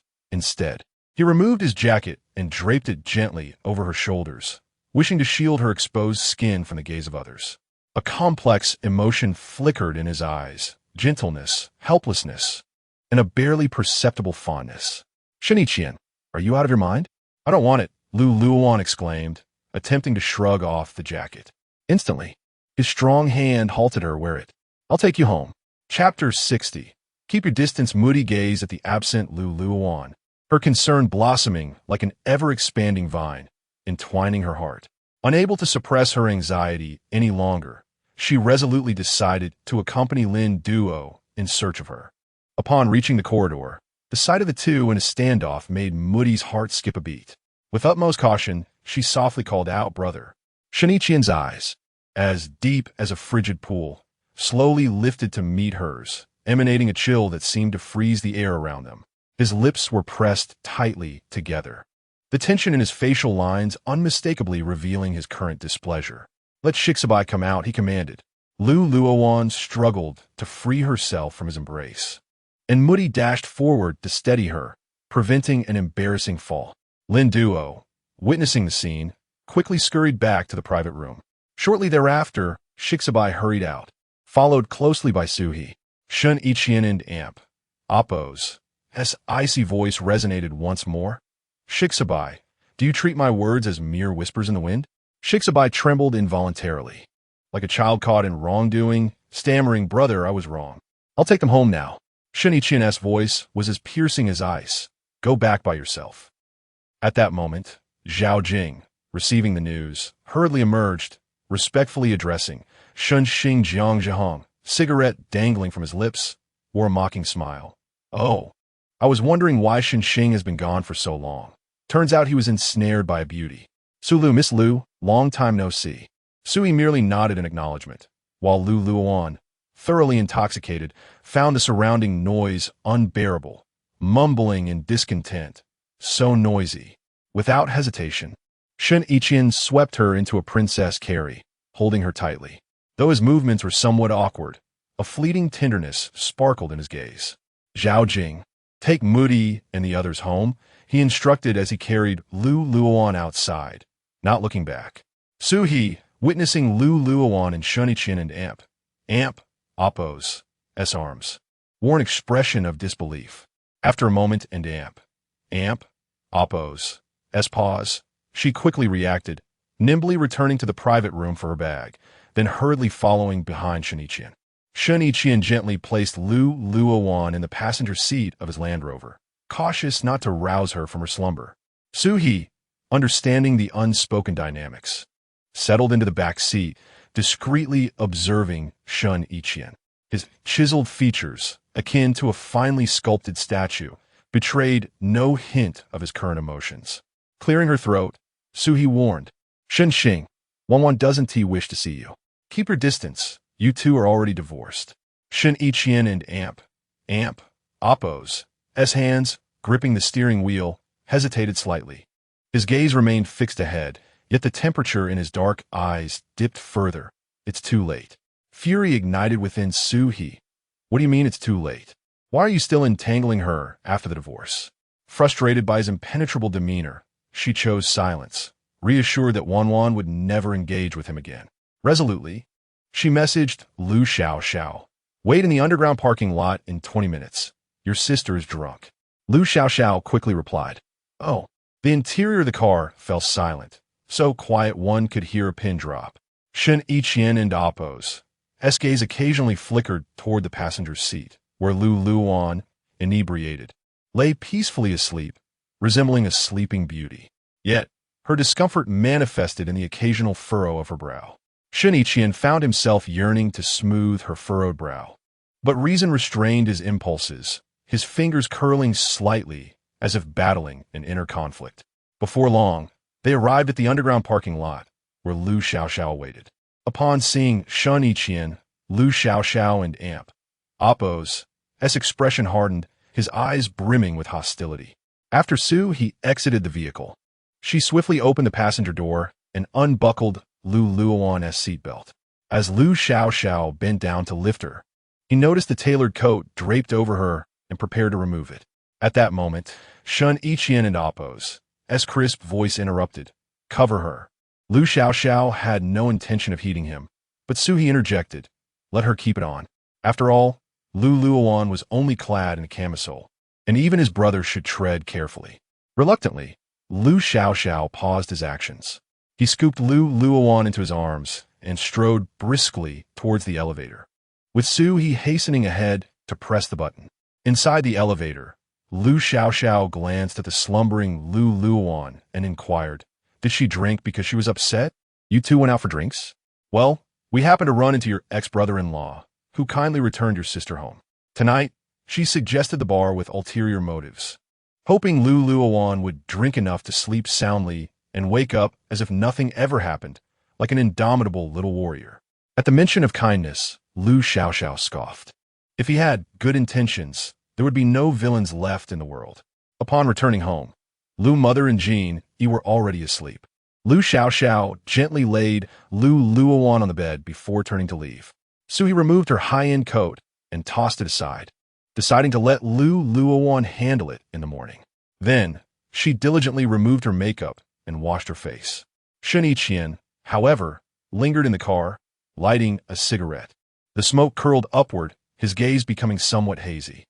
He replayed Suhi's words, keep your distance, yet found himself incapable of complying.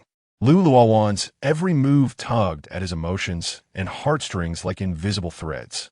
Before he could finish a cigarette, Jiang Jihan's call came through. Shen Yiqian answered succinctly. Did you send the beauty home? Come over for another drink. 20 minutes. I'll wait. Zhao Jing is on his way too. Upon returning to the private room, Jiang Jihan immediately draped an arm over Shen Yiqian's shoulder, teasingly inquiring, planning to eat your words? You scoffed at it before. Shen Yiqian frowned slightly, shrugging off his arm with a cold reply. What does it have to do with you? With that, he lifted his wine glass, swirling the red liquid inside, taking a few sips. Brother, you're in for a rough ride. I warned you before, but you wouldn't listen. The path of love is fraught with obstacles. Jiang Zhang raised his glass to clink against Shen Yiqian's, continuing, if you're uncertain about pursuing a woman, you could ask me or Cheng Xiao. After all, we both have experience in romance. Shen Yiqian shot him a frigid glare, retorting, does her family approve of you? Jiang Zhang, nonchalantly, replied, that's just a matter of time. I can cook the rice before it's even fully grown. Can you? You can't even get a kiss. He was even more miserable than Shen Yiqian. Shen Yiqian toyed with his lighter, flicking it open and shut, the orange flame illuminating the agitation within him. His eyes were obscured and enigmatic, exuding an aura of indifference. Jiang Zhiheng, understanding the situation, wisely fell silent and refrained from speaking further. Beside them, Zhao Jing was so apprehensive that he dared not even breathe, fearful of incurring wrath. Filled with regret for having returned. Chapter 61. The heart sinks into silence the following day. As Luowan gradually awoke, the clock had already struck past 10. Her head throbbed violently, as if besieged by relentless blows from a heavy hammer. With a slight furrow of her brow, she endeavored to recollect the events of the previous night, fragmented memories emerging sporadically in her mind. She vaguely recalled encountering Shen Yiqian after emerging from the bathroom, followed by him draping a coat over her shoulders. Beyond that point, her memory eluded her. After an indeterminate passage of time, Luowan slowly sat up, her gaze imbued with an unprecedented resolve. Reflecting on Shen Yiqian and Amp, Oppo's recent actions, her heart brimmed with confusion and indignation, a cold smile creeping upon her lips. She murmured softly, "Not all wounds can be soothed with a mere piece of candy. I have long outgrown the age of sweets." Recollecting their premarital days, though they had never cohabited, they occasionally crossed paths at various functions. In those moments, Shen Yiqian maintained a demeanor of utter indifference, as if she were merely a stranger of no significance. Over time, her expectations dwindled, and devoid of hope, disappointment ceased to exist. In the present, without him, she thrived. Why then should she entangle herself in needless turmoil? After a considerable while, Luowan took a deep breath, gently shaking her head in an attempt to awaken her senses further. She then tossed aside the covers and rose from the bed. Glancing down at her attire, a camisole dress from the previous night, she shook her head slightly, casually grabbing a nightgown and making her way to the bathroom. Half an hour later, Luowan emerged from the bathroom, her spirit invigorated. Her hair still bore traces of moisture, and her face radiated a sense of ease. Approaching the vanity, she commenced a simple skincare routine, her hands delicately applying the products, each motion exuding meticulous care. Once finished, she retrieved a hairdryer, adjusting the speed to a moderate setting as she gently dried her hair. Her gaze remained focused and tranquil, as though savoring this fleeting moment of serenity. Just as she was about to step out, Suhi entered the room with Lu Jin in tow. The little figure of Lu Jin darted towards Luowan like a vibrant little cannonball, innocently declaring, "Mommy, you woke up so late." Upon hearing her daughter's voice, a warm smile blossomed on Luowan's face. She gently set down the hairdryer, cradling her daughter in her arms with tender affection, showering her cheeks with soft kisses. "Yes," she replied. Observing the affectionate exchange, Suhi's lips curved into a slight smile as she inquired, "Do you have a headache? Godmother made you some hangover soup." Luowan nodded slightly, her voice soft a bit. Suhi pointed to the bespoke suit on the floor, saying, "You might want to handle that clothing on the ground." Luowan cast a casual glance at the suit, unfazed, and replied, "I'll have Mudi take it back later." Turning to Lu Jin, she instructed, "Please fetch me a bag." Lu Jin nodded eagerly, and with her short legs moving swiftly like a whirlwind, she dashed out. In no time, she returned with a drawstring black trash bag, her bright eyes brimming with anticipation, as if awaiting her mother's praise. "Thank you," Luowan said, accepting the trash bag, ready to stow the tailored suit inside. Sui chuckled, "Are you sure? Putting that suit, worth millions, into a mere trash bag will render it worthless. Shen Yiqian likely wouldn't want it back." A flicker of disdain crossed Luowan and Oppo's face as she casually folded the suit, replying, "It has nothing to do with me." She haphazardly shoved the suit into the bag and pulled the drawstring tight, then asked, "Has Mudi not arrived?" Sui shook her head, responding, "Not yet." The three exited the bedroom and made their way to the dining area. Lu's mother had already served the prepared hangover soup, urging, "Drink the soup." Luowan obediently replied, "All right."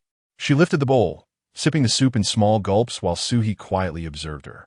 Meanwhile, Lu Jin had scampered to the living room, her tiny figure trying to climb onto the sofa, eager to watch Super Baby Jojo.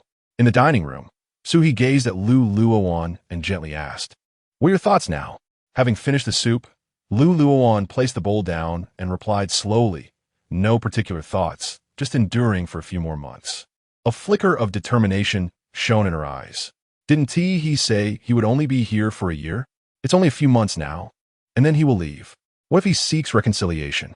Suhi ventured, uncertain of Luowan and Oppo's true feelings, given that her initial marriage to Shen Yiqian stemmed from affection, leading her to comply without hesitation when her father urged her to marry.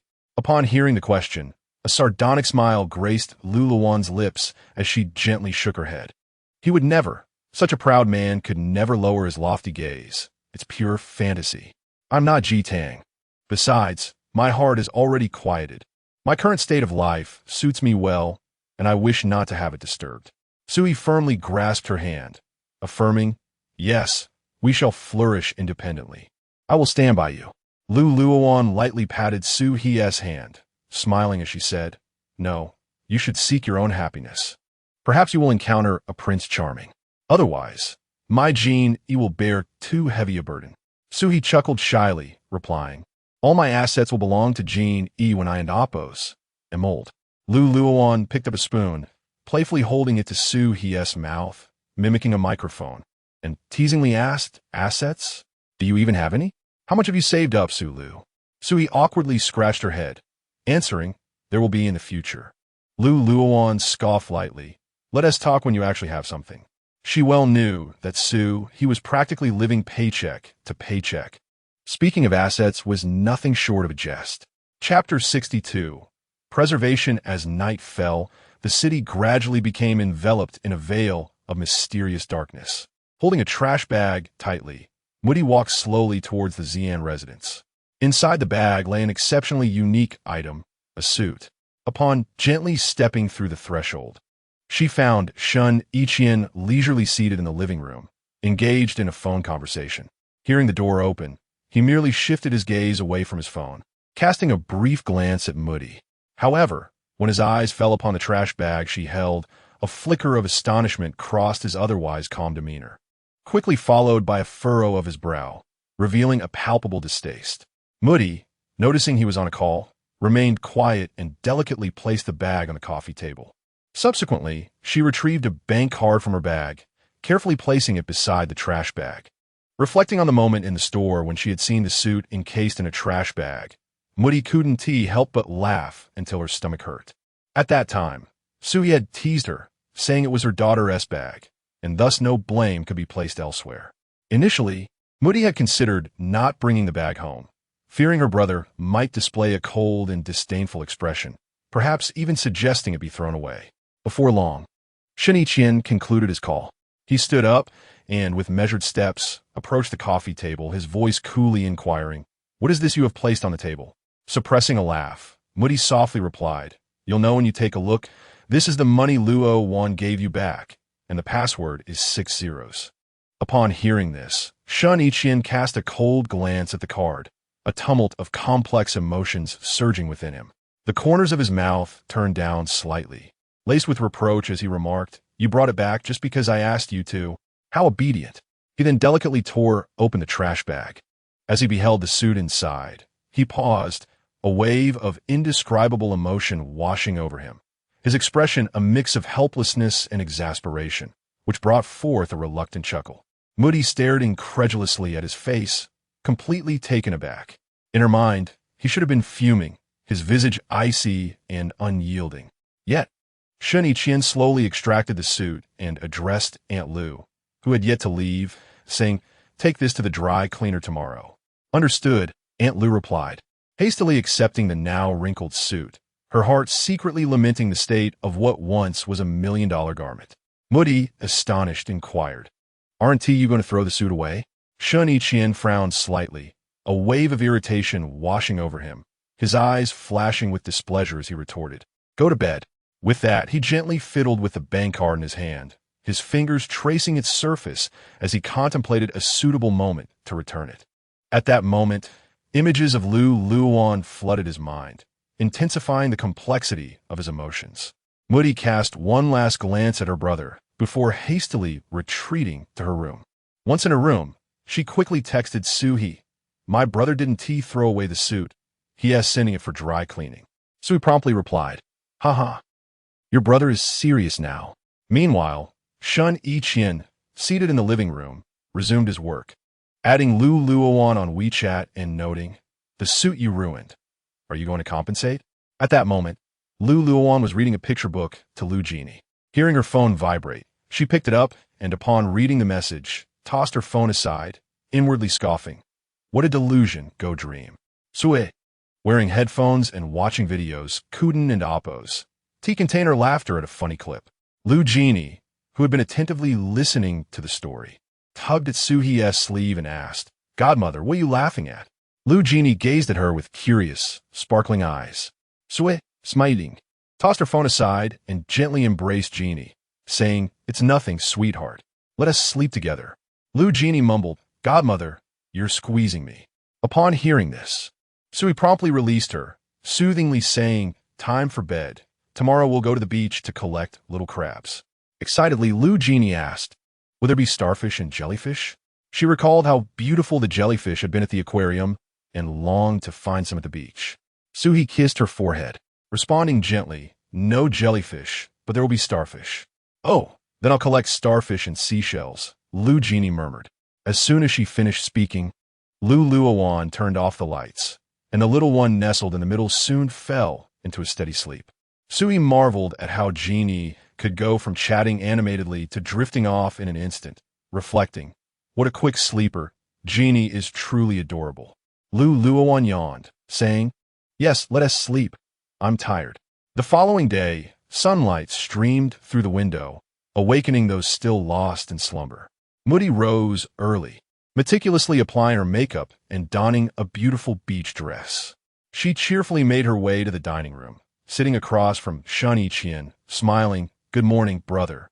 Shen Yiqian, in the midst of eating a sandwich, glanced up at her with a puzzled expression, asking, "What's this about?" Moody unabashedly replied, "I'm going to the beach with Luowan and the others." She keenly observed Shen Yiqian and Appo's reaction but gleaned nothing. Externally calm, Shen Yiqian felt an undercurrent of tumult within him, a sudden impulse to know more about Luowan, and yet he struggled to contain his emotions, simply stating, "Don't get swept away by the waves." Moody, taken aback by his biting remark, protested, "Brother." Shen Yiqian slightly frowned, irritation brewing within him as he said, "No talking while eating." With that, he continued to elegantly consume his sandwich, seemingly irked by Moody and Appo's chatter. Moody found his reaction baffling.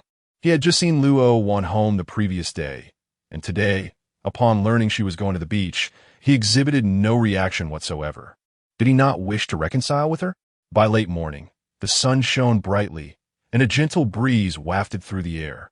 They arrived at the beach, accompanied by Lu and Appo's mother, a nanny, and Lu Xiao, among others. Today, Luowan wore a vintage white lace sleeveless dress, radiating warmth alongside Jeannie, who donned a matching outfit. Upon reaching the beach, the crowd was not overwhelming. Moody excitedly snapped a photo of Luowan and swiftly sent it to Shen Yiqian. As Shen Yiqian worked in his study, he was instantly captivated by the photo. In it, Luowan stood in her white, sleeveless dress, the pristine fabric billowing in the sea breeze, merging seamlessly with the azure sky and white clouds. The halter design accentuated her graceful neck, while the sleeveless cut revealed her slender arms. Her profile was exquisitely delicate, her softly curled hair cascading freely, her eyes gazing into the distance, resembling an ethereal being untouched by the world, a beauty that rendered one unable to look away. Unconsciously, Shen Yiqian clicked to save the image. Yet upon noticing her bare back, his gaze darkened, a fierce possessiveness surging within him, mingled with discontent as he thought to himself how revealing her attire was. Subsequently, he swiftly sent a message to Moody. Not sharing? Chapter 63. 2. After sending the message, Shen Yiqian began a long and anxious wait. He occasionally glanced at his phone, the small screen seemingly possessing immense power, drawing all his attention. However, as time ticked away, he still received no response from Moody, and a sense of indescribable irritation gradually welled up within him. Meanwhile, Moody was wholly absorbed in taking photographs, joyfully showcasing her beauty by the seaside, completely oblivious to her phone's vibrations. The sunlight bathed her in a golden glow, her smile radiant like a blooming flower, every movement brimming with vitality. After finishing her photo shoot, she joyfully dug for crabs in the sand with Junyi, seemingly transported back to her childhood, her excitement rivaling that of the little girl.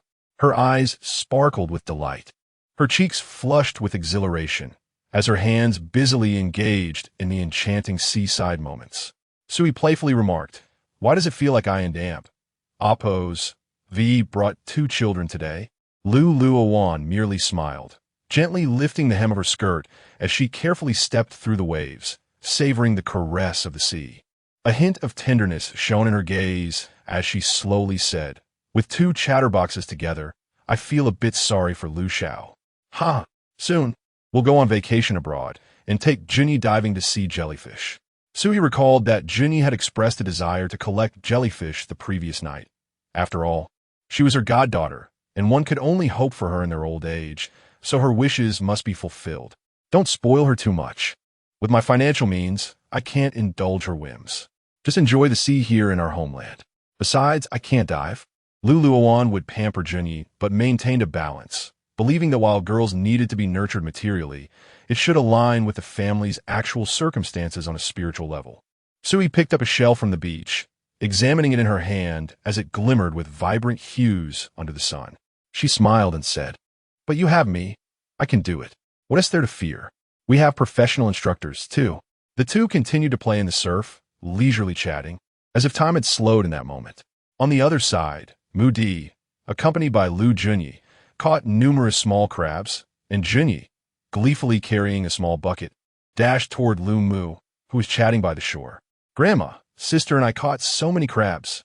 Junyi hurriedly boasted before Lu Mu, her sparkling eyes eagerly awaiting praise. Lu Mu looked at the bucket filled with crabs no larger than a fingernail and smiled, saying, "Junyi is amazing." Sitting on a rock, Mu Di took out her phone, saw Shen Yiqian and Appo's message from over an hour ago, and quickly replied, "Wearing a beach hat, I want to get sunburned."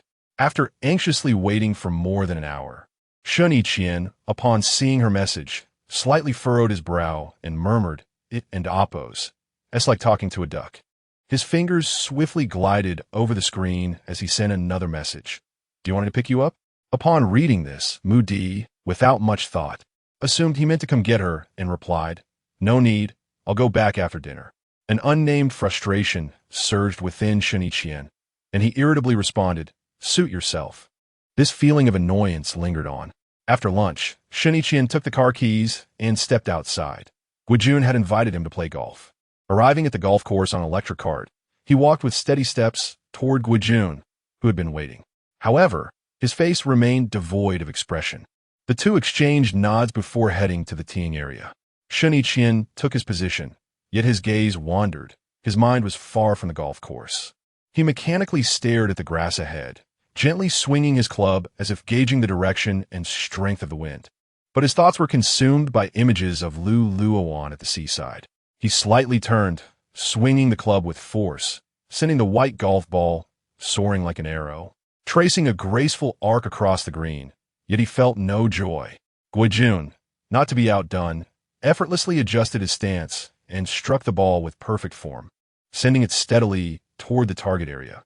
As they walked toward where their balls landed, Shen Yiqian observed Guijun's cheerful demeanor and casually asked, "Aren't and Appo's, to you accompanying your wife and child?"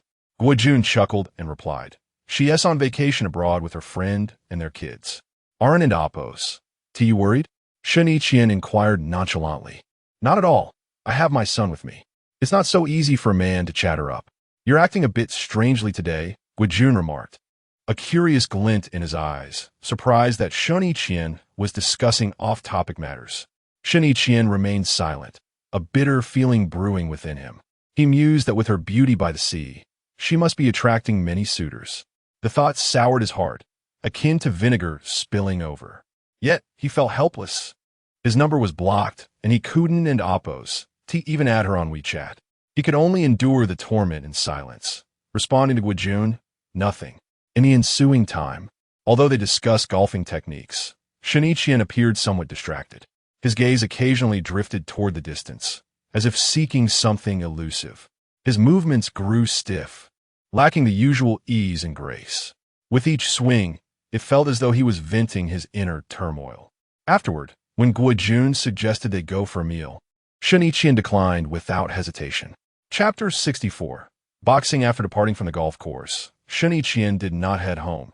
Instead, he drove towards the boxing gym, seeking an outlet for his inner turmoil. He had initially planned to unleash his pent-up emotions on the punching bag or engage in a heated bout with someone. However, fate appeared to delight in orchestrating coincidences. Upon changing into his gear, he unexpectedly discovered that Shi Bai was also present.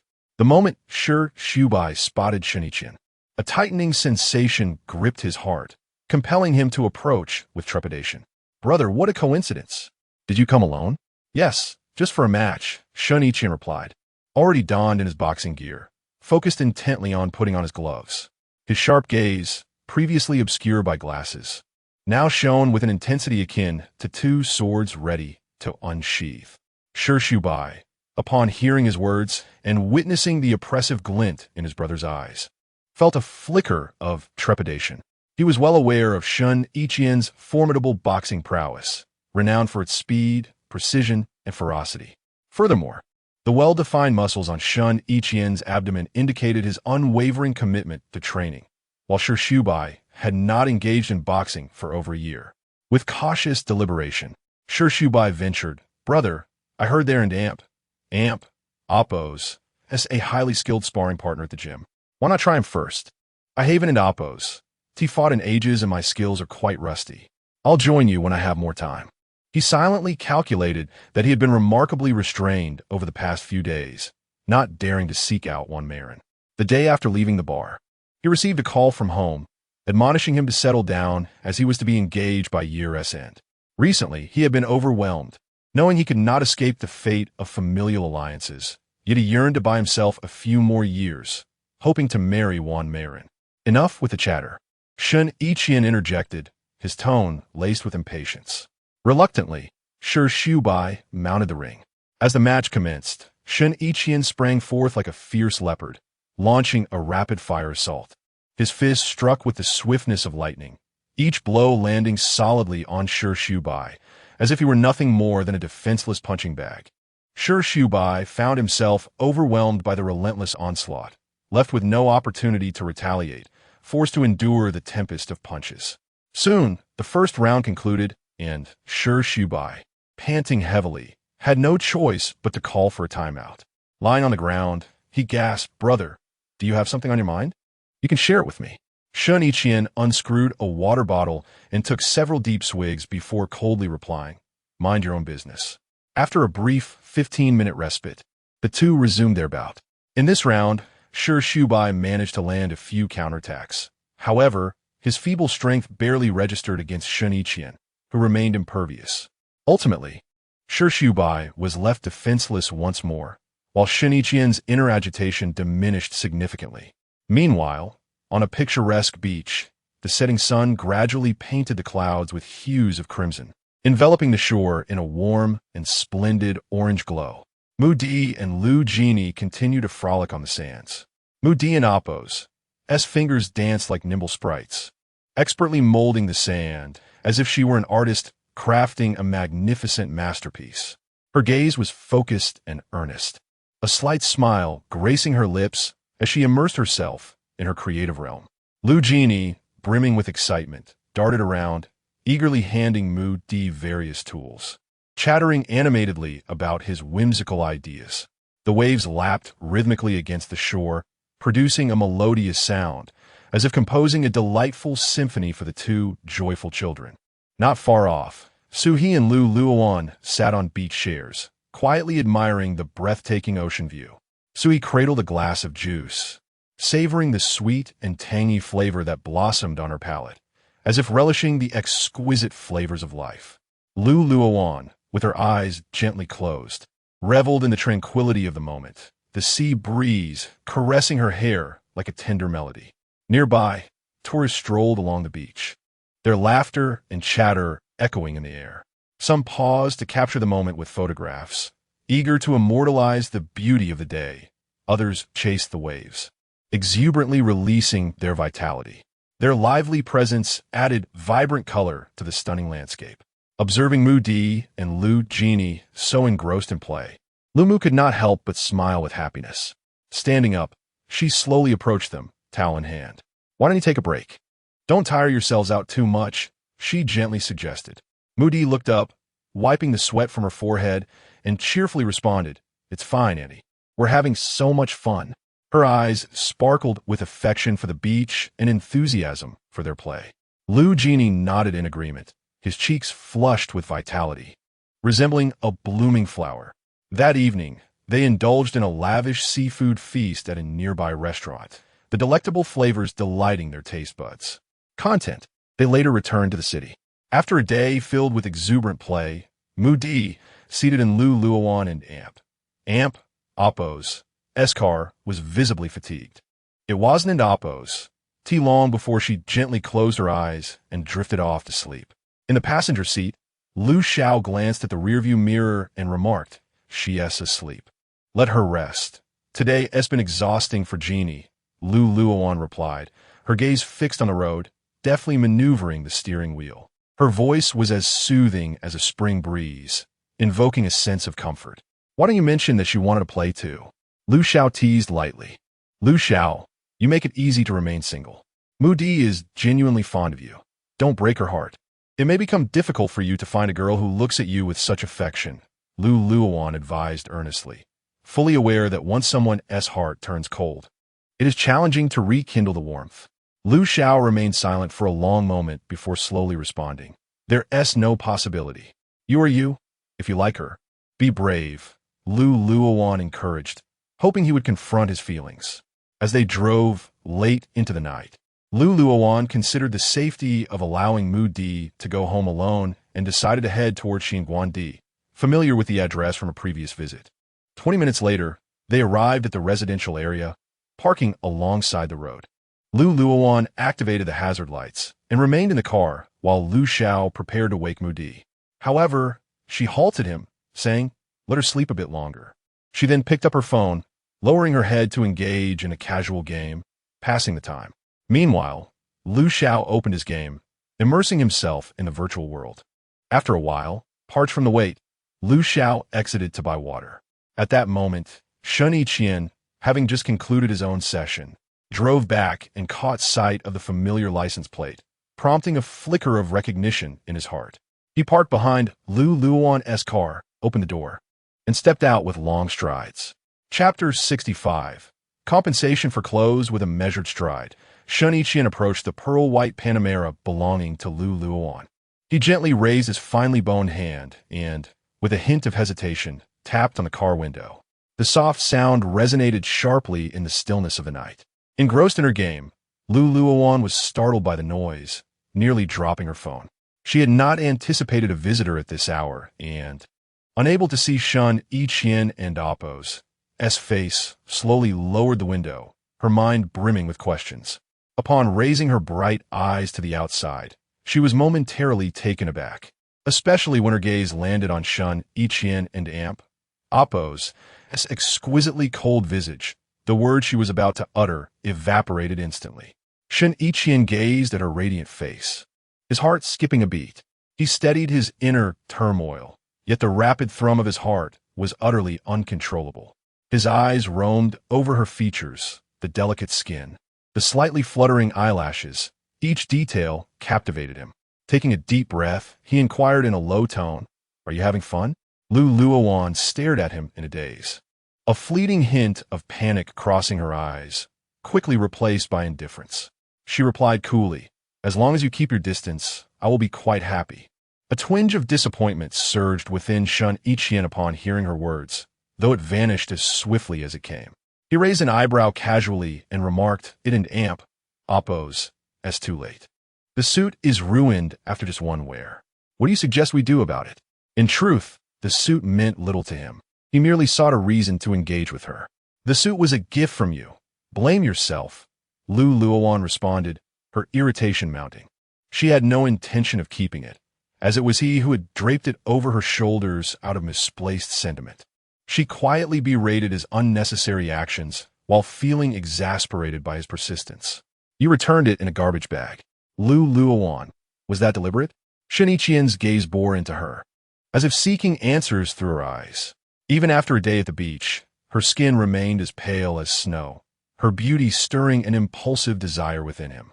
He was taken aback by this thought, struggling to suppress his emotions. "No bags at home. Just toss it. Mr. Shen doesn't need this piece of clothing." Luowan and Oppos' voice rose a notch, filled with exasperation and fury. She merely wished to rid herself of him, secretly hoping that Moody in the back seat would awaken soon to end this awkward exchange. She mused about the once aloof, taciturn Shen Yiqian, now reduced to acting like a petty rogue. Return it, or I will keep pestering you. Shen Yiqian's tone held a hint of mischief. He was aware his demeanor might further incite her disdain, yet he could not care less. He simply desired more entanglement with her. Dream on. Luowan and Amp. Oppos. Retort fully roused Moody from her slumber, leaving her feeling vexed. Moody rubbed her eyes, her voice hoarse from sleep. What's wrong, Sister Luowan? Suppressing her anger. Luowan forced a softer tone. You've arrived home. Mr. Shen is here, so go back with him. She wished for Moody to leave promptly, hoping to conclude her uncomfortable dialogue with Shen Yiqian. She then retrieved her phone and called Lu Xiao, who answered almost immediately. Where are you? On my way back. Once Moody exited the car, she called out to Shen Yiqian, brother. Wait in the car or walk back, Shen Yiqian instructed, then turned back to Luowan, his eyes brimming with determination as he asked, what do you plan to do about the suit? He was unwilling to let go of this opportunity to remain connected with her. Luowan, unwilling to engage further, pulled out 200 yuan and some coins from the car, tossing them at him. This is all I have. Take it or leave it. Her heart was resolute, hoping this gesture would convey her complete disinterest in him. After speaking, she swiftly started the engine and sped away. Shen Yiqian watched the car disappear, a bittersweet smile crossing his lips, as he bent down to pick up the money scattered on the ground. His expression darkened upon realizing it amounted to 250 yuan. He silently lamented her ability to infuriate him. Once back in the car, he tossed the money onto the center console, his feelings in turmoil, both exasperation with Luowan and frustration with himself. As he started the car, the fully awake Moody reached for the money, but Shen Yiqian interrupted, hands back. Brother, you want to spend cash on me anyway, Moody retorted, promptly retracting her hand. She had anticipated her brother would disregard the money, prepare to retrieve it herself, only to be pleasantly surprised by his action. If you need money, ask your parents. Shen Yiqian replied curtly, maneuvering the car into the underground garage. His thoughts were consumed by images of Luowan, barely registering Moody and Amp, Oppos, as presents. He glanced at the rearview mirror, observing her face, and remarked disdainfully, if you keep tanning, you'll turn into a dark girl. Moody switched on the car's interior lights, examining herself in a compact mirror, muttering, I'm fine, I haven't tan much. Ignoring her, Shen Yiqian parked the car and strode towards the elevator, with Moody jogging to keep up, asking, brother, are you pursuing Sister Luowan? Though unaware of the previous events, she believed her brother would not engage with Luowan without reason. Shen Yiqian remained silent, casting a glance at her without responding. If you truly are after Sister Luowan, I could assist you, but I expect some reward. Moody continued, undeterred, her eyes glimmering with anticipation. Can you even get her to add me on WeChat? Shen Yiqian leaned down to her level, deflecting her query with one of his own. He knew it was a challenging task, yet he wished to gauge Moody's capabilities. Of course not. She shook her head, realizing her limitations. Then it's a no-go. Shen Yiqian and Amp, Oppos. Tone was final, resonating with authority. With a ding, the elevator doors opened, and he stepped out first. Upon returning home, Luowan found her mother and the others already washed up and ready for bed. Pushing open her bedroom door, she saw Lu Genie fast asleep in her little bed, while He was seated on the edge, scrolling through her phone. Noticing Luowan and Oppos' late return, she teasingly remarked, did you have a tryst with your ex-husband? Are you looking for a fight? Luowan retaliated, tossing Lu Genie's plush rabbit toy at her. The mere mention of the suit ignited her anger. She found Shen Yiqian and Oppos' behavior utterly absurd. So he tossed her phone aside, suddenly alert. Did you really run into him? I had to compensate him for his clothes. I gave him 250 yuan, though initially in a foul mood. Her spirits lifted upon recalling how she had irked him. A slight smirk appeared on Luowan's lips, a hint of pride evident. Well done, my Luowan, Sui exclaimed, giving her a thumbs up. She could vividly imagine the proud and aloof Shen Yiqian being humbled. Keep your voice down, you and Oppos, wake Genie, and you'll regret it. Her demeanor was impeccable, yet she had not rested well and awoke with considerable irritability. Having spoken, Luowan promptly took her nightwear and retreated to the bathroom. Chapter 66. Pain. On the following morning, the crisp sound of a ringing phone echoed in Luowan's ears. A new agent was calling her. She had decisively blocked the previous agent, who had offered an absurdly low quote, as the price had raised her suspicions, making her feel that there was an insidious trap hidden within. The afternoon sun streamed through the clouds, casting a warm glow upon the earth. Suhi accompanied Luowan to view the storefront she had longed for. As they stepped into the premises, Luowan and Appo's eyes sparkled with excitement. The location was superb. Nestled in a bustling commercial district, with a constant flow of people hinting at boundless business opportunities. The spacious area was ample enough for her to fully realize her commercial vision. However, the only drawback was the somewhat exorbitant price, which caused her to furrow her brows slightly. Luowan began to inquire in detail about the loan arrangements with the agent, requesting assistance in calculating the associated costs. Upon noticing that the collaborating bank was Jingxing, her brows instinctively knitted together, and she questioned, "Do you work with any other banks?" The young agent hastily explained, "Sister, Jingxing currently offers the lowest loan rates among all banks. Moreover, not all properties have the privilege of collaborating with them." Luowan chuckled softly at this and probed further. "So, other banks are not an option?" The young agent nodded vigorously, responding, "Indeed, sister. Jingxing's loan review process is significantly faster than that of other banks, especially with its low interest rates, which can save you a substantial sum.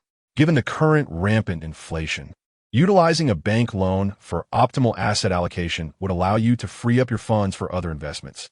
While the agent continued to extol various advantages, Luowan felt a dull ache in her head. She waved her hand and said, "I need to think it over. I'll contact you once I have made a decision." Upon hearing this, the agent quickly displayed the WeChat chat history on his phone, attempting to persuade her further, "Sister, you really should seize this excellent storefront. Look, this client is also interested in viewing it, and I haven't Appo's shown it to her yet. If you hesitate any longer, you may truly miss this opportunity. You want an Appo's find another storefront like this in Luowan district." After pondering for a moment, Luowan replied, "I and Appo's. I'll give you an answer tomorrow. After all, purchasing such a large storefront requires some time for consideration." Her concerns were twofold. First, the price, which was indeed significantly higher than elsewhere. Second, the bank with which she would be collaborating, as she feared that Shen Yiqian would complicate matters once more. At this moment, Sui gently pulled her aside and asked quietly, "With such a prime location, ample space, and excellent layout, what are you still worried about? Are you afraid of encountering Shen Yiqian?" Suhi was acutely aware of Luowan's current feelings toward Shen Yiqian. She wished fervently to never see him again and to have no further entanglements with him. Luowan responded candidly, "I never expected him to treat me well. I only hoped for him to treat me equally. Yet, he has failed even in that regard. Last time he sabotaged my art studio, resulting in my car loan being denied, forcing me to use property as collateral." Reflecting on past events, Luowan felt an overwhelming urge to slap her former self. She could not comprehend why she had once harbored such fervent feelings for Shen Yiqian, when there were countless men in the world far superior to him. Yet she had devoted herself entirely to him. However, she was grateful that she had now awakened to reality. Without hesitation, Sui declared, "I still have some money. Let us pull it together and buy it outright." Luowan, however, resolutely shook her head. "No need. I still haven an Appo's repaid you what I owe. Let into Appo's. Let's go for a loan." She did not want to overly rely on Suhi, having already borrowed so much from her. Suhi, seeing her determination, did not press further, saying, "Well, let's give it a try. If it doesn't work out, we can buy it in full and consider it my investment." Luowan nodded slightly. "All right."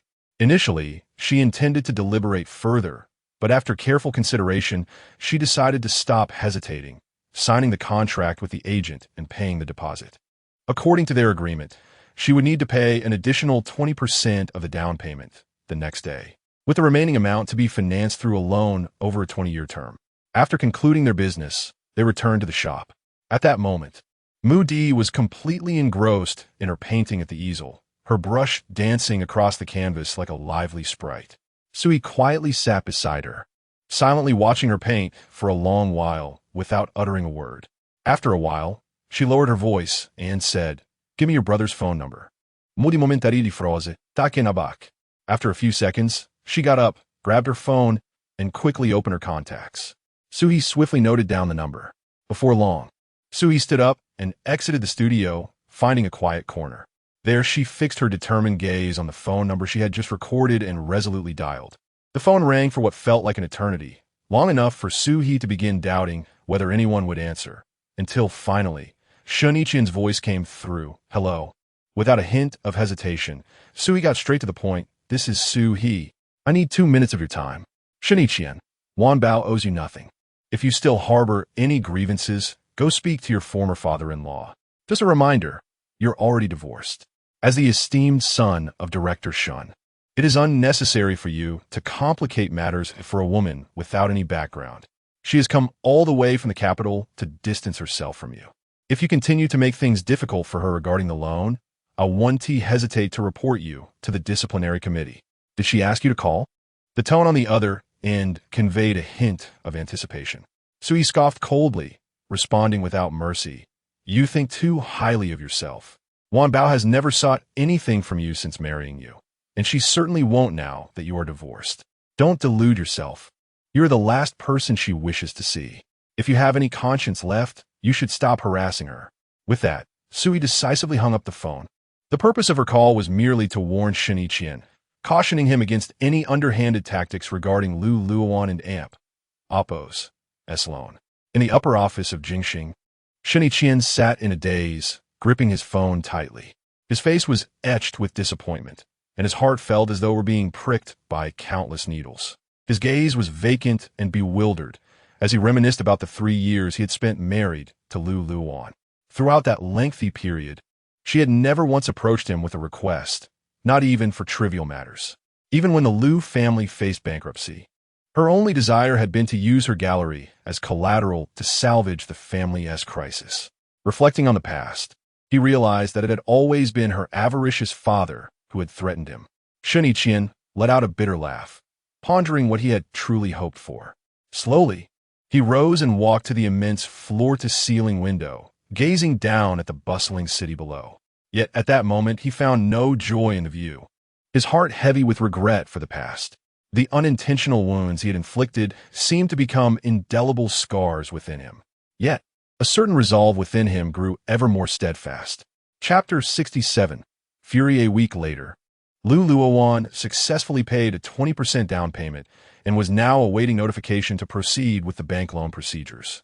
Time slipped by quietly, and it had been nearly 8 months since Chu Qing had given birth. That morning, Luowan rose early, for she was to attend Chu Qing's wedding. It was said that this lavish wedding had cost a staggering 8 billion, to be held on the lawn of a grand estate meticulously constructed by Fu Linsheng for Chu Qing. After completing her morning rituals, Luowan slowly opened her wardrobe and carefully selected a white, embroidered, sleeveless summer cardigan, pairing it with a champagne-colored mermaid skirt. She applied her makeup with great care. Upon stepping out of her bedroom, she found her mother had already laid a sumptuous breakfast on the table, gently advising, "Eat up, the journey is long. Drive safely." Her mother also placed an exquisite red envelope on the table. Luowan glanced at it and said, "Mom, I prepared a red envelope. You should keep it. What you prepared is your heartfelt intention, but this is my token of gratitude. Since the Lu family faced difficulties and your father fell ill, Uncle Chu has provided us with significant assistance, and both Shi and Qingqing have sent us nutritional supplements from time to time. It is essential to be grateful. This kindness has always been on my mind," her mother replied earnestly. "Mom, why not come with me? Qingqing would be so happy to see you," Luowan suggested. "I won't go. You should," her mother replied, having always been somewhat averse to social gatherings. She had only attended once when Chu Qing gave birth, and the journey had left her feeling quite exhausted. After breakfast, Luowan set off for the wedding. 3 hours later, upon arriving at the address on the invitation, she parked her car securely and sent a message to Sui. "I and Amp, Oppos, V arrived. Where are you?" Sui quickly replied with a voice message, 20 minutes. Sitting in her car, Luowan adjusted her makeup once more before stepping out. She intended to enter first, but just a few steps in, she heard a somewhat familiar voice call out, Luowan. Turning around, she was pleasantly surprised to see her senior, Bai Lin. Her eyes sparkled with joy, and a smile graced her lips. Senior, when did you return to the country? Last month. It really is you. I thought I was seeing things. I've heard about the troubles with the Lu family. I'm truly sorry I couldn't assist you, Bai Lin said, standing tall at 185 meters, clad in a pinstriped suit that exuded an air of refined elegance. Luowan scrutinized him closely, noticing he had shed his youthful naivete, now appearing more mature and composed. It and amp, oppos, that's all in the past. You and amp, oppos, back to inherit the family business, I presume? Luowan mused, considering that the only son of the Bai family in Beijing was likely back for such reasons. You're no longer in Beijing? Bai Lin and amp, oppos, gentle gaze lingered on Luowan, as the years seemed to have only enhanced her beauty and distinct charm. You still look as stunning as ever, he remarked. Luowan chuckled softly. And you remain as handsome as ever. I returned to my hometown, Jiqing. Meanwhile, Shen Yiqian had not acted as a groomsman and had arrived later since he did not accompany them to fetch the bride in the morning. As his car entered the parking lot, he immediately spotted Luowan chatting amiably with Bai Lin, and his expression darkened instantly, his eyes glinting with coldness. He abruptly parked his car in front of them. Seeing this, Bai Lin instinctively pulled Luowan closer, and she nearly stumbled into his arms. Steadying herself, Luowan caught sight of the familiar license plate, a surge of anger rising within her. Just as she was about to speak, Bai Lin inquired with concern, Are you all right? I and Oppos am fine. Just then, Shen Yiqian exited the car, casually saying, Sorry, I didn't TC you. Blind, Luowan retorted angrily. Bai Lin and Oppos' demeanor remained gentle, though a hint of ire seeped into his tone. Is the young master Shen always this reckless while driving? Whether Shen Yiqian's aggression was directed at him or Luowan, Bai Lin felt a twinge of displeasure. First time driving, and the young master has an opinion? Shen Yiqian radiated an undeniable aura of intimidation, chilling the air around them. Just as Bai Lin was about to retort, Luowan tugged at him, feeling it unnecessary to provoke Shen Yiqian on her behalf, knowing well his petty nature could lead to trouble for Bai Lin. There and amp, oppos, there's no need to argue with a madman. Let us go, she gently urged. Upon hearing this, Bai Lin held his tongue, and the two continued walking forward. Shen Yiqian and amp, oppos' eyes were icy, fixed on their retreating figures, his fists clenched tightly, veins protruding from his hands, clearly struggling to contain his rage. After entering the venue, Luowan exchanged contact information with Bai Lin before they parted ways. Guided by a servant, she arrived at the lounge. There, Chu Qing, adorned in a pristine wedding gown, looked ethereal as she sat by the bed. Upon seeing Luowan, she exclaimed joyfully, Luowan, you're here. Qing, congratulations on your marriage. May you be eternally happy, Luowan said, handing her two exquisite red envelopes. Chu Qing embraced Luowan, beaming, thank you. May you find happiness too. Luowan nodded, admiring the meticulous and luxurious details of the wedding decorations. Fu Linsheng had truly put his heart into this. Perhaps this was what love truly meant. After spending about 10 minutes in the lounge, Luowan received a message from Su He. Where are you? Luowan replied, waiting. I'm coming to find you now. Exiting the lounge, Luowan walked down a long corridor in her high heels. The sound of her heels echoed in the stillness, resembling an elegant melody. As she passed by another lounge, a large hand suddenly grasped her arm, and she caught a familiar, crisp scent tinged with tobacco. Fuming, Luowan exclaimed, Shen Yiqian, are you out of your mind? Shen Yiqian swiftly pulled her into his embrace, shutting the door behind them, pinning her against it, his deep gaze locking on her full, rosy lips. I may be ill, but you are the cure. Chapter 68. Through WeChat, Luowan found herself ensnared, her delicate arms firmly restrained. Anger surged within her like an unstoppable tide. Clad in a fitted sheath dress, the constricting hem hindered her legs. rendering her unable to execute any form of attack. In her desperation, she resorted to verbal expression of her fury. Why are you so possessive? With all these men around, do you wish to control my interactions? Shen Yiqian and Amp. Appo's stern visage loomed closer, his words dripping with jealousy. It felt as if a barrel of vinegar had been completely overturned inside him, sour emotions permeating his thoughts. Since their divorce, he had noticed an unceasing presence of men around her. At that moment, he felt as if his cherished toy was being coveted by others. His discontent reaching a boiling point. Glaring at the face so near her, Luowan experienced an inexplicable irritation. She averted her gaze and retorted, "It's none of your business. I'm single, and it's my prerogative to interact with whomever I choose. Let me go." Her eyes reflected determination and defiance. Her chin lifted in a show of resolve. Shen Yiqian, upon hearing her words, felt his anger intensify. His gaze was a tumultuous blend of emotions: jealousy, resentment, and a hint of barely concealed pain. The Bai family will never accept Bai Lin marrying a woman with a past. Cease all contact with him, or I will not hesitate to undermine his family's business. Shen Yiqian warned, his tone laced with threat, his eyes ablaze as they fixated on her luscious lips. The sight stirred something primal within him, an overwhelming urge to claim her. He leaned in closer, his lips brushing against her ear, warm breath cascading over her delicate earlobe. "Accept my WeChat friend request, and I will release you. Shen Yiqian, you scoundrel.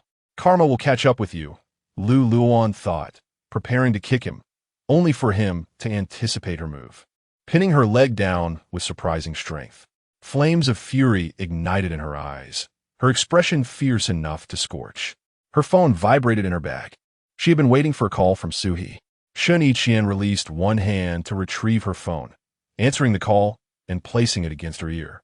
Sui's voice came through, laced with concern. "Where are you? You haven't run into your ex-husband again, have you?" "I'm here," Luowan replied, wishing to keep the situation under control, especially since it was Chu Qingqing's wedding. If Sui were to learn of this, she would undoubtedly storm in to confront him. After hanging up, Luowan coldly stated, "Let go. I cannot operate like this." Her tone was frigid, impatience evident in her eyes. Soon, her wrists were freed, revealing red marks on her fair skin, stark against her luminous complexion. Shen Yiqian's gaze darkened, a flicker of sympathy rising within him as he pondered whether he had been too forceful with her delicate skin. Luowan swiftly tapped on her phone. Moments later, Shen Yiqian received a notification. "I have accepted your friend request. We can start chatting now. Don't think you can block me at will. If you do, I'll visit your store," Shen Yiqian thought, uncertain if she feared him, but this was his only clumsy recourse for now. Luowan scoffed, internally remarking that even if they were connected, she would never acknowledge him. Her eyes radiated resolve. Shen Yiqian, some things, once missed, remain forever lost and meaningless. With that, she turned decisively and walked away, her demeanor resolute and impassive, signaling to Shen Yiqian that their chapter was irrevocably closed. After exiting, Luowan visited the restroom, where she unexpectedly encountered Ji Tongji. While washing her hands, she caught a glimpse of Ji Tongji, whose demeanor exuded a cool, aloof elegance. As Suhi had said, one could describe her as high-minded. However, the less flattering view would be that she was pretentious, a quintessential white lotus. Shaking off her thoughts, Luowan dried her hands with a paper towel, discarding it in the bin before facing Ji Tongji. Even without direct eye contact, she sensed the deep-seated animosity directed at her, stemming from Shen Yiqian. "Please step aside," Luowan said coldly, her eyes unyielding in their pride. "I wanted Appo's tea," Ji Tongji replied, her expression dripping with sarcasm. Feeling a surge of annoyance, Luowan asserted, "I am divorced from him now. The position of Mrs. Shen is yours. There is no need for such hostility towards me, and I have no desire for it." Ji Tongji retorted with derision, "Luowan, even if you occupied the position of Mrs. Shen for 3 years, in the end, you are left with nothing. Do not harbor delusions about things that do not belong to you." Luowan raised her frigid gaze to meet Ji Tongji's, filled with disdain. "Is that so? Then Miss G is hardly in a better position. He and Oppos has been single for nearly a year, and there has been no progress between you two. If you have the capability, make him marry you. Until then, spare me your rabid barking. To me, he is worth less than grass. Seizing the moment of Ji Tongji and Oppos' distraction, Luowan swiftly maneuvered around her and exited. Her steps were firm, devoid of hesitation. In the lobby and Oppos' lounge area, she spotted Suhi seated on a sofa. Upon seeing Luowan, Suhi exclaimed, "Wan Bao, if you don't hurry, I might have to call the police." Have you been lost in a maze? Sitting beside her, Luowan sighed.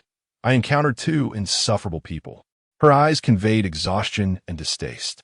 Did you run into your ex-husband again? Did he try to take advantage of you? Suhi inquired, her voice rising with concern. Luowan tugged gently at her arm. Keep your voice down. It wasn't like that. That's a relief. When I arrived, I saw his car blocking yours. How shameless. With a parking lot that vast, why choose to park right in front of Luowan and Oppos' car? His intentions are all too clear. He wants you to seek him out. Suhi suggested, why not call a tow truck to haul him away? Let us discuss that later. If he doesn't move, I'll just scratch his car. Calling a tow truck is too much hassle and costs money.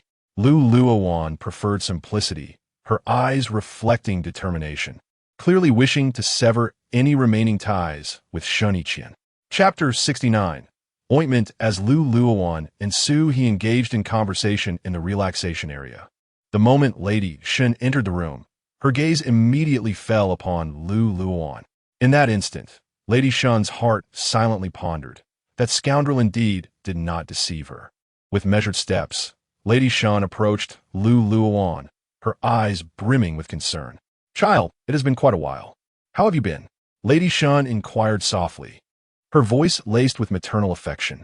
At that moment, she was accompanied by Madame Shen and Mu Di. Madame Shen cast a fleeting glance at Luowan, her cold demeanor exuding an innate nobility and pride, her chin slightly raised. Upon hearing that familiar and loving voice, Luowan instinctively looked up and met Lady Shen's concerned gaze. She paused for a moment, reflecting, then gently spoke. Lady Shen, how is your health? Hearing Luowan and Oppos' respectful address, Lady Shen felt a stir in her heart, yet it was tinged with an uncomfortable sensation. She furrowed her brow slightly and replied, Child, have you ceased even to call me and Oppos, Grandma and Oppos?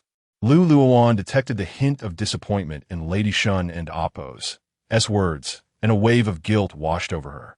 She quickly stepped forward, gently supporting Lady Shen, and said tenderly, Grandma, please have a seat. Lady Shen, observing Luowan's gesture, broke into a gratified smile. Turning to Madame Shen, she said, Lin, you may attend to your matters. I wish to have a word with Luowan. Mu Di can keep me company. Madame Shen nodded slightly, her tone indifferent as she replied, Very well, Mother, I shall go greet them. Tim Lin had no desire to see Luowan upon her arrival. A knot of resentment lodged in her throat. To her, Luowan had squandered 3 years of her son and Oppos' youth and turned him into a man of second marriage. Lady Shen grasped Luowan and Oppos' hand, her eyes filled with concern as she softly asked, Child, are you adapting well to life in G City? How is your mother? Feeling the warmth of Lady Shen and Oppos' concern, Luowan and Oppos' heart swelled, and she replied gently, G City is quite pleasant, and my mother is well. Thank you for your thoughtfulness. Grandma. Lady Shen engaged Luowan in conversation for a long while, as if there were endless tales to share. She reminisced about the past, her gaze filled with nostalgia. Luowan listened quietly, occasionally responding, her face adorned with a gentle smile. Eventually, Lady Shen realized that time was slipping away. After all, today was the wedding of her old friend, Lady Fu and Oppos' grandson, and she needed to extend her congratulations. Slowly rising, she patted Luowan and Oppos' hand and said, Take good care of yourself, child. Luowan nodded, watching as Lady Shen departed, her heart brimming with emotion as memories flooded back. The wedding ceremony was held on the lawn, and Suhi urged Luowan to take a seat.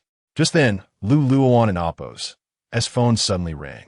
Her heart sank, knowing it must be Lu Qini causing trouble with Lu Mu. Luowan briefly explained to Su He, then found a quiet spot to answer the video call. Soon, Lu Qini and Appo's tear-streaked face appeared on the screen. With a quivering voice, Lu Qini lamented, "Mom, I don't like you anymore. You ran off alone without taking me. I want to attend Aunt Qing and Amp Appo's wedding too." Lu Qini had learned of the wedding because Lu Mu had shown her the invitation. When she expressed her desire to go, Lu Mu merely brushed her off, saying she would ask her mother later. Seeing her daughter's distressed expression, Luowan's heart ached. She gently soothed, "Wipe away those tears. Uncle will take you to the amusement park later, and I promise to bring you to see your brother next time. All right?" Lu Qini, dabbing at her tears, sniffled, "Okay, but I want 2 ice creams. You need to tell Grandma." Unable to help but smile at her daughter's antics, Luowan softly replied, "I agree to that." From the receiver, Lu Qini's cheerful voice rang out, "Grandma, Mommy said I can have 2 ice creams today." Then came Lu Mu's voice, "All right. Hang up now and don't disturb your mother. Let your uncle take you to play." "Okay, Mommy, goodbye." "Yes." Luowan ended the call, her feelings a mix of complexity. Taking a deep breath, she composed herself and returned to the lawn. The wedding ceremony had already commenced. Luowan took a seat at the back, quietly watching the video playing on the large screen, her heart filled with astonishment. It turned out that Fu Linqing had harbored a crush on Qingqing for so long. A smile graced her lips as she mused, "It is wonderful when lovers finally unite." As the video concluded, enthusiastic applause erupted from the crowd, and Luowan joined in, her eyes shining with blessings for Qingqing. At that moment, a voice broke through her reverie. "Why are you sitting in the back?" Turning her gaze, she saw Bai Lin smiling at her. She blinked in surprise and replied, "I just took a call. What about you?" Bai Lin chuckled. "Same here. Shall we have dinner together tonight?" Luowan hesitated before responding. "I need to head back after dinner. Perhaps next time. I promise to invite you." She smiled inwardly, imagining the uproar Lu Qini would cause if she did not return home promptly. Bai Lin did not press further, understanding Luowan and Amp Appo's nature. Once she made a decision, it was difficult to change. "All right, I will visit G City when I have the chance. It has been a long time since I last saw your mother. Is Lu Xiao still in school?" Luowan nodded. "Yes, Lu Xiao is already in his 3rd year, studying computer science at Peking University." "Great. I will drop by to see him." Unbeknownst to them, the wedding was approaching its final segment, the bouquet toss. Many single men and women eagerly surged forward to seize the bouquet, while Luowan and Bai Lin remained seated, absorbed in their own thoughts as they observed the lively crowd. Seated ahead, Shen Yiqian subtly shifted back a few paces. His gaze scanned the throng, and suddenly, he caught sight of Luowan and Bai Lin in the rear. In that moment, his icy eyes deepened, swirling with complex emotions. He swiftly averted his gaze, fearing that lingering too long would unearth feelings he struggled to contain.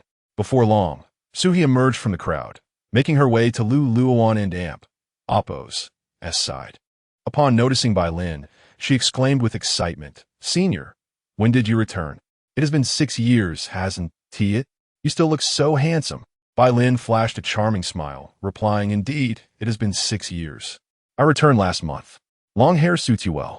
His eyes radiated warmth, clearly pleased to have attended the wedding and reunited with both women. The trio headed to the banquet hall, though Bai Lin sat on the groom and Amp Appo's side while Luowan and Su He occupied seats among the female guests. Around 2 in the afternoon, Luowan and Su He arrived at the parking lot. Luowan immediately spotted the Land Rover parked crookedly in front of her car, a surge of indignation rising within her. She bit her lip and texted Shen Yiqian, "Could you please move your car?"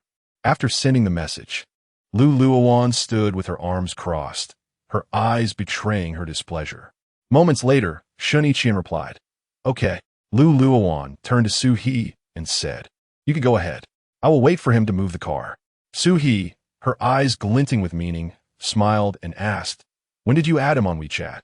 Luowan remained silent, simply handing her phone to Su He for a glance. As Su He scrutinized the screen, she couldn't help but laugh. "Huh? He blocking you just to get you to accept." I can't imagine what kind of demeanor Shen Yiqian had while doing this. What tone do you think he used? Let us head back. Next time, I'll bring Chini to visit you. Luowan did not respond directly. Well, I shall take my leave now. Please drive carefully and call if you need anything, Sui replied.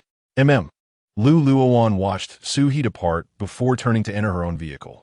She leaned back in her seat, letting out a soft sigh, feeling somewhat agitated. A few minutes later, Shen Yiqian appeared, clad in a white shirt and black trousers. His suit jacket draped over his arm. He walked towards her with an elegant demeanor. Sunlight bathed him, enveloping him in a golden glow. Shen Yiqian approached the side of the Porsche and gently tapped on the window. Hearing the sound, Luowan glanced up and lowered the window without uttering a word. He extended a box of ointment toward her, softly saying, "Apply this." Luowan glanced at the ointment and replied with irritation, "It and Oppo's. S unnecessary." Her wrist was merely a bit red. She did not consider herself overly sensitive. Shen Yiqian furrowed his brow slightly, noticing the wrist on which she wore her watch, where the skin was even more reddened from the watchband. "You ought to let me apply it," he suggested. Reluctantly, Luowan accepted the ointment, her tone brusque as she commanded, "Move the car." Shen Yiqian gave her a helpless glance, swiftly opened the car door, and tossed his jacket onto the passenger seat. He started the engine and drove away rapidly. After parking, he noticed that the Porsche had already left. He took out his phone and sent a message, "Drive safely on the road." Chapter 70. On the brink of marriage, the message sent out vanished into the void, leaving no trace behind. As night fell quietly, Shen Yiqian returned to the ancestral home, his weary figure dragging slightly. He lifted his hand to pass his suit to a respectful servant standing nearby. In the living room, old Madame Shen sat quietly, her gaze intently fixed on Moody, who was diligently practicing watercolor at the easel. Moody, absorbed in her art, wielded her brush with complete focus, oblivious to the subtle shifts in the atmosphere around her. Shen Yiqian lounged lazily on the sofa, slowly removing his glasses and pinching the bridge of his nose. A hint of fatigue etched on his face. Deep down, he understood that she would not respond to his message, yet the silence of that message weighed heavily on him, stirring an indescribable sense of loss. His eyes dimmed slightly, and his brows furrowed as he sighed inwardly. Old Madame Shen gently tapped Shen Yiqian with her cane, narrowing her eyes slightly as she spoke. "I see that Miss One is quite familiar with the young master of the Bai family. They seem well-matched standing together. I intend to acknowledge her as my god-granddaughter. This way, if she marries into the Bai family, she will have support, compensating for what the Shen family owes her." Shen Yiqian, whose eyes had been gently closed, snapped them open at her words, his deep gaze fixing on old Madame Shen. A flicker of discontent crossed his features, his brows knitting together as he replied, with a mix of urgency and bitterness, "Where is the match? Did she tell you she wants to enter the Bai family? Even if you wish it, she may not agree. Do not meddle." Old Madame Shen, perceptive as ever, caught the undertone of jealousy in his voice, but chose to fan the flames instead. With a slight lift of her chin and a smile playing at her lips, she remarked, "They appeared to be sharing laughter, and the young master of the Bai family is quite the gentleman, graceful and refined. Clearly someone with a sense of warmth and understanding. Next time we play cards, I shall discreetly gauge the Bai family sentiments." Moody, overhearing this, trembled slightly, stealing a glance at Shen Yiqian and Amp, Oppo's ashen countenance, her heart racing with anxiety. She bit her lip, her brush coming to an involuntary halt. Soon after, Shen Yiqian's sharp voice cut through the tension. "We have enough to worry about in our own family without concerning ourselves with others." His expression darkened, irritation flickering in his eyes. While he simmered with frustration, he could not unleash it upon old Madame Shen. Instead, he pulled out a cigarette and lit it, taking a deep drag in an attempt to calm his inner turmoil.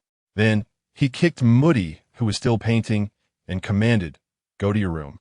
Old Madame Shen, however, was not pleased with this. She retorted sharply, "Put that out. Ignore your brother. Stay right there and paint. As for you and Ishio, I have already made arrangements.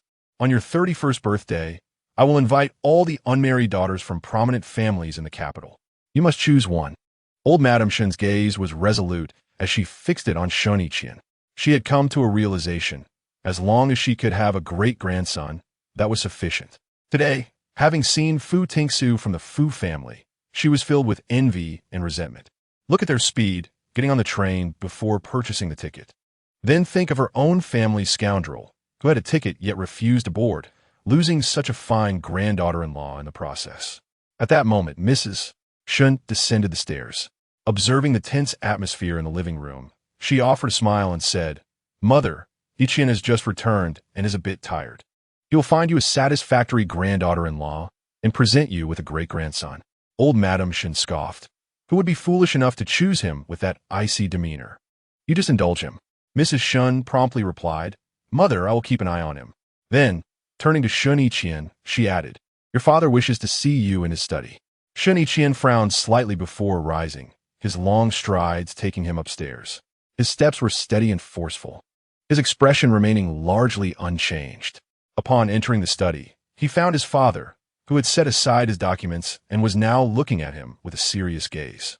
Shen and Amp, Oppos, as father began slowly, "Your year in Jiqing is nearing its end. You should prepare to return to the capital. The situation here is still not entirely stable, but your teacher will assist you." Shen Yiqian, his cheeks still icy, adopted a nonchalant attitude as he responded, "We shall see. The time has not yet come." Upon hearing this, Shen and Oppos, as father scrutinized him closely, filled with confusion about what his son was truly thinking. "What do you mean? You Don and Oppos, do you want to come back? The reason we sent you there was for a major revamp in the capital and to give you a chance to gain some experience." Shen and Amp, Oppos, as father had never been disappointed in his son, save for the one instance 3 years prior when he had been caught off guard by treachery. Yet now, he found it difficult to decipher his son and Oppos' intentions, as Shen Yiqian was notoriously inscrutable. Understood, Shen Yiqian replied noncommittally. To him, the time was not yet ripe, and all possibilities remained open. Shen and Oppos, as father, upon receiving such a response, felt a mix of dissatisfaction but chose not to press further, instead stating, "If you do not want your grandmother to choose a spouse for you, your mother and I can help you find someone. Your grandmother may be idle, but are you, a director, so free?" Shen Yiqian and Oppos' brow furrowed slightly, a flicker of irritation crossing his face. Shen and Oppos' father responded with displeasure, "I may be busy, but your mother has plenty of time." He was preoccupied with visits, meetings, and social engagements, leaving little room to ponder his son and Oppos' lifelong affairs. However, Mrs. Shen was different.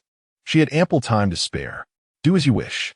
In Jiqing, after her evening bath, Lu Genie clung to Luowan like a delightful little bundle, her bright eyes sparkling with anticipation as she implored Luowan to make a pinky promise to take her to see Brother Tingsu.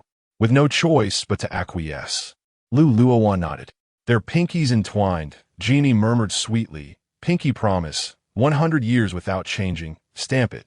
Genie and Oppos' thumb pressed against Luowan and Oppos' in an adorably tender moment. "All right, I will take you when your uncle's school starts, and we can visit your godmother too," Luowan said, cradling her close and kissing her cheek gently. Genie's dark, bright eyes sparkled as she replied, "Okay, but if you Don and Oppos, do it, you owe me 2 ice creams." Having just been tricked into giving away 2 ice creams earlier that day, Luowan and Oppos' tone turned serious as she questioned, "Lu Genie, your stomach isn and Oppos, hurting anymore, is it? It seems your teeth no longer want to stay." Nestled in her embrace, Genie replied pitifully, "My stomach doesn't and Oppos' hurt anymore, and I brush my teeth well. The doctor said my teeth are healthy enough to eat." Chapter 71. The gift in the days that followed. Shen Yiqian seemed entranced, sending a daily greeting message. Yet Luowan never responded. To her, his desire to communicate was his prerogative, and she felt entirely justified in her choice to ignore him. One afternoon, Luowan received a call from Bai Lin. His gentle voice echoed through the receiver. "Luowan, I and Oppos. I'm on a business trip in Jiqing today and plan to visit your mother. Is that convenient?" Bai Lin had often visited Luowan and Appo's home before going abroad and was quite familiar with her mother. Luowan set down her paintbrush and inquired, "Are you already here?" Bai Lin, sitting in his car, lightly tapped his fingers and replied, "Yes, please send me your location." "Sure." After hanging up, Luowan promptly sent her home as coordinates. She then tidied up her art supplies, exchanged a few words with Lin Duo, and took her bag as she headed out. Before returning home, Luowan made a stop at the supermarket, carefully selecting some fresh vegetables. Upon her arrival, she found Bai Lin already there, engaged in pleasant conversation with her mother and brother, while her younger brother, Lu Genie, sat quietly sketching beside them. When Lu Mu saw the vegetables in Luowan and Appo's hands, she turned to Bai Lin and said, "Bai Lin, stay for dinner tonight and see if my culinary skills have deteriorated." Bai Lin chuckled, "Sure, Annie." His gentle gaze flickered towards the quietly painting Lu Genie, filled with astonishment. 6 years had brought about so many changes that he found it hard to digest. He could hardly imagine how Luowan had spent these years, and a wave of compassion surged within him. Just as Luowan was about to assist her mother in the kitchen, Lu Mu stopped her. "You go and chat with Bai Lin. She'll fun, and I can manage." Lu Xiao hasn't said a word. "All right, thank you, Mom." After washing her hands, Luowan stepped outside. Understanding that Bai Lin likely had many questions, she instructed Lu Xiao, "Take Genie to the supermarket to buy some cheese sticks." Upon hearing this, Lu Genie immediately dropped her watercolor brush and feigned a pitiful expression, asking, "Mom, can I get an ice cream too? The cheese sticks are all gone." As a premature baby, Lu Genie had a somewhat weak stomach, and consuming too many cold items would disrupt her digestion. She let out a small, resigned sound. Bai Lin observed the stern Luowan and then glanced at the seemingly wronged Lu Genie, saying, "Are you always this strict with the child?" Luowan shot a glance at Lu Genie, but remained silent. She knew her daughter too well. The pitiful demeanor was merely a facade, an attempt to elicit sympathy. Soon, Lu Xiao took Lu Genie out the door. After they left, Luowan turned to Bai Lin and remarked, "She was born premature and has been adjusting her diet. She can eat Appo's. Have too much cold food. What you saw was just an act. She and Appo's. That's quite clever." Bai Lin nodded and asked, "Does he not know about Genie?" "Well, I had her secretly. If he knew, Genie wouldn't exist in this world," Luowan replied calmly. Bai Lin's heart ached for her as he said, "Isn and Appo's. He still around? Aren't and Appo's. You afraid of being discovered?" Luowan smiled slightly. "I rarely take Genie out, and when I do, it and Appo's. As with a nanny. Even if he sees us, he wouldn't suspect anything. He'll be leaving in a few months." Bai Lin expressed concern.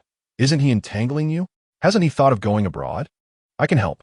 It and Appo's has a small place. Being discovered is only a matter of time." Luowan smiled again. "I considered going abroad before, but not anymore. My mother is getting older, and Lu Xiao is still in school. I can't abandon them. One step at a time. Overthinking is exhausting. Let me know if you need anything. I will do my utmost to assist you. Remember, you not only have a good sister, but also me as your brother. Don't bear everything alone." Bai Lin looked at Luowan, his heart a turmoil of emotions. "Understood. With you back, I have support," Luowan said, pouring him some tea. "This is homemade tea that my mother picked and roasted." When the Lu family faced a crisis, Luowan had thought about seeking Bai Lin and Appo's help, but she feared that years of silence would have made them estranged. Now, it seemed that only time had changed. Their bond remained as strong as ever. The tea was fragrant and uniquely delightful. Bai Lin took a sip and remarked, "I like it. I and Appo's. I'll take some back later." Later that evening, around 8:00 and Appo's clock, Shen Yiqian, who had just returned from a business trip, glanced at the messages he had sent, a sense of longing stirring within him, making it hard to contain. He gathered his belongings, took his car keys, phone, and a gift, and drove to Luowan and Appo's apartment complex. Just then, he spotted Bai Lin getting into his car. While Luowan waved goodbye with a smile, her gaze lingering on the vehicle until it disappeared from sight. This intimate scene pierced Shen Yiqian's heart, igniting a raging fire of jealousy within him. He quickly exited his car and approached Luowan, asking, "Are you dating him?" Luowan and Amp, Oppo's eyes widened in disbelief, her heart silently lamenting the late-night scare. She retorted with annoyance, "Yes, we are dating. What does it have to do with you? Just when I thought I had some peace, you show up again." Shen Yiqian and Oppo's expression turned frosty, his insides boiling with jealousy as he struggled to maintain composure. Long-distance relationships are difficult, they seldom last. Upon hearing his words, Luowan lifted her icy gaze and scrutinized him, saying, "Are you unwell? Just telling the truth. Here, a gift for you." Shen Yiqian's well-defined hand presented her with a gift bag. Luowan cast a scornful glance at the offering, finding it ridiculous that he would give a present to his ex-wife after their divorce. Coldly, she replied, "We have no connection anymore.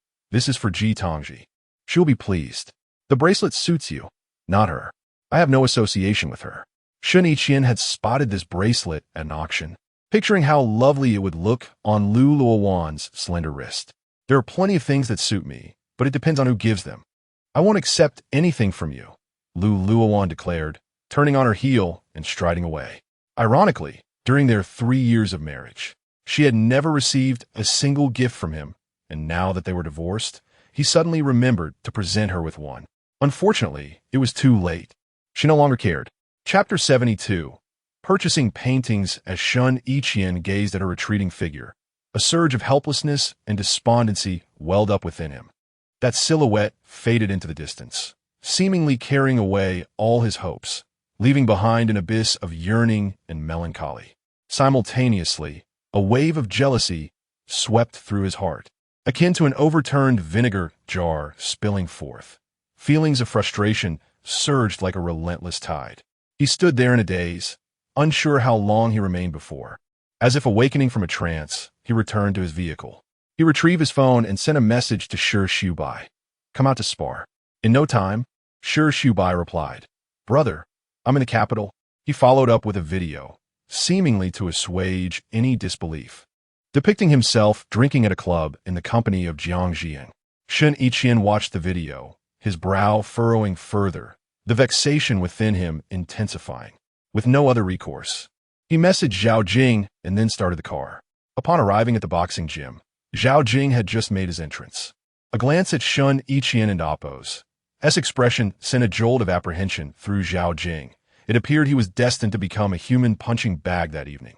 Nevertheless, he respectfully greeted Shen Yiqian merely responded with a detached HM, his voice echoing from a distant realm, devoid of warmth. A few minutes later, Shen Yiqian emerged, having changed into his gear. The moment Zhao Jing laid eyes on him, his legs trembled in fear. Striving to regain his composure, he said, "Shen Xing, please don't hit my face." Shen Yiqian, removing his glasses, cast a piercing glance at him, as if his gaze could penetrate the very essence of a person. "You lack vigor." Soon, the boxing match commenced, the atmosphere thick with tension and intensity. Shen Yiqian moved with the grace and power of a leopard, each action bursting with energy. His eyes were sharp and focused, as though searching for the weaknesses of his prey. Each punch he delivered sliced through the air, precisely landing on Zhao Jing's body while artfully avoiding his face. Shen Yiqian's fists fell like a relentless downpour, striking Zhao Jing's chest, abdomen, and ribs with unyielding force. His movements were fluid and swift, his feet agilely shifting, always evading Zhao Jing and Oppo's counterattacks. Underneath Shen Yiqian and Oppo's onslaught, Zhao Jing felt like a helpless quarry, merely enduring the barrage of strikes. After one round, Zhao Jing collapsed to the ground, gasping for breath. He looked up at Shen Yiqian and asked, "Shen Xing, does this count as a work-related injury?" Having released a portion of his pent-up frustration, Shen Yiqian regarded him with keen eyes, a mix of relief and lingering vexation evident. "You are too weak. You need to train harder." With that, he nimbly leaped off the ring and began pummeling the heavy bag, delivering countless powerful blows. Meanwhile, Zhao Jing, observing from the ring, felt a chill of fear. He realized that the days ahead would be arduous, especially considering Miss Lu and Oppo's as particularly frosty demeanor. He sensed that Shen Yiqian and Oppos, as pursuit of her would be a lengthy endeavor. Suddenly, he regretted accompanying him to Jiqing. Was it too late to request a return? 20 minutes later, after Shen Yiqian had vented his frustrations, he twisted the cap off a water bottle and took several refreshing gulps. The cool liquid flowed down his throat, seemingly extinguishing a portion of the fire within him. He turned to Zhao Jing, who was still seated in the ring, and asked, "Are you done?" "Not yet," Zhao Jing replied, coming back to his senses. "Let us head back," Shen Yiqian said, draining the bottle and making his way to the lounge. Once home, Shen Yiqian picked up his phone, a whirlwind of complex emotions swirling within him. He sent a simple message, "Good night."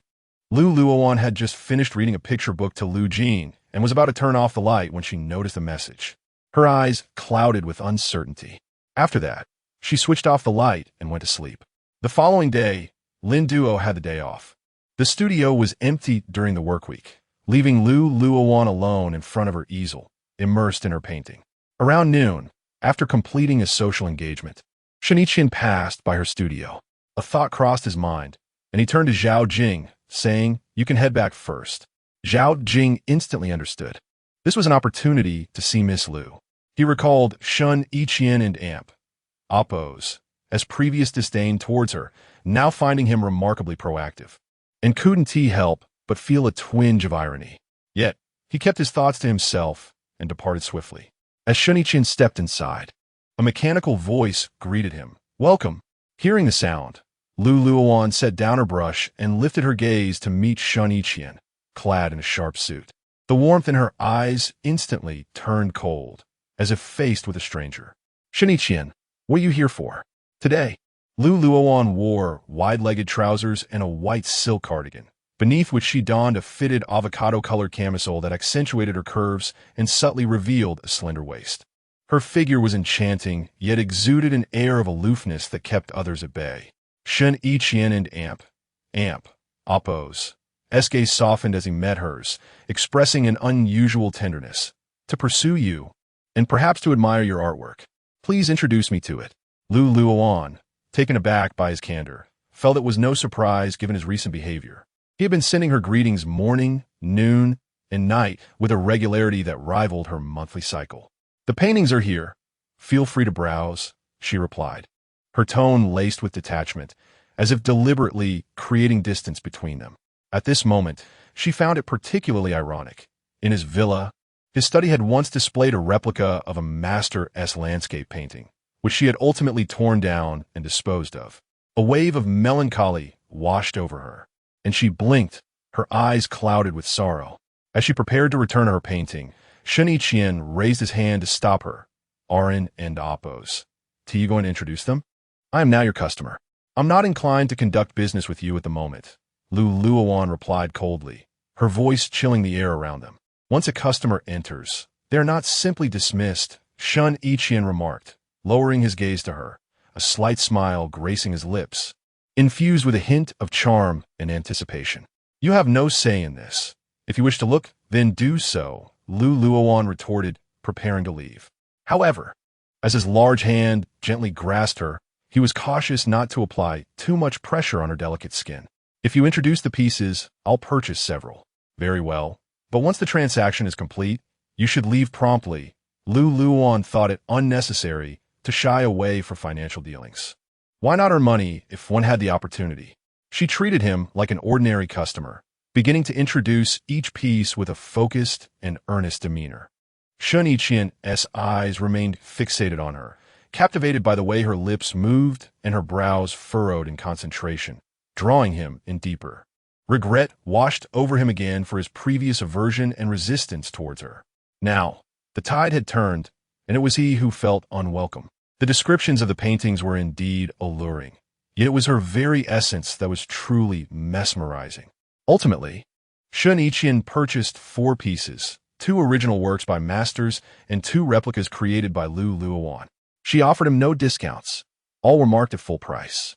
Chapter 73, Daughter and Oppos. Revelation. Several days later, Luowan received a call from the bank regarding her loan application. She had diligently prepared all the necessary documents in advance. That afternoon, after informing Lin Duo, she proceeded directly to Jing Bank. Upon arrival, she took a number and patiently waited. However, the bank was unusually crowded that day, with a bustling atmosphere filling the lobby. Luowan lowered her head, engrossed in her phone to pass the time. Suddenly, Zhao Jing, on his way to deliver documents, noticed her and promptly called out, "Ms. Lu, are you here to apply for a loan?" Luowan looked up and responded, "Yes, I am." Zhao Jing continued, "Please wait a moment. I need to deliver these documents first." He then quickly departed with the file in hand. Upon returning to the conference room, Zhao Jing lowered his voice and whispered to Shen Yiqian, "Ms. Lu is downstairs applying for a loan." Shen Yiqian, his gaze still fixed on the computer screen, simply hummed in acknowledgement. Back in the lobby, after waiting for another 10 minutes, it was finally Luowan and Appo's turn. A pregnant teller, her belly gently protruding and a warm smile gracing her face, attended to her. The teller placed a thick stack of documents on the table, meticulously flipping through each page while providing concise explanations before placing them in front of Luowan for her signature. Overwhelmed by the dense, incomprehensible contract, Luowan felt a headache coming on. Reluctantly, she simply signed where the teller indicated. After nearly half an hour, the loan application was finally processed. Subsequently, the teller led her to set up a bank card. The bustling lobby was teeming with people at every window. Suddenly, amidst the crowd, an unremarkable middle-aged man seized the pregnant teller, who was assisting Luowan at the ATM. A chilling voice pierced the air. "Don and Amp, Appo's, move. My knife is not merciful." A sharp blade pressed against the teller's neck, sending terrified screams echoing throughout the lobby. The alarm was immediately triggered. The hostage, her face contorted with fear, clutched her abdomen protectively. Luowan, regaining her composure, felt a surge of apprehension. Soon, the middle-aged man shouted at the approaching security guards, "Don't force me, or I can't end Amp. Appo's, guarantee her safety. Everyone back away." Upon receiving the news, Shen Yiqian swiftly exited the conference room, his steps hurried. Arriving in the lobby, his heart eased upon seeing Luowan standing safely to the side. He asked, "Are you all right?" Luowan shook her head, replying, "I'm fine." Shen Yiqian turned to face the middle-aged man, his voice stern, "I am the bank manager. Release her, and I will be your hostage." "Impossible. Do you think I and Appo's am a fool?" The middle-aged man, eyeing the tall and imposing Shen Yiqian, refused without hesitation. He knew that holding a pregnant woman hostage gave him a greater advantage. The man reiterated, "As long as you meet my demands, I won't harm her." Shen Yiqian furrowed his brow and inquired, "What are your demands?" "Prepare 300,000 in cash. I will release her immediately upon my safe exit. Otherwise, I will take her and her unborn child with me." The middle-aged man declared menacingly, though a slight tremor betrayed his grip on the knife. A detail Luowan noticed. The already distressed teller trembled at the man's words, bursting into tears and becoming increasingly agitated. The middle-aged man, infuriated by her weeping, snapped, "Stop crying. Cooperate. I won't hurt you. I only need 300,000. Hurry up and get it ready." Shen Yiqian instructed Zhao Jing, who stood nearby. "Prepare the money." The female teller sobbed, "Please let me go. I have a baby. If I let you go, who will save my daughter? She's only 2 years old and has been waiting for a cornea transplant since she was 1. We finally found a match, but we don't have enough money, and the hospital won't perform the surgery. Now, even her only chance to see the light is being taken away." The middle-aged man responded with equal vehemence, his eyes filled with sorrow. Meanwhile, the hostage, overwhelmed by emotion, clutched her abdomen tightly, murmuring, "I don't feel well." Observing the teller's pained expression, Luowan addressed the middle-aged man, "Release her first. She needs to be taken to the hospital immediately. Any further delay could endanger her child. I have a daughter myself and understand your feelings. Release her, and I will transfer the money to you." "Don and Appo's, try to trick me. What about my daughter if I let her go? I just need 300,000, and I need it now." The middle-aged man grew increasingly frantic. Shen Yiqian's eyes darkened as he stated, "It's being prepared. It will be ready in 10 minutes. Luowan, witnessing the teller's agony, knew they couldn't afford to wait any longer. Delaying further would jeopardize both the woman and her unborn child. She stepped forward, opened her phone's photo album, and spoke again. I and Oppos am not trying to deceive you. My daughter is also 3 years old, lively and adorable. Release her, and I will transfer the money to you right now. Moreover, it will be a donation with no need for repayment. I understand your situation. Even if you get the money by holding her hostage, you will face legal consequences. Give me your bank card number, and I will transfer the money to you personally. She deeply understood a pregnant mother and Oppos' love for her child and could empathize with her anticipation. She couldn't bear to see the teller's suffering and felt sympathy for the middle-aged man's daughter. She reasoned that he must have been desperate to resort to robbery, with no other options available. Moreover, a 2-year-old child had a long life ahead of her, much like her own daughter, Jeannie. Are you telling the truth? The middle-aged man, seeing the photos of the adorable Lu Jean on Luowan's phone, began to believe her. Yes, I have a daughter and understand the feelings of a parent. I will cover your daughter and Oppos' surgery expenses. Release her. We can't and Oppos' delay any longer. Luowan pleaded, her heart aching as she watched the teller and Oppos' agony. All right, transfer the money to this card, and I will release her. The middle-aged man produced a card and tossed it to Luowan. As Luowan reached for the card, Shen Yiqian swiftly intercepted it. He rapidly entered the information on his phone, quickly transferring 300,000. He then tossed the card back to the man, displaying the transfer confirmation. The middle-aged man released the teller, only to be immediately subdued by the arriving police officers. However, he cried out, "Let me go to the hospital to give the card to my wife. My daughter urgently needs the money for her surgery." Shen Yiqian instructed his staff to send the teller to the hospital and told the police, "Let him go to the hospital first." Subsequently, Shen Yiqian, his expression grave, led Luowan to a private reception room on the first floor. He gazed at her intently and said slowly, "Daughter, would you care to explain this to me?" 3 years old coincided perfectly with the timeline. He knew that the child must be his, but he had been kept in the dark for so long. "She's my daughter alone," Luowan retorted coldly, now regretting her impulsive actions. "You managed to have a child all by yourself?" Shen Yiqian's eyes darkened. His voice filled with disbelief and accusation. His heart felt as if it had been struck by a heavy hammer, the pain spreading throughout his entire being. He had a daughter, and he was only finding out about it today. It was both absurd and preposterous. Shen Yiqian and Oppos' eyes reflected profound pain and regret. He couldn't fathom how he could have been oblivious to his daughter's existence for all these years. He was heartbroken, lamenting his belated realization. His heart was filled with guilt, both towards his daughter and towards Luowan, and ached with a suffocating pain. "You are merely a provider of sperm. Rest assured, she poses no threat to your future marriage." Luowan responded coldly. From the moment she decided to bring Jean into the world, she had never contemplated allowing her to bear the surname Shen. After a brief pause, she bitterly smiled and remarked, "Shen Yiqian, you should be grateful that you learned of this late. Had you known sooner, she might never have graced this world, having long since turned into a pool of blood. Would and Oppos, Tishi, would you have allowed me to give birth to her? No, deep down, you are well aware of that. So you can entirely disregard the existence of this daughter." Chapter 74. Regret upon returning to the office. Shen Yiqian found himself engulfed in a tempest of emotions that refused to settle. His heart mirrored the tumultuous waves of the sea, relentlessly crashing against the depths of his soul. Zhao Jing, exhibiting remarkable efficiency, promptly organized all the gathered materials and laid them before Shen Yiqian. He sat quietly at his desk, sunlight filtering through the window and gently caressing his figure.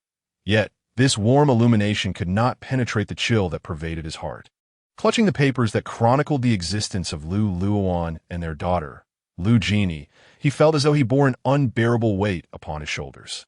Shen Yiqian and Oppos' heart was ensnared by a heavy shackle, with regret shadowing him, incessantly tormenting his spirit.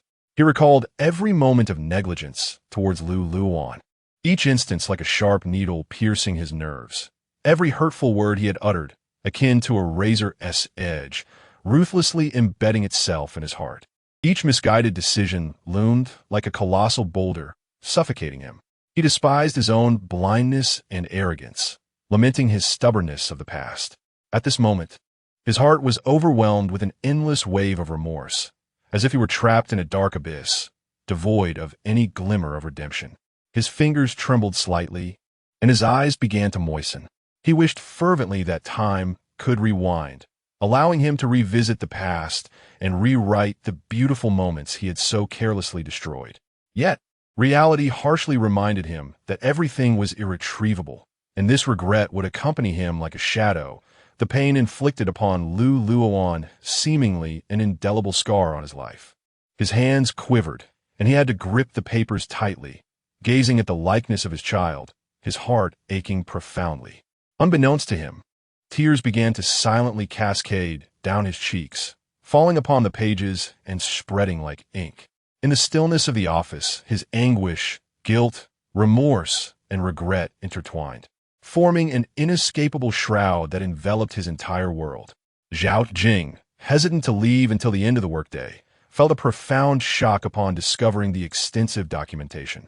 He could empathize with Miss Lu's current icy demeanor, understanding that raising a child alone in secrecy, especially after Shen Yiqian's arrival in Jiqing, necessitated extreme caution. At 8 o'clock, Shen Yiqian finally emerged from the office, solemnly instructing Zhao Jing, "Go back and mind your words." Instantly, Zhao Jing comprehended the implication of his words, to refrain from discussing the matter with Director Shen and Madame Shen, as any revelation could lead to a custody battle over Lu Genie. Shen Yiqian drove to the residential complex where Luowan lived. Sitting in silence for what felt like an eternity, his mind swirling with thoughts. Ultimately, he sent a message. "May I see Genie?" Meanwhile, Luowan, who had been lost in her thoughts since dinner, remained detached even when Lu Genie spoke to her. The astute Lu mother quickly noticed her daughter in Appo's unusual demeanor and called her into the room, asking, "Wan, you seem lost since you returned. What is troubling you?" The tension that had gripped Luowan began to unravel at her mother's inquiry, tears welling in her eyes. She slowly replied, "Mom, there was a small incident at the bank today. He discovered Genie's existence, and I fear he may seek to take her from me." In that moment, she regretted her compassion. Given her current abilities, how could she contend with the Shun family for custody? "Fear not, as long as I draw breath. They shall not take Genie from me. If any Shun possesses a shred of conscience, they would be too ashamed to contest her custody. From pregnancy and childbirth to her now being over 3 years old, it has been you who has nurtured her," Lu mother comforted, her heart aching for her daughter. Upon hearing her mother's words, Luowan's tears flowed freely. Indeed, she had endured the hardships of pregnancy and childbirth. She had persevered. If they attempted to claim Genie, she would fight to the bitter end. Yet, she pondered the status of Shun's father, realizing such family disputes would likely never escalate to court. Time passed, and gradually regaining her composure, Luowan said, "Mom, I and Appo's am all right now.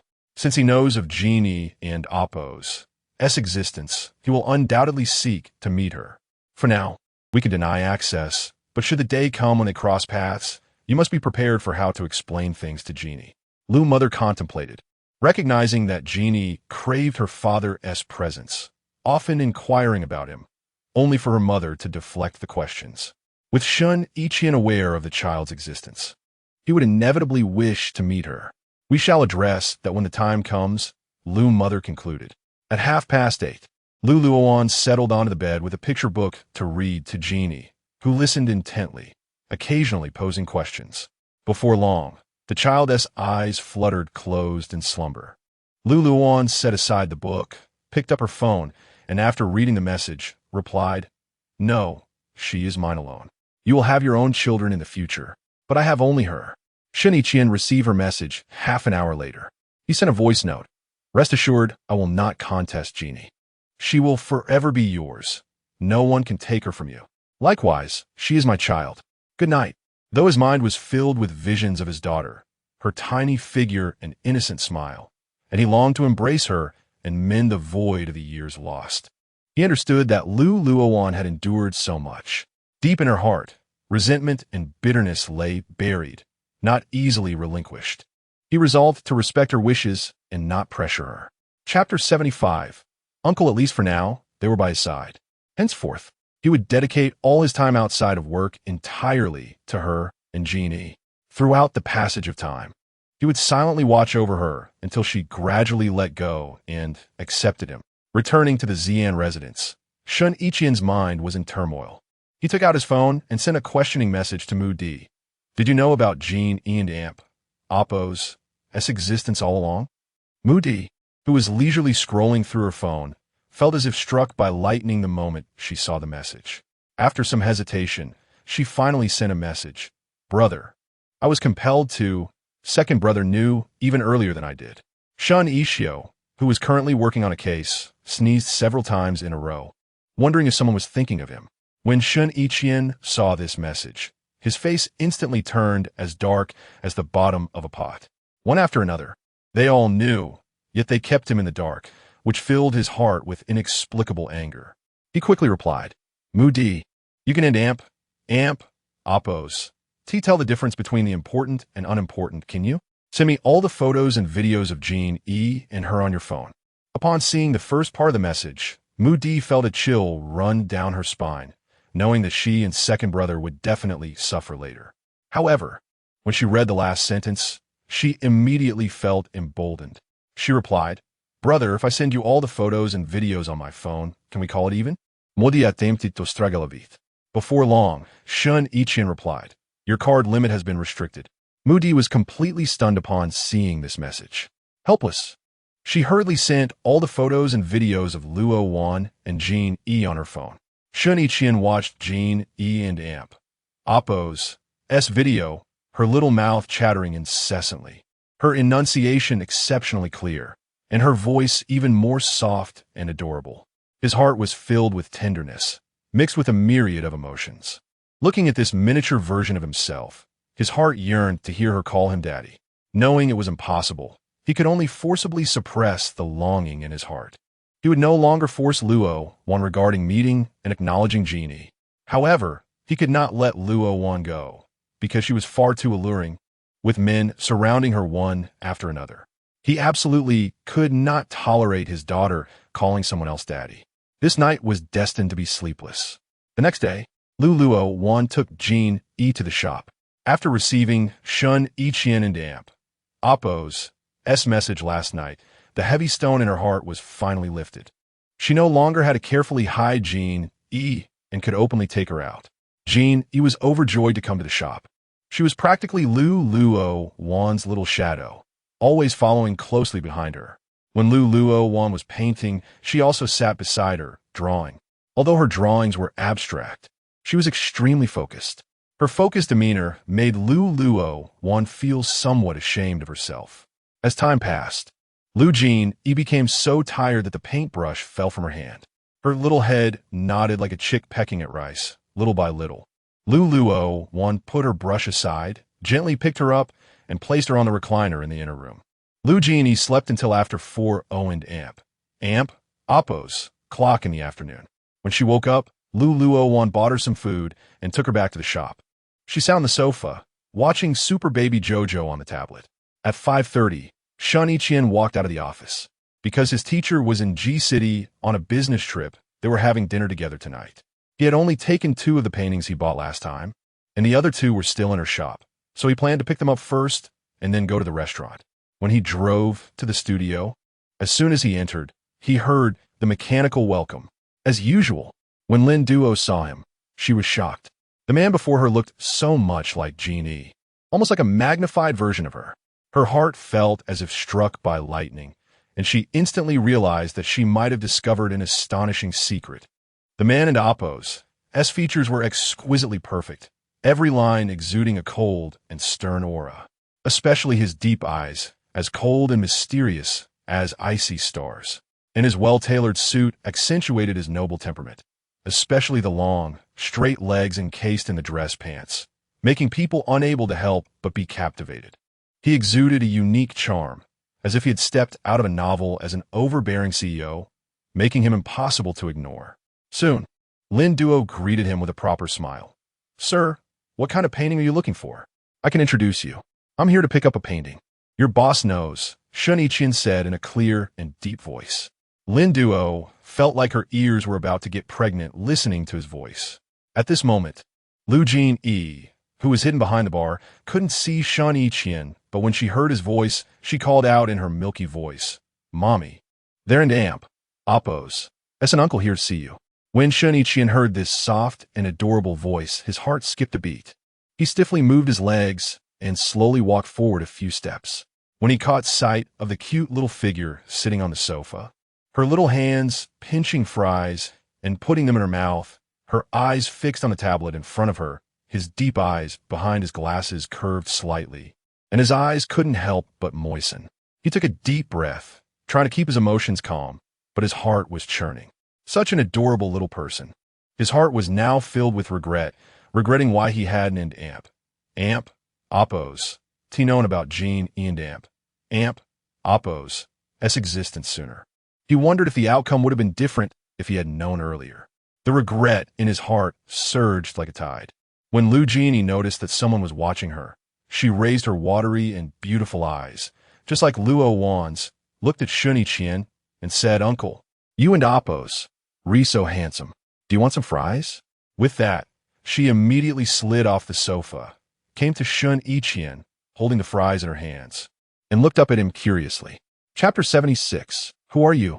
Just as Shen Yiqian crouched down, preparing to respond, Luowan approached. With a slight furrow in her brow and a tone tinged with seriousness, she replied, "Lu Jini, have you forgotten what I said earlier? Do not casually engage with strangers." Upon hearing her words, a chill surged from Shen Yiqian's feet, swiftly enveloping his entire being, as if he had plunged into an abyss of ice. His heart felt as though it were yanked down by an invisible hand, plummeting from the heavens to the depths below. His hand remained suspended in midair. The words he intended to utter lodged firmly in his throat. At that moment, his eyes brimmed with astonishment and desolation, his expression frozen and frigid, as if encased in frost. Meanwhile, Lu Jini rushed to Luowan, clinging tightly to her leg and gazing up with innocent eyes. In a tender voice, she exclaimed, "Mommy, this uncle is handsome. He ISN and Amp, Oppos, a bad person." "How do you know he ISN and Amp, Oppos, a bad person?" Luowan crouched down, her gaze landing on the astute Lu Jini, instantly amused. Lu Jini then plucked a French fry and offered it to her, stating earnestly, "He is handsome. Bad people are always ugly." Luowan found herself momentarily speechless by her logic. Noticing the greasy little hands, she decided it was time to wash them. She scooped Lu Jini up and reminded her, "Your hands are all greasy. Don't touch me. Keep your distance." Then, addressing Lin Duo, she added, "His 2 paintings are all packed up and sitting over there." "All right." Yet, upon hearing Luowan's request to stay away, Lu Jini mischievously inched closer. Her small hands reached out to touch Luowan's hair, prompting Luowan to pull her back slightly, playfully tickling her, which only elicited peals of laughter from Jini. The warmth and intimacy of their interaction, coupled with the melodious laughter, pierced through Shen Yiqian, who stood rooted in place. He was enveloped in self-mockery and despair, as if shrouded in an endless darkness. His gaze dimmed, his lips turned downwards, and his countenance was etched with melancholy. He felt as though he were a forgotten soul in a vast world, lonely and helpless. It was only when Lin Duo brought over the paintings, announcing, "Sir, here are your paintings," that Shen Yiqian snapped back to reality, his expression dull as he replied, "All right." After Shen Yiqian departed, Luowan, having washed Jini's small hands, allowed her to play a while longer before taking her home. Luowan continued to tidy up the artwork, while Lu Jini climbed onto the sofa, engrossed in her cartoons. Meanwhile, Shen Yiqian, having placed the paintings in his car, was consumed by frustration. He pulled out a cigarette and lit it. Amidst the swirling smoke, he sought to quell the feelings of loss and emptiness that engulfed him. In that moment, he yearned desperately for the warmth he had just witnessed, a happiness that felt perpetually out of reach. His brow furrowed, and his eyes reflected a profound yearning and helplessness. Before he could finish his cigarette, a call from Guijun interrupted him. Shen Yiqian answered, and Guojun's urgent voice came through. The teachers have arrived. Where are you? Jingxing is nearby. Have you lost your way? I'm on my way, Shen Yiqian replied, extinguishing the cigarette and starting the car. Hurry up, Guoyun. Shen Yiqian remained silent, abruptly hanging up the call. Upon arriving at the private room, he delivered the paintings to his teacher, Yin Peisong, saying, "It's your birthday, and since I won't be able to return in time, I want to give you your gift in advance." Yin Peisong, with a puzzled expression, asked, "What's wrong? You don't plan on returning?" "Not at the moment. We'll see about it later." Shen Yiqian replied slowly as he set aside his suit jacket and accepted the tea poured by the waiter. Guojun, overhearing this, teased, "What? You can't bear to leave me? You don't have feelings for me, do you?" "I'm already taken." Shen Yiqian tossed a cigarette box at him, to which the quick-witted Guojun caught it, saying, "Do you realize you're trying to commit murder? I'll gladly accept this gift. But does your father know you're not returning?" Yin Peisong fondly caressed the artwork in his hands, clearly pleased. "Not yet," Shen Yiqian murmured, lightly tracing the porcelain cup before him. "If you go back, you'll have even less of a chance, won't you?" Yin Peisong refrained from probing further, recognizing Shen Yiqian must have his reasons. "You decide for yourself." Guojun, with a curious glimmer in his eyes, remarked, "You aren't infatuated with a girl, are you? To give up such a good opportunity, you're not an impulsive person. It seems this girl means quite a bit to you. Just drink your tea." Shen Yiqian replied coldly, unwilling to engage. Soon, the dishes were served, and the three of them enjoyed a few drinks together, catching up after a long time apart while discussing finance. However, despite his outward participation in the discussions, Shen Yiqian's mind remained occupied by the images of Luowan and Lu Jini. His gaze drifted occasionally into the distance, his thoughts already soaring to the place where they resided. By the time Luowan took Lu Jini home, it was already past 7 in the evening. After dinner, Lu Jini played in Lu Xiao and Oppo's room, where she noticed him packing his belongings. Excitedly, she dashed back to her room and called out to Luowan, "Mommy, Uncle is going to school tomorrow. You didn't forget that you promised to take me to see my brother, did you?" Luowan gently pinched her fair cheek, replying softly, "Of course not. I'll take you tomorrow." "Great. I'll go to bed early tonight. I need a message, Aunt Qing," Lu Jini said cheerfully. "The phone is on the table," Luowan indicated while busy organizing her clothes. Lu Jini grabbed the phone and quickly unlocked it, searching for Chu Qing and Oppo's contact. She pressed the voice message button, sending a message, "Aunt Qing, I'm going to see my brother with Mommy tomorrow." After sending the message, she leaned over the bed, looking at her phone. At that moment, Shen Yiqian sent a message. "Jeannie is very smart and adorable. Wan, you've worked hard all these years." Lu Jini, seeing the text, recognized only a few words and did not recognize the contact picture. So, she pressed the voice message button and asked, "Who are you?" "In the car." Upon hearing that soft, melodious voice, Shen Yiqian felt as if his throat had closed up, rendering him speechless. A wave of indescribable sorrow surged within him, and his eyes glistened with unshed tears. The sound of Lu Jini and Oppo's voice echoed in his ears, each syllable striking his heart like a hammer, causing pangs of pain. Overwhelmed, he struggled to breathe, gripping his phone tightly as tears threatened to spill from the corners of his eyes. Chapter 77. No return to the capital. As Lu Jin fell into a sweet slumber, Chu Qing sent a message. "Luowan, you all can come over tomorrow. I'll let Fu Linqing go out." Upon reading this message, Luowan's lips curled into a slight smile as she replied, "It's all right. He already knows." Chu Qing was somewhat surprised by the response. "All right, please be careful on the road tomorrow." Luowan replied, "Okay, rest early." The next day, sunlight bathed the earth as Lu Xiao, Luowan, and Lu Jin embarked on their journey after breakfast. Lu Xiao firmly grasped the steering wheel, while Luowan and Lu Jin settled in the back seat. The usually chatty Lu Jin had her head tilted against the child's seat, soundly asleep. Noticing this, Luowan gently suggested to Lu Xiao, "Could you lower the music a bit?" She then took a small blanket from the side and tenderly draped it over Lu Jin. Bored, Luowan casually scrolled through her phone when a message caught her eye. "I bought some things for Jean. They should arrive today." She recalled that she hadn't replied to this message, which was a voice note, around 8 o'clock the previous evening. Out of curiosity, she tapped on the voice note, and a sweet, childish voice echoed, "Who are you?"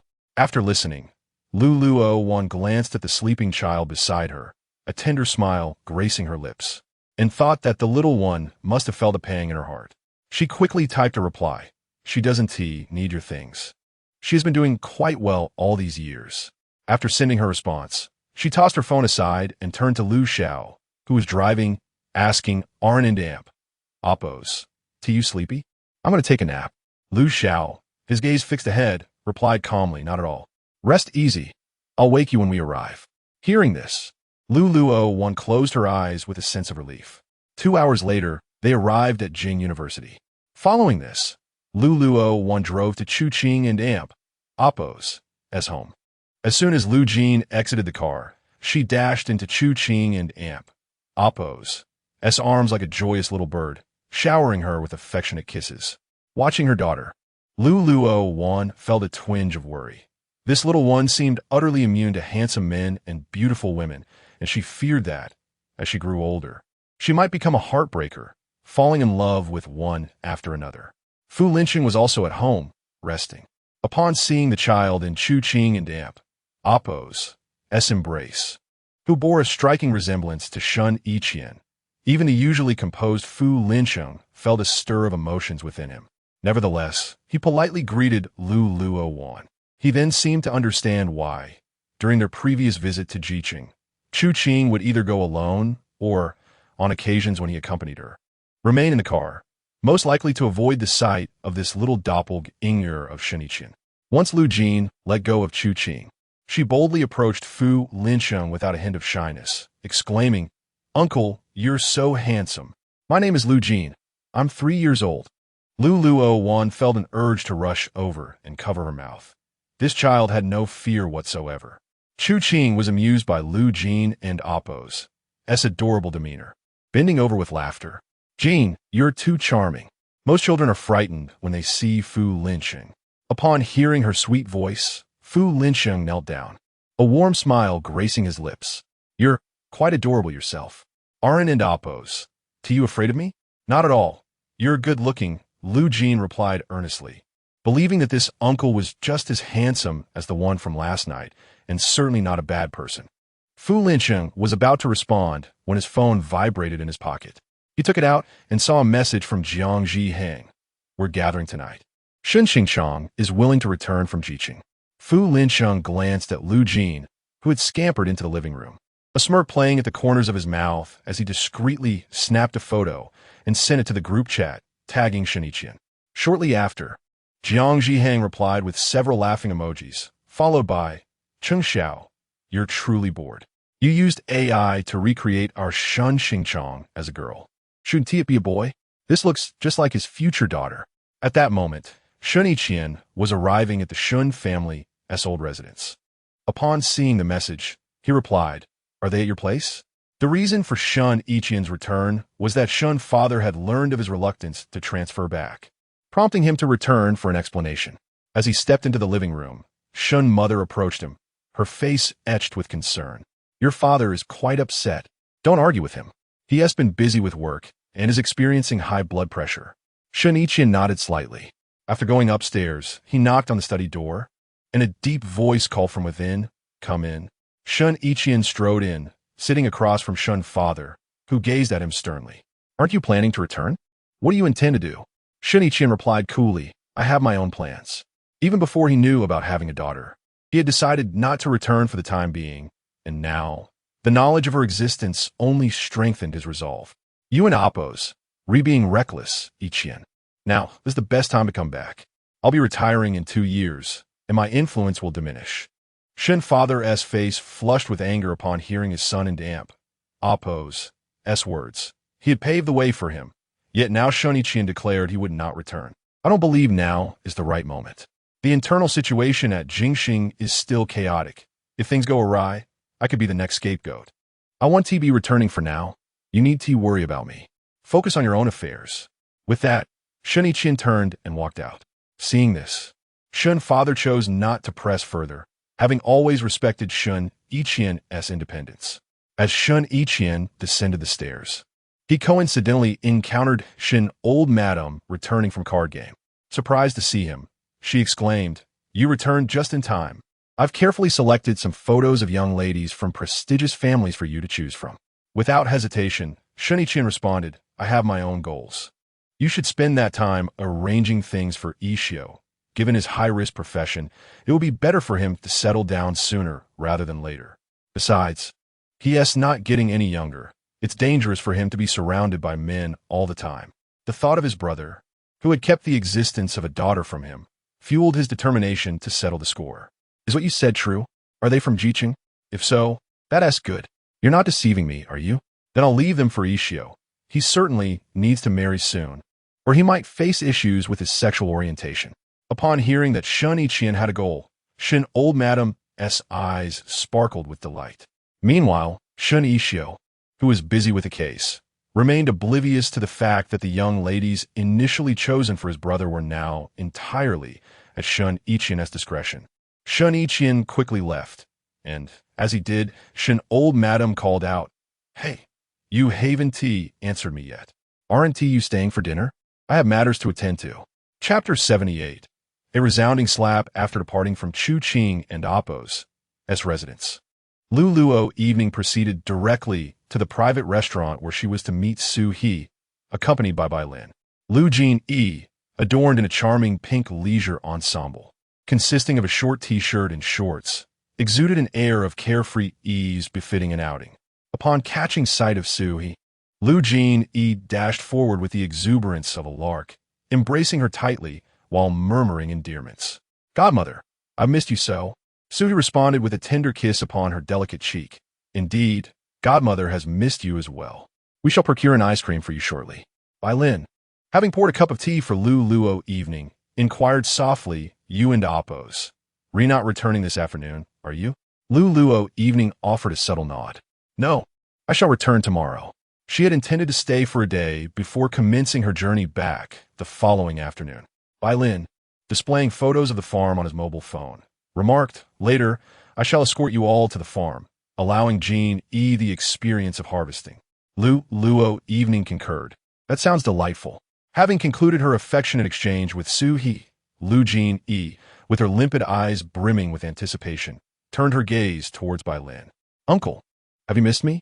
Lin, regarding her with gentle affection, responded, "Indeed, I have, and I've brought a gift." He then presented Lu Jin E with a limited edition Barbie doll. Lu Jin E and Appo's eyes sparkled with delight as she exclaimed, "I adore the gift. Thank you, Uncle." Subsequently, she directed her gaze towards Luo evening, inquiring, "Mother, may I accept this gift?" Luo evening, with an affectionate pat on her head, replied, "Of course, my dear." Lu Jin E, her dark, luminous eyes gleaming with mischief, proposed, "Uncle, perhaps I shall present you with an original painting of mine next time." Su He and Luo evening exchanged amused glances. Concurrently, Shen Yiqian, having emerged from the old residence, arrived at the private restaurant financed by Jiangxian. Upon parking, he espied the familiar Panamera, a telltale sign. As he was about to ascend to the second-floor private room, a petite figure entered his line of sight.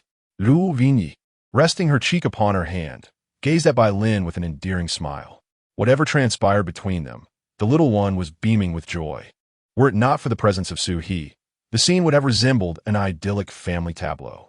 The sight struck Shen Yiqian and Appo's heart like a piercing blade, igniting a torrent of jealousy that threatened to overwhelm him. That was, unequivocally, his daughter, yet he was denied even the simple pleasure of interacting with her. He stood there, transfixed, for an indeterminate period until Jiang Zhiheng's call prompted him to belatedly ascend the stairs. Upon reaching the upper level, Jiang Zhiheng, draping an arm around his shoulder, jested, "Congratulations, brother. You've acquired a daughter of such stature. I commend Luo evening. She's an extraordinary woman.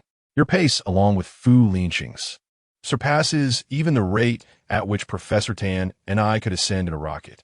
Tan Wenluan, observing Shen Yiqian and Appo's somber countenance, continued the jest, merely a physiological father.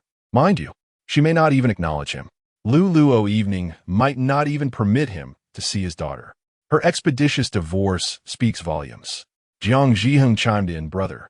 You must exert yourself, or your daughter may very well address another as an amp.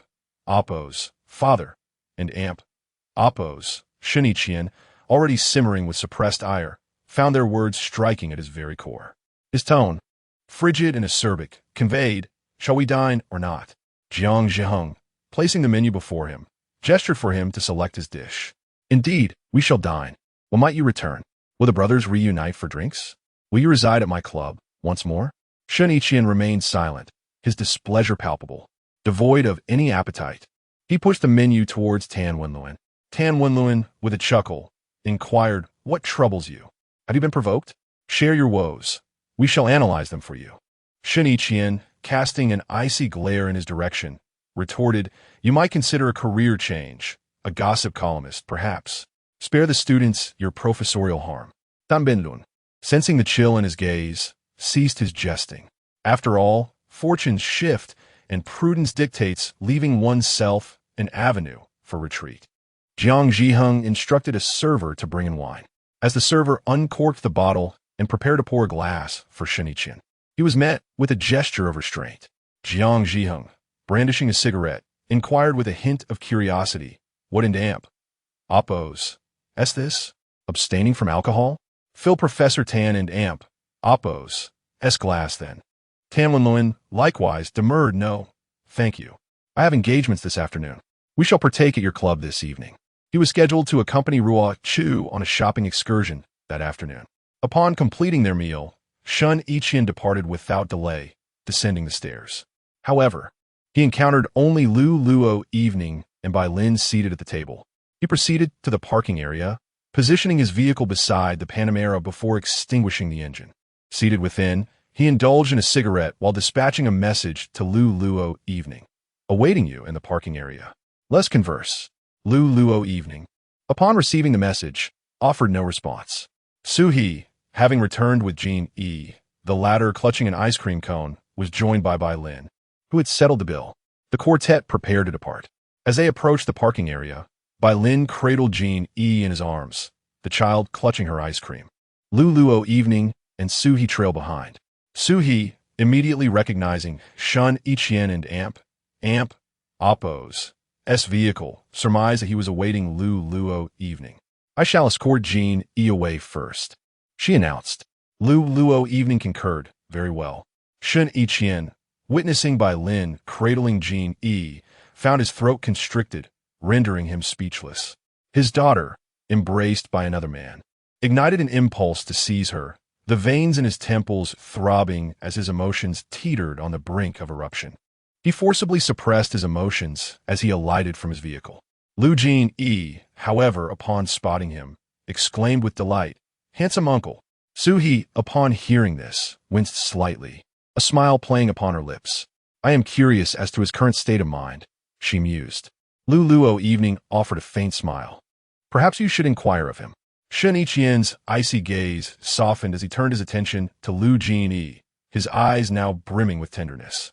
Su-hee hastened forward, relieving Bai Lin of Jean E., and addressed the child, accompany godmother for now. Mother has matters to attend to. Jean E. nodded in compliance.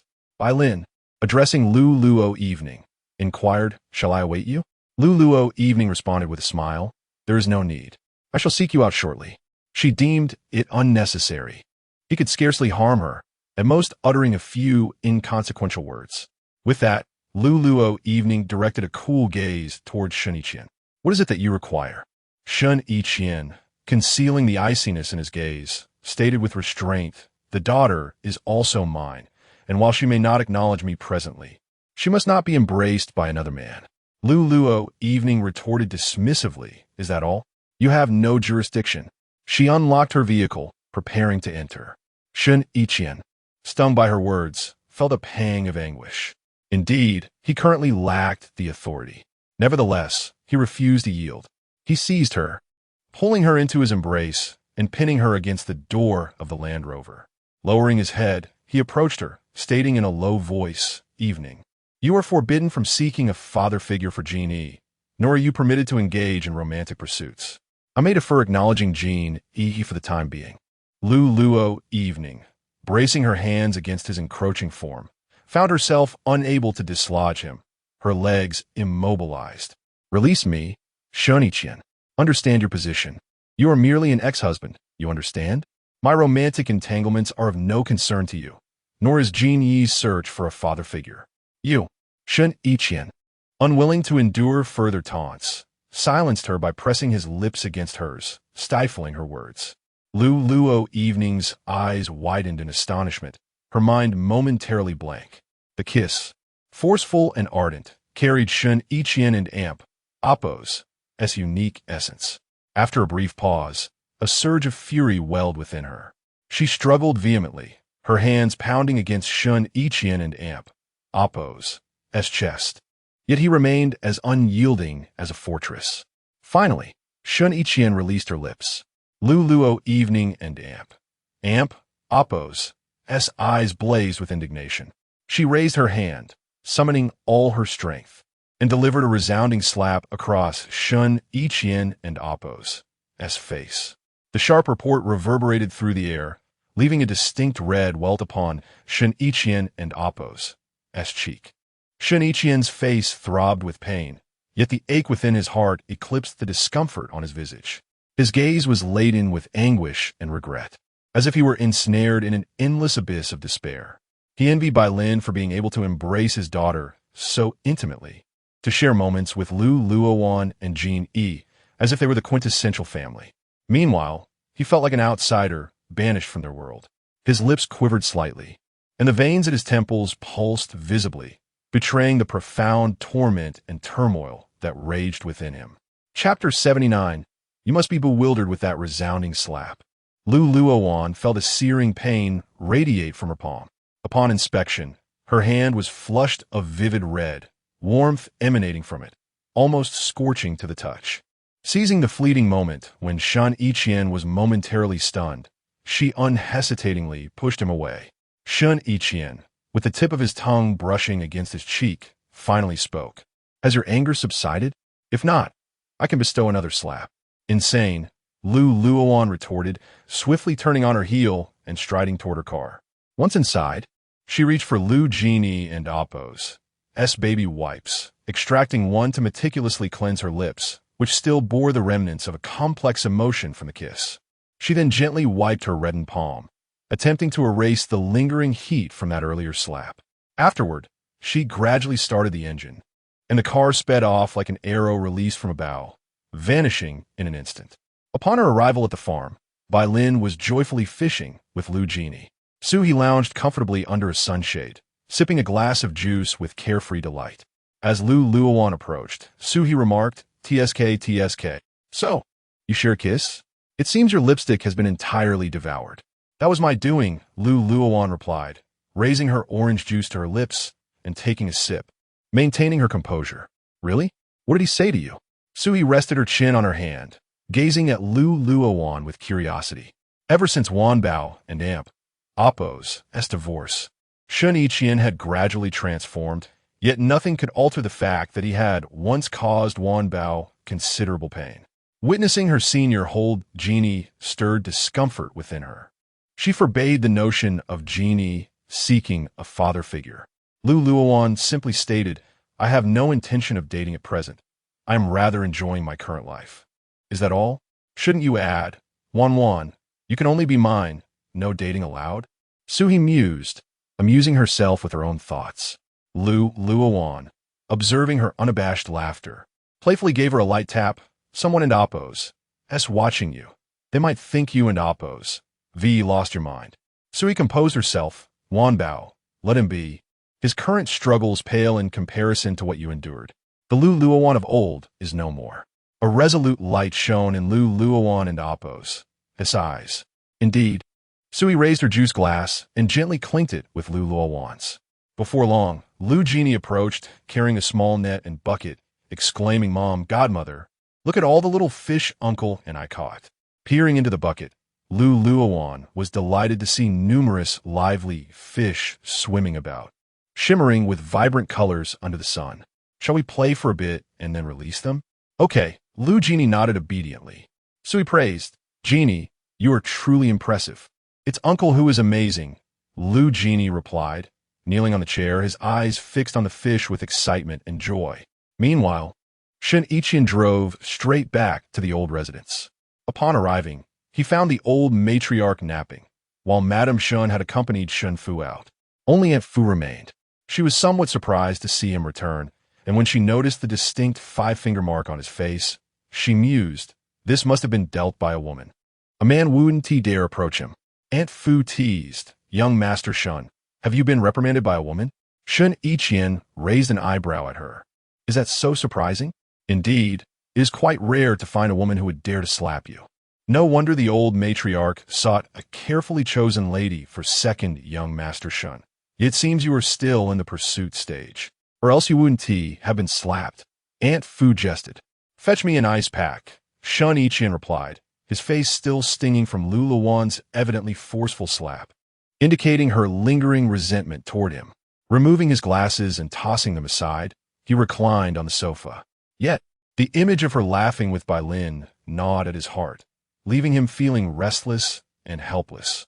Soon, Aunt Fu returned with the ice pack and inquired, how many times have you been slapped now? What do you think? You seem quite fond of gossiping, Shen Yiqian replied, taking the ice pack and placing it against his cheek, the fiery sensation diminishing significantly. Thoughts of Luowan's lips, soft and warm, filled his mind, evoking an overwhelming sweetness that melted his heart. Her unique fragrance seemed to envelop him, intoxicating him. A smile involuntarily graced Shen Yiqian's lips as he gently traced his fingers over his own, reliving the warmth of Luowan's presence. Observing his smile, Aunt Fu sighed softly, murmuring, you must be utterly bewitched.